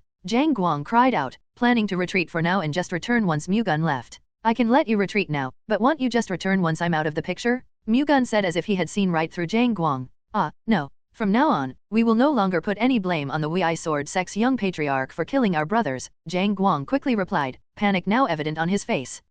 No matter how I think about it, I just can't trust you. It would be best to kill all of you now, considering that would prevent the Evil Blood Gang from threatening the Wei Sword Sect again even if they wanted, since they will no longer have the power to. Do you really intend to see this battle through? I started this, so it is only right for me to see it to the end. Mu-Gun immediately threw the flying golden shield toward the Evil Blood Gang bandits. Everyone, scatter! Zhang Guang shouted at his subordinates, having realized that negotiations had failed. He thought spreading out and attacking from multiple directions would allow them to evade the flying golden shield. However, if he knew who Mu-Gun was, he would not have attempted to execute such a plan. Mu-Gun could freely move the flying golden shield in all directions within a range of 100 feet, which meant spreading out would not stop the flying golden shield from reaching them. Screams of pain resonated from all over the area as the flying golden shield shattered the legs of the scattered bandits. Meanwhile, Hyeno and the Wei Sword Sect martial artists were so astonished by Mu-Gun's martial prowess that their jaws fell. Mu-Gun single-handedly knocked down around 200 bandits like fallen leaves with just a golden shield. They tried to help Mu-Gun fight at first, but they no longer dared step up upon witnessing Mu-Gun's overwhelming martial prowess.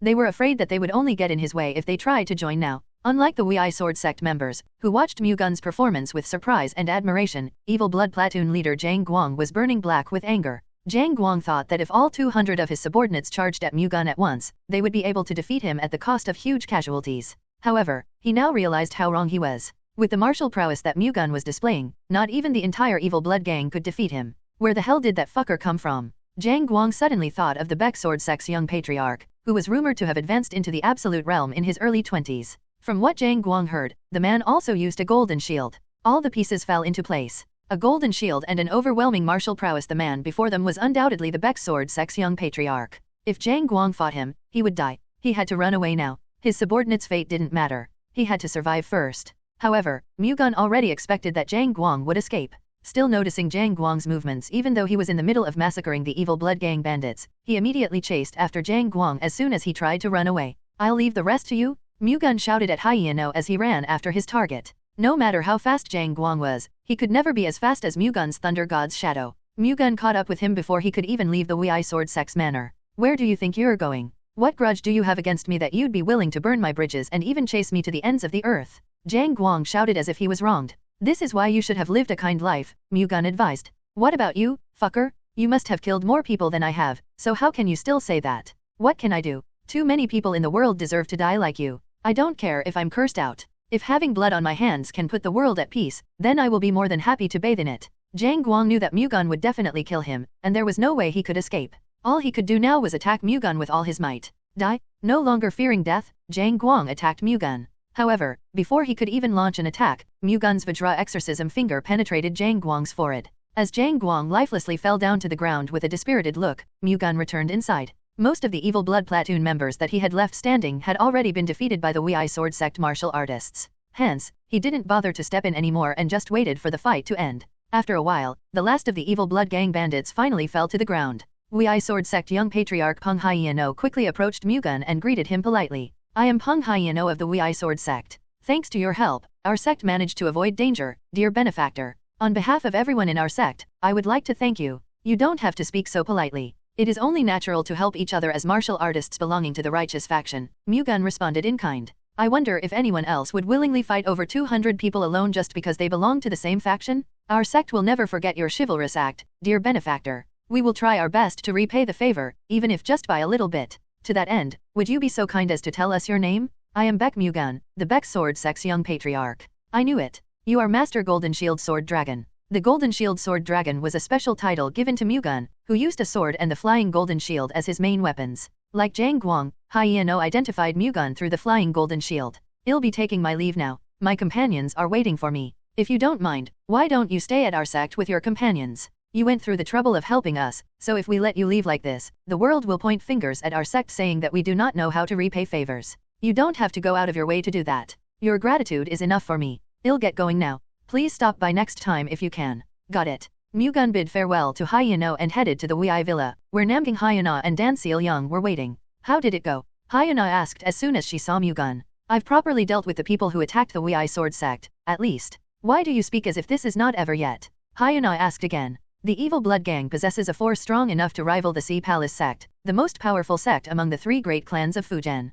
They lost 200 warriors today, but they still have a lot of forces left. It won't be hard for them to eradicate the Wei Sword Sect if they put their mind to it, Seil-young explained in Mu-Gun's stead. "In other words, it will be difficult to guarantee the Wei Sword Sect's safety without putting an end to the Evil Blood Gang." "Is that it?" "That's right. What do you plan to do?" Hyena asked Mu-Gun. "I'm still thinking about it. Considering the Evil Blood Gang has been weakened, the three can easily defeat them if they join forces. However, if they attack the Wei Sword Sect before that, the Wei Sword Sect will have trouble defending against the Evil Blood Gang alone," Mu-Gun answered while pondering. I guess it would be best to wipe out the evil blood gang for the safety of the Wei Sword sect, Hyuna said. I'm not sure if it's necessary for us to go through all that trouble, though. There is nothing we can actually gain from helping the Wei Sword sect, Seol-young rebutted. We will get nothing right now, but it will bring the Wei Sword sect to our side. Mu-Gun grinned. Are you perhaps trying to get the allegiance of the three great clans of Fujian? Seol-young asked with shining eyes. It's just wishful thinking, not something concrete. There was no reason not to have them on the Baek Sword sect's side just because they were outside Zhejiang province.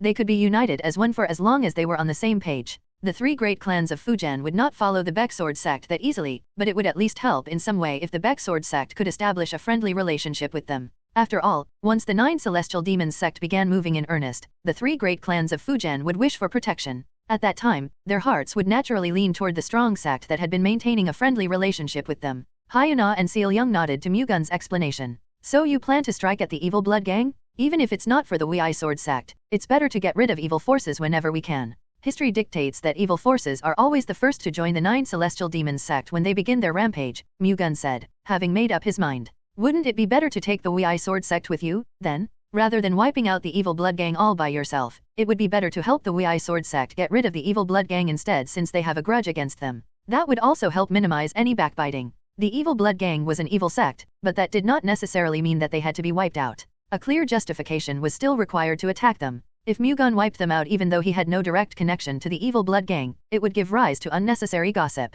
You're right. Accepting Seol-young's suggestion, Mu-Gun decided to join forces with the Wei Sword sect to eliminate the evil blood gang. The Wei Sword sect would have to agree to it first, though. The next day, Baek Mu-Gun visited the Wei Sword sect with his 2 wives. Peng Hyeno welcomed them with open arms. Welcome. I came back to discuss something with the Wei Sword sect, Mu-Gun said, revealing his purpose for coming. I see. Let's go inside for now. Hyeno guided Mu-Gun's party to the Wei Sword sect's main building and served them a cup of Dahong Pao tea, the best among the Wei rock teas. I can't believe I'm drinking Dahong Pao tea, considering it is said to be cherished even by the emperor. I am in for a treat today. Mu-Gun rejoiced when he saw the Dahong Pao tea. Only 6 kilograms of Dahong Pao tea could be produced every year since they could only be harvested from 4 tea bushes on Tianxin Rock's high cliffs in Zhuolong Cliff. Due to limited supplies, it became very expensive, and even if one could afford it, they would still need quite a bit of luck to find any for sale. Hence, Mu-Gun could not help but wonder how the Wei Sword sect had supplies of Dahong Pao tea. In truth, the Wei Sword sect raked in huge profits by managing various rock tea plantations, including the tea bushes in Zhuolong Cliff that produced the Dahong Pao tea leaves. The evil blood gang attacked them to deprive them of their right to the tea fields as well. I am more than glad to serve you, our benefactor, something as precious as this, Hyeno said, expressing his gratitude. Haha, this cup of Dahong Pao tea is good enough. Mu-Gun chuckled. That aside, you said you have something to discuss. What is it? Before that, can I ask you a question? Mu-Gun asked. Please go ahead. With all due respect, why have we not met the Wei Sword sect patriarch yet? Mu-Gun asked politely. Our patriarch is currently bedridden with an illness, Hyeno admitted. Although I am lacking, I am taking care of the sex matters on his behalf. Ah, I see. I will have to speak to you then, young patriarch Peng. I came here today because of the evil blood gang. After giving it some thought yesterday, I doubt the evil blood gang will easily step down. I think so as well. Although you have taken down quite a large chunk of their forces yesterday, what remains of the evil blood gang is still strong enough to act upon their greed for our sect. Why didn't you say anything yesterday when you already knew that? You could have just asked me for help. You have already helped us a lot yesterday. How could I possibly ask for more? Hyeno sounded quite melancholic. On the contrary, considering I have already helped you once, what made you think I would not be willing to help you again? Did you perhaps return to help us deal with the evil blood gang? Hyeno asked in disbelief. That's right. No matter how I think about it, I would feel uncomfortable if I were to just leave like this. Your chivalrous spirit is truly incredible, dear benefactor. On behalf of the Wei Sword sect, I sincerely thank you. However, I am afraid I am not quite sure how we can repay the grace you are showing us. As I have already said, I am not doing this for the sake of compensation, so please put your mind at ease, young patriarch Peng, Mu-Gun responded. Anyway, we should discuss how to deal with the evil blood gang. Have you told the 3 great clans of Fujian about this issue? I asked the Sea Palace sect and the Zhuhua sect for help, but it seems they cannot make a move due to the evil blood gang's huge combat force, Hyeno answered. I see. However, if we inform them that you are joining the battle and have even wiped out the evil blood platoon yesterday, they will likely change their minds. I suggest joining hands with the Sea Palace sect to overthrow the evil blood gang. What do you think? You want us to take the fight to them? Yes. The evil blood gang's attack yesterday should be a good enough justification to retaliate. Are you coming with us too, dear benefactor? Hyeno asked timidly. Yes. That gives us a chance of winning. We should send a letter to the Sea Palace sect to propose joining hands. Hyeno began making plans. I agree. If you have yet to decide on your accommodations, why don't you stay at our sect until we have dealt with the evil blood gang? Hyeno offered. If we are not too much of a bother, we'll be in your care. It's not a bother at all. Rather, it's an honor to be able to serve you, dear benefactor. I will prepare a place for you to stay now, so please wait a moment. Hyeno set aside an entire annex for Mu-Gun's party to stay. As discussed, he also sent a letter to the Sea God sect about joining hands and overthrowing the evil blood gang together. Mu-Gun also used the Heavenly Secret Hall's information network to inform the Baek Sword sect that he would be staying at the Wei Sword sect for some time due to matters regarding the evil blood gang. After all, they could get worried if he did not return as scheduled. Based in Nanping, Fujian Province, the evil blood gang was formed through the unification of 4 evil sects in Fujian Province, resulting in a combat force as large as the 3 great clans of Fujian combined. After years of building up internal stability, the evil blood gang began to compete for supremacy in Fujian Province in earnest, and their first target was the Wei Sword sect. Coincidentally, Wei Sword sect young patriarch Peng Hyeno killed some of the evil blood gang's bandits around the same time. Although he simply made the bandits pay for committing wicked acts, all that mattered to the evil blood gang was that Hyeno killed their members. Using that as a pretext, evil blood gang chief Zheng Chendu sent the evil blood platoon to the Wei Sword sect without a doubt in his mind that they would be enough to wipe out the Wei Sword sect. However, contrary to the news of victory that he was expecting, he received reports that the evil blood platoon was completely wiped out instead. Chendu could not believe the news. It should have been impossible to eliminate the evil blood platoon with the Wei Sword sect's power alone. Did the rest of the 3 great clans of Fujian intervene? Chendu asked Osimai Yang, who was standing before him. The middle-aged man was in charge of information within the evil blood gang. No, the Sea Palace sect or the Juhua sect has not made a move yet. Then how could the Wei Sword sect annihilate the evil blood platoon? Chendu asked in disbelief. I doubt the Wei Sword sect is behind this. Rather, I find it more likely that a third party intervened that has gone past the upper peak realm. Someone who has gone past the upper peak realm? Chendu asked in surprise. N/O/vel/b/in.c//om. Yes. Considering we found no traces of a large group moving within the Wei Sword sect's territory, it is highly likely that there were only 2 or 3 people involved. Considering their inferior numbers, they would have to be at least an upper peak realm master to annihilate the evil blood platoon. Who is it, then? I still have not seen. Yang stuttered. Are you looking into it? Chendu asked calmly. Of course. I should be able to find out who they are in a few days. All right. Well, decide once you've identified them. Understood. I will do my best to hasten the process. Just to be safe, monitor the Sea Palace sect and the Juhua sect as well, Chendu instructed. Understood. Simai Yang left after receiving Chendu's instruction. Now left alone, Chendu fell into deep contemplation. The Wei Sword sect's letter troubled the Sea Palace sect. The evil blood gang possessed a stronger combat force than them, and they were the largest combat force among the 3 great clans of Fujian. They normally would not have dared to attack the evil blood gang at all. However, according to the Wei Sword sect's letter, the evil blood platoon had been annihilated. It also mentioned that the Baek Sword sect's young patriarch, known to be an absolute realm master, would be participating in the attack against the evil blood gang. Those factors certainly gave them a chance of victory. Defeating the evil blood gang meant getting their territory and rights.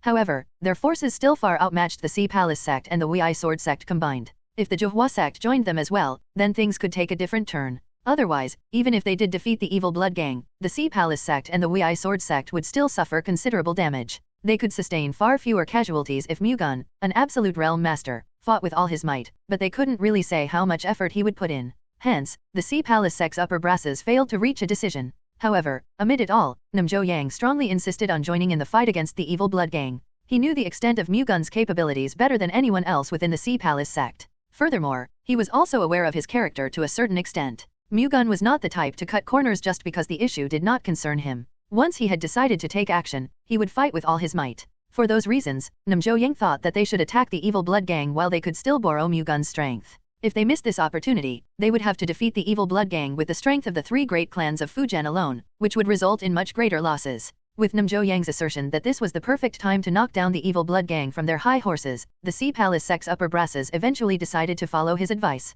After sending a message regarding their decision to the Wei Sword sect, they instructed the elite forces of the Sea Palace sect to make preparations. The Wei Sword sect began to prepare as well upon receiving the Sea Palace sect's reply. Matching their schedule by exchanging letters through carrier pigeons, the Sea Palace sect and the Wei Sword sect advanced to the evil blood gang headquarters at the same time. Mu-Gun marched with the Wei Sword sect, leaving Namgang Hyuna and Dan Seil-young behind this time as well. The 2 were first-rate experts and were high-ranked even among the first-rate martial artists. Considering their age, they were pretty skilled. However, it would be difficult for them to protect themselves in a large-scale battle with their current abilities. Well aware of the danger and not wanting to let them have blood on their hands, Mu-Gun refused to let them join the fight and instead made them stay behind at the Wei Sword Sect manor. Fortunately, the two followed his instructions without complaints. Meanwhile, the Wei Sword Sect and Sea Palace Sect's movements immediately reached the evil blood gang. As soon as he received the news, Sima Yang rushed to meet Zheng Chendu. Chief, I received reports that the Wei Sword Sect and the Sea Palace Sect are on their way, Sima Yang hurriedly said. What? The Wei Sword Sect and the Sea Palace Sect are coming here? Yes. Are they insane? Why would they dare attack us? Chendu wondered in disbelief. On that note, I have found out that the Baek Sword Sect's young patriarch could be the one helping the Wei Sword Sect. The Golden Shield Sword Dragon? That's right. Isn't he an absolute realm master? Yes. It seems the Wei Sword Sect and the Sea Palace Sect are making a move now because they have faith in his strength. He is probably the one who took out the Evil Blood Platoon too. Why did the Golden Shield Sword Dragon come all the way to Fujian Province and meddle in our affairs? Does that bastard have something to gain from this? Chendu asked, clearly annoyed. From what we have gathered, his two wives are his only company right now. Judging from that, they were probably just on a trip. They should have just quietly gone on their trip, then. Why did they meddle in our affairs and mess things up? Isn't it common for righteous bastards to make a fuss in the name of chivalry and justice? Those motherfucking dogs, Chendu cursed. With all due respect, if the Golden Shield Sword Dragon is truly with the Wei Sword Sect, then we have no chance of winning. Don't worry. I'll take care of him myself. He is an absolute realm master. How do you plan to deal with him, Chief? I have my ways. Instead of worrying about that, come up with a plan to prevent the Wei Sword Sect and the Sea Palace Sect's joint attack. Judging from the current situation, our best option would be to divide and conquer, Sima Yang suggested. Divide and conquer? Chendu asked curiously. The Wei Sword Sect and the Sea Palace Sect are coming here from opposite directions. If we attack one of the two first, we will be able to avoid a joint attack from them, allowing us to divide and conquer. The key is figuring out which of the two we should attack first. What's your stance on this? Chendu asked. If you're confident that we can defeat the Golden Shield Sword Dragon, then it would be best to attack the Wei Sword Sect first, considering they have a smaller combat force. Otherwise, we should prioritize taking out the Sea Palace Sect, Sima Yang explained his strategy. What's the distance between us and both the Wei Sword Sect and the Sea Palace Sect? Chendu asked. They are both 3 days away from Nanping. I see. Have all of our forces prepared by tomorrow. I will tell you which one to attack then. Do you really have a way to defeat the Golden Shield Sword Dragon, Chief? Sima Yang asked out of worry. I will let you know about that tomorrow as well. Understood. I'll have our forces on standby and ready to mobilize at a moment's notice. Sima Yang headed outside to prepare their forces for battle.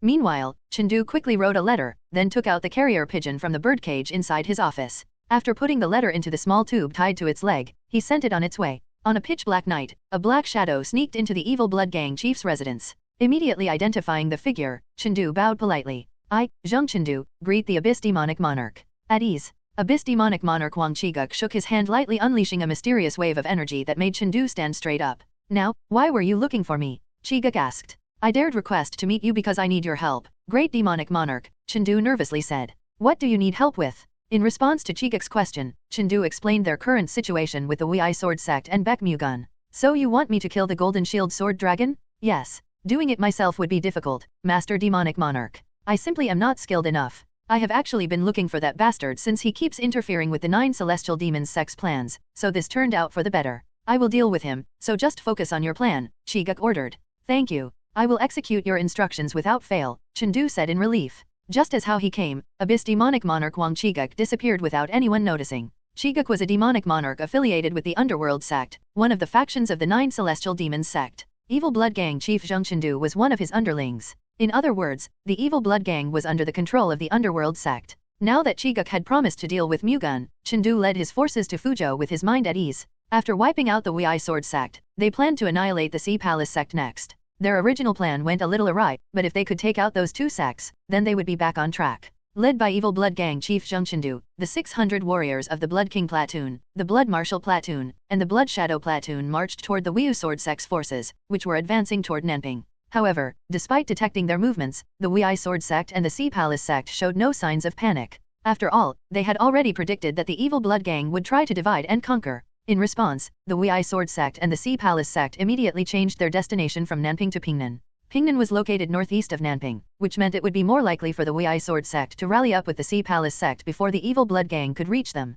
Their plan had always been to lure the forces of the Evil Blood Gang to Pingnan, then join up before dealing with the Evil Blood Gang. Notified of the Wei Sword Sect and the Sea Palace Sect's new course, the Evil Blood Gang immediately figured out their intentions. Nevertheless, they continued to chase after the Sea Palace sect since they were confident that they could win even if the Wei Sword sect and the Sea Palace sect managed to meet up. The Evil Blood Gang trusted their combat forces, but they had greater faith in the Abyss Demonic Monarch and his subordinates. 5 days later, the Wei Sword sect and the Sea Palace sect met up in Pingnan before the Evil Blood Gang arrived. The Wei Sword sect had mobilized 150 martial artists, while the Sea Palace sect had mobilized 400, reaching a total of 550 warriors. The Evil Blood Gang outnumbered them by 50, which was not that huge of a difference. More importantly, Baek Mu-Gun, an absolute realm master, was with the Wei Sword sect and the Sea Palace sect. Considering he annihilated the Evil Blood platoon which had 200 members, alone, the difference of 50 people was basically meaningless. Nam Zhou-Yang, who was one of the people that the Sea Palace sect mobilized, greeted Mu-Gun warmly. "What are you doing in Fujian province alone?" Zhou-Yang asked out of curiosity. "Well, I was actually sightseeing at Mount Wei with my wives when I came across the Evil Blood Gang, which was threatening the Wei Sword sect. I naturally interfered, which somehow led me all the way here. Anyone would welcome that sort of interference. On another note, although I know it's late, congratulations on your marriage," Zhou-Yang said with sincerity. "I apologize for not getting to attend your wedding and congratulate you in person. Trust me when I say I desperately wanted to. It's fine, your well wishes are enough for me. It's very reassuring to have you with us, young patriarch Baek. If it wasn't for you, we wouldn't have found the resolve to have a decisive battle against the Evil Blood Gang. Why didn't the Sea Palace sect patriarch come?" "Well, that's the patriarch wanted to take command himself, but he was forced to stay behind by the upper brass's dissuasion." Zhou-Yang smiled bitterly. Mu-Gun could read the truth from Zhou-Yang's expression. The Sea Palace sect patriarch likely did not join because he was worried about his own safety. After all, his value as a martial arts master was extremely high in terms of combat power. However, he could have further reduced the sacrifices they had to make if he was around. For that reason, Mu-Gun thought the Sea Palace sect patriarch's behavior was shameful. "I see. That's a shame. It would have been great to have him around. I'm so sorry, young patriarch Baek. If only our patriarch had come with us, we would have managed to reduce the burden you have to shoulder." "It's fine. That just means you will have to fight for your patriarch's share too," Platoon Captain Nam, Mu-Gun said, hoping to comfort Zhou-Yang. "I would love to do that 100 times, no, 1,000 times if I could. Unfortunately, I am simply not strong enough to accomplish that," Zhou-Yang said in a dejected tone. "Don't say that. With your skills, Platoon Captain Nam, I'm sure you will be able to play a big part. I'm beyond flattered to hear that from you, young patriarch Baek. In any case, I will do my best to fill in for our patriarch's absence." After his conversation with Zhou-Yang, Mu-Gun also greeted the key figures of the Sea Palace sect. The Sea Palace sect mobilized 4 of the Heavenly Sea Palace Might Corps 5 platoons, including all their elites, and put Heavenly Sea Palace Might Corps Commander Nam Sen-gyo in charge. Although the Wei Sword sect's combat force was smaller, they also mobilized all their elites, aside from the Sea Palace sect's patriarch, Nam Go-san. However, the same went for the Evil Blood Gang. If things were to go wrong, they could lose everything here. On the other hand, achieving an overwhelming victory would result in a good opportunity to obtain supremacy over the Fujian province. Considering the importance of this battle, they had to tread carefully. The Wei Sword sect and the Sea Palace sect had a heated discussion on how to deal with the Evil Blood Gang, but they did not reach any particular solution. Pingnan had a flat topography, making it difficult to carry out certain tactics. Fortunately, they at least managed to claim the highlands, which provided the best terrain advantage. They also had Mu-Gun, an absolute realm master whose existence in itself was already a strategy. The Wei Sword sect and the Sea Palace sect had great expectations for Mu-Gun's role in this battle. Since he had decided to help anyway, Mu-Gun intended to fight with all his might. If he could only offer half-assed help, he would not have stepped up to the plate in the first place. As the Wei Sword sect and the Sea Palace sect occupied the highlands, the Evil Blood Gang reached Pingnan and immediately advanced to where the Wei Sword sect and the Sea Palace sect had set up camp. Mu-Gun felt a sense of uneasiness upon witnessing them advancing without fear. By now, the Evil Blood Gang should have already detected his presence and learned of his interference. The fact that they were still acting so aggressively despite those facts meant that they were confident of winning. What are they up to? According to the information from the Heavenly Secret Hall, the Evil Blood Gang did not have any martial arts master who could fight him. They couldn't have had the time to find an absolute realm master as well. Don't tell me the 9 Celestial Demons sect is supporting them? The possibility that the 9 Celestial Demons sect was behind the Evil Blood Gang crossed Mu-Gun's mind. Considering the time constraints, however, they probably only managed to deploy a few people at most. Hence, Mu-Gun predicted that they would only have 1 absolute demonic realm master and 3 or 4 upper peak realm demonic practitioners. He could handle those forces alone. He recently gained an extra 120 years worth of internal energy anyway from the beast core of the 3-headed centipede. If the enemy proved too strong, he could just wipe them all out using the Heavenly Descent Thunder God Sword. Nevertheless, Mu-Gun did not let his guard down. He watched the Evil Blood Gang bandits approach from the distance and stop about 1,000 feet away from the Wei Sword sect and Sea Palace sect's camp. Tensions lingered in both factions. They were putting everything on the line in this battle. Amid the deafening silence, the Evil Blood Gang made the first move.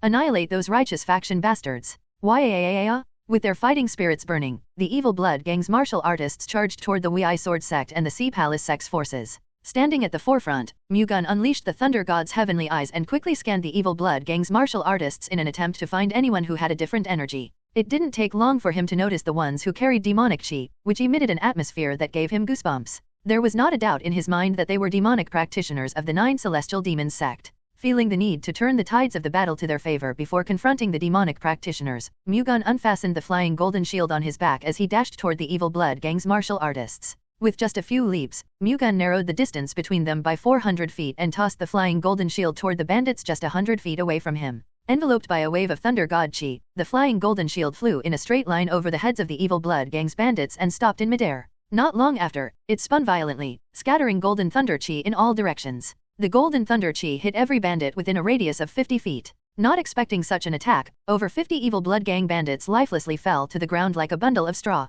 From charging in high spirits, the rest of their forces now stood rooted to the ground, stunned by what just happened. They couldn't help but feel as if they, too, would be killed by the golden thunder chi if they moved any closer. However, their inability to move only further enticed Mu-Gun to continue his onslaught. Mu-Gun retrieved and threw the flying golden shield once more, freaking out the Evil Blood Gang bandits near where it stopped. They frantically tried to get out of its range, but as they pushed and pulled against each other, it rotated fiercely and scattered waves of golden thunder chi in all directions once more. However, unlike before, the waves of golden thunder chi failed to reach the Evil Blood Gang bandits. Before Mu-Gun could inflict any more damage, someone flew in from the back and deflected the flying golden shield away with a wave of black saber energy. As a result, the waves of golden lightning also disappeared. Mu-Gun retrieved the flying golden shield and stared at the middle-aged man who suddenly stormed in.n/o/vel/b/in.c//om. Your martial art makes it clear that you're a demonic practitioner of the Nine Celestial Demons sect Underworld sect, to be specific. Mu-Gun's remark made the middle-aged man's eyes shake a little. The technique that the middle-aged man had just shown was part of the Underworld Revenant Saber art, which was so powerful that it was considered one of the Underworld sect's 5 strongest martial arts. The middle-aged man, Abyss Demonic Monarch Wang Chiguk, could not help but be surprised when Mu-Gun immediately identified him as a member of the Underworld sect just by witnessing his martial arts. The Underworld Revenant Saber art was not well known in Murim since only a few had witnessed it and lived to tell the tale. Hence, Chiguk could not understand how Mu-Gun deduced so much information from a single technique despite being so young. You seem to know a lot about the Nine Celestial Demons sect, Chiguk said. To be honest, it would not be an exaggeration to say that no one knows the Nine Celestial Demons sect better than I do, Mu-Gun replied. If so, then you are probably also well aware of how scary the Nine Celestial Demons sect is. Well, one thing I know for sure is that the Nine Celestial Demons sect has always failed. That's true. However, things will be different this time, Chiguk answered. I doubt it. I have heard that you have screwed up many of our operations. That seems to have given you a lot of faith and pride. Well, why don't I tear that cheeky mouth of yours apart first?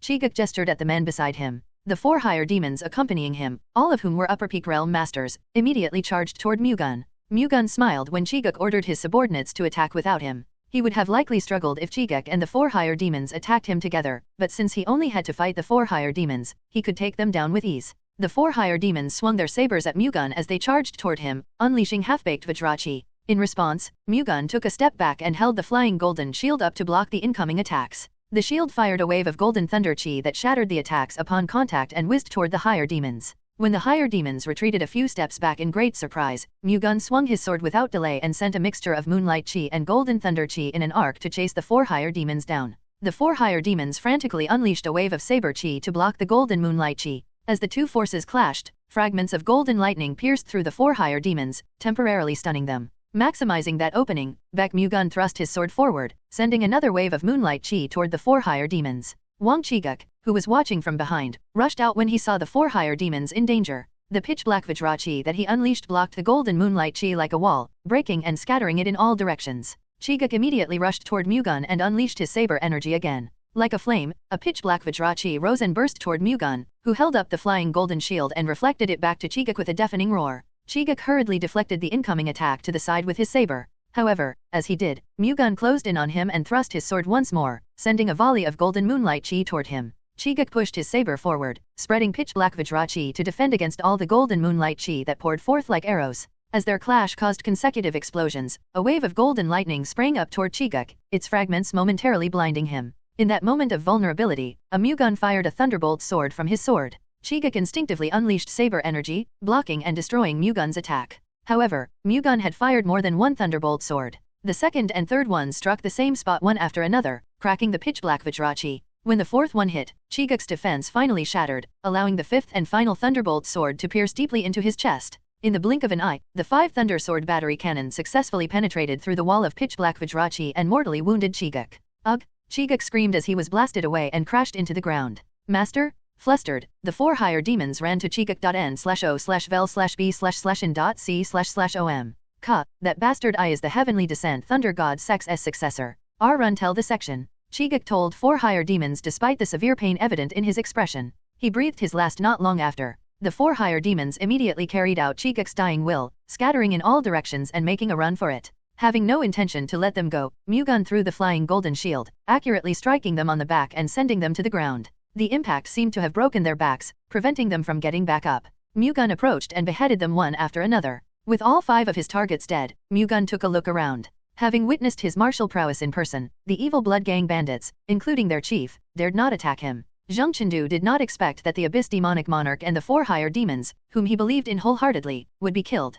Without them, the evil Blood Gang no longer had a martial arts master strong enough to stop Mu-Gun. If they still proceeded with this battle, then the evil Blood Gang would not be able to escape total annihilation. However, they could not surrender either. While the evil Blood Gang suffered from the worst situation they could imagine, the Wei Sword Sect and the Sea Palace Sect viewed the current circumstances as the best opportunity to wipe out the evil Blood Gang. Eradicate the evil Blood Gang. Wipe out the evil Blood Gang? The warriors of the Wei Sword Sect and the Sea Palace Sect charged toward the evil Blood Gang bandits. Mu-Gun joined them this time, having decided to take out the evil Blood Gang's martial arts masters first. Mu-Gun rushed straight toward Chendu first due to the extraordinary energy he exuded, causing Chendu's face to turn pale. He was well aware that he could never defeat Mu-Gun with his skills. How could Chendu beat someone who defeated the Abyss Demonic Monarch and the 4 higher demons all by himself? He did not want to die here, but he realized that the only way to survive in this situation was to run away. Everyone, stop that man! Chendu shouted at his subordinates so he could escape as they blocked Mu-Gun's path. However, nobody dared attack Mu-Gun. The evil Blood Gang bandits were just as afraid of Mu-Gun as he was.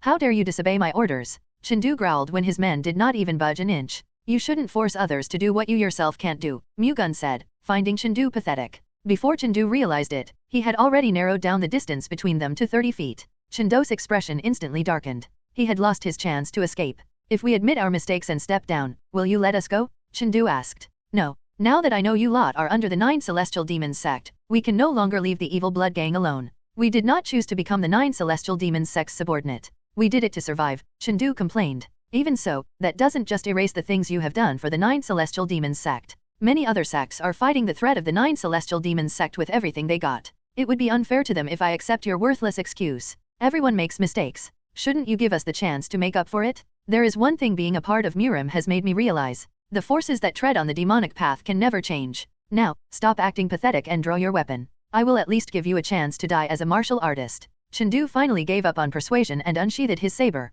As Mu-Gun said, since he wouldn't get out of this ordeal alive anyway, it would be better to die doing everything in his power to survive. Listen up, everyone. That man will never let us walk away alive. The only way we can survive is to defeat him, so fight with everything you've got. Chendu told his subordinates with a determined expression. It does not matter whether he is a master or not or whether we have a chance of winning. We only have 2 choices left anyway, die by his hands or kill him. The bandits listening to Chendu and Mu-Gun's conversation were also well aware that the only way they would survive was to kill Mu-Gun. Hence, following Chendu's example, they all took up arms. Here we go. Chendu charged, and his men followed right behind him. To defeat Mu-Gun, they attacked with all their might. In response, Mu-Gun raised his sword and swung it at lightning speed without hesitation, firing golden moonlight chi all around him. The golden moonlight chi devoured the dozens of evil Blood Gang bandits who were rushing at him from every side, knocking them back and ripping them to shreds. Chendu also flew back and crashed on the ground with his entire body pierced by the golden moonlight chi. Arg! Chendu let out a pained scream as he crashed to the ground. Indescribable pain coursed through every part of his being. With blood gushing out of the holes all over him, Chendu realized he was in such a critical condition that even if the Shiva gods came, he could no longer be saved. His strong will to somehow walk away from the situation alive forced him to stand up. However, his body could not keep up with his will. Mu-Gun approached Chendu and stabbed him in the heart with no hesitation. Chendu jerked once, then dropped lifeless. Some would likely find it cruel of Mu-Gun to stab Chendu even though he was already struggling to survive, but Mu-Gun actually did it to relieve him of his suffering. After defeating Chendu, Mu-Gun examined the situation. The joint forces of the Wei Sword Sect and the Sea Palace Sect were commanding the tide of the battle, but they were not overwhelming their opponents. At this rate, they would suffer heavy losses even if they could win. Although he had realized that they still required his help, He could not use any attacks that involved his golden lightning since his allies were near the evil blood gang bandits. Hence, he immediately threw the flying golden shield instead, which by itself already boasted impressive offensive capabilities. The flying golden shield avoided Mu-Gun's allies and struck the evil blood gang bandits, shattering their bones and killing them. Even those who had not been hit yet were affected. Wary of the flying golden shield, which could come flying at them at any moment, they could no longer focus on the battle at hand. Meanwhile, the Wei Sword Sect and Sea Palace Sect warriors exploited that gap in their opponents' defenses to kill them. As the evil blood gang bandits fell one by one, the Wei Sword Sect and Sea Palace Sect began to outnumber them. Mu-Gun's presence alone completely tilted the tide of the battle, allowing the Wei Sword Sect and the Sea Palace Sect to not only gain the upper hand but completely overwhelm the evil blood gang. From that point on, Mu-Gun stepped away from the battle. After all, even without his help, his allies could now defeat what remained of their opponents with ease. With 3 of the evil blood gang's platoons wiped out, the evil blood gang was now close to annihilation. Thank you, young patriarch Baek. Without you, we could not have achieved such an overwhelming victory, Wei Sword Sect young patriarch Peng Hyeno said after the battle. That's true. Thank you for helping us put an end to the evil blood gang and their malevolence, Heavenly Might Corps Commander Nam Sun-gyo added. Did you know that the evil blood gang was under the 9 celestial demons sect? Mu-Gun calmly asked. Really? Was the first martial arts master you fought in this battle a demonic practitioner of the 9 celestial demons sect? Yes. Your sects won't be in any immediate danger now that we have wiped out the evil blood gang, but if the 9 celestial demons sect fully resurfaces, the 3 great clans of Fujian will once again fall in danger. You should prepare countermeasures while you still have the time. What do you suggest we do, young patriarch Baek? It would be best for the 3 great clans of Fujian to join forces and work together to prepare against the 9 celestial demons sect's threat, Mu-Gun recommended. Like the Zhejiang Martial Alliance? That's right. We don't have an absolute realm master like you in the 3 great clans of Fujian, young patriarch Baek. Even if we join hands, it will still be difficult for us to face the 9 celestial demons sect. I don't think I can do anything about that matter, Mu-Gun said. Mu-Gun wanted to say that this could be solved if the 3 great clans of Fujian joined the Zhejiang Martial Alliance, but he pretended to be oblivious to it because it would be better for the 3 great clans of Fujian to join the Zhejiang Martial Alliance of their own volition. Oh my, I apologize. I must have unknowingly relied on your good graces too much. On the contrary, I apologize for not being able to provide more help. Don't say that. The fact that you helped us defeat the evil blood gang alone is enough for our sect and the Wei Sword Sect to consider young patriarch Baek as our lifelong benefactor, Sun-gyo said. The Corps commander is right. The Wei Sword Sect will treat you as our lifelong benefactor and make every effort to repay your kindness, young patriarch Baek, Hyeno passionately agreed. That aside, shouldn't we celebrate? We have just destroyed the evil blood gang and enforced justice, after all, Sun-gyo asked. That's right. Why don't we hold a banquet to celebrate that and express our gratitude to young patriarch Baek? Hyeno suggested in turn. That would be great. However, it will be difficult to do here, so why don't we hold a banquet at the evil blood gang's headquarters in Nanping instead? To take over the evil blood gang's territory, they had to go to Nanping first. Sun-gyo proposed to head to Nanping to organize their new property and territory before holding a banquet. I'm sorry, but I think I have to go back first. To be honest, I should have returned home earlier already, but I had to keep postponing it due to the evil blood gang, Mu-Gun said. Crap, we've only been thinking about ourselves. Still, it's sad that you have to go like this. Well, be bothered by the fact that we couldn't thank you properly. Your feelings alone are enough, Mu-Gun responded. If we ever get the chance later, we will surely express our gratitude. Understood. Moreover, I'm only saying this out of concern for you, but now isn't the time to prioritize personal gains. I'm certain the 3 great clans of Fujian won't do that, though. Nevertheless, I see no harm in reminding you all that the time has come to join forces for Murim's great cause, so I hope the 3 great clans of Fujian won't fight over the evil blood gang's territory. If you do, then you would effectively be rendering the help I offered meaningless, Mu-Gun kindly reminded them. I will keep that in mind. I, too, will bear that in mind. My words may have been unpleasant to hear, but thank you for understanding. I will leave the remaining work to the 2 of you. After bidding Sun-gyo and Hyeno farewell, Mu-Gun headed to the Wei Sword Sect's manor where Namgang Hyuna and Dan Seil-young were waiting. Baek Mu-Gun met up with Namgang Hyuna and Dan Seil-young, who were waiting for him at the Wei Sword Sect's manor, and returned to the Baek Sword Sect together. Although their return was delayed, they did not have any urgent matters to attend to, so Mu-Gun and his 2 companions were not in a particular hurry. Having gone back home a month after they left, Mu-Gun and his wives greeted Baek Shinsang first. How was it? Did you enjoy your trip? Yes, it was great. Next time, you should come with us too, father, Hyuna suggested in a cute tone. I am not tactless enough to do that. I would only be a bother to you all while you're enjoying your honeymoon, Shinsang replied. He sounded as if he did not hate Hyuna's cute charm. You definitely would not be a bother, so please feel free to come with us next time, Seil-young added. Your feelings alone are enough. That aside, what do you think about giving me beautiful grandchildren as soon as possible? Father, it hasn't even been long since we got married, so why are you talking about grandchildren already? Mu-Gun quickly intervened, not wanting to put an unnecessary burden on Hyuna and Seol-young.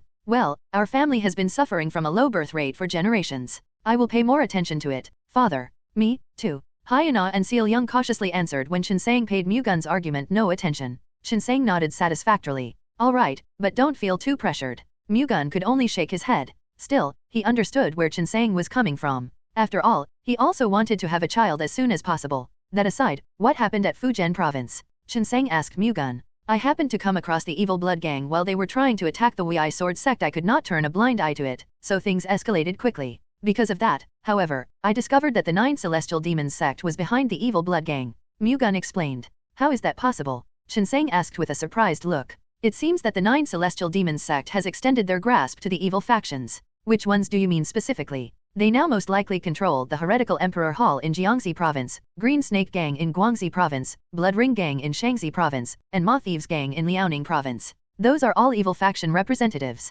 The Evil Blood Gang and the 4 factions Mu-Gun had just mentioned were collectively known as the 5 Great Evil Clans. Considering the Underworld sect had taken control of the Evil Blood Gang, Mu-Gun thought it was also highly likely that they had extended their demonic influence to the 4 other factions. Are you certain of this? Not yet. However, I have requested the Heavenly Secret Hall to monitor the evil factions, especially the 4 I mentioned. I see. Let's wait for the Heavenly Secret Hall's findings for now. Shouldn't we inform the 9 prominent sects and the 7 great families that the 9 celestial demons sect was behind the Evil Blood Gang? Of course. Only then will they start keeping an eye on the evil factions as well. Let's send an official letter to inform them of this, then. That aside, due to your help, it seems the Wei Sword sect and the Sea Palace sect managed to take over the Evil Blood Gang's territory without making any effort. Chinsang seemed displeased. You make it sound as if that's a shame. It is. There would have been a lot to gain from a force as big as the Evil Blood Gang. However, in return for providing the Wei Sword sect and Sea Palace sect great help, we will be able to get help from them in the future as well. That's true. Anyway, you did well. You truly have the luck and skills to make things happen wherever you go, Chinsang teased. I would also love to pass my time peacefully, but what can I do? These things just constantly happen when I'm around. I just have to live thinking that it's my destiny to go through these hardships, Mu-Gun complained. Isn't that proof of how much the world needs you? Maybe that's why the heavens gave you that power, so consider those hardships as heaven's will as well and just do your best. Understood. Good. You must be tired. Go get some rest. Okay. Mu-Gun and his 2 wives bid farewell to Chinsang and left the White Sword Pavilion. The next day, Mu-Gun performed his duties as the Baek Sword sect's young patriarch. His first task was to visit their reserve forces training at the Sea Dragon Archipelago. Since they naturally needed a regular supply of food and other daily necessities while they were far from the mainland, Mu-Gun had been visiting them himself every time there was a supply run. After all, without his Thunder God's heavenly eyes, it was impossible to pass through the fantasy fog array. He also visited to encourage their reserves and monitor their progress. Mu-Gun delivered 2 months' worth of food and daily necessities to the Sea Dragon Archipelago, then stayed around for 2 days to observe their reserve forces training. The orphans, who were all around the age of 15, were showing rapid growth thanks to the full support of the Baek Sword sect, which had been regularly providing them with nutritious diets and herbs that helped boost their internal energy. Moreover, they also made sure to conduct intensive physical and martial arts training to aid their growth. The reserve forces never once gave up. After all, they would be forced to leave the Sea Dragon Archipelago if they failed to pass the set criteria of the performance evaluation held quarterly. Although the training was difficult, no other place could provide for them the same way the Baek Sword sect did. They knew that better than anyone. Wanting to survive at the Sea Dragon Archipelago until they could become a full-fledged Baek Sword sect martial artist, the orphans trained as hard as they could. The Baek Sword sect's full support and the reserve forces' firm determination combined, they grew rapidly. Having confirmed the bright future of the Baek Sword sect by observing them, he returned home with joy. As soon as he got home, Mu-Gun inspected the martial arts of the White Dragon Corps and the White Tiger Corps. It didn't take long for him to conclude that their skills had increased beyond recognition over the past month. Their improvements evidenced their refusal to neglect their training while he was away. He also confirmed that the sparring training that he had introduced had monumental effects. Wanting to promote competition between the White Dragon Corps and the White Tiger Corps to improve their skills, he incorporated sparring matches between the 2 Sword Corps into their training. The White Dragon Corps consisted of the Baek Sword Corps existing members and the White Tiger Corps were made up of ex-army martial artists, making them the perfect targets to induce competitiveness. As the Baek Sword sect's older members, the White Dragon Corps pride would not allow them to lag behind the new White Tiger Corps. Meanwhile, the White Tiger Corps would see the sparring matches as the perfect chance to showcase their skills. Using their competitive mindset, Mu-Gun increased the effectiveness of the training by holding a sparring competition between the White Dragon Corps and the White Tiger Corps every 7 days, then rewarding the winning corps. The 2 corps competed with their pride on the line. Those who lost devoted themselves further to their training in hopes of winning the next competition, and those who won were no different. Hence, the White Dragon Corps and White Tiger Corps skills quickly improved.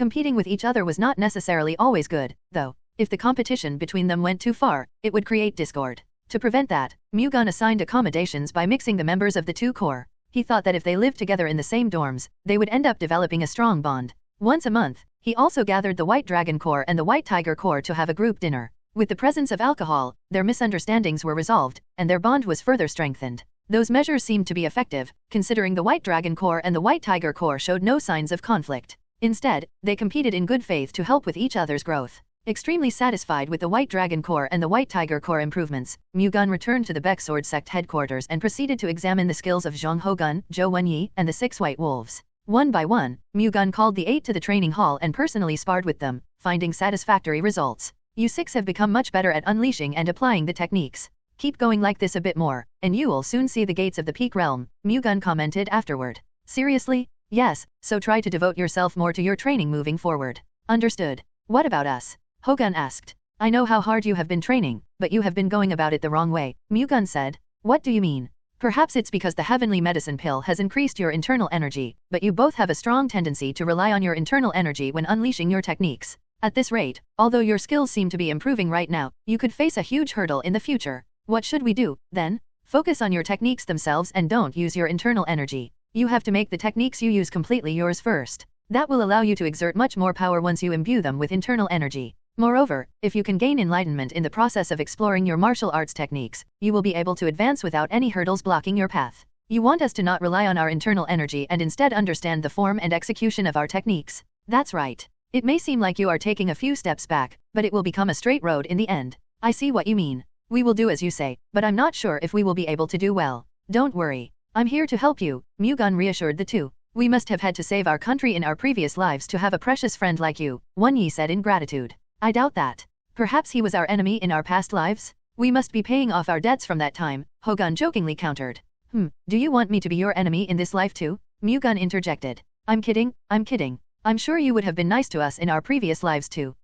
I'm sure of it. Mu-Gun chuckled at Ho-Gun's cheekiness. He then turned to his 6 followers. What I just said applies to the 6 of you as well, so keep that in mind. Understood. Great work, everyone. Please be on your way, Mu-Gun bid them farewell. It's been a month since we last saw you. Aren't you sending us off too cold-heartedly? Ho-Gun said, hinting that Mu-Gun was being too mean by driving them away. Then what more do you need? It's been so long since we last had a drink together. That's true. I did nothing but train myself to death while you were gone. It should be fine to have the day off, Wenyi added, welcoming Ho-Gun's suggestion. If that's all you want, then let's get together for a drink tonight. You 6 should come too. No, we will sit this one out. Please enjoy the night, Baek San-kyung politely declined. Mu-Gun did not insist since the 6 White Wolves might find it uncomfortable to sit with the 3 of them at the same table. Forget about training today, then. I'll give you some money to enjoy your time off. Well, be alright. We receive a monthly salary, so we can pay for our own meals just fine. I am not giving you money because you don't have any. It's your reward for training hard, so don't feel so pressured, Mu-Gun insisted. We will gratefully accept it, then. Mu-Gun gave 10 silver niangs to the 6 White Wolves. With that money, they could have a good time in most of the brothels in Wenzhou. That same evening, Mu-Gun had dinner with Ho-Gun and Wenyi at the Shanghai Tavern, then drank with them until late at night.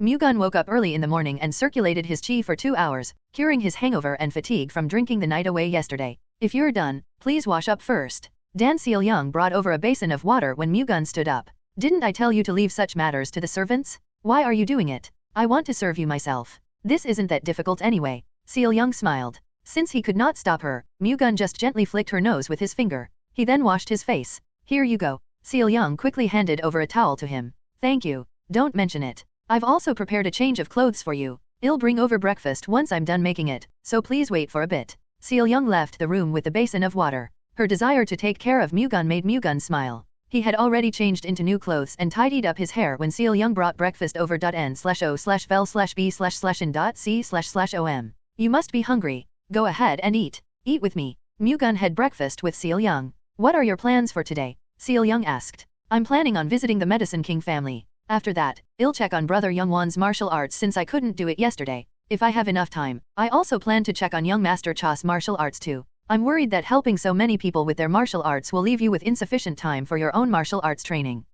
How about I cut back on the time I spend with you, dear? Mu-Gun joked. I dare you to try that. Haha, even if you told me to, I would never do something like that, Mu-Gun said firmly. You really like teasing me, huh? Seal-young sulked. That's only because I like you, dear. Tisk, if you say you like me twice, you're probably planning to make fun of me all day. Seal Young gave Mu-Gun an adorable stare. Mu-Gun only smirked in response. After having breakfast, Mu-Gun visited the Medicine King family and received 3 heavenly medicine pills and 2,500 herb pills. Afterward, he returned to the Baek Sword sect and immediately visited Chinsang to discuss the 3 heavenly medicine pills distribution. Eventually, they decided to give 2 of the pills to Baek Yongwon and Baek Jin Ryong and keep the remaining pills in hand for now. The 100 herb pills were given to the White Dragon Corps and the White Tiger Corps, but they set aside 5 of the pills each week to use as a reward for whoever won the sparring competition between the 2 corps. After discussing the distribution of the spiritual pills with Baek Chinsang, Baek Mu-Gun headed to the training hall and called for Baek Yongwon, who ran to the training hall as soon as he heard about the summon. You called for me? Yongwon asked when he arrived. Have you been training a lot while I was gone? I did my best, but I don't know if it'll be up to your standards, young patriarch. How about you show me your progress for now? Understood. With a sword in hand, Yongwon went straight to the center of the training hall and began to execute the demon-purging Black Wind sword art, which he had learned from Mu-Gun. At the same time, Mu-Gun activated the Thunder God's heavenly eyes to observe Yongwon's flow of energy as well, which was not visible to the naked eye. In doing so, he got to examine Yongwon's swordsmanship better. Yongwon performed the techniques of the demon-purging Black Wind sword art flawlessly. However, the flow of energy around the techniques was inconsistent and unstable because Yongwon had only started learning the demon-purging Black Wind sword art recently and because he lacked internal energy. The demon-purging Black Wind sword art maximized its power through the explosiveness of its user's internal energy rather than through sophisticated techniques, which meant performing its techniques required large amounts of internal energy. If the user lacked the internal energy to support the martial art, an imbalance between the martial arts techniques and the user's flow of energy would inevitably occur. That was the case with Yongwon. That's enough. Mu-Gun stopped Yongwon's display of swordsmanship. He had seen everything he needed to see. What do you think? Yongwon asked. You have shown me that you have been training hard since the last time we met. However, it is also true that there is still a lot to be desired. As expected. What do you think you lack the most right now? Mu-Gun asked. I would have to say internal energy. Whenever I unleash the demon-purging Black Wind sword art, the flow of my internal energy keeps cutting off, and I think that's because of my lack of internal energy, Yongwon said. The fact that he managed to accurately identify the problem proved that he had put a lot of thought into the demon-purging Black Wind sword art. Is it also possible that you simply failed to properly circulate your internal energy? Mu-Gun deliberately asked, pretending not to know. That's also one of the reasons, but as I unfolded the sword art, my lack of internal energy proved far more evident, Yongwon confidently countered. I see. I will give you a spiritual pill to increase your internal energy, then. By spiritual pill, you mean? A heavenly medicine pill. Are those only for the squad leaders? Yongwon asked with a surprised expression. We have decided to give you and Jin Ryong a heavenly medicine pill each because you are the most promising talents among the Baek family's direct descendants. Are you serious? Yongwon asked in disbelief. I believe the 2 of you are the future of the Baek sword sect. I hope you do not disappoint the patriarch's expectations. Understood. I will do my best not to let the patriarch down. Here. Mu-Gun handed the heavenly medicine pill to Yongwon.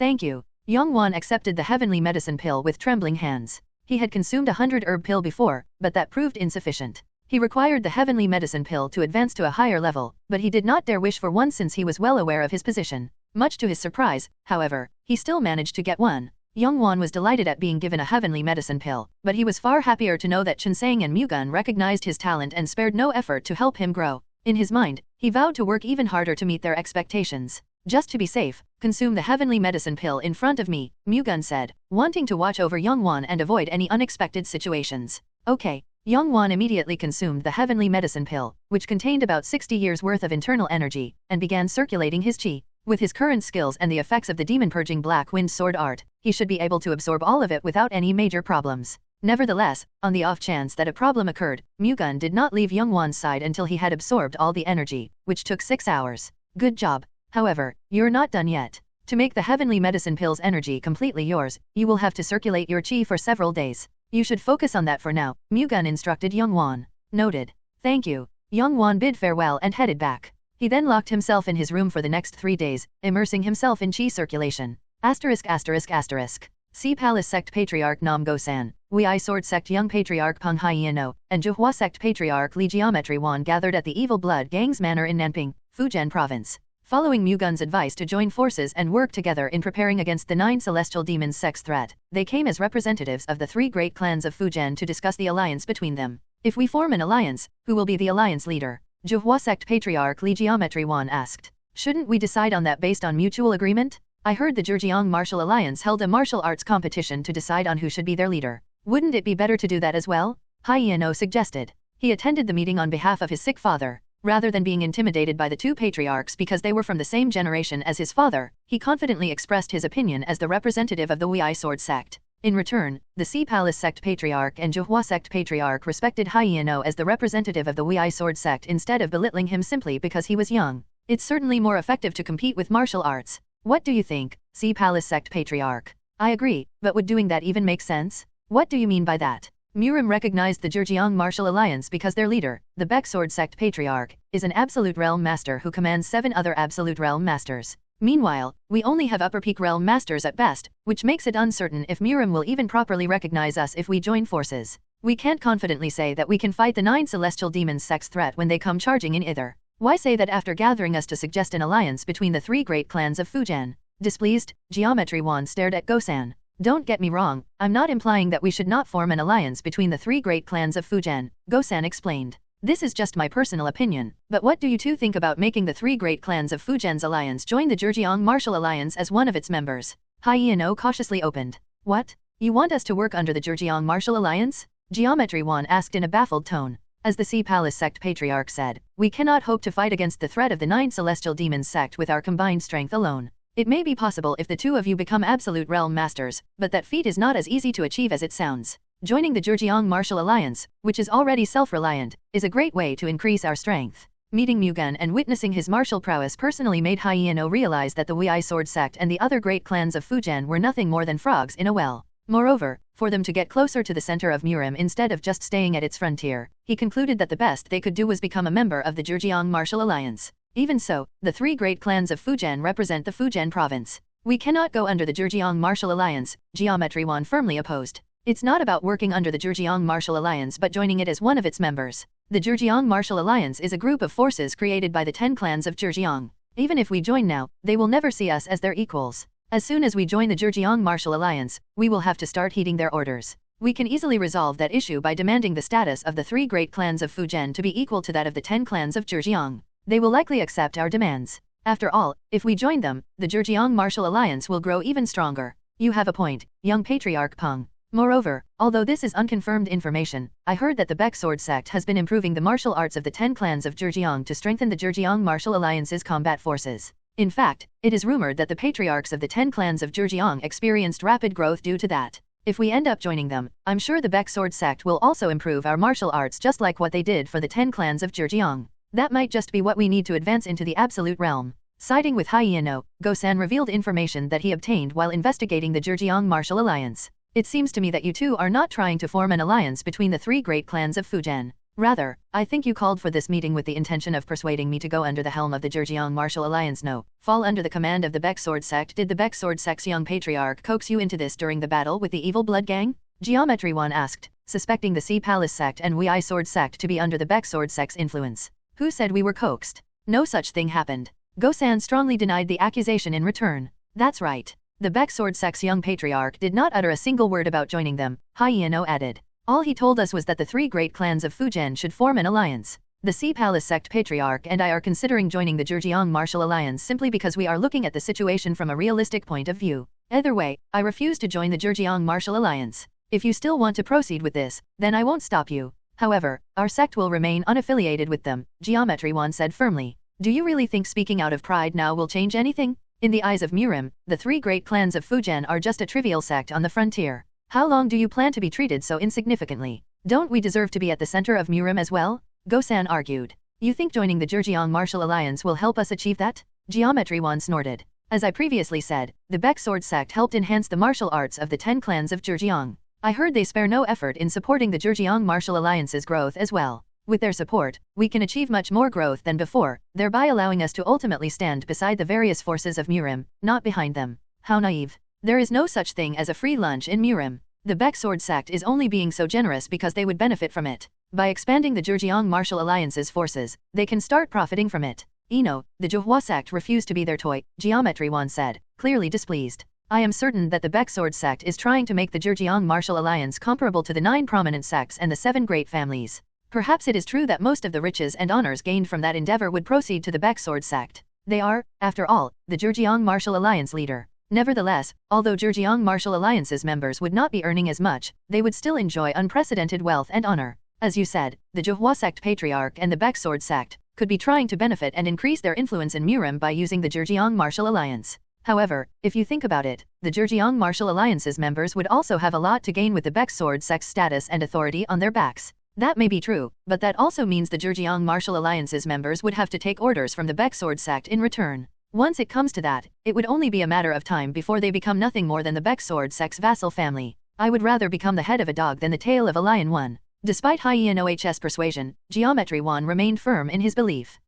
If that's what you truly feel, then we can't do anything about it anymore, Zhuhua sect patriarch. Since we cannot come to an agreement, forming an alliance now will be difficult. Does that mean you want to break the alliance between the three great clans of Fujian just to join the Zhejiang Martial Alliance? Geometry Wan asked sharply. That is for us to decide. N/O/vel/B/in.C//om. Gosan had no intention of siding with the Zhuhua sect, which hated the idea of joining the Zhejiang Martial Alliance. In his mind, he thought that it would not matter if only the Sea Palace sect and the Wei Sword sect joined the Zhejiang Martial Alliance. So you're implying that this is no longer my business since we have failed to form an alliance? Huh? I understand. I think I am no longer welcome here, so I shall be taking my leave. Finding no reason to stay in the meeting, Zhuhua sect patriarch Geometry Wan stood up and prepared to leave. Patriarch Li, why don't you think about it again? Hyein-oh stood up and grabbed Geometry Wan, who was about to leave. No, why don't you meet the Baek sword sect's young patriarch in person first before you decide? You want me to meet the Baek sword sect's young patriarch? He is a chivalrous and righteous person who possesses an array of incomparably strong martial arts.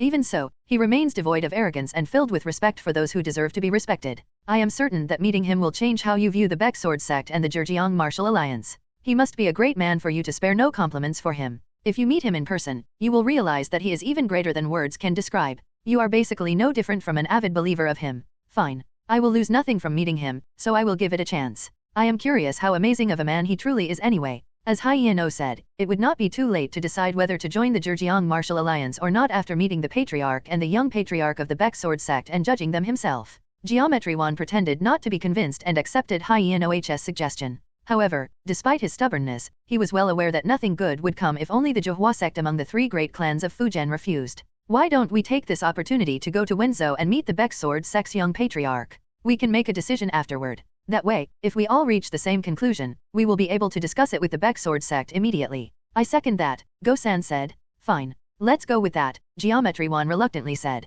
Once all three had reached an agreement, they picked a few people to go with them and headed to the Baek sword sect, which was located in Wenzhou. One better to be the head of a dog than the tail of a lion. It is better to be the leader of a less prestigious organization than a follower of a more prestigious one. Zhang Hogun, Zhou Wenyi, and the six white wolves watched Baek Mu-Gun and Cho Wukyung's match at the Baek sword sect's training hall. Wukyung had successfully established complete control over the internal energy he absorbed while Mu-Gun was away visiting Mount Wei. Manifesting Vajrachi, Wukyung imbued his hands with the profound principle of the yin-yang of heaven and earth. He then executed the Qinkan Infinite Hands, Sok Gang's famed ultimate skill, in an attempt to burrow into Mu-Gun's torso with unpredictable timing. Wukyung's Qinkan Infinite Hands paled in comparison to Sok Gang's, but it still possessed immense power. Mu-Gun blocked the attack using the Heavenly Descent Thunder Strike, preventing Wukyung's Qinkan Infinite Hands from breaking through despite how strong it was. Wukyung did not give up even though his entire offensive so far had been repeatedly shot down. Rather, he kept trying to somehow break through Mu-Gun's defenses by increasing the intensity of his attacks. N/O/vel/B/jn.C//om. However, Mu-Gun's defense was too strong, and the occasional counterattack he launched was too fierce. Whenever Wukyung showed a gap, Mu-Gun would delve deep into it and maximize the opportunity. It surprised Wukyung every time that happened, but he at least never failed to defend himself. Eventually, however, he realized that Mu-Gun only counterattacked whenever there was an opening to show him his shortcomings. It would be difficult to make up for them immediately, but Wukyung thought he would be able to ascend to greater heights once he had. This was not Wukyung's first time training through a sparring session. His two teachers, Sok Gang and Geometry Wu Sang, had sparred with him countless times already. In every session, they would inform him of his inadequacies as well, but Mu-Gun pinpointed details not even his two masters could find. Discovering more and more of his flaws firsthand the longer he sparred with Mu-Gun, Wukyung could not help but acknowledge Mu-Gun's martial prowess. Wukyung had always been conceited, thinking of himself as a genius. However, this confidence of his was not baseless. Even before he could reach the absolute realm with the three-headed centipede's beast core, few martial artists in his age group managed to surpass him. In the past, he would have been elated because he reached the absolute realm by consuming the three-headed centipede's beast core. However, he could not even dare think about that because of Mu-Gun, who was overwhelmingly stronger. By fighting him, Wukyung realized that he had always been nothing more than a frog in a well. On the other hand, now lacking the conceit he usually harbored, Wu Qiang's determination to devote himself to martial arts training grew even stronger. Qinkan Han Sok Gang and Daybreak Swords Master Geometry Wu Sang asked Mu-Gun to teach Wu Qiang because they hoped it would help him get the most important mindset as a martial artist and further devote himself to training. Right now, their hope was coming true. After Mu-Gun rendered Wu Qiang's Qinkan Infinite Hands useless with the Heavenly Descent Thunder Strike, they competed in swordsmanship. Wu Qiang learned Sok Gang's Qinkan Infinite Hands art and Wu Sang's Daybreak Vengeance Sword art. However, Wu Qiang's Daybreak Vengeance Sword art was a little different from Wu Sang's. While Wu Sang's Daybreak Vengeance Sword art was based on the extreme light circulation method, Wu Qiang's revolved around the Qinkan Harmony body cultivation technique. When it comes to speed, Wu Qiang's Daybreak Vengeance Sword art paled in comparison to Wu Sang's. However, sword techniques gained more destructive power as their speed decreased at a ratio that favored the former, thereby offsetting the flaws they would have had. Hence, instead of turning into half-baked sword techniques, Wu Qiang's Daybreak Vengeance Sword art became even more powerful instead. That same principle was what Baek Mu-Gun used when executing the Celestial Moonlight Sword art by using the Heavenly Sea Goliath cultivation method. Although it was not the inherent internal energy cultivation method that was suitable for the sword art, the Heavenly Sea Goliath cultivation method and the Qinkan Harmony body cultivation technique had such excellent effects that martial arts paired with them became much more powerful. For that reason, although inferior in speed, Wu Qiang's Daybreak Vengeance Sword art was superior to Wu Sang's when it came to power. Unfortunately, Wu Qiang could not properly unleash its potential due to his inadequate martial prowess. Upon pinpointing that flaw, Mu-Gun guided the flow of the spar in a way that would allow Wu Qiang to gain enlightenment about his swordsmanship. Their spar lasted for about an hour, at which point Wu Qiang had completely exhausted his internal energy. Once they were done, Mu-Gun reviewed the fight with Wu Qiang and gave him a lecture on the way he executed and utilized the sword art. Mu-Gun viewed martial arts differently due to his high martial prowess. Hence, he lectured Wu Qiang and taught him things that Wu Qiang had never even thought of. He even personally demonstrated his teachings. As a result, he provided great help not only to Wu Qiang but to the 8 people who watched the sparring match as well. Not even huge amounts of money could buy them the opportunity to listen to a lecture on martial arts from a martial arts master like Mu-Gun. After all, it would clearly serve as a foundation for their growth. After the sparring match and the lecture, Mu-Gun was summoned by Chen. Hence, he headed to the White Sword Pavilion instead of taking a break. Come in. You were looking for me, father? Yes. Representatives of the 3 great clans of Fujian have sent a formal request to visit the Baek Sword sect, Chen told Mu-Gun. Why are they visiting? The letter expressed their desire to meet us, but they did not further elaborate on it. Do you perhaps have any idea about what's on their mind? Perhaps it's the beginning of something good. Something good? They likely want to join hands with us, the Zhejiang Martial Alliance, to be exact. You mean they want to form an alliance?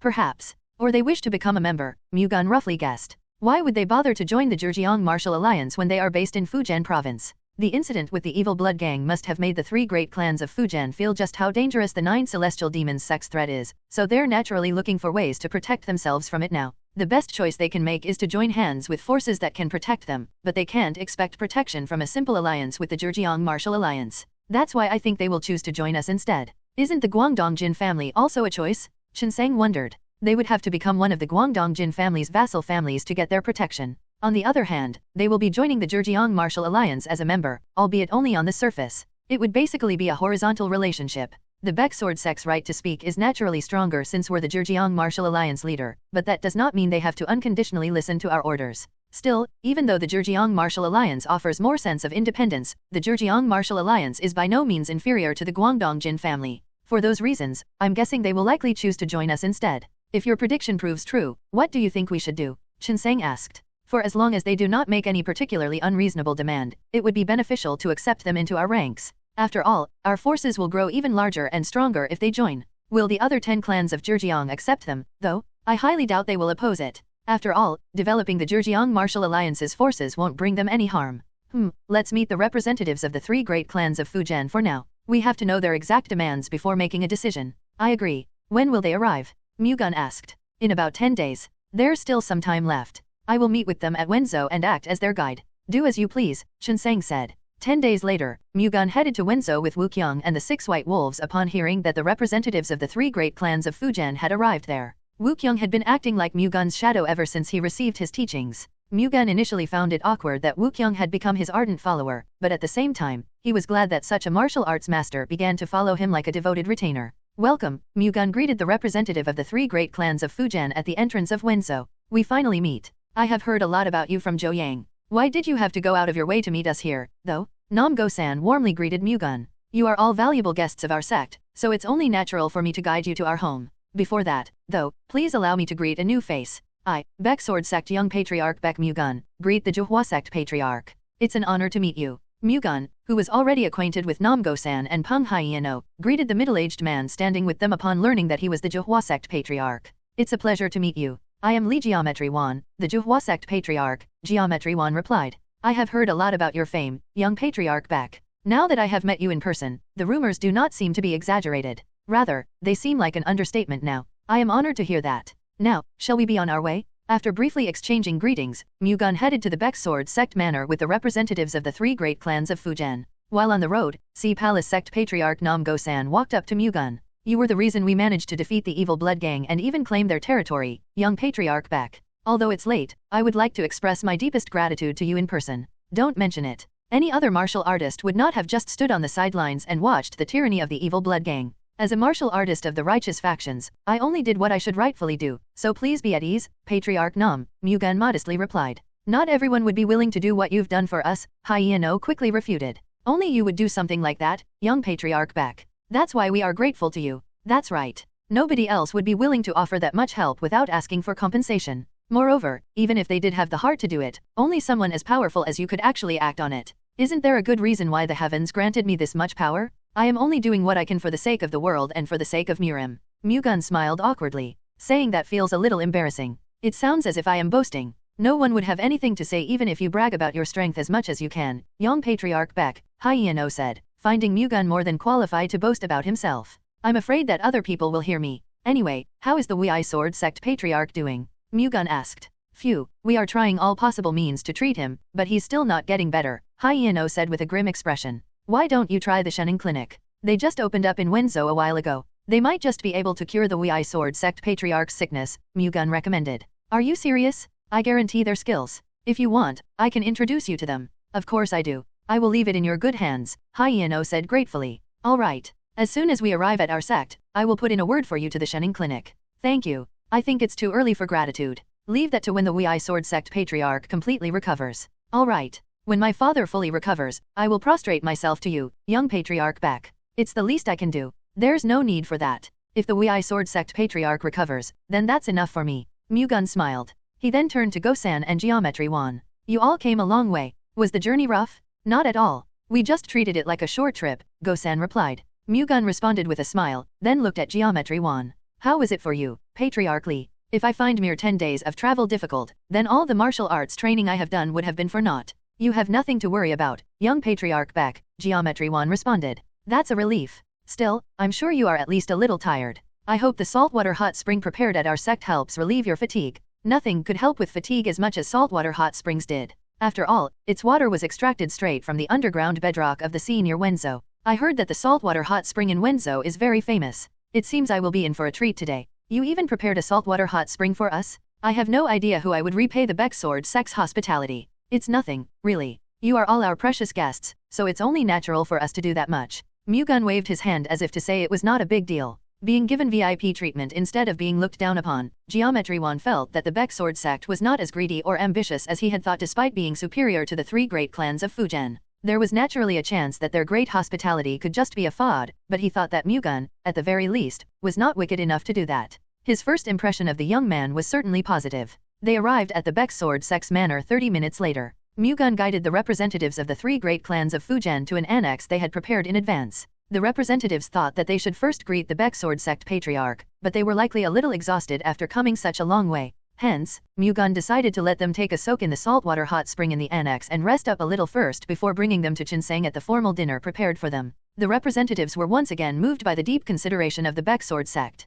They took a bath in the saltwater hot spring prepared by the Baek Sword Sect and rested while enjoying the refreshments prepared by the servants. Then, in the evening, Mu-Gun visited them. Are you feeling any better? The saltwater hot spring was really wonderful. I feel as if it washed away my fatigue, and my skin feels better too. This experience will probably cross my mind every now and then once I return home, Go-san said with a very satisfied expression. It was certainly really good. I understand now why people praise the saltwater hot springs in Wenzhou. Geometry Wan looked as satisfied as Go-san. It felt pretty good for me too. I normally dislike going into hot water, but I enjoyed the saltwater hot spring comfortably because its temperature was just right. I felt as if I was being cleansed, Hyeno added. It's a relief to hear that. Well then, should we head to the dining hall now? Mu-Gun and the three great clans of Fujian's representatives headed to the pavilion where the formal dinner would be held. When the representatives of the three great clans of Fujian entered the pavilion, they immediately noticed the seats prepared for them. Welcome. Shinseng stood up from the seat of honor and greeted the representatives as they entered. Seeing Shinseng already at the venue surprised them.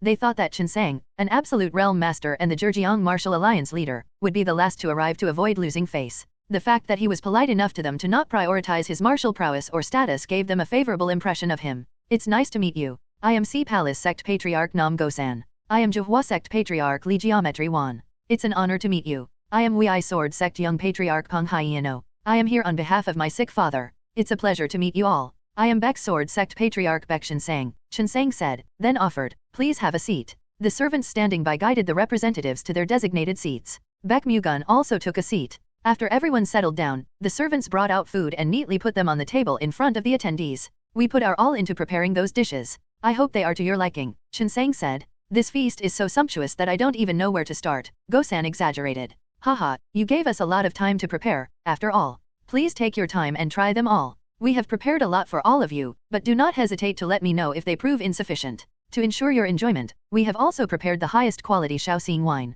Please indulge yourselves in them to your heart's content. Even though the Baek Sword sect had handed over the Shaoxing wine distribution rights back to the breweries in Shaoxing, they still managed to procure Shaoxing wine of the finest quality through one of the breweries. I can't help but look forward to its taste. Geometry Wan smacked his lips. As an alcohol enthusiast, drinking the finest liquor of the Central Plains was his greatest pleasure. Why don't we each have a glass first before we eat, then? Shinseng suggested. That's a really good idea, Geometry Wan happily agreed. Pour us some wine, Shinseng ordered, and the servants attending to Mu-Gun and the representatives quickly filled their glasses with Shaoxing wine. Let's have a toast to commemorate this meeting. Shinseng stood up and raised his glass. Mu-Gun and the representatives of the three great clans of Fujian raised their glasses as well. When he began drinking, the others followed suit. Now, let's do away with the formalities and enjoy ourselves, Shinseng said. In response, the representatives of the three great clans of Fujian began to enjoy the dinner in comfort. Aren't you curious why we visited the Baek Sword sect, Patriarch Baek? Go-san asked. I am. Why have you not asked us about it, then? You would have brought it up yourselves once you're ready even if I did not ask, so I see no reason to rush you. That's true. Will it be fine for me to tell you about it, then? Go-san said. Please do. I will be straightforward. The three great clans of Fujian are considering joining the Zhejiang Martial Alliance. You want to join the Zhejiang Martial Alliance? May I know the Baek Sword sect's thoughts on this? Go-san carefully asked. If you would like to join us, we will definitely welcome you. Before we do, there is something that I would like to confirm first. What is it? The three great clans of Fujian want to join the Zhejiang Martial Alliance on equal standing to the 10 clans of Zhejiang, which are the key forces of the Zhejiang Martial Alliance. Will you be able to guarantee us that? Go-san began presenting their demands. I agree that the three great clans of Fujian deserve the same status as the 10 clans of Zhejiang. However, this is not something that can be decided by the Baek Sword sect alone. I doubt I can give you a definite answer right now since this matter has to be discussed with the other 10 clans of Zhejiang first. At the very least, it seems the Baek Sword sect is in favor of that. That's right. Let me ask you one more question, then. I heard that the Baek Sword sect improved the martial arts of the 10 clans of Zhejiang. Is that true? That's correct. Will you do the same for us if we join the Zhejiang Martial Alliance? If that's what the three great clans of Fujian wants, then we will be more than happy to help. Is there anything else you want to confirm? That's all I wanted to ask. May I ask you a question next? Geometry Wan asked. Of course, Shinseng replied. What is the Baek Sword sect's ultimate goal? Our ultimate goal, n/o/vel/b/in.c//om. I personally think the Baek Sword sect's ultimate goal is to use the Zhejiang Martial Alliance to gain absolute power, like what the 7 great families have right now, Geometry Wan explained. To that end, you will likely turn the Zhejiang Martial Alliance's members into the Baek Sword sect's vassal families. I think it would be better for the young patriarch to answer your question. The future of the Baek Sword sect is more likely to be determined by his will, not mine. Shinseng handed over the right to answer to Mu-Gun. Could you perhaps answer my question, young patriarch Baek? Geometry Wan asked. It is true that my ultimate goal is to make the entire Zhejiang Martial Alliance a part of the Baek Sword sect and that I will have to turn its members into the Baek Sword sect's vassal families to accomplish that. However, the members are free to make their own decisions on this matter. I have no intention of threatening, harming, or imposing our will on those that refuse to become our sect's vassal family. What is it that you want to gain by making the Baek Sword sect stronger, then? Do you want to gain supremacy over Murim and wield authority on Par with the 7 great families? I am as human as any other. I would be lying if I were to say I did not wish for our sect to gain wealth and honor. However, that will never be my main goal. I'm strengthening the Baek Sword sect to protect Murim from the 3 greatest demonic sects, which threaten Murim's existence and safety. Mu-Gun elaborated. You're nurturing your power to become Murim's protector? That's right. Why should I believe what you just said, young patriarch Baek? Geometry Wan asked in doubt. My words are my only proof. I will leave it up to you to decide whether you believe me or not, Patriarch Li. Mu-Gun sounded as if he could not care less whether they believed him or not. Don't you want the three great clans of Fujian to join the Zhejiang Martial Alliance, young Patriarch Baek? Geometry Wan asked, noticing Mu-Gun's indifference. I will certainly welcome the three great clans of Fujian if you decide to join the Zhejiang Martial Alliance. After all, that will increase our alliance's power as well. However, I do not want to beg or force any of you to join. You all should be free to come to your own decisions. The young patriarch is right. Our section, the Zhejiang Martial Alliance will wait for the three great clans of Fujian to come to a decision, so take your time thinking about it, Qinseng added. As Qinseng suggested, the representatives of the three great clans of Fujian began considering the right decision to make. Anyway, let's forget about these meddlesome talks for now. Let's focus on enjoying this dinner party. Qinseng elevated the mood again. In response, the representatives of the three great clans of Fujian proceeded to enjoy the dinner in front of them, putting aside the issue of joining the Zhejiang Martial Alliance for now. The feast lasted into the night, maintaining a harmonious atmosphere to the very end. The next morning, Mu-Gun had breakfast with Qinseng. What kind of decision do you think the three great clans of Fujian will make? Qinseng asked. There is a good chance that they will join the Zhejiang Martial Alliance. Why do you think so? Don't you think they have already made up their minds to some extent before they expressed their intention to visit without being invited first? Moreover, the details they confirmed at yesterday's dinner are enough to tell me that they are very willing to join the Zhejiang Martial Alliance. Patriarch Li seems to be wary of being forced to obey the Baek Sword sect if the Zhuhua sect joins the Zhejiang Martial Alliance, but he can't just easily disagree with the other great clans of Fujian. We don't have to do anything in particular to recruit the three great clans of Fujian, then. That's right. Even if we do, we should never assume a submissive attitude, even if it's for the sake of the Zhejiang Martial Alliance's prestige, Mu-Gun firmly said. I agree. Let's wait for their decision for now. Do make sure that they do not experience any inconvenience while they are here. Understood. We talked too much at the dining table. Let's eat. After having breakfast with Qinseng, Mu-Gun headed to the training hall to practice his martial arts as usual. Meanwhile, Zhuhua sect patriarch Li Geometry Wan was left the only one lost in thought about joining the Zhejiang Martial Alliance. After all, Sea Palace sect patriarch Nam Gosan and Wei Sword sect young patriarch Peng Haiyanou had already decided to join the Zhejiang Martial Alliance. Zhuhua sect patriarch Li Geometry Wan recalled what Mu-Gun said at the dinner. Mu-Gun wanted to make the Zhejiang Martial Alliance a force that centered around the Baek Sword sect. For that purpose, Mu-Gun said that he would have to turn its members into their sex vassal families. That was exactly what Geometry Wan was worried about. Mu-Gun said that he would not turn to coercion to make that happen, but how many clans would even think about leaving the Baek Sword sect, which had already established immense power? Most of the Zhejiang Martial Alliance members would likely end up becoming the Baek Sword sect's vassal families. Hence, if the Zhuhua sect wanted to join the Zhejiang Martial Alliance, it should first have the resolve to submit to the Baek Sword sect. Although the Zhuhua sect was insignificant in terms of power, they had their own tradition and over 150 years of history. If they joined the Zhejiang Martial Alliance and became a vassal family of the Baek Sword sect, they would end up becoming a titular clan that had no authority. Geometry Wan did not want that to happen. Even if they were insignificant, he wanted the Zhuhua sect to exist as the Zhuhua sect. On the other hand, however, he could not help but worry about the Zhuhua sect being annihilated by the 9 Celestial Demons sect because of his stubbornness.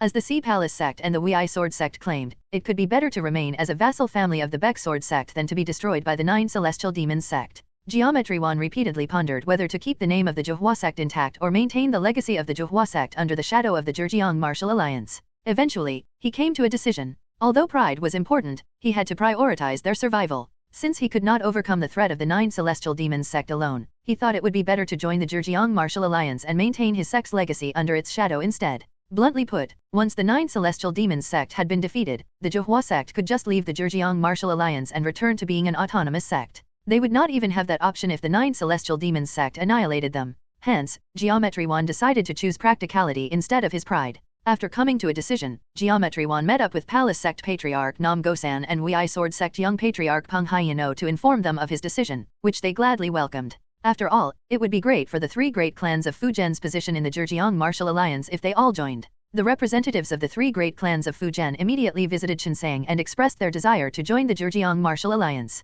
The three great clans of Fujian's collective decision brings me joy. However, the decision to welcome you into our ranks does not solely fall on my shoulders, Qinseng replied. The 10 clans of Zhejiang must first come to an agreement regarding this. To that end, I will immediately call for a meeting between the representatives of the 10 clans of Zhejiang to discuss this matter. Please wait until we have reached a decision. We would appreciate it if you could push for our sects to join as equal members of the Zhejiang Martial Alliance, Gosan requested, hinting at his desire for the three great clans of Fujian to be given equal standing within the Zhejiang Martial Alliance to the 10 clans of Zhejiang. That goes without saying. I also want the 3 great clans of Fujian to become members of the Zhejiang Martial Alliance, so I will do my best. We will be waiting for good news, then. The entire procedure could take some time. What do you plan to do? If you want to stay at our sect, you are more than welcome to, Chinsang suggested. It's fine. We cannot leave our sects alone for too long, so it's best we head back home and just wait for the outcome there. I see. You're not going to leave right away today, are you? I hope you give us some time to provide you with a proper send-off, Chinsang said.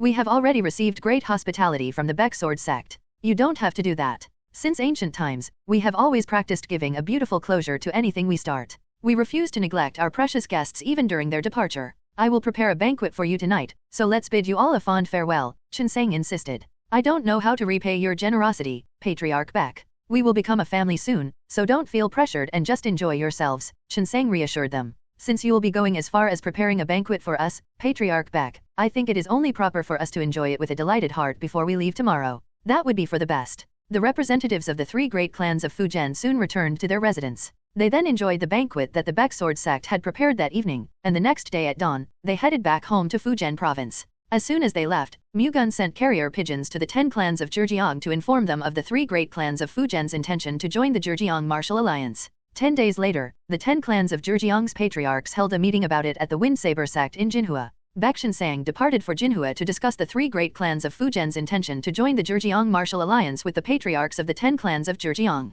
Venerable elders Qinkan Han's Sok Gang and Daybreak Sword's master Geometry Wu Sang accompanied him as his escorts. Although some would think that having 2 venerable elders escort him was too much, they had to take such huge precautionary measures since they did not know when, where, and how the 9 celestial demons sect would attack. Meanwhile, as the young patriarch, Baek Mu-Gun was tasked to oversee both the important and trivial matters within the Baek Sword sect while Chinsang was away. However, that did not really change Mu-Gun's daily life all that much. As usual, he spent his day practicing martial arts and examining the martial arts of his 2 friends and the 6 white wolves. He also frequently checked for any new information from the Heavenly Secret Hall and reacted accordingly. The Heavenly Secret Hall's information was delivered through 2 channels. Baek Mu-Ok relayed information related to the Baek Sword sect, while Heavenly Secret Hall Vice Leader Dan Seal-Young delivered any other information. Today, he received information from Seal-Young about the evil factions that were believed to be under the control of the 9 celestial demons sect. Mu-Gun had requested the Heavenly Secret Hall to thoroughly investigate 4 evil clans: the Heretical Emperor Hall, the Green Snake Gang, the Blood Ring Gang, and the Moth Thieves Gang. Today, the Heavenly Secret Hall finally delivered the results of that investigation. We did not discover any evidence that connects the 4 evil clans to the 9 celestial demons sect. Moreover, they are neither an immediate threat to the righteous factions nor attempting to expand their power, Seal-Young began. Hence, at least on the surface, it's difficult to associate them with the 9 celestial demons sect. What about their combat forces? Mu-Gun asked. All 4 clans currently have around 700 to 800 warriors each. We still haven't discovered how many martial arts masters are within their ranks. Their combat forces are equal in number to the evil blood gangs. To be safe, we looked into how their forces grew each year. Coincidentally, all 5 clans, including the evil blood gang, recruited 100 warriors 3 years ago, Seal-Young mentioned. I wouldn't have batted an eye if only 2 or 3 of them did that. However, considering all 5 underwent similar changes in numbers, there is definitely something suspicious going on, Mu-Gun said in a doubtful tone. We also find it suspicious that they have not been trying to expand their forces after that certain growth in numbers. It is certainly odd that those evil clans are not trying to expand their forces at all. They would have normally been busy trying to use their expanded power by now. Still, we cannot charge them of being related to the 9 celestial demons sect just because of that. We have to find concrete pieces of evidence that would connect them to the 9 celestial demons sect first. Considering how the 9 celestial demons sect has been behaving so far and how they helped the evil blood gang, they likely have a figure near those 4 evil clans if they are connected, Mu-Gun said, bringing up the past as a reference. Attempting to find them would be like looking for a needle in a haystack. If we can't find them, then we can just make them show themselves. Is there any way to do that? If the evil clans are really related to the 9 celestial demons sect, then they are bound to contact them sooner or later. Are you suggesting we threaten the leaders of the evil factions into contacting the 9 celestial demons sect? Seal-Young asked in an attempt to confirm Mu-Gun's intention. Yes. If the evil factions are really connected to the 9 celestial demons sect, their leaders will definitely try to contact the 9 celestial demons sect for the sake of their survival. That plan would not work if they were threatening the lives of the 9 celestial demons sect's demonic practitioners. However, the leaders of the evil factions were only subordinates of the 9 celestial demons sect, not demonic practitioners. Evil faction members value their lives more than anything else. They would betray anyone, even the 9 celestial demons sect, if it meant they would get to survive. That's too dangerous. Not at all.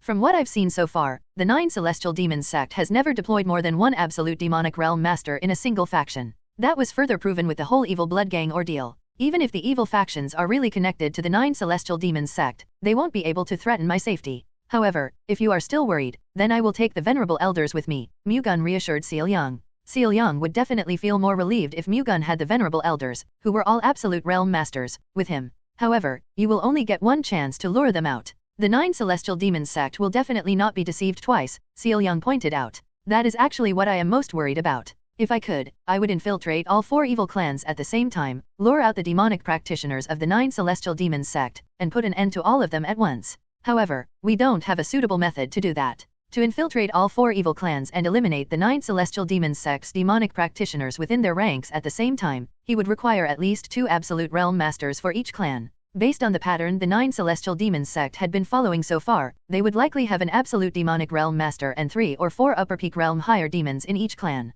Taking that into consideration, Mu-Gun would require at least 2 absolute realm masters to guarantee victory. The Baek Sword sect had a total of 8 absolute realm masters, but he could not just mobilize them all at the same time. After all, they also had to consider the Baek Sword sect's safety. To lure out the demonic practitioners of the 9 celestial demons sect, they would have to infiltrate the evil clan's base and subdue their leader first. However, if they caused even the slightest disturbance during that process, they would be forced to fight 700 to 800 warriors. Despite how powerful an absolute realm master was, it was unreasonable to expect them to deal with that many martial artists. Moreover, even if they defeated all of them and subdued the evil clan's leaders, the 9 celestial demons sect's demonic practitioners would most likely notice the disturbance. For that reason, they had to execute Mu-Gun's plan without causing any commotion, which only Mu-Gun could do. That also made it difficult to request help from the 9 prominent sects and the 7 great families. The 9 prominent sects, which were very meticulous with justification, would try to dissuade Mu-Gun if he asked for their help. Even if his target were evil clans, it would still be unjust to infiltrate them and threaten their leader without any evidence. I see no reason to do it if you can only deal with 1 out of the 4 evil clans. You would be able to get rid of an absolute demonic realm master, but that is not enough to create any major effect, Seol-young commented. No, proceeding with this is still viable. It has not yet been confirmed whether those 4 evil clans and the 9 celestial demons sect are connected. We are only assuming that they are due to the incident with the evil blood gang. If we can secure clear evidence of it, then we will get clear justification to overthrow the others' forces. You have already made up your mind, haven't you? Seol-young asked. This is the best plan I can think of right now, Mu-Gun admitted. Considering your skills, I doubt there will be much risk, dear. However, it would do you good to think about the ripple effects that this will bring, Seol-young advised Mu-Gun. What do you mean? Your interference has caused the 9 celestial demons sect to fail multiple missions. They have suffered heavy damages as a result, including the loss of 9 absolute demonic realm masters. The 9 celestial demons sect is definitely waiting for a chance to take you and the Baek Sword sect down. However, if you defeat another demonic monarch, they might not be able to overlook you any longer. They might not even wait anymore. In the worst-case scenario, the 9 celestial demons sect could even launch a direct attack on the Baek Sword sect. To a certain extent, Mu-Gun had already thought about the concerns that Seol-young mentioned. The 9 celestial demons sect's factions preferred to act individually, but they were more than willing to join forces whenever necessary. The Baek Sword sect could certainly find themselves in a dangerous situation if the factions that Mu-Gun had damaged joined forces and aimed for them. The Baek Sword sect had 8 absolute realm masters, but even that would not be enough to put their minds at ease. So far, Mu-Gun had defeated demonic monarchs from the Azura cult, the Heavenly Killer sect, the Blood-Crazed clan, the Invincible clan, and the Underworld sect. If those 5 factions mobilized their demonic monarchs all at once, the existence and safety of the Baek Sword sect would be threatened. That has actually been bothering me the most. However, if we can establish the Zhejiang Martial Alliance United Corps earlier, we will be able to somewhat counter that threat. I have already suggested this to my father. He will bring it up at the meeting he's going to n/o/vel/b/in.c//om. It would still take a lot of time for the Zhejiang Martial Alliance United Corps to be completely functional.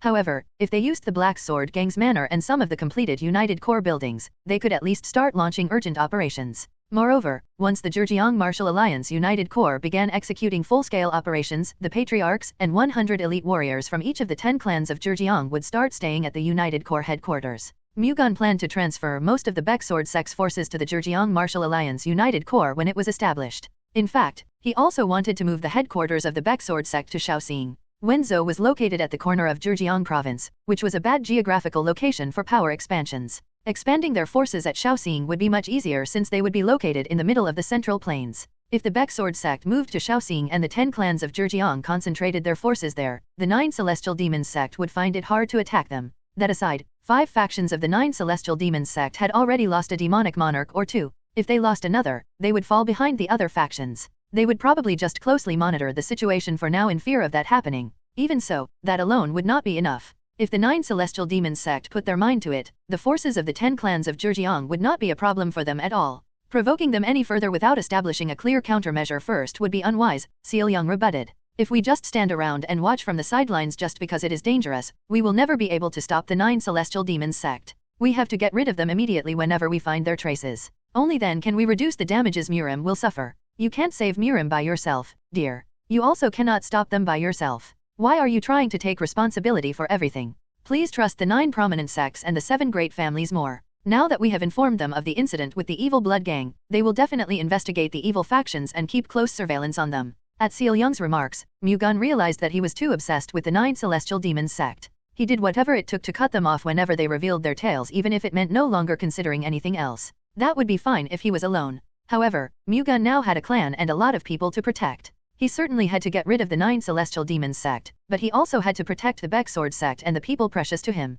Mu-Gun decided to relax and move a little slower. As Sealyang said, he also put a little more trust in the 9 prominent sects and the 7 great families. You are right, my dear. I guess I was too fixated on carrying all the burdens on my own. As you said, I will try to trust the 9 prominent sects and the 7 great families on this matter. Good thinking. We have increased our surveillance on the evil factions anyway, so even if they try to plot some sort of scheme, we will be able to detect it immediately, Sealyang said in a delighted tone. Thank you. Why are you suddenly thanking me? It's because you are always by my side giving me advice. Tying the knot with you is one of the best decisions I have made in this lifetime. I'm glad I can be of help to you, dear. I will do my best to help you more in the future. You are already doing good enough. More importantly, even if you do not help me, your presence alone already gives me a lot of strength, so you don't have to try so hard to help. Mu-Gun's affectionate words and gaze were filled with love for Sealyang. Sealyang smiled softly. As a woman, there was nothing that made her happier than to be loved by him. The 9 prominent sects and the 7 great families took the information that the Baek sword sect sent them into careful consideration.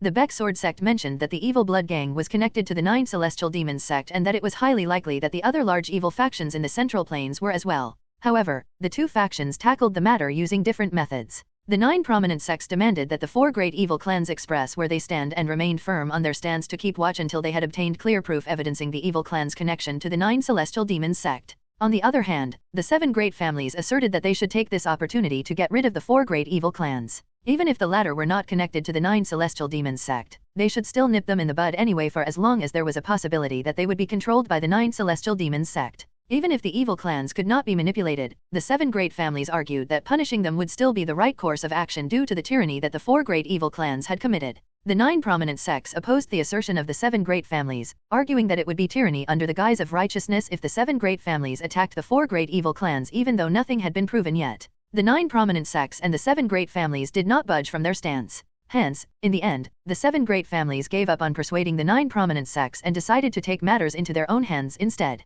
If the 7 great families subjugated the 4 great evil clans despite the 9 prominent sects' opposition, the latter could still be blamed as well. However, the 7 great families did not care about that at all. To them, eliminating the 4 great evil clans was the best course of action they could take in the name of righteousness and the safety of Murim. To accomplish that, they were willing to take any condemnation. However, getting rid of the 4 great evil clans was not as simple as it sounded for the 7 great families. After all, each of the 4 great evil clans had more than 700 martial artists in their ranks. Even if they only had a few upper peak realm masters or higher, the 7 great families would still have to mobilize more than 500 people to attack them. Furthermore, they also had to deploy at least 2 or 3 absolute realm masters and additional personnel as a countermeasure against the possible intervention of the 9 celestial demons sect. Even the 7 great families would find it hard to mobilize that many forces. However, each of their members had at least 4 or 5 vassal families that possessed more combat forces than most small and medium-sized martial clans. Hence, the 7 great families proceeded to mobilize the minimum number of forces and substituted the rest with the forces of their vassal families. The vassal families could find that unfair, but they had no choice but to follow orders since the 7 great families used Murim's righteousness as justification. Now, all that was left was to designate targets. The 7 great families collectively agreed that the 4 great families geographically closest to the 4 great evil clans would be leading their attack. The Great Ximen family would deal with the heretical Emperor Hall in Jiangxi Province, the Guangdongjin family with the Green Snake Gang in Guangxi Province, the Great Huangfu family with the Blood Ring Gang in Shaanxi Province, and the Hebei Peng family with the Ma Thieves Gang in Liaoning Province. Meanwhile, the 3 other families were tasked to provide those 4 with active support. At the Wind Saber Sect's meeting hall, Baek Shinsang and the other patriarchs of the 10 clans of Zhejiang had gathered to discuss the 3 great clans of Fujian's intention to join the Zhejiang Martial Alliance. As I have told everyone earlier, the 3 great clans of Fujian has officially applied to join as a member of the Zhejiang Martial Alliance. However, they have also demanded to be on equal standing with the 10 clans of Zhejiang. The floor is now open for discussion, fellow patriarchs, Qinseng asked, presiding over the meeting as the Zhejiang Martial Alliance leader. It is certainly welcoming news that the 3 great clans of Fujian want to join the Zhejiang Martial Alliance. However, their demand should be heavily assessed first, Wind Saber Sect Patriarch Te Gongpyo said. Does that mean you are against giving the 3 great clans of Fujian the same status and authority as the 10 clans of Zhejiang, Patriarch Te? The 10 clans of Zhejiang formed the Zhejiang Martial Alliance. As its key forces, the 10 clans of Zhejiang should naturally receive preferential status and authority over the other forces, Gongpyo answered. In other words, you think the 10 clans of Zhejiang should have a vested interest in the Zhejiang Martial Alliance. At the very least, the 10 clans of Zhejiang should have the authority to decide the way forward for the Zhejiang Martial Alliance. Do the others feel the same way? Qinseng asked the others. I have a different opinion from Patriarch Te, Justice Martial Sect Patriarch Zhang Wenho refuted. Although the Zhejiang Martial Alliance was formed by the alliance between the 10 clans of Zhejiang, it is difficult to form a union with us alone. Even though we made great contributions to its formation, we should not consider our status and authority as permanent. For the Zhejiang Martial Alliance to grow, we should not hesitate to open up our doors and allow new forces to join.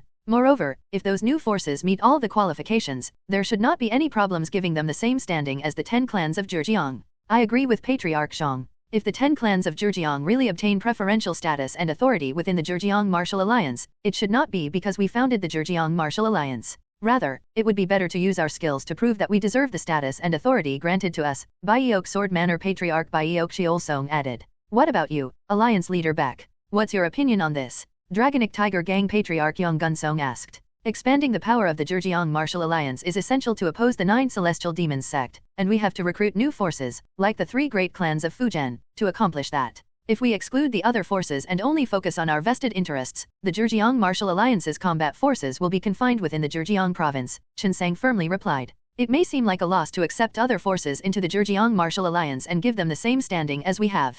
However, in the long run, doing so will allow us to expand our power and gain even more than what we have now. More importantly, it will make us strong enough to protect ourselves from the 9 Celestial Demons sect. That alone is enough reason to accept the 3 great clans of Fujian and give them the same status and authority as we have. That seems reasonable and logical, Alliance Leader Baek. Bluntly put, the 10 clans of Zhejiang alone will find it difficult to strengthen the Zhejiang Martial Alliance enough to stand shoulder to shoulder with the 9 prominent sects and the 7 great families. To solidify our position in Murim, we have to accept new forces into our ranks and expand our power. Granting the 3 great clans of Fujian the same standing as we do seems harmless anyway, Flying Lance Sect Patriarch Zhou Jinmaiyang said, actively supporting Qinseng's opinion. The other patriarchs also seemed to agree with Qinseng. Is there anything else you would like to refute, Patriarch Te? Qinseng asked Gongpyo. No, hearing the other patriarchs' opinions, including yours, Alliance Leader Baek, has made me realize that I have been thinking too narrow-mindedly. I agree that we should prioritize the growth of the Zhejiang Martial Alliance as a whole rather than protect our vested interests. Gongpyo changed his mind and said, to be clear, you are now in favor of granting the 3 great clans of Fujian the same standing as the 10 clans of Zhejiang, correct? Yes. Prioritizing the Zhejiang Martial Alliance above all else shows how big your heart is, Patriarch Te. Now that we have more or less considered everyone's opinions on this matter, why don't we make a decision by voting? Let's do that. As per the vote Qinseng conducted, it was unanimously decided to allow the 3 great clans of Fujian to join the Zhejiang Martial Alliance and grant them the same standing as the 10 clans of Zhejiang. Since the 3 great clans of Fujian will be joining us, wouldn't it be a little weird to still call us the Zhejiang Martial Alliance? Mei Household Patriarch Mei Yoonghak asked. That is certainly true. The 3 great clans of Fujian aside, now that we plan to accept other forces into our ranks in the future, the name Zhejiang Martial Alliance could be a problem. We require a more inclusive name that does not limit us to the Zhejiang province alone, Iron Palm Sect Patriarch Dam Hwasong said in agreement. We could lose our sense of identity if we change this now, though, Clear Sun Sect Patriarch Shim Suk-gun expressed his concern. Our sense of identity is not dependent on our name but on our mindset. For as long as that does not change, we will never lose our sense of identity, Kong Household Patriarch Kong Won-hee refuted. The name Zhejiang Martial Alliance does feel like a frog in a well. We will need to use a more inclusive name for the Zhejiang Martial Alliance to play on a larger playing field, Dragonic Tiger Gang Patriarch Yong Gunsong added. What do you think, Alliance Leader Baek? Baiok Sword Manor Patriarch Baiok Shiolsong asked Qinseng. I have not thought this far ahead, but I do agree that we should change the name that represents us for us to be reborn as a force that represents Murim, not just an alliance in Zhejiang province, Qinseng replied after pondering for a moment. Now that the alliance leader has stated his opinion, why don't we vote on it? Great, let's follow the decision of the majority. According to the votes, 7 agreed to change the name of the alliance. Hence, the 3 people who opposed it had no choice but to accept the result as it was decided through a vote. What should we change the name of the Zhejiang Martial Alliance to? Qinsang asked. How does the East Sky Alliance sound? Wind Saber Sect Patriarch Tae Gongpyo suggested. The East Sky Alliance does not seem appropriate since that limits us to the eastern region of the Central Plains. Baek Sword Manor Patriarch Baek Cheolsong disagreed. What about Loyal Heart Alliance? It also means that we are united in protecting Murim from the 9 Celestial Demons sect, so I think it sounds good. Kong Household Patriarch Kong Won-hee suggested. Oh, that's a pretty decent name. I think it's pretty good too. It brings a sense of unity and determination. Most of the patriarchs seemed to like the name, including Qinsang. The vote they held for it resulted in little disagreement, so it was unanimously decided that the Zhejiang Martial Alliance would be renamed the Loyal Heart Alliance. The name change did not bring any particular change in the operation of the alliance or internal code of conduct. They only switched to a new shell, but what they were deep down remained the same. This concludes all the topics we have brought up for discussion. However, I would like to make another suggestion. Qinsang opened. What is it? I would like to speed up the establishment of the Zhejiang Martial Alliance. No, the Loyal Heart Alliance United Core, Qinsang suggested. Why? The threat of the 9 Celestial Demons sect is gradually becoming larger. For that reason, I find it necessary to establish the Loyal Heart Alliance United Core as soon as possible and marshal our troops for battle. In the current situation, we still do not have enough buildings for the United Core. Will the forces we dispatch have a place to stay? Wind Saber Sect Patriarch Tae Gongpyo asked. We can use the Black Sword Gang's manor, which we obtained when our sect annihilated the Black Sword Gang, as a temporary headquarters, Qinsang replied. Even so, if the elite forces of the 10 clans of Zhejiang are dispatched to the United Core, the headquarters of the 10 clans of Zhejiang could fall into danger. Without 10 clans of Zhejiang's elite forces around, their defenses would inevitably be riddled with vulnerabilities. With all due respect, even if your elite forces stay behind, it will be difficult to hold back the 9 Celestial Demons sect with the 10 clans of Zhejiang's current power. On the other hand, if we gather all of the 10 clans of Zhejiang's elite forces at the United Core headquarters, even the 9 Celestial Demons sect will think twice about recklessly targeting the Loyal Heart Alliance United Core, Qinsang carefully explained. Still, we can't just give up our clan home, can we? Once the elite forces of the 10 clans of Zhejiang have gathered at the United Core headquarters, the possibility of the 9 Celestial Demons sect attacking the headquarters of the 10 clans of Zhejiang will decrease. How can you be so sure of that? Wouldn't sending our elite forces away make it possible for them to subjugate us with smaller forces? That would make it more likely for them to attack us. The 9 Celestial Demons sect is currently moving behind the scenes to avoid letting their existence known. For them to attack the headquarters of the 10 clans of Zhejiang, they would have no choice but to reveal their identity in some way. I doubt they will find such a risk worth it enough to take. On the other hand, attacking the Loyal Heart Alliance would allow them to at least target our Absolute Realm Masters. For that reason, the headquarters of the 10 clans of Zhejiang would be in a safer position than the United Core headquarters. The patriarchs of the 10 clans of Zhejiang nodded in agreement, having realized that what Qinsang said made sense. The same went with Gongpyo. However, he still emphasized that they still needed to take certain measures for the safety of the 10 clans of Zhejiang. You have a point, Alliance Leader Baek. Nevertheless, we should still come up with defensive measures for the headquarters of the 10 clans of Zhejiang. That way, the forces we dispatch to the United Core headquarters would have peace of mind and stay faithful to their duty. I agree with you, Patriarch Tae. I will try my best to think of such measures. However, I still find it best to expand the power of the Loyal Heart Alliance United Core now. If the Loyal Heart Alliance possesses enough power to deter anyone from recklessly starting a scuffle with us, our alliance's name alone will serve as protection for the headquarters of the 10 clans of Zhejiang. However, to do that, we should eliminate all hostilities and help each other grow under one accord. In essence, we should stay true to the meaning of Loyal Heart Alliance, our alliance's new name. Your words are really tugging at my heartstrings, Alliance Leader Baek. As you have said, we should certainly all unite for the sake of the Loyal Heart Alliance's benefit than the benefit of our clans. That will, in turn, benefit all the 10 clans of Zhejiang, Baek Sword Manor Patriarch Baek Cheolsong added, deeply resonating with Qinsang's comments. The other patriarchs of the 10 clans of Zhejiang agreed with Qinsang and Cheolsong. Should we establish the Loyal Heart Alliance United Core earlier, then? In accordance with the Loyal Heart Alliance's principle, we will decide on this matter through a vote. If you agree with establishing the Loyal Heart Alliance United Core earlier, please raise your hands. Through a show of hands that Qinsang presided, the patriarchs of the 10 clans of Zhejiang unanimously agreed to establish the Loyal Heart Alliance United Core and begin its operation ahead of schedule. For that purpose, the patriarchs of the 10 clans of Zhejiang agreed to dispatch 100 elite martial artists to Shaoxing within a month. After their meeting, the patriarchs of the 10 clans of Zhejiang enjoyed the banquet that the Wind Saber sect had prepared, then returned to their respective homes. N/O/vel/B/n.C//om. *****. At the headquarters of the Underworld sect, Underworld Divine Demon Zhang Jieriang received news that the 7 great families were preparing their forces to attack the 4 great evil clans. The Underworld sect had taken control of the 5 great evil clans, including the Evil Blood Gang, and intended to use them to wreak havoc all over Murim. However, the righteous factions discovered the underworld sect's existence when the evil blood gang made a mistake and ruined their plans. As a result, the righteous factions began to suspect that the underworld sect was behind the remaining great evil clans. The underworld sect planned to clear those suspicions by lying low, but now that the 7 great families were making preparations to attack the 4 great evil clans, the underworld sect could no longer simply stand by and watch silently. If they left matters as it was, they would lose all the forces of the 4 great evil clans, which they had put so much effort into putting under their control. Nonetheless, they could not actively intervene. The underworld sect would have to mobilize the majority of their high-ranking forces to defeat the 7 great families. Even then, they could not guarantee victory since the 7 great families would have thoroughly prepared countermeasures for that.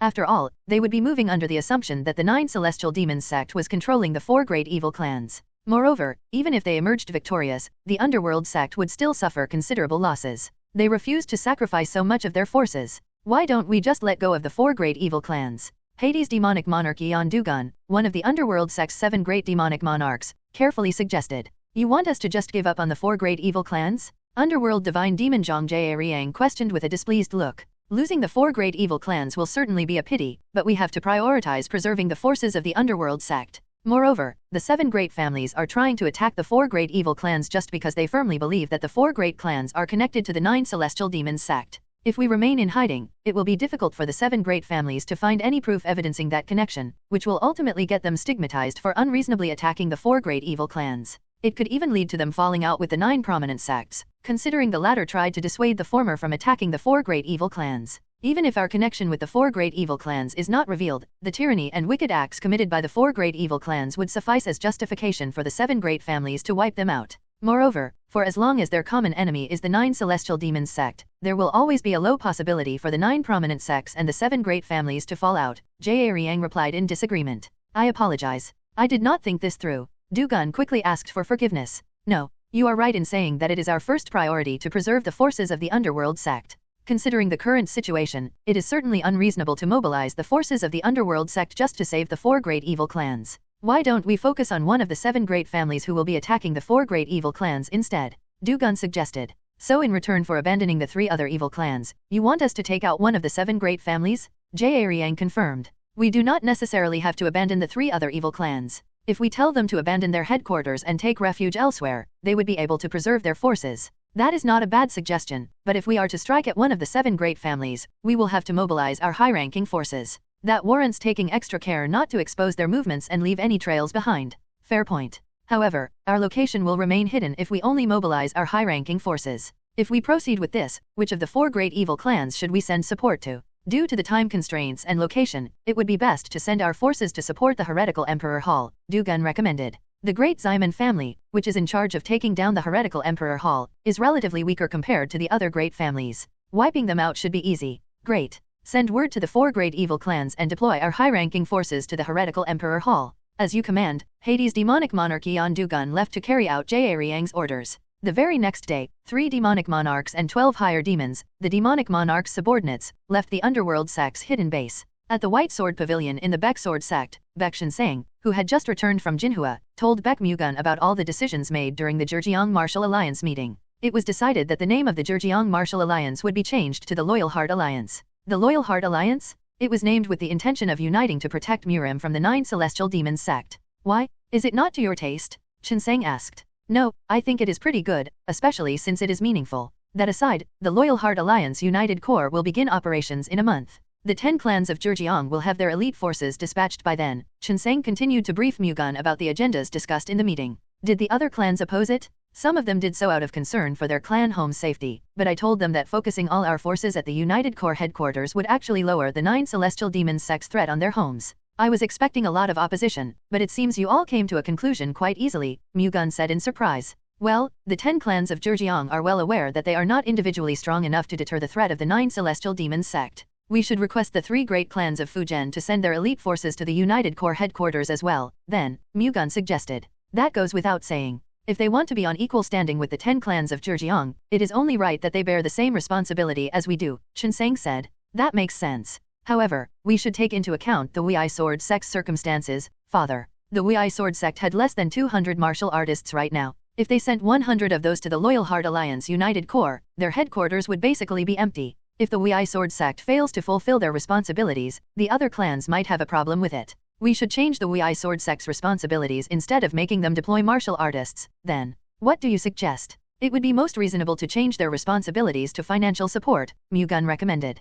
Financial support? The Wei Sword Sect is making huge profits from the production and trade of the Wei rock tea, so they would not be too burdened if they provide financial support instead. It would be better to discuss this with the other patriarchs first. Before we do, we should ask the Wei Sword Sect about their intention. As you have said, Father, we can make a decision about that through discussion. That aside, how is the work regarding the 4 great evil clans going? Chinseng changed the topic. It seems the 7 great families are making preparations to attack the 4 great evil clans, Mu-Gun explained. What? If they attack the 4 great evil clans without evidence that the 4 great evil clans are related to the 9 celestial demons sect, they will receive a lot of criticism from Murim. Chinseng was surprised. It won't be a big problem since they are an evil faction at the end of the day. The tyranny and wicked acts that they have committed are no small matter. Moreover, although the 7 great families' aggression stems from the 4 great evil clans' connection to the 9 celestial demons sect, they also harbor the intention to use this opportunity to absorb the territory and rights of the 4 great evil clans. Well, considering the inclination of the 4 great evil clans, there is no harm in rooting them out before they cause any more trouble.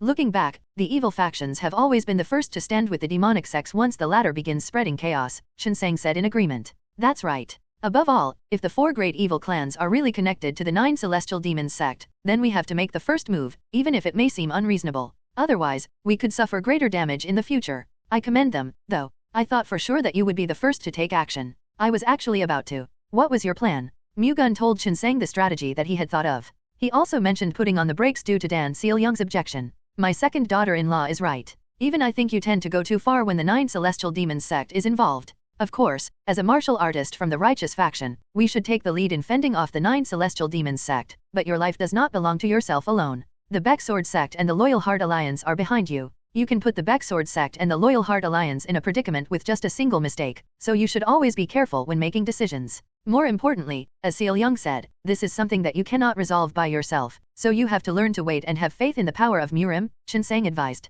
Understood. Anyway, if we're going to be leaving Wenzhou and moving our headquarters to Shaoxing, we will be quite busy starting today. There is no need to go out of our way to rush it. We can simply order the Venerable Elders and the White Dragon Corps to move first. That will give time for the rest of our members to prepare. Once they're ready, we can bring them over ourselves. That's a good idea. What does the Heavenly Secret Hall plan to do, though? Chinseng asked. The Heavenly Secret Hall also decided to follow the Baek Sword Sect to Shaoxing. That's a relief. At least we won't face any big issues in receiving intel from the Heavenly Secret Hall. That's correct. I take it that the Medicine King family will stay in Mount Yandang? Yes. Since various spiritual herbs grow in Mount Yandang, it is hard for them to move somewhere else, Mu-Gun explained. Moving will make it quite troublesome to get spiritual pills, then. You don't have to worry too much about that. We can simply use the Ian Merchant Group's ships since they often travel between Wenzhou and Shaoxing. Okay. I will leave this matter to you, then. Make all the necessary preparations to ensure that we will suffer no setbacks. Chinseng put his faith in Mu-Gun. Understood. Is there anything else you would like to discuss? I would like to take a rest now. That's all. I will take my leave now, Father. Okay. Great work handling the Baek Sword Sect's matters while I was away, Chinseng commended Mu-Gun. I did not do anything special. Well then, please have a good rest. Mu-Gun bowed and left the White Sword Pavilion. He then headed to the training hall. *****. Inside the splendid pavilion of the Heavenly Killer Sect's manor, which was built inside a sheer cliff, Heavenly Killer Divine Demon Dak Gosong sat on his throne while listening to the report of shadowless demonic monarch Jie Kongchen, the head of the 6 Heavenly Killer Monarchs. I have figured out a way to lure out the Golden Shield Sword Dragon. What could that be? Gosong asked as he rejoiced. The Heavenly Killer Sect had lost 3 demonic monarchs and multiple higher demons to Mu-Gun. That was equivalent to 30% of their high-ranking forces. Gosong made up his mind to kill Mu-Gun, whom he thought of as their mortal enemy, at any cost, but it was difficult to find an opportunity to take him out due to the Baek Sword Sect's formidable forces. That was why he couldn't help but feel glad that Kongchen figured out a way to punish Mu-Gun. If we use the Puchuo Sword Sect's young matriarch to our advantage, we can lure out the Golden Shield Sword Dragon, Kongchen said. The Puchuo Sword Sect's young matriarch? She's rumored to be the Golden Shield Sword Dragon's past lover. Doesn't that mean that they are no longer in a romantic relationship now? That's right. Their relationship apparently ended when the Golden Shield Sword Dragon married 2 other women. How do you plan to lure that bastard out with a woman he has already broken up with? Gosong asked, seemingly unable to understand Kongchen's idea. He will not turn a blind eye to having his past lover's life in danger. Kongchen's idea was simple. They would capture the Puchuo Sword Sect's young matriarch alive and use her as a hostage to lure out and kill the Golden Shield Sword Dragon. They are nothing more than old lovers, and he is already married to 2 other women. Do you really think he will still risk his life for her? Gosong asked, clearly in doubt. I'm confident he would not if he was from a demonic faction. However, righteous bastards like him will definitely try to save their old lover at the risk of their own lives. You have a point. Those righteous bastards often pretend to be uselessly kind. More importantly, even if we fail to lure out the Golden Shield Sword Dragon, we won't have anything to lose anyway, so there is no harm in trying. Where is the Putuo Sword Sex young matriarch at now? She is at Mount Hung in Hunan Province. From what I have heard, she visited the Mount Hung sect to request a duel, Kongshin said. I don't need to know her reasons. Will there be any problems capturing that woman alive? Of course not. That woman is only at the upper peak realm, so it won't be a problem even if we only send one of the higher demons, Kongshin confidently said. I permit you to proceed with this plan immediately. How do you plan to deal with the Golden Shield Sword Dragon after luring him out, though? Why don't we make use of the 3 greatest assassin organizations, which we have just recently acquired, and the 10 surfaces ambush formation? That sounds good. It will eliminate the need to use our own forces. May I proceed with this, then? No, it would be better to be certain. Send 2 of the 6 heavenly killer monarchs. You want to send 2 of them? Kongshin asked in surprise. Wouldn't it be better to move with certainty on the off chance that something goes wrong? Understood. I will make the necessary preparations. After obtaining Go Song's permission, Kongshin immediately began planning the operation to lure Mu-Gun out. The first task was to capture So Yeonhwa, who was at Mount Hung. After breaking off her relationship with Mu-Gun, Yeonhwa became depressed for quite a while. However, as the Putuo Sword Sex young matriarch, she could not afford to stay depressed for a long time. She snapped herself back to her senses and resumed her journey around Murim, which she had put on hold due to Mu-Gun. After having a duel with various martial clans, she finally arrived at Mount Hung in Hunan Province. Although they were not part of the 9 prominent sects, Mount Hung sect was a prestigious sect in Mount Hung with hundreds of years of tradition. Not wanting to simply pass by the Mount Hung sect after coming all the way to Mount Hung, Yeonhwa stayed with them for 7 days to spar with their martial arts masters. After gaining a lot of enlightenment through those duels and enjoying their great hospitality, Yeonhwa descended Mount Hung. Her next destination was the Great Ximen family, one of the 7 great families. It would take 5 days to travel to Changsha and visit the Great Ximen family, perhaps even more since she wanted to take her time to enjoy the scenery around her. On the 3rd day of her journey to Changsha, Yeonhwa crossed a small mountain. Considering it wasn't that tall and it had quite a smooth route, she judged it would only take her 2 hours to cross over it. However, halfway down the mountain, a group of people blocked her path. Yeonhwa could not tell who they were, but it was bright as day that they did not harbor good intentions. Who are you? How dare you block my path? Yeonhwa asked, her right hand moving to the hilt of her sword so that she could draw it at any moment. Are you Putuo Sword Sect young matriarch So Yeonhwa? A man with a cold demeanor asked instead of answering Yeonhwa's question. The question made Yeonhwa realize that the people blocking her path had been aiming specifically for her. I am sure I asked who you are. Considering you're not denying it, it seems I'm correct. The cold-looking man shrugged. I will ask you one last time. Who are you? Why do you stand in my way? If you follow us obediently, we will not hurt you. You are truly someone I cannot communicate with. Yeonhwa frowned at the man when he showed no interest in listening to her. Since she could not hold a dialogue with them, she examined them instead. They were all giving off a cold aura, and they did not seem far behind her in terms of strength. The cold man in particular seemed far beyond her current capabilities. It will do you good not to think of doing anything stupid. You will only hurt yourself for no reason, the cold-looking man warned. What do you plan to do with me? Yeonhwa asked. I intend to use you to lure out someone, he admitted. Who are you trying to lure? Yeonhwa asked with a stiffened expression. The Baek Sword Sect's young patriarch. Yeonhwa's expression hardened. I think you chose the wrong person. I no longer have any relationship with him. Even if you use me, you will not be able to lure him out. Who knows? I am willing to bet that the Baek Sword Sect's young patriarch will come to your rescue. It was hard to deny the cold-looking man's words. Yeonhwa knew that Mu-Gun would come running to save her no matter what danger awaited him. She could not bear to do that to him. I'd rather die. If you think this is going to end if you die, you are gravely mistaken. Baek Mu-Gun will not know that you are dead. We just need to send him one of your belongings. Once he receives it, he will immediately assume that we have you captive, the man said as if reading Yeonhwa's thoughts. The way he spoke made him sound as if he was completely devoid of emotions. Yeonhwa's eyes shook. The man was right. Dying here would be useless. If so, then all she could do now was run away from these people. Yeonhwa immediately turned around and kicked off the ground. What a nuisance. The man lightly waved his hand. With a sharp, ear-splitting sound, a thin flying dagger pierced Yeonhwa's thigh. Ack! Yeonhwa fell to the ground with a scream before she could activate her movement art.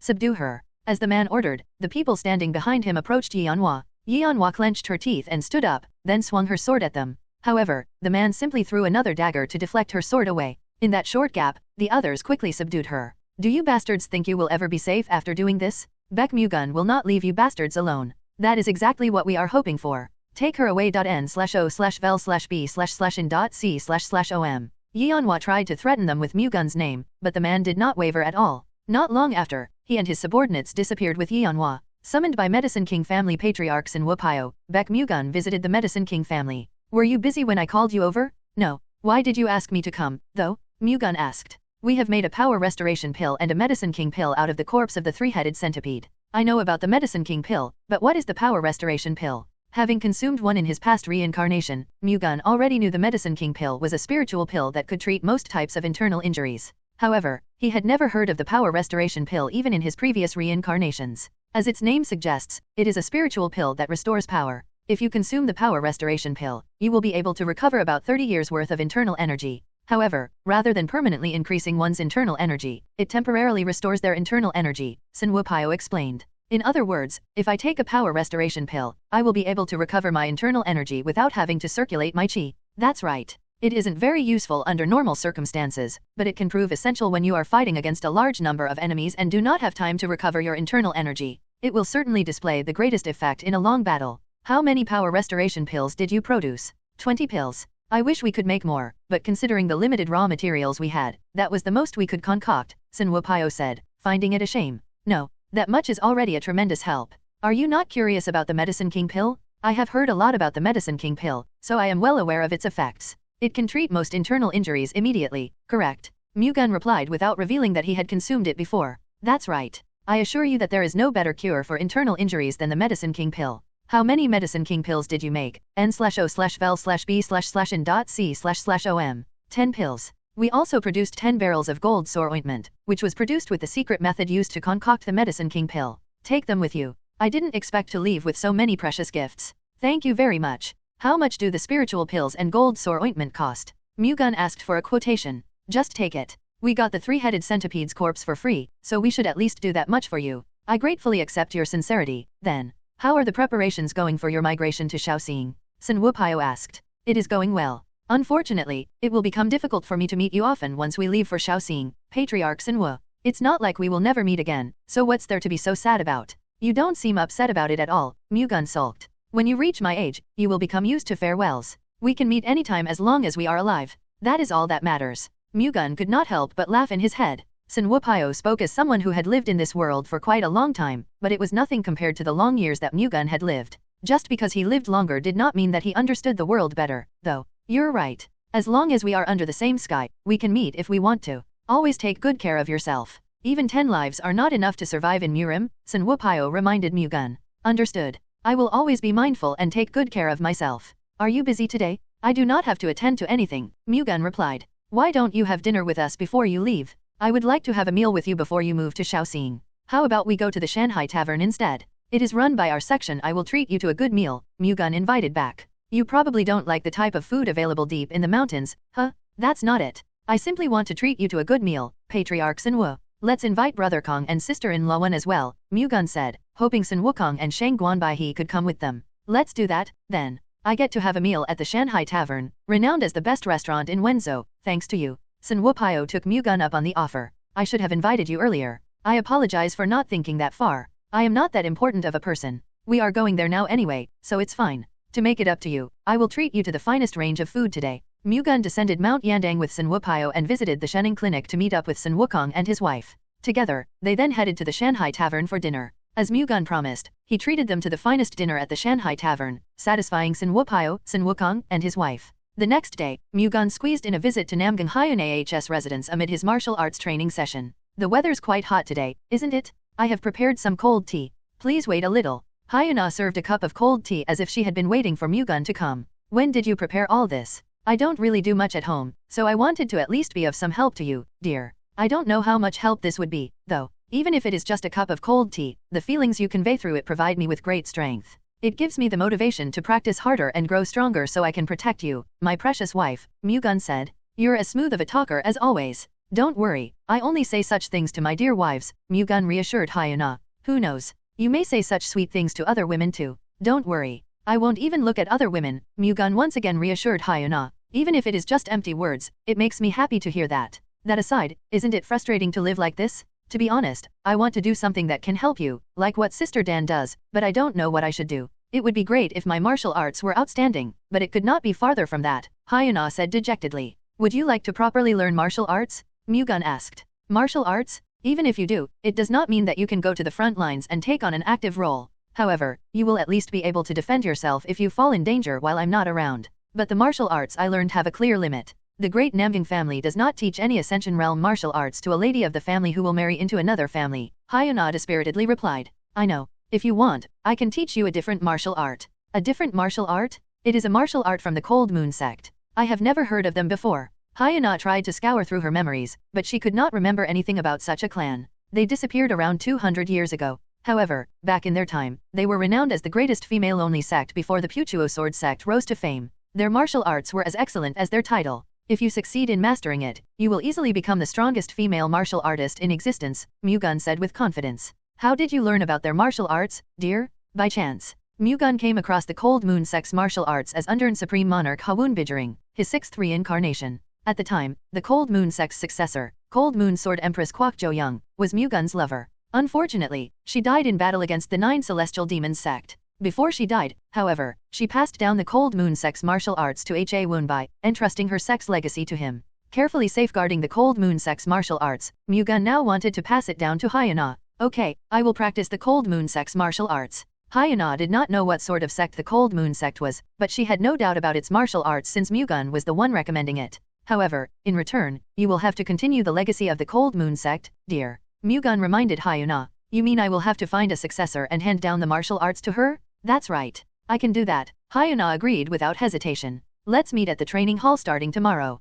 I will pass down the Cold Moon sect's martial arts to you. Okay. The next day, Hyuna wore her martial robe and headed to the training hall with a sword. When she arrived, Mu-Gun passed down the Cold Moon sect's martial arts to her, which consisted of the Cold Moon Glacier cultivation method and the rampant Cold Moon sword art. It was indescribably difficult to learn, which was why Mu-Gun had not been able to find the Cold Moon sect a successor despite having lived through 2 reincarnations since obtaining their martial arts. He did meet a lot of women with talent outstanding enough to master the Cold Moon sect's martial arts throughout those 2 reincarnations. However, they were already affiliated with a clan, and he could not just ask them to abandon their clan and become the Cold Moon sect's successor. Meanwhile, Hyuna possessed outstanding talent, befitting the daughter of Namgyangjo. Moreover, since she had married into another family, she did not have to stick to the great Namgyang family's martial arts. Above all else, she would never use the Cold Moon sect's martial arts for evil reasons. On the contrary, if she could master it, she would be a great help to the Baek Sword sect and the Loyal Heart Alliance. There was no one better suited to be the Cold Moon sect's successor than her. Mu-Gun taught Hyuna the Cold Moon sect's martial arts over 7 days. As he expected, Hyuna quickly understood it despite how difficult it was. As soon as she learned the Cold Moon Glacier cultivation method and the Cold Moon rampant sword art, Hyuna began to devote herself to martial arts training. *****. Meanwhile, a man exuding dark energy visited the Baek Sword sect and asked for an audience with Mu-Gun, saying that it was related to So Yeonhwa. As soon as he heard her name, Mu-Gun met up with him and immediately realized that the man was a demonic practitioner of the Nine Celestial Demons sect. How preposterous. I can't believe a demonic practitioner of the Nine Celestial Demons sect has come to our sect on his own 2 feet. Mu-Gun seemed baffled. I came to the Baek Sword sect as a messenger. What are you here to convey? Mu-Gun asked without giving much thought to it. We have the Puchuo sword sect's young matriarch in our custody. If you want to save her, come to Yahua Peak in Mount Yahua within the next 15 days. However, you will have to come alone. If you bring company, we will kill the Puchuo sword sect's young matriarch.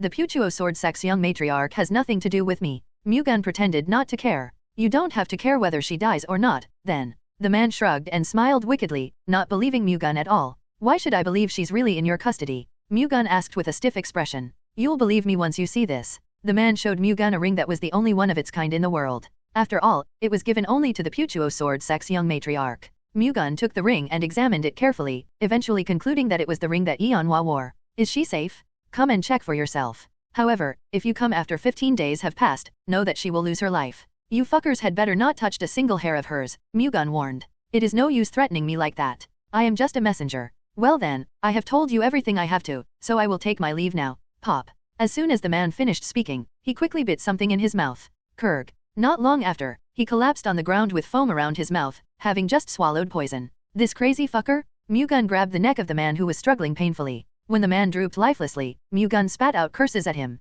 He felt overwhelmed and disgusted when the man blindly took his own life just because the Nine Celestial Demons sect ordered him to so they could completely hide their traces. However, that was not important right now. The Nine Celestial Demons sect's demonic practitioners had captured Yeonhwa. If he did not go, she would die. Mu-Gun clenched his teeth. He knew this was a trap laid out to lure him, which meant going there would be dangerous. Nevertheless, he had no choice. He could not just let Yeonhwa die in captivity because of him. Mu-Gun immediately went to Chinsang and informed him of the incident and his intention to save her. You can't. Chinsang forbade it without second thoughts. No, I have to go. I will go even if doing so ends in my death. Mu-Gun did not back down. Can you hear the irresponsible remarks you are spouting? To put it bluntly, she is no one to you, yet you want to risk your life to save her? That is basically the same as betraying your two wives, Chinsang said firmly. The relationship I have with her does not matter. What matters is that she was taken hostage because of me. I have to take responsibility for that, Mu-Gun said with determination. Even if so, I cannot let you go. I feel sorry for her, but that is her destiny, Chinsang cold-heartedly said.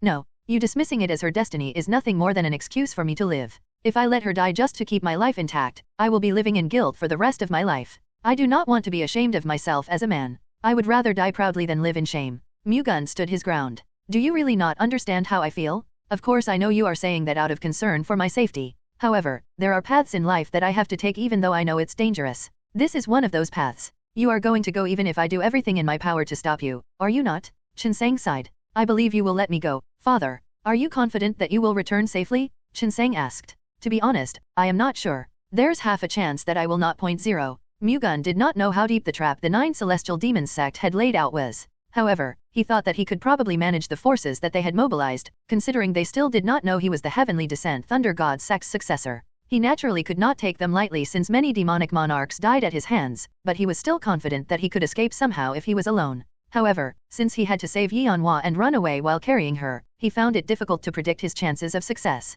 If so, then he just had to force himself to succeed. Why don't you get help from the venerable elders? Chinsang suggested. For her safety, I have to obey their demands. They are already aware of the venerable elders' identity, so they might figure it out. They may already be monitoring our movements, Mu-Gun objected. With the venerable elders' skills, it will not be difficult for them to avoid the 9 celestial demons' sect's surveillance. If even one of them were detected, her life would be in danger. I can't take that risk. This is truly frustrating. Do you remember what you said the other day, father? You said that there is a good reason why the heavens granted me so much power. I remember. If the heavens really gave me so much power because there is a mission I am entrusted with, they will not let me die until I complete that mission, Mu-Gun reassured Chinsang. That is not a reassuring remark in the least. It would be easier to decide if I was the one that had to go instead, Chinsang said in a regretful tone. Father, please just trust me and let me go. I will come back alive no matter what, Mu-Gun urged. How can I stop you when you have already decided to go? I will not object any further. However, you have to get permission from your two wives first. Understood.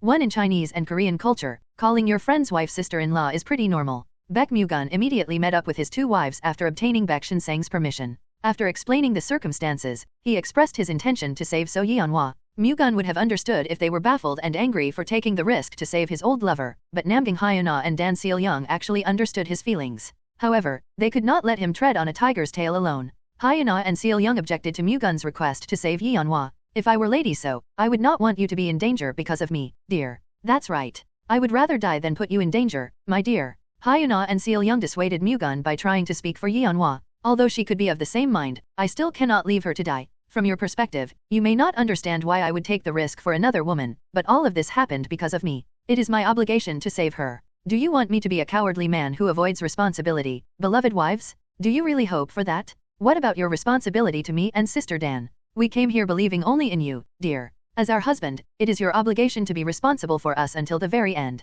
Is saving Lady so far more important to you than taking responsibility for us? Hyuna refuted against Mu-Gun's headstrong argument.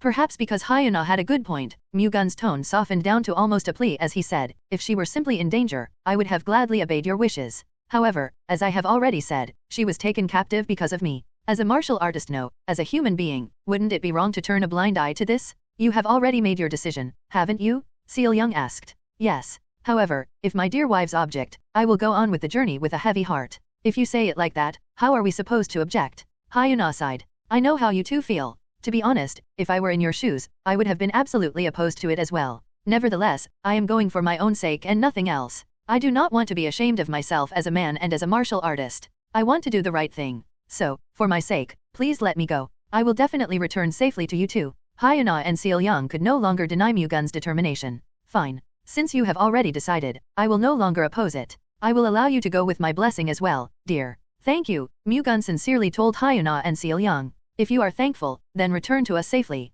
I will. With Hyuna and Seol-young's permission, Mu-Gun prepared to leave for Mount Yahua. The next morning, he left the Baek Sword sect early in the morning. ****. As Mu-Gun made his way to Mount Yahua, the 7 great families deployed their forces and went to war against the 4 great evil clans. 2 absolute realm masters and 500 martial artists were dispatched from the great Ximen family, the Guangdong Jin family, and the Hebei Peng family. On the other hand, the great Namgang family, the great Zhuzh family, and the Sichuan-Tang family each deployed 2 absolute realm masters as reinforcements. The Sichuan-Tang family sent 2 absolute realm masters as reinforcement to the great Ximen family, which led 500 martial artists to the heretical emperor hall in Nanchang, Jiangxi province.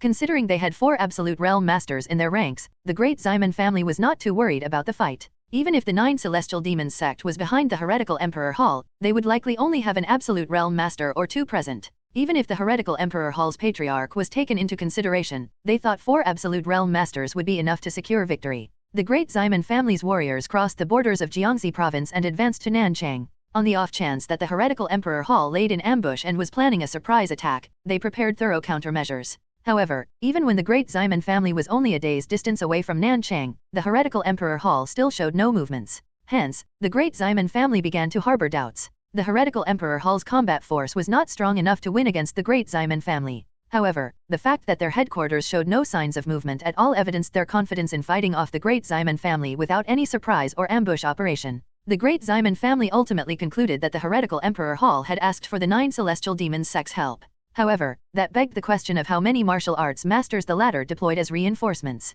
If only one faction of the 9 celestial demons sect is supporting the 4 great evil clans, they will have trouble deploying more than 2 absolute realm demonic practitioners. Even if they send the upper peak realm demonic practitioners that follow the absolute demonic realm masters as well, we can still easily suppress them with our forces, Ximen Ying, one of the great Ximen family's absolute realm masters, said. The great Ximen family had 4 absolute realm masters collectively known as the 4 peerless Ximen masters. Ximen Ying was one of them. However, that did not mean that the great Ximen family only had 4 absolute realm masters. The 4 peerless Ximen masters were simply those who were still on active duty. Some of their elders were also absolute realm masters, but they no longer engaged in Murim-related activities. The other great families were no different. The previous patriarchs of the 7 great families, known as the 7 saints, were such people. One of the things that made the 7 great families fearsome was their elders, since nobody knew just how many of them were absolute realm masters. For that reason, no one could recklessly attack the 7 great families. The 9 prominent sects also had many masters that Murim was not aware of. Most of them were normally cultivating deep in the mountains, only ever showing up when their clan was in danger.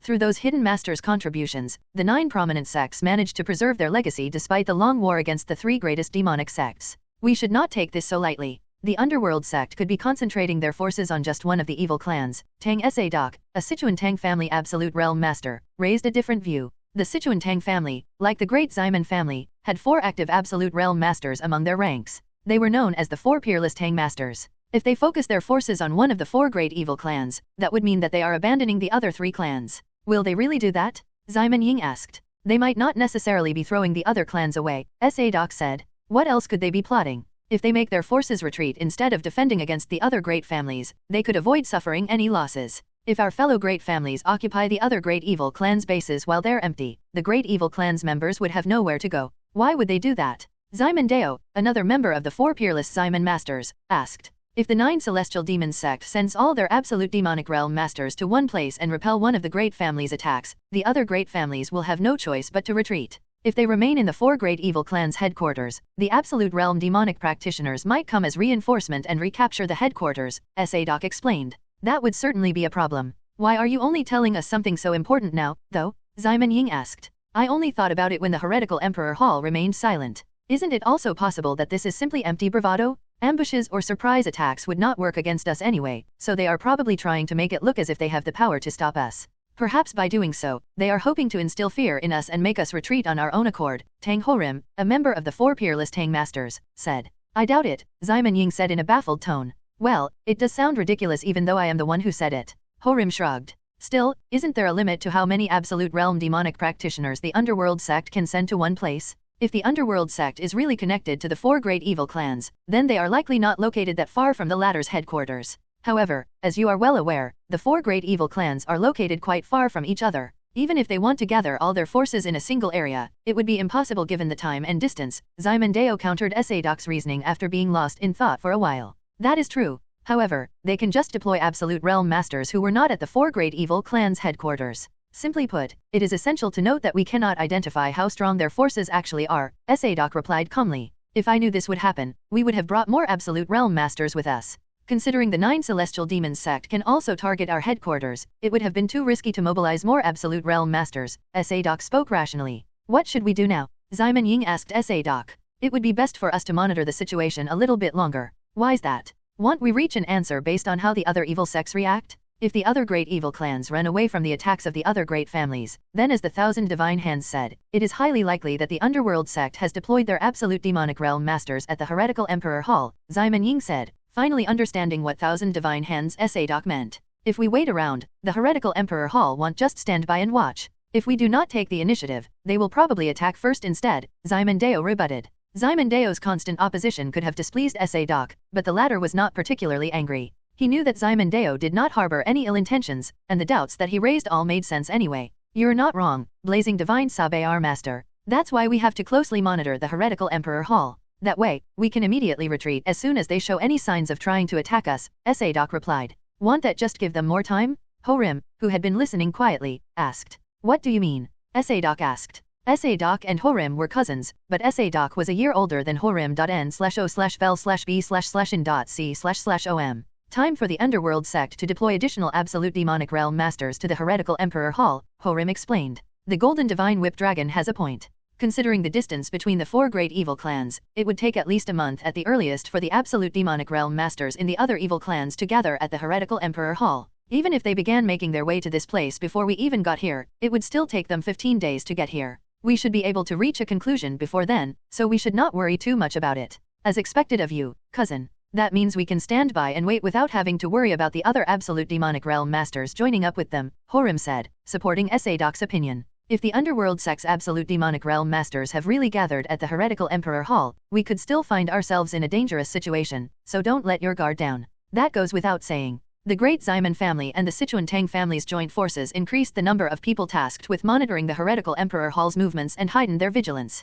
They did not forget to monitor the situation at the other great families' end as well. Meanwhile, the Underworld sect's Absolute Demonic Realm Masters within the Heretical Emperor Hall's ranks tried to figure out the intentions of the Ximen Tang joint forces, which had stopped advancing despite only being a day's distance away now. I doubt any new forces will be joining up with them, at least, so they're most likely just keeping watch of the situation right now, Heretical Emperor Hall Patriarch Eum Wasong reported to Windpath Demonic Monarch Zhou Pengsan, Dark Shade Demonic Monarch Du Chenbang, and Limitless Demonic Monarch Chui Changmak. The 3 demonic monarchs were sitting on the elevated seats in front of Wasong. Does that mean they have caught wind of our plans? Windpath Demonic Monarch Zhou Pengsan asked the other demonic monarchs. We should consider that as the most likely case. However, considering they have not retreated yet and are instead monitoring us, they likely are not certain of it yet. They are probably observing the situation with the other great evil clans before deciding what to do, Dark Shade Demonic Monarch Du Chenbang replied. Based on the way he spoke, he seemed to be the oldest and highest ranking among the 3 demonic monarchs. We should wipe them out before the other great evil clans abandon their headquarters and run away, Limitless Demonic Monarch Chui Changmak suggested. They will most likely retreat as soon as we make a move. We can easily catch up to them since they are only a day's distance away, but we cannot rule out the possibility that they have requested reinforcements from the Great Ximen family headquarters. If the Great Ximen family's masters join up with them while we are giving chase, they may counterattack, Dark Shade Demonic Monarch Du Chenbang disagreed. What should we do, then? I heard the Heavenly Killer sect was out on some kind of operation at Mount Yahua. Isn't Mount Yahua not too far away from here? If they move quickly, they could reach this place in 2 days. If we team up with the Heavenly Killer sect, things will be much easier. How do we know when their operation will be finished? Everything will be alright if their timing matches ours. However, if it does not, it could mess things up for us, Windpath Demonic Monarch Zhou Pengsan argued. From what I heard, they are trying to lure the Golden Shield Sword Dragon, who was responsible for ruining our operations in Fujian province, to Mount Yahua and kill him. The Heavenly Killer sect is one of the 3 greatest assassin organizations of the Central Plains. Considering they are accompanied by the Heavenly Killer sect's demonic monarchs, their operation likely won't take long. A better question would be whether the Heavenly Killer sect will help us with our plans. If we promise to help them with their operations in the future, they would probably be willing to help us in return, Chenbang elaborated. We should send someone to where the Heavenly Killer sect's forces are now and request their cooperation. I agree. I am actually planning to send a higher demon under my helm. Let's observe and see how the situation progresses first. Fair enough. There is no need to hurry anyway, so let's just keep monitoring the Great Ximen family and the Sichuan Tang family while waiting for the Heavenly Killer sect's answer. Understood. Did you get everything we have just discussed? Windpath Demonic Monarch Zhou Pengsan turned to the Heretical Emperor Hall Patriarch. As you desire, we will closely monitor the Great Ximen family and the Sichuan Tang family, Wasong responded cautiously. Excellent. You will also benefit if we handle this situation properly, so make sure you do your job properly, Peng-san said. I am just honored to be able to serve the esteemed underworld divine demon. I will make sure to convey your loyalty to the esteemed underworld divine demon. Thank you. Heretical Emperor Hall's patriarch Eum Hwasong bowed and left the clan hall seemingly overwhelmed. Baek Mu-Gun departed from the Baek Sword sect and traveled day and night since he would not make it in time if he did not hurry. 15 days normally would not be enough time to reach Mount Yahua from Wenzhou, but that was one of the countermeasures the Heavenly Killer sect used to prevent Mu-Gun from coming up with any tricks. Mu-Gun arrived at Mount Yahua 13 days after he departed from Wenzhou. However, instead of immediately climbing it, Mu-Gun circulated his chi to ensure that he was in peak physical condition. Heading to the entrance of Yahua Peak, which the Heavenly Killer sect's messenger mentioned, he found a demonic practitioner waiting for him. The man reeked of thick demonic chi. Mu-Gun quickly studied him. Judging from his energy, the man seemed to be in the upper peak realm. Deadly Shadow Sword Demon Joke Peng, the man waiting for him, was one of the higher demons under the command of life-stealing demonic monarch Bai Zhongha, a member of the Heavenly Killer 6 monarchs. Are you the Golden Shield Sword Dragon? Deadly Shadow Sword Demon, Joke Peng scrutinized Mugun.n/o/vel/b/in.c//om. That's right. Did you bring anyone with you? I came alone. Where is Lady So? Don't worry. She's still safe. However, if anyone other than you approaches this place, we will immediately kill her. I already told you that I am alone. Now, take me to her. You seem to care about her a lot. Then again, she is a rare beauty. Enough with your nonsense. Just lead the way. You are in no position to act so recklessly. Well, if I head back now, you'll be the one suffering the most losses, Mu-Gun threatened. That won't do. Then don't waste my time and lead the way. Let's see how long you can keep up that act. Deadly Shadow Sword Demon Joke Peng began climbing up Yahua Peak. Mu-Gun spread out his chi senses as he followed behind him to determine how many enemies were in hiding, which was a crucial factor in choosing the best escape route once he had saved So Yeonhwa. However, throughout their long ascent, he did not detect any energy. It seemed the enemy had concentrated their forces where Yeonhwa was held captive. The demonic practitioner led Mu-Gun to a basin-shaped valley blocked by ridges on all 4 sides. The deadly terrain was perfect for a siege. This won't be easy. Mu-Gun realized that the Heavenly Killer sect had pulled out all the stops to kill him. Even though he had not detected them yet, the forces they brought would no doubt be formidable. In fact, the moment he entered the valley, Mu-Gun detected various energy sources hiding in layers in all directions. He roughly estimated their numbers to be around 500. Now that's the expression I want to see, Deadly Shadow Sword Demon Joke Peng provokingly said when he glanced back. Shut up and lead the way, Mu-Gun said. Joke Peng's unpleasant chuckle affected Mu-Gun's mood so much that Mu-Gun had to exert extra effort to suppress his desire to kill him. Upon entering the valley, Mu-Gun saw Yeonhwa tied to a tree deep inside it, her head hanging low. Next to the tree she was tied to were 2 demonic practitioners. Mu-Gun tried to approach her immediately. Stop. I have not told you that you can go to her yet. Joke Peng immediately restrained Mu-Gun. I have to see for myself if she is alive. We will confirm that for you. Joke Peng gestured toward the man keeping an eye on Yeonhwa. In response, the man stabbed a dagger into Yeonhwa's thigh. Arg! Yeonhwa, who had lost consciousness, woke up screaming due to the pain. What do you think you're doing? Mu-Gun tried to come closer in anger, but Joke Peng raised his arm and blocked his path. Move one more step, and the bitch dies, Joke Peng warned Mu-Gun. What do you want? Lay down your weapons. Only then will I allow you to go to that bitch. You want me to do what? If you don't want to, then we can just kill that woman instead. You bastards will all die too, then. We can kill you before you can even do anything. Joke Peng mockingly laughed. Pretending to be worried, Mu-Gun looked sideways at the 2 demonic practitioners who were keeping watch of Yeonhwa. They were not on high alert since they thought that Mu-Gun could not do anything due to the distance between them. Mu-Gun was 70 feet away from the 2 guards. Despite how Mu-Gun was, they would still have enough time to hurt Yeonhwa the moment he moved. However, Mu-Gun could simply use thunderbolt swords to kill them in one blow while they were off guard. It seems the woman is not as important to you as we thought. Noticing Mu-Gun was lost in thought, Joke Peng turned to the 2 guards to threaten Mu-Gun into putting his weapons down. However, Mu-Gun used the moment Joke Peng shifted his gaze as an opportunity instead.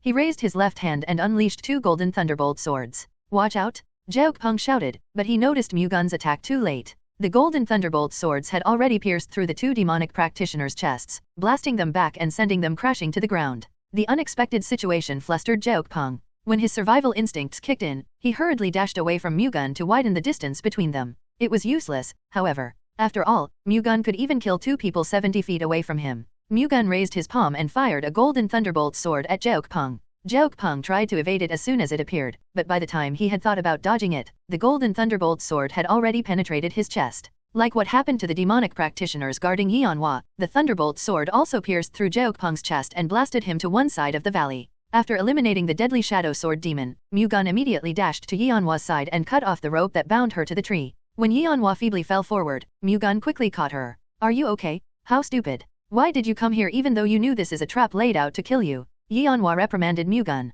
Isn't it obvious? I came to save you. Who am I for you to risk your life? How can I turn a blind eye to this when I'm the reason this happened? Even if that isn't the case, I can't just let you die. Mu-Gun said. What about me, then? You almost died because of me. Do you think I would feel good about that? Who said anything about dying? Stop worrying already. I will get you out of here. Mu-Gun helped Yeonhwa to her feet. Just run away on your own. I will only slow you down. Yeonhwa could not even stand properly due to the wounds on both her legs and because they sealed her veins when she was captured. If I were going to do that, I would not have come in the first place. Anyway, eat this. Mu-Gun took out a medicine king pill and fed it to Yeonhwa. Yeonhwa did not know what it was, but she ate it anyway. Meanwhile, the people hiding all over the place sprang into action. Assassins came into view and threw hidden weapons at Mu-Gun and Yeonhwa. The hidden weapons all came flying at different speeds and trajectories, but they were all accurately aimed toward Mu-Gun and did not hit each other. No matter how fast one defended, ordinary martial arts could never block all the hidden weapons simultaneously launched toward them from all sides. However, Mu-Gun had the Heavenly Descent Thunder God Sword art.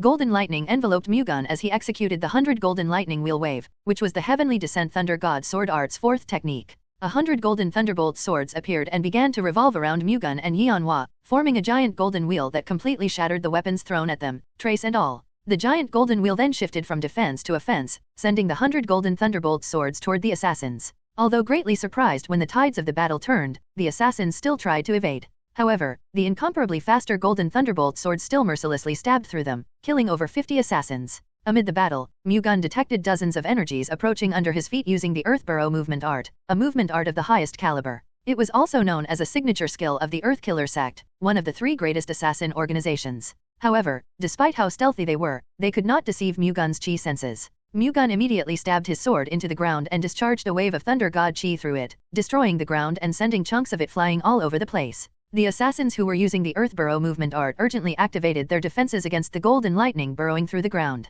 However, along with a thunderous roar, the assassins were forced out of the ground and blasted away. Meanwhile, another group of assassins closed in on Mu-Gun, who suddenly felt the space around him distorting and the size of the objects nearby uncontrollably changing. Through sorcery arts, his perception of the assassin's number and location was altered. This time it's the Phantom Death Sect, huh? Mu-Gun easily identified the assassins who performed the sorcery arts. The Phantom Death Sect was also one of the 3 greatest assassin organizations, and they used extremely deadly sorcery arts. However, it did not work on Mu-Gun. Mu-Gun used the Thunder God's heavenly eyes to see through the assassin's sorcery arts, then threw the flying golden shield in an arc toward the assassins. The assassins hurriedly activated barrier techniques to defend against the incoming shield, but their defenses proved insufficient. In the end, they all fell to the ground with their heads and chests crushed. Another group of assassins approached Mu-Gun as he fought the Phantom Death Sect assassins. Their movements assimilated with the shadow cast on the valley, making it difficult to discern their movements with the naked eye. They were hard to notice until they already closed in on their target because they moved stealthily and covered their traces.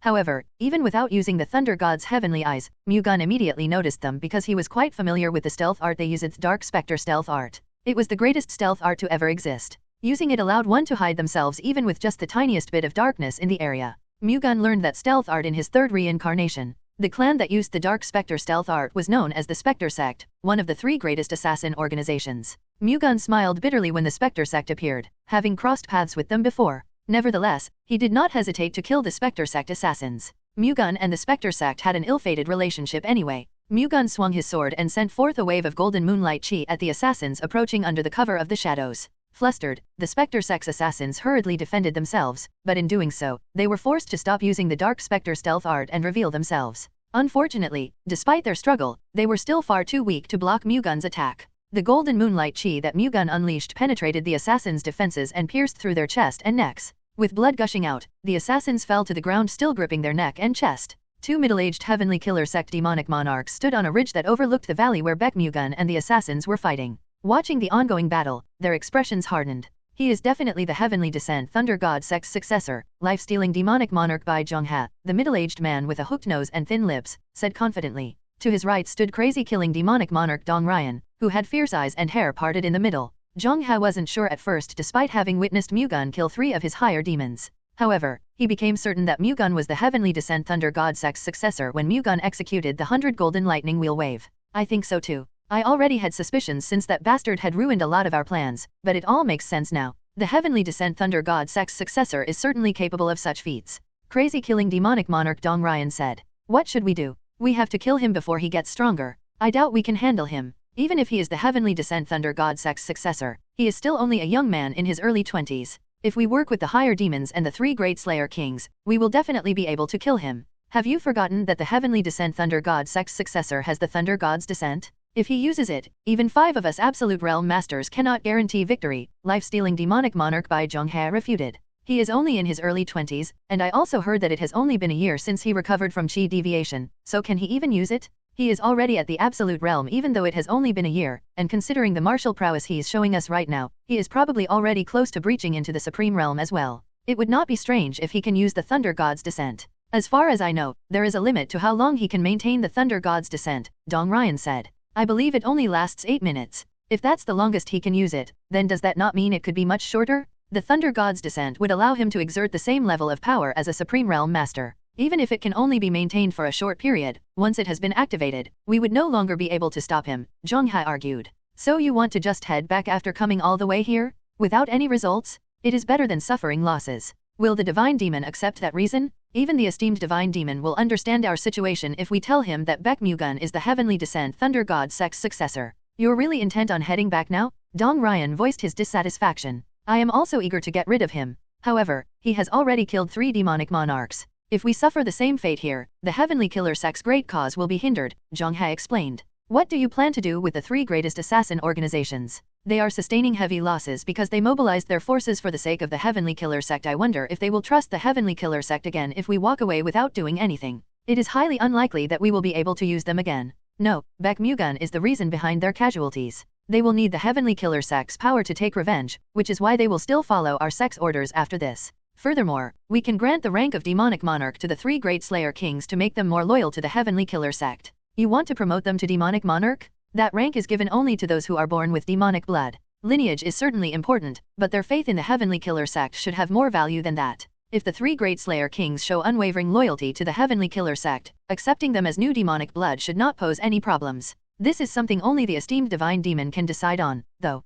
We have to try our best to save the 3 great Slayer Kings and the special rank assassins, then. They have to retreat right now. I agree. Signal the retreat.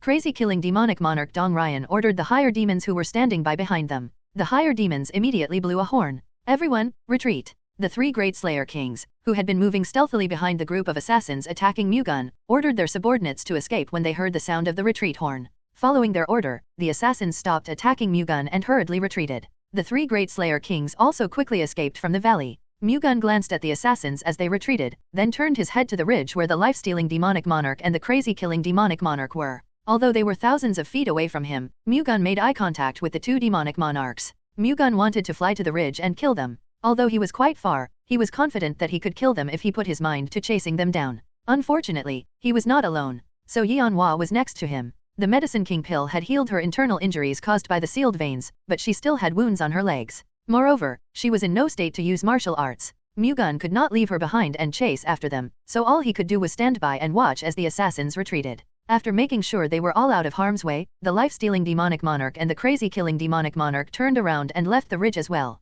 Mu-Gun again had no choice but to watch them leave. Nevertheless, although it was a pity that he missed the opportunity to kill them, Mu-Gun decided to just find satisfaction in being able to save Yeonhwa. How are you feeling? Mu-Gun asked Yeonhwa as he faced her. I feel a lot better. Thank you. That aside, don't you think they retreated far too early? Why would they do that? Yeonhwa asked, wondering why the Heavenly Killer sect and the 3 greatest assassin organizations stepped down halfway into the battle instead of putting all their efforts into killing Mu-Gun. They probably judged that they had no shot at victory, Mu-Gun replied. How could that be? From what I heard while I was in their captivity, the 3 greatest assassin organizations and the Heavenly Killer sect were part of this trap. I am much more amazing a man than you are aware of. What am I missing? Well, you'll find out about it anyway, so I might as well tell you. I inherited the martial legacy of the Thunder God. Those people retreated when they realized that, Mu-Gun revealed. You're the Thunder God's successor? No wonder. That explains your ridiculously strong martial arts as well. However, is that really a good enough reason for them to retreat? Even if the Thunder God's successor is known throughout history for playing a big role in Murim, you are just an absolute realm master right now. They would have likely deployed at least 2 or 3 masters of the same caliber, so how could they have no chance of victory? Yeonhwa tilted her head, unable to understand the situation. Why do you sound as if you are dissatisfied because they retreated? I am just curious. Well, you don't seem intent on explaining the reason, so you don't have to. Thank you for coming to save me despite the danger. You should not thank me. Rather, I should apologize. You had to go through all this hardship because of me, and this will keep pestering you from now on. The other factions of the 9 Celestial Demons sect will not leave you alone, Mu-Gun worryingly said. This is very unfair. I did not marry you and I no longer have anything to do with you, yet I'm the one they're bothering, Yeonhwa said, clearly displeased. If you find it unfair, you can just marry me now. What? Yeonhwa stared at Mu-Gun with a flustered look. As I have already said, this is not the end of all this. However, if you are next to me, I can protect you. To be honest, I want to keep you by my side and protect you. No, the relationship between us is already over. I cannot marry you now just for the purpose of avoiding the 9 Celestial Demons sect's threat, Yeonhwa firmly declined. Nobody was hurt this time, but there is no guarantee the same thing will happen next time. Don't worry. I don't intend to recklessly continue my journey across Murim. I will return to the Puchuo Sword sect to keep myself from being exposed to the 9 Celestial Demons sect's threat. Fine. If that is what you truly want, then I will say no more. However, since I don't know how the 9 Celestial Demons sect will be acting from here on out, at least come with me to Shaoxing. Alright. Let's get out of here for now. Get on my back, Mu-Gun offered. No, I can walk on my own. How do you plan to do that with the wounds on your legs? Don't be stubborn and get on my back, Mu-Gun insisted. Fine. I'll be in your care. Left with no choice, Yeonhwa got on Mu-Gun's back. Mu-Gun descended Yahua Peak swiftly and seamlessly despite carrying Yeonhwa, so she had a comfortable time on their way down. Mu-Gun then checked into a nearby inn. He wanted to get Yeonhwa's leg treated first, but there was no clinic nearby. Hence, they had no choice but to look for an inn to stay the night instead. You're in a bad condition, so use this for now. This will have a much better effect compared to other gold sore ointments. Mu-Gun handed over the gold sore ointment that he received from the Medicine King family. Thank you. Don't mention it. Rest up. When Mu-Gun left the room, Yeonhwa took off her pants and examined the wounds on her thighs. The wound on her right thigh, which was stabbed first, had not been properly treated, so it was inflamed and had pus leaking. Any longer without proper treatment, the wound would have begun to rot. Yeonhwa took a dagger out of her chest pocket, disinfected it with fire, and used it to cauterize the inflamed and pus-filled wound on her thigh. Cold sweat flowed down her forehead and back due to the great pain. Nevertheless, Yeonhwa endured it through clenched teeth. It took her 15 minutes of ceaseless agony to remove all the inflamed flesh and pus. Completely exhausted, she desperately wanted to call for Mu-Gun, but she held it in and wiped the blood dripping down from her wound with a clean cloth instead. Yeonhwa then took out the gold sore ointment that Mu-Gun gave her and applied it evenly to the wound. As soon as she did, she felt a cooling sensation. Moreover, the throbbing and burning pain from the wound seemed to be disappearing. She immediately felt the gold sore ointment's outstanding effectiveness. N/O/vel/B/jn.C//OM. After wrapping her wound with a clean cloth, Yeonhwa treated the wound on her other leg in the same way.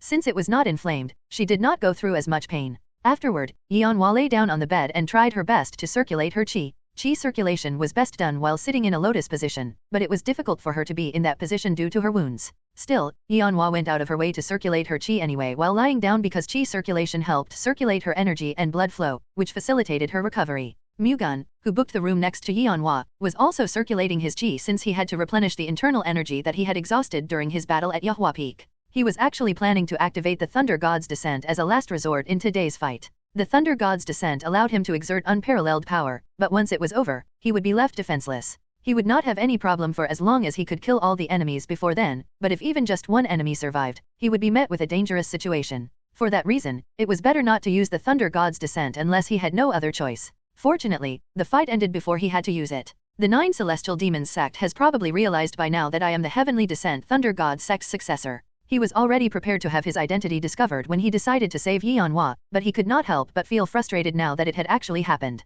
Now that the 9 Celestial Demons sect was aware that he was the Heavenly Descent Thunder God sect's successor, they would likely stop at nothing to kill him. However, the 9 Celestial Demons sect would probably not immediately attack the Baek Sword sect. From what he saw today, they still feared the Heavenly Descent Thunder God sect, so they would likely have difficulties attacking the Baek Sword sect. After all, aside from having the Heavenly Descent Thunder God sect's successor, they also had 7 Absolute Realm Masters. Nevertheless, he could not help but be concerned that his existence would make the 9 factions of the 9 Celestial Demons sect join forces. Considering the Heavenly Descent Thunder God sect was its sworn enemy, its 9 factions would be more than willing to join forces for the sake of eliminating him. He would clearly be facing more danger from now on. The next day, Mu-Gun and Yeonhwa departed from Mount Yahua and headed to Nanchang. Mu-Gun prepared a carriage for Yeonhwa since she was injured. As soon as they arrived in Nanchang 2 days later, Mu-Gun took Yeonhwa to the Skyflower House. As its name suggested, the Skyflower House was a brothel. Why did you bring me to a brothel? Yeonhwa asked, seemingly having suspicions. I have to get some information.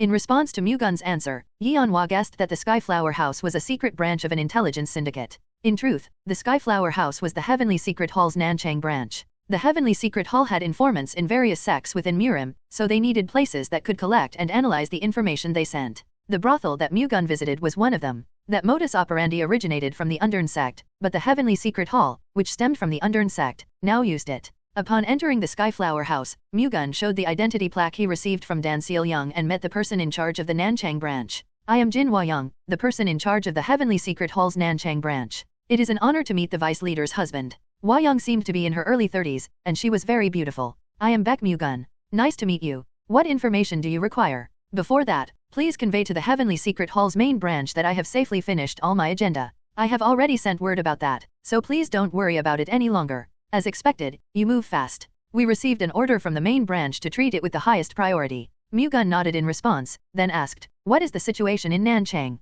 The coalition of the Great Ximen family and the Sichuan-Tang family is a day's distance away from Nanchang, but they have stopped advancing and are currently just watching the situation. The heretical Emperor Hall has also not shown any movement, Jin Hua-young, the person in charge of the Nanchang branch, said. For what reason? Baek Mu-Gun asked. I'm not exactly certain, but the coalition of the Great Ximen family and the Sichuan-Tang family think that the majority of the underworld sect's absolute demonic realm masters had gathered at the heretical Emperor Hall. What are the chances of that happening? It is quite likely. In fact, according to the information sent by an informant who infiltrated the heretical Emperor Hall, some people with unknown origins just arrived, and the heretical Emperor Hall's executives seem to be uncomfortable around them. They are most likely the underworld sect's demonic practitioners. That is correct. Nevertheless, the fact that the heretical Emperor Hall has not attacked first must mean that they are not confident of winning the battle. That is certainly possible. However, it could also be because they are waiting to regroup with the people who tried to kill you, young Master Baek. Hua-young pointed out. Good point. Are there any signs that hint toward that? We have yet to confirm that.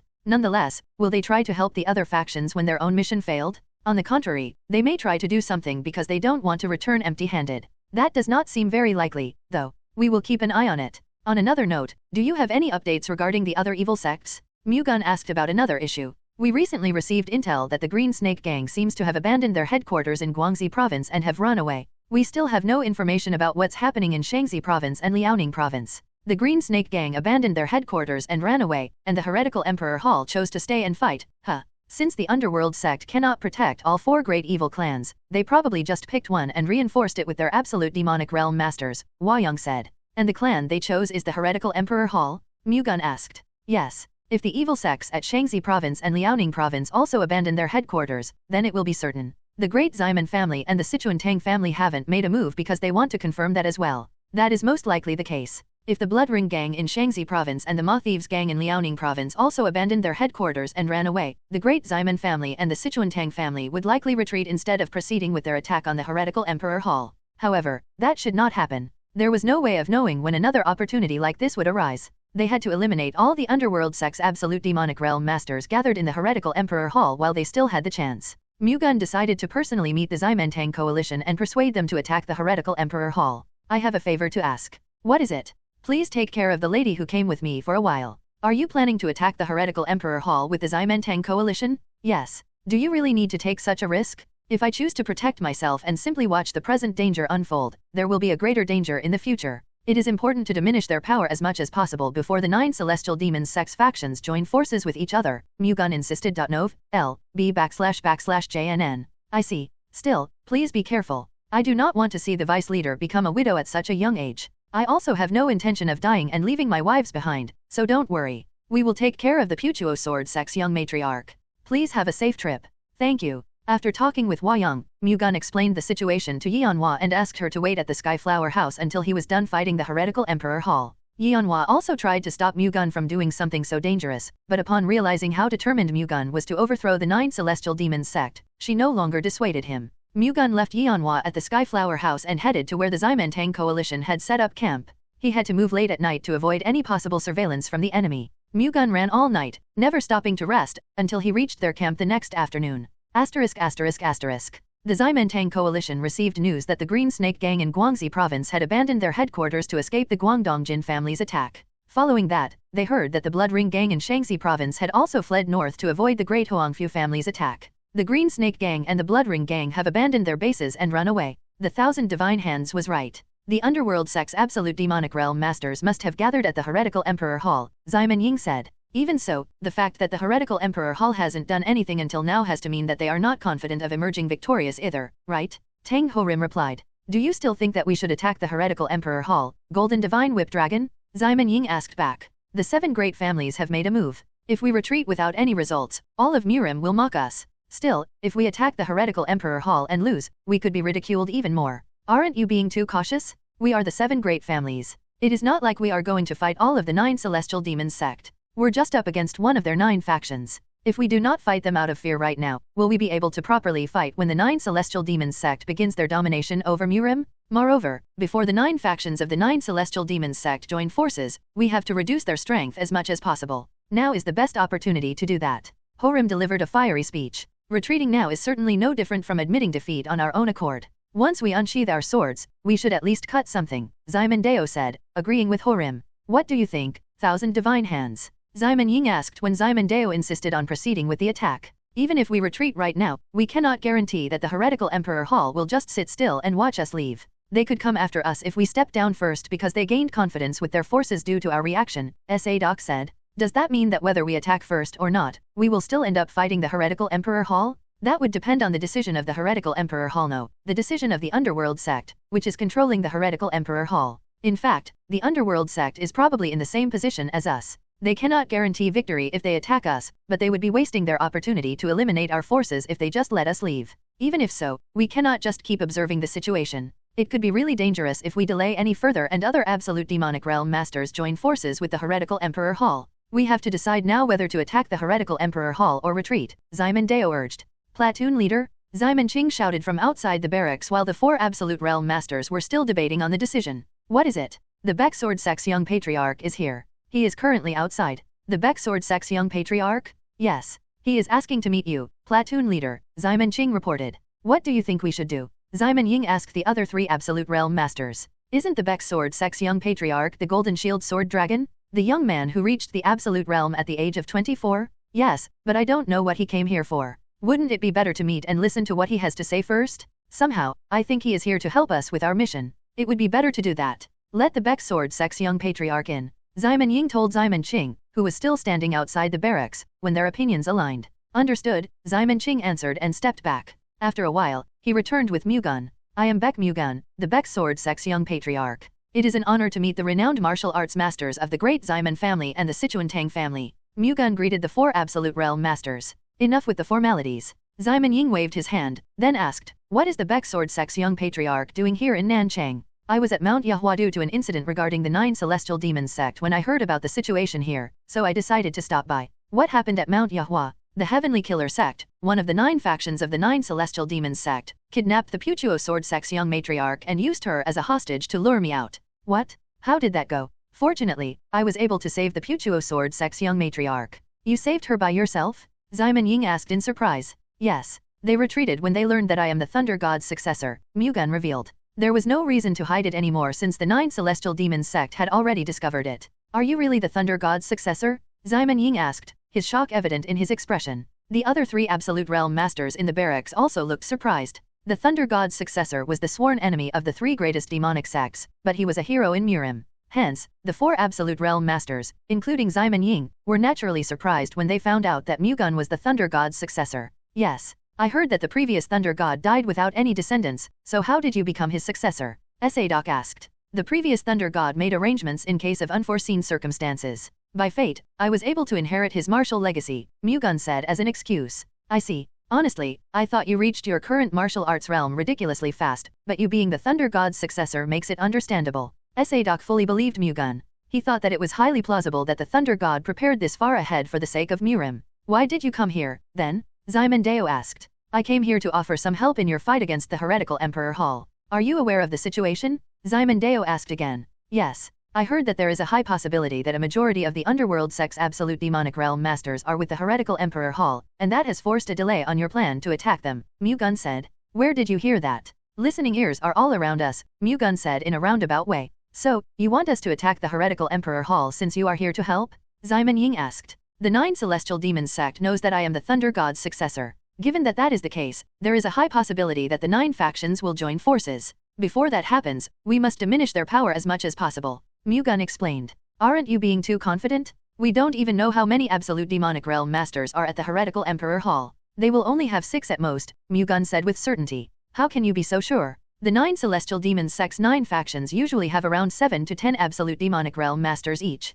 Assuming they have a maximum of 10 people and taking into consideration the fact that one of them died in Fujian province and that they sent one person each to the other 3 evil sects, they can only deploy 6 absolute demonic realm masters to the heretical emperor hall at most. If the heretical emperor hall has 6 absolute demonic realm demonic practitioners in their ranks right now, then they would have 7 total absolute demonic realm masters if we include the heretical emperor hall's patriarch. We only have 5 absolute realm masters, including you. That small difference in number is not something we should treat lightly, Doc said. I will make up for that difference, Mu-Gun replied, seemingly finding no issue with it. You will? Have you already forgotten that I am the Thunder God's successor? Even so, I doubt you can deal with 3 absolute realm masters on your own. There were 5 absolute realm masters in Mount Yahua. I was alone, and I had to protect the Puchuo sword sect's young matriarch, who was injured. Even so, they still retreated. It was not because they suddenly became merciful. That had never happened before, after all. Hence, their retreat could only mean they were not confident of winning against me even with 5 absolute realm masters, Mu-Gun said, implying that he could deal with 3 absolute realm masters alone. Did the Heavenly Killer sect really step down even though they had 5 absolute realm masters? Murim asked in disbelief. To be exact, it was 2 of the Heavenly Killer sect's absolute realm demonic practitioners and the 3 Great Slayer Kings, Mu-Gun replied. The 3 Great Slayer Kings joined the Heavenly Killer sect's schemes? Does that mean the 3 greatest assassin organizations are now under the command of the Heavenly Killer sect? I suppose so. We cannot rule out the possibility that the Heavenly Killer sect's absolute realm demonic practitioners and the 3 Great Slayer Kings joined up with the heretical Emperor Hall, then, Doc pointed out. That is certainly possible, Mu-Gun admitted. However, if that was the case, they would have attacked long ago. The absolute realm demonic practitioners gathered at the heretical Emperor Hall would definitely not want the fight to end in smokes like this. Wouldn't they be waiting for us to attack first? They are probably trying to figure out why the 2 great families had not launched an attack yet. They also know that you might retreat the moment the situation of the other evil sects becomes known. Above all, if they were certain about their superiority in terms of numbers, they would have attacked first without waiting. I think young Patriarch Baek is right about that.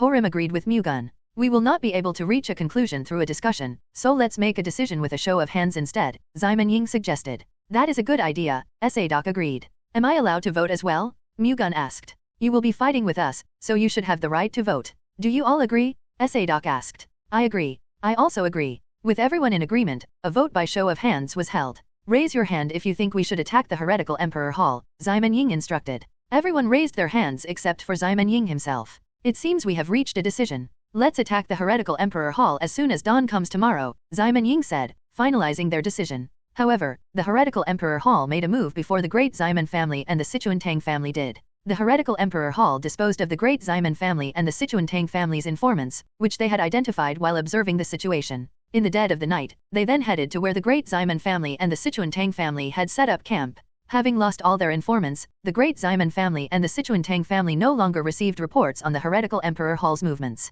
Fortunately, however, the Heavenly Secret Hall's informant did not draw the attention of the heretical Emperor Hall, allowing him to immediately relay the information to the Nanchang branch after confirming the heretical Emperor Hall's movement. The Nanchang branch then delivered the information to Baek Mu-Gun through the informant they had planted at the Great Ximon family and the Sichuan-Tang family. After understanding the heretical Emperor Hall's movement from the Heavenly Secret Hall, Mu-Gun urgently asked the executives of the Great Ximon family and the Sichuan-Tang family to gather. Why did you call for us at this hour? Ximon Ying, who just woke up, asked. The other 3 looked at Mu-Gun with a curious stare. I received information that the heretical Emperor Hall is advancing toward this place, Mu-Gun briefed them. What? Our informants would have immediately informed us about that, Ximon Ying said, finding it impossible for them not to receive any news. The 2 great families' informants within the heretical Emperor Hall have already been eliminated, Mu-Gun explained. How do you know that? I received this information from an intelligence syndicate that I personally keep in touch with, Mu-Gun said. I can't believe it. Is the information from that intelligence syndicate certain? They provide much more accurate information than the 2 esteemed great families, so it is safe to believe them. If the heretical Emperor Hall is really on their way here, then the Heavenly Killer sect's absolute realm demonic practitioners have likely joined the heretical Emperor Hall, Tang Doc said with a hardened expression. We will have to check that, but considering the suddenness of their attack, they must have grasped a clear chance of winning against us. Shouldn't we quickly retreat now? Ximon Ying said worryingly. Before we do, how about I personally confirm it? Mu-Gun suggested. You want to confirm it yourself? How do you plan to do that? I will identify the forces of the heretical Emperor Hall with my own eyes. Why would you do that? It would be great if you did, but wouldn't it be too dangerous? Tang Murim welcomed Mu-Gun's kind gesture, but he was concerned. You don't have to worry about my safety. No matter what happens, I am confident that I will be able to run away. Mu-Gun reassured them. If you're really determined, then we will respect your decision. Is there anything we can do to support you? Xiamen Ying asked. Can you prepare a set of stealth clothes and some black cloth for me? I understand why you would require the stealth clothes, but why do you need black cloth? Because my shield is a little flashy. I am going to use the black cloth to cover it up. I see. I will have it prepared immediately. Xiamen Ying called for his subordinates and ordered them to prepare a set of stealth clothes and some black cloth. They brought the items soon after, and Mu-Gun changed into stealth clothes. He then attached a sword and the flying golden shield, which was covered with a black cloth, on his back. Are you sure you will be fine? Murim anxiously asked again. As a senior of Murim, it bothered him that he had to leave such dangerous tasks to Mu-Gun, who was many years his junior. Don't worry too much, I will escape as soon as it becomes dangerous. Mu-Gun once again reassured Murim. Just to be sure, however, please have your forces retreat in the direction of Jeoan first. Are you asking us to let you shoulder such a dangerous task alone and move to safety ourselves? It is just a countermeasure in case the heretical Emperor Hall's forces are too strong for us to handle. We must not suffer any losses just for loyalty, must we? Mu-Gun dissuaded them. That is true, but in exchange, if I judge that it is worth fighting against the heretical Emperor Hall's forces, please fight with all your might. That is all I ask for, Mu-Gun requested. All right, I promise you that. Then that is good enough. It will be troublesome if I delay any longer, so I will be leaving now. Mu-Gun bid the 4 Absolute Realm Masters farewell, then headed to Nanchang. Others could have found Mu-Gun's actions reckless. However, Mu-Gun was actually quite confident. It was pitch black right now. Mu-Gun could use the Dark Spectre stealth art, which boasted the strongest power in the dark. It would allow him to confirm the number of the heretical Emperor Hall's forces without being caught. Moreover, if he exerted himself a little, he could even assassinate the 9 celestial demons' sex Absolute Realm demonic practitioners. He did have the desire to kill as many Absolute Realm demonic practitioners as possible before the factions of the 9 celestial demons sect joined forces, so he could not deny that he was also being slightly reckless. However, nothing could be gained without taking risks in this war against the 9 celestial demons sect. 4 hours later, Mu-Gun finally found the heretical Emperor Hall's forces, which had already covered normally a day's worth of distance because they advanced at full speed and didn't rest throughout the night. As a result, Mu-Gun found them much faster than expected. Mu-Gun activated the Dark Spectre stealth art and infiltrated into the midst of the heretical Emperor Hall's forces. None of the heretical Emperor Hall's martial artists noticed him at all. Mu-Gun wandered among the enemy to find the 9 celestial demons sect's demonic practitioners. Not long after, he finally found the 9 celestial demons sect's demonic practitioners moving behind the heretical Emperor Hall's forces. Mu-Gun examined them in detail while keeping his distance from them. There were 9 people who seemed to be in the absolute realm. Among them, 5 gave off the 9 celestial demons sect's unique dense demonic chi, and 2 of those 5 were the heavenly killer sect's demonic monarchs whom he had seen before at Mount Yahua. As Sadok predicted, the heavenly killer sect's demonic monarchs had joined up with the heretical Emperor Hall. Mu-Gun assumed the other 4 to be the heretical Emperor Hall patriarch and the 3 great Slayer kings. Mu-Gun estimated his distance from them to be a little under 100 feet. He wondered if he could kill them if he used the heavenly descent thunder god sword art, but he couldn't be certain. They were not aware of his existence at all, so it seemed as if Mu-Gun could succeed in killing them. However, the distance made him think that they would be able to block against Mu-Gun's attack. Mu-Gun decided to close the distance a little more. Once the distance between them was narrowed down to 50 feet, the probability of his success would increase to more than 90%. Mu-Gun slowly narrowed the distance while the Dark Spectre stealth art was still activated. The distance between them was reduced from 100 feet to 90 feet, then to 80 feet. However, as the distance between them narrowed down to 70 feet, one of the 3 great Slayer kings standing behind the 9 celestial demons sect's demonic practitioners stared at Mu-Gun's direction with a wary gaze. Mu-Gun tensed up for a moment and just watched him. After staring for a while, the man turned his eyes away. He must be the Spectre sect's patriarch. The Dark Spectre stealth art was the famed exclusive martial art of the Spectre sect. Having learned the Dark Spectre stealth art as well, the Spectre sect patriarch could sense a trace of the Dark Spectre stealth art. However, Mu-Gun's mastery of it was higher than his, so he still failed to notice Mu-Gun's presence. It would be impractical to get any closer. If Mu-Gun narrowed the distance any further, the Spectre sect patriarch would notice him. I have to attack from here. The probability of his success was reduced, but it was better than being caught. Mu-Gun unleashed the heavenly descent thunder god sword art at the 9 celestial demons sect's 5 demonic practitioners. A golden ray soon fiercely soared around him and took the form of a sword. It wrapped around Mu-Gun, creating a huge golden wheel. The heretical Emperor Hall's martial artists around him were sucked into the huge golden wheel, and a golden thunderbolt sword tore them apart. Executing the 100 golden lightning wheel wave, the 4th technique of the heavenly descent thunder god sword art, allowed the 9 celestial demons sect's 5 demonic practitioners to confirm Mu-Gun's presence. They were taken aback by the surprise attack, but the 9 celestial demons sect's 5 demonic practitioners immediately snapped back to their senses and responded accordingly. However, the Underworld sect's 3 demonic monarchs and the Heavenly Killer sect's 2 demonic monarchs took different actions. The Underworld sect's demonic monarchs flew toward Mu-Gun to attack him, while the Heavenly Killer sect's demonic monarchs hurriedly rushed away from Mu-Gun. The heretical Emperor Hall Patriarch and the three great Slayer Kings also had different reactions. The heretical Emperor Hall Patriarch joined the underworld sect's demonic monarchs, while the three great Slayer Kings widened the distance between them and Mu-Gun as much as possible, just like the Heavenly Killer sect's demonic monarchs. Evidently, those who ran away had seen Mu-Gun's 100 golden lightning wheel wave in person before, while those who charged ahead had only ever seen it now. Unaware of the danger they were facing, the underworld sect's demonic monarchs and the heretical Emperor Hall Patriarch fearlessly charged at Mu-Gun. As a result of their ignorance, they were met with severe consequences. The golden thunderbolt swords that gave shape to the huge golden wheel simultaneously flew toward the four of them. The faces of the four turned pale white when close to 100 golden thunderbolt swords flew toward them like lightning.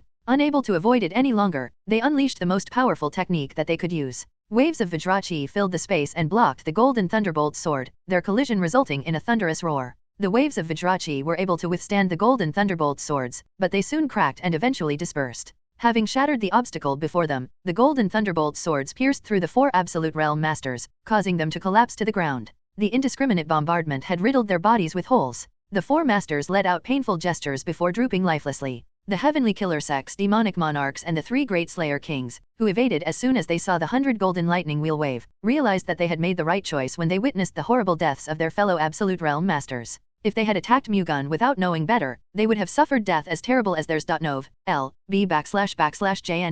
Mu-Gun let out a chuckle at those who kept their distance from him. Seeing the Heavenly Killer sect's demonic monarchs and the three great Slayer Kings, known as the epitome of fear, scared and chickening out is truly quite the spectacle. Aren't you bastards ashamed of your subordinates who trust and follow you? There is no shame in retreat when one is against the Heavenly Descent Thunder God sect's successor, life-stealing demonic monarch Baek Mu-Gun said. It makes me feel proud somehow that a demonic monarch of the 9 celestial demons sect regards the Heavenly Descent Thunder God sect so highly, Mu-Gun sarcastically replied. Enjoy it as much as you want. Now that we know that you are the Heavenly Descent Thunder God sect's successor, the 9 celestial demons sect will do everything in our power to kill you. I wonder if you and your family will be able to handle the full force of the 9 celestial demons sect, Zhang warned. Before that, I think you should worry about your own lives first. What? You bastard, don't tell me? Bai Zhongha immediately snapped back to his senses due to an ominous thought. Everyone, get away. No, run. At that moment, Mu-Gun's eyes shone in gold, and a flash of golden lightning soared around him like a thunderstorm. Mu-Gun had just activated the Thunder God's Descent, strongest martial arts of the Heavenly Descent Thunder God sect. Feeling the overwhelming energy Mu-Gun emitted, life-stealing demonic monarch Bai Zhongha and the crazy-killing demonic monarch Dong Ryan had goosebumps all over. Their strength would never be enough to stop such an uncontrollable wave of energy. Their minds were screaming at them to run away, but their legs did not budge an inch. It was as if they were caught in a spider web. Mu-Gun's energy was stifling them. They tried their best to shake off Mu-Gun's energy but to no avail. The three great Slayer Kings were no different. While the 5 Absolute Realm Masters were unable to move, the higher demons of both the Underworld sect and the Heavenly Killer sect attacked Mu-Gun. Unlike the assassins of the 3 greatest assassin organizations, who were so afraid of Mu-Gun's martial prowess that they did not dare attack, the higher demons were not afraid of death at all. They were willing to give up their life at any given moment for the sake of the 9 celestial demons sect. Mu-Gun, who was trying to end the life of the 5 Absolute Realm Masters, had no choice but to turn and face the higher demons' attack. The moment he raised his hand, a bolt of golden lightning fell from the sky far faster than the higher demons could evade. Directly struck by it, the higher demons running toward Mu-Gun collapsed to the ground. Torn apart by the golden lightning, they were left in a state that was difficult to recognize. After killing all the higher demons, Mu-Gun turned to the Heavenly Killer sect's 2 demonic monarchs and the 3 great Slayer Kings. They had all scattered and were running away in different directions. In response, Mu-Gun flew without delay, crossing dozens of feet at once as if he had folded space itself. Mu-Gun caught up to crazy-killing demonic monarch Dong Ryan in an instant. Executing the Heavenly Descent Thunder Strike, he unleashed a golden star aura hand that spread out and enveloped Dong Ryan with rays of thunder chi. Dong Ryan swung his sword with all his might, sending a violent wave of crimson Vajra chi to block the golden star aura hand. However, the incoming attack was far too powerful. It split the Vajra chi in half and easily severed his head. Dong Ryan's lifeless body collapsed to the ground with a fountain of blood spurting from his neck. Wasting no time, Mu-Gun once again flew around and chased after life-stealing demonic monarch Bai Zhongha. Engulfed in golden thunder chi, Mu-Gun used Thunder God's shadow to jump over the space as if he was teleporting. Bai Zhongha tried to run away with all his might, but he could not overcome Mu-Gun's formidable speed. Mu-Gun then executed the Thunder Sword Cannon, sending a golden thunderbolt sword flying across like a ray of light. As Zhongha rolled to his side to avoid it, Mu-Gun caught up with him and unleashed a wave of golden thunderbolt swords. Realizing that he could not evade the golden lightning raining down on him, Zhongha emitted a wave of protective Vajra chi in an effort to defend himself. Wave after wave of golden lightning bombarded the protective Vajra chi enveloping Zhongha. Zhongha's protective Vajra chi shook greatly whenever a bolt of golden lightning struck it. Eventually, it slowly began to crack. No, Zhang Ha shouted with a despairing look upon seeing the cracks, but it was useless. His protective Vajrachi shattered, and in that small gap, a bolt of golden lightning penetrated through his head, breaking it like tofu as his body fell sideways. Even as he hit the ground, golden lightning still poured down on him, riddling him with holes. When the bombardment finally stopped, all that remained was an unrecognizable mass of flesh. However, after eliminating Dong Ryan and Bai Zhongha, Mu-Gun sensed that he had exhausted all the internal energy in his Danshan. If he delayed any further, the Thunder God's descent would be deactivated. That would mean that he would fall into a defenseless state. He had to get out of here before that. Mu-Gun decided to give up on chasing after the three great Slayer Kings, who were now out of sight, and instead dashed in the opposite direction. Activating the Thunder God's shadow, he turned into a ray of light and disappeared. The heretical Emperor Hall's martial artists, who thought that they would die helplessly due to Mu-Gun's formidable martial prowess, were stunned when Mu-Gun left them alone and disappeared. For a moment, the heretical Emperor Hall's martial artists cheered simply because they survived.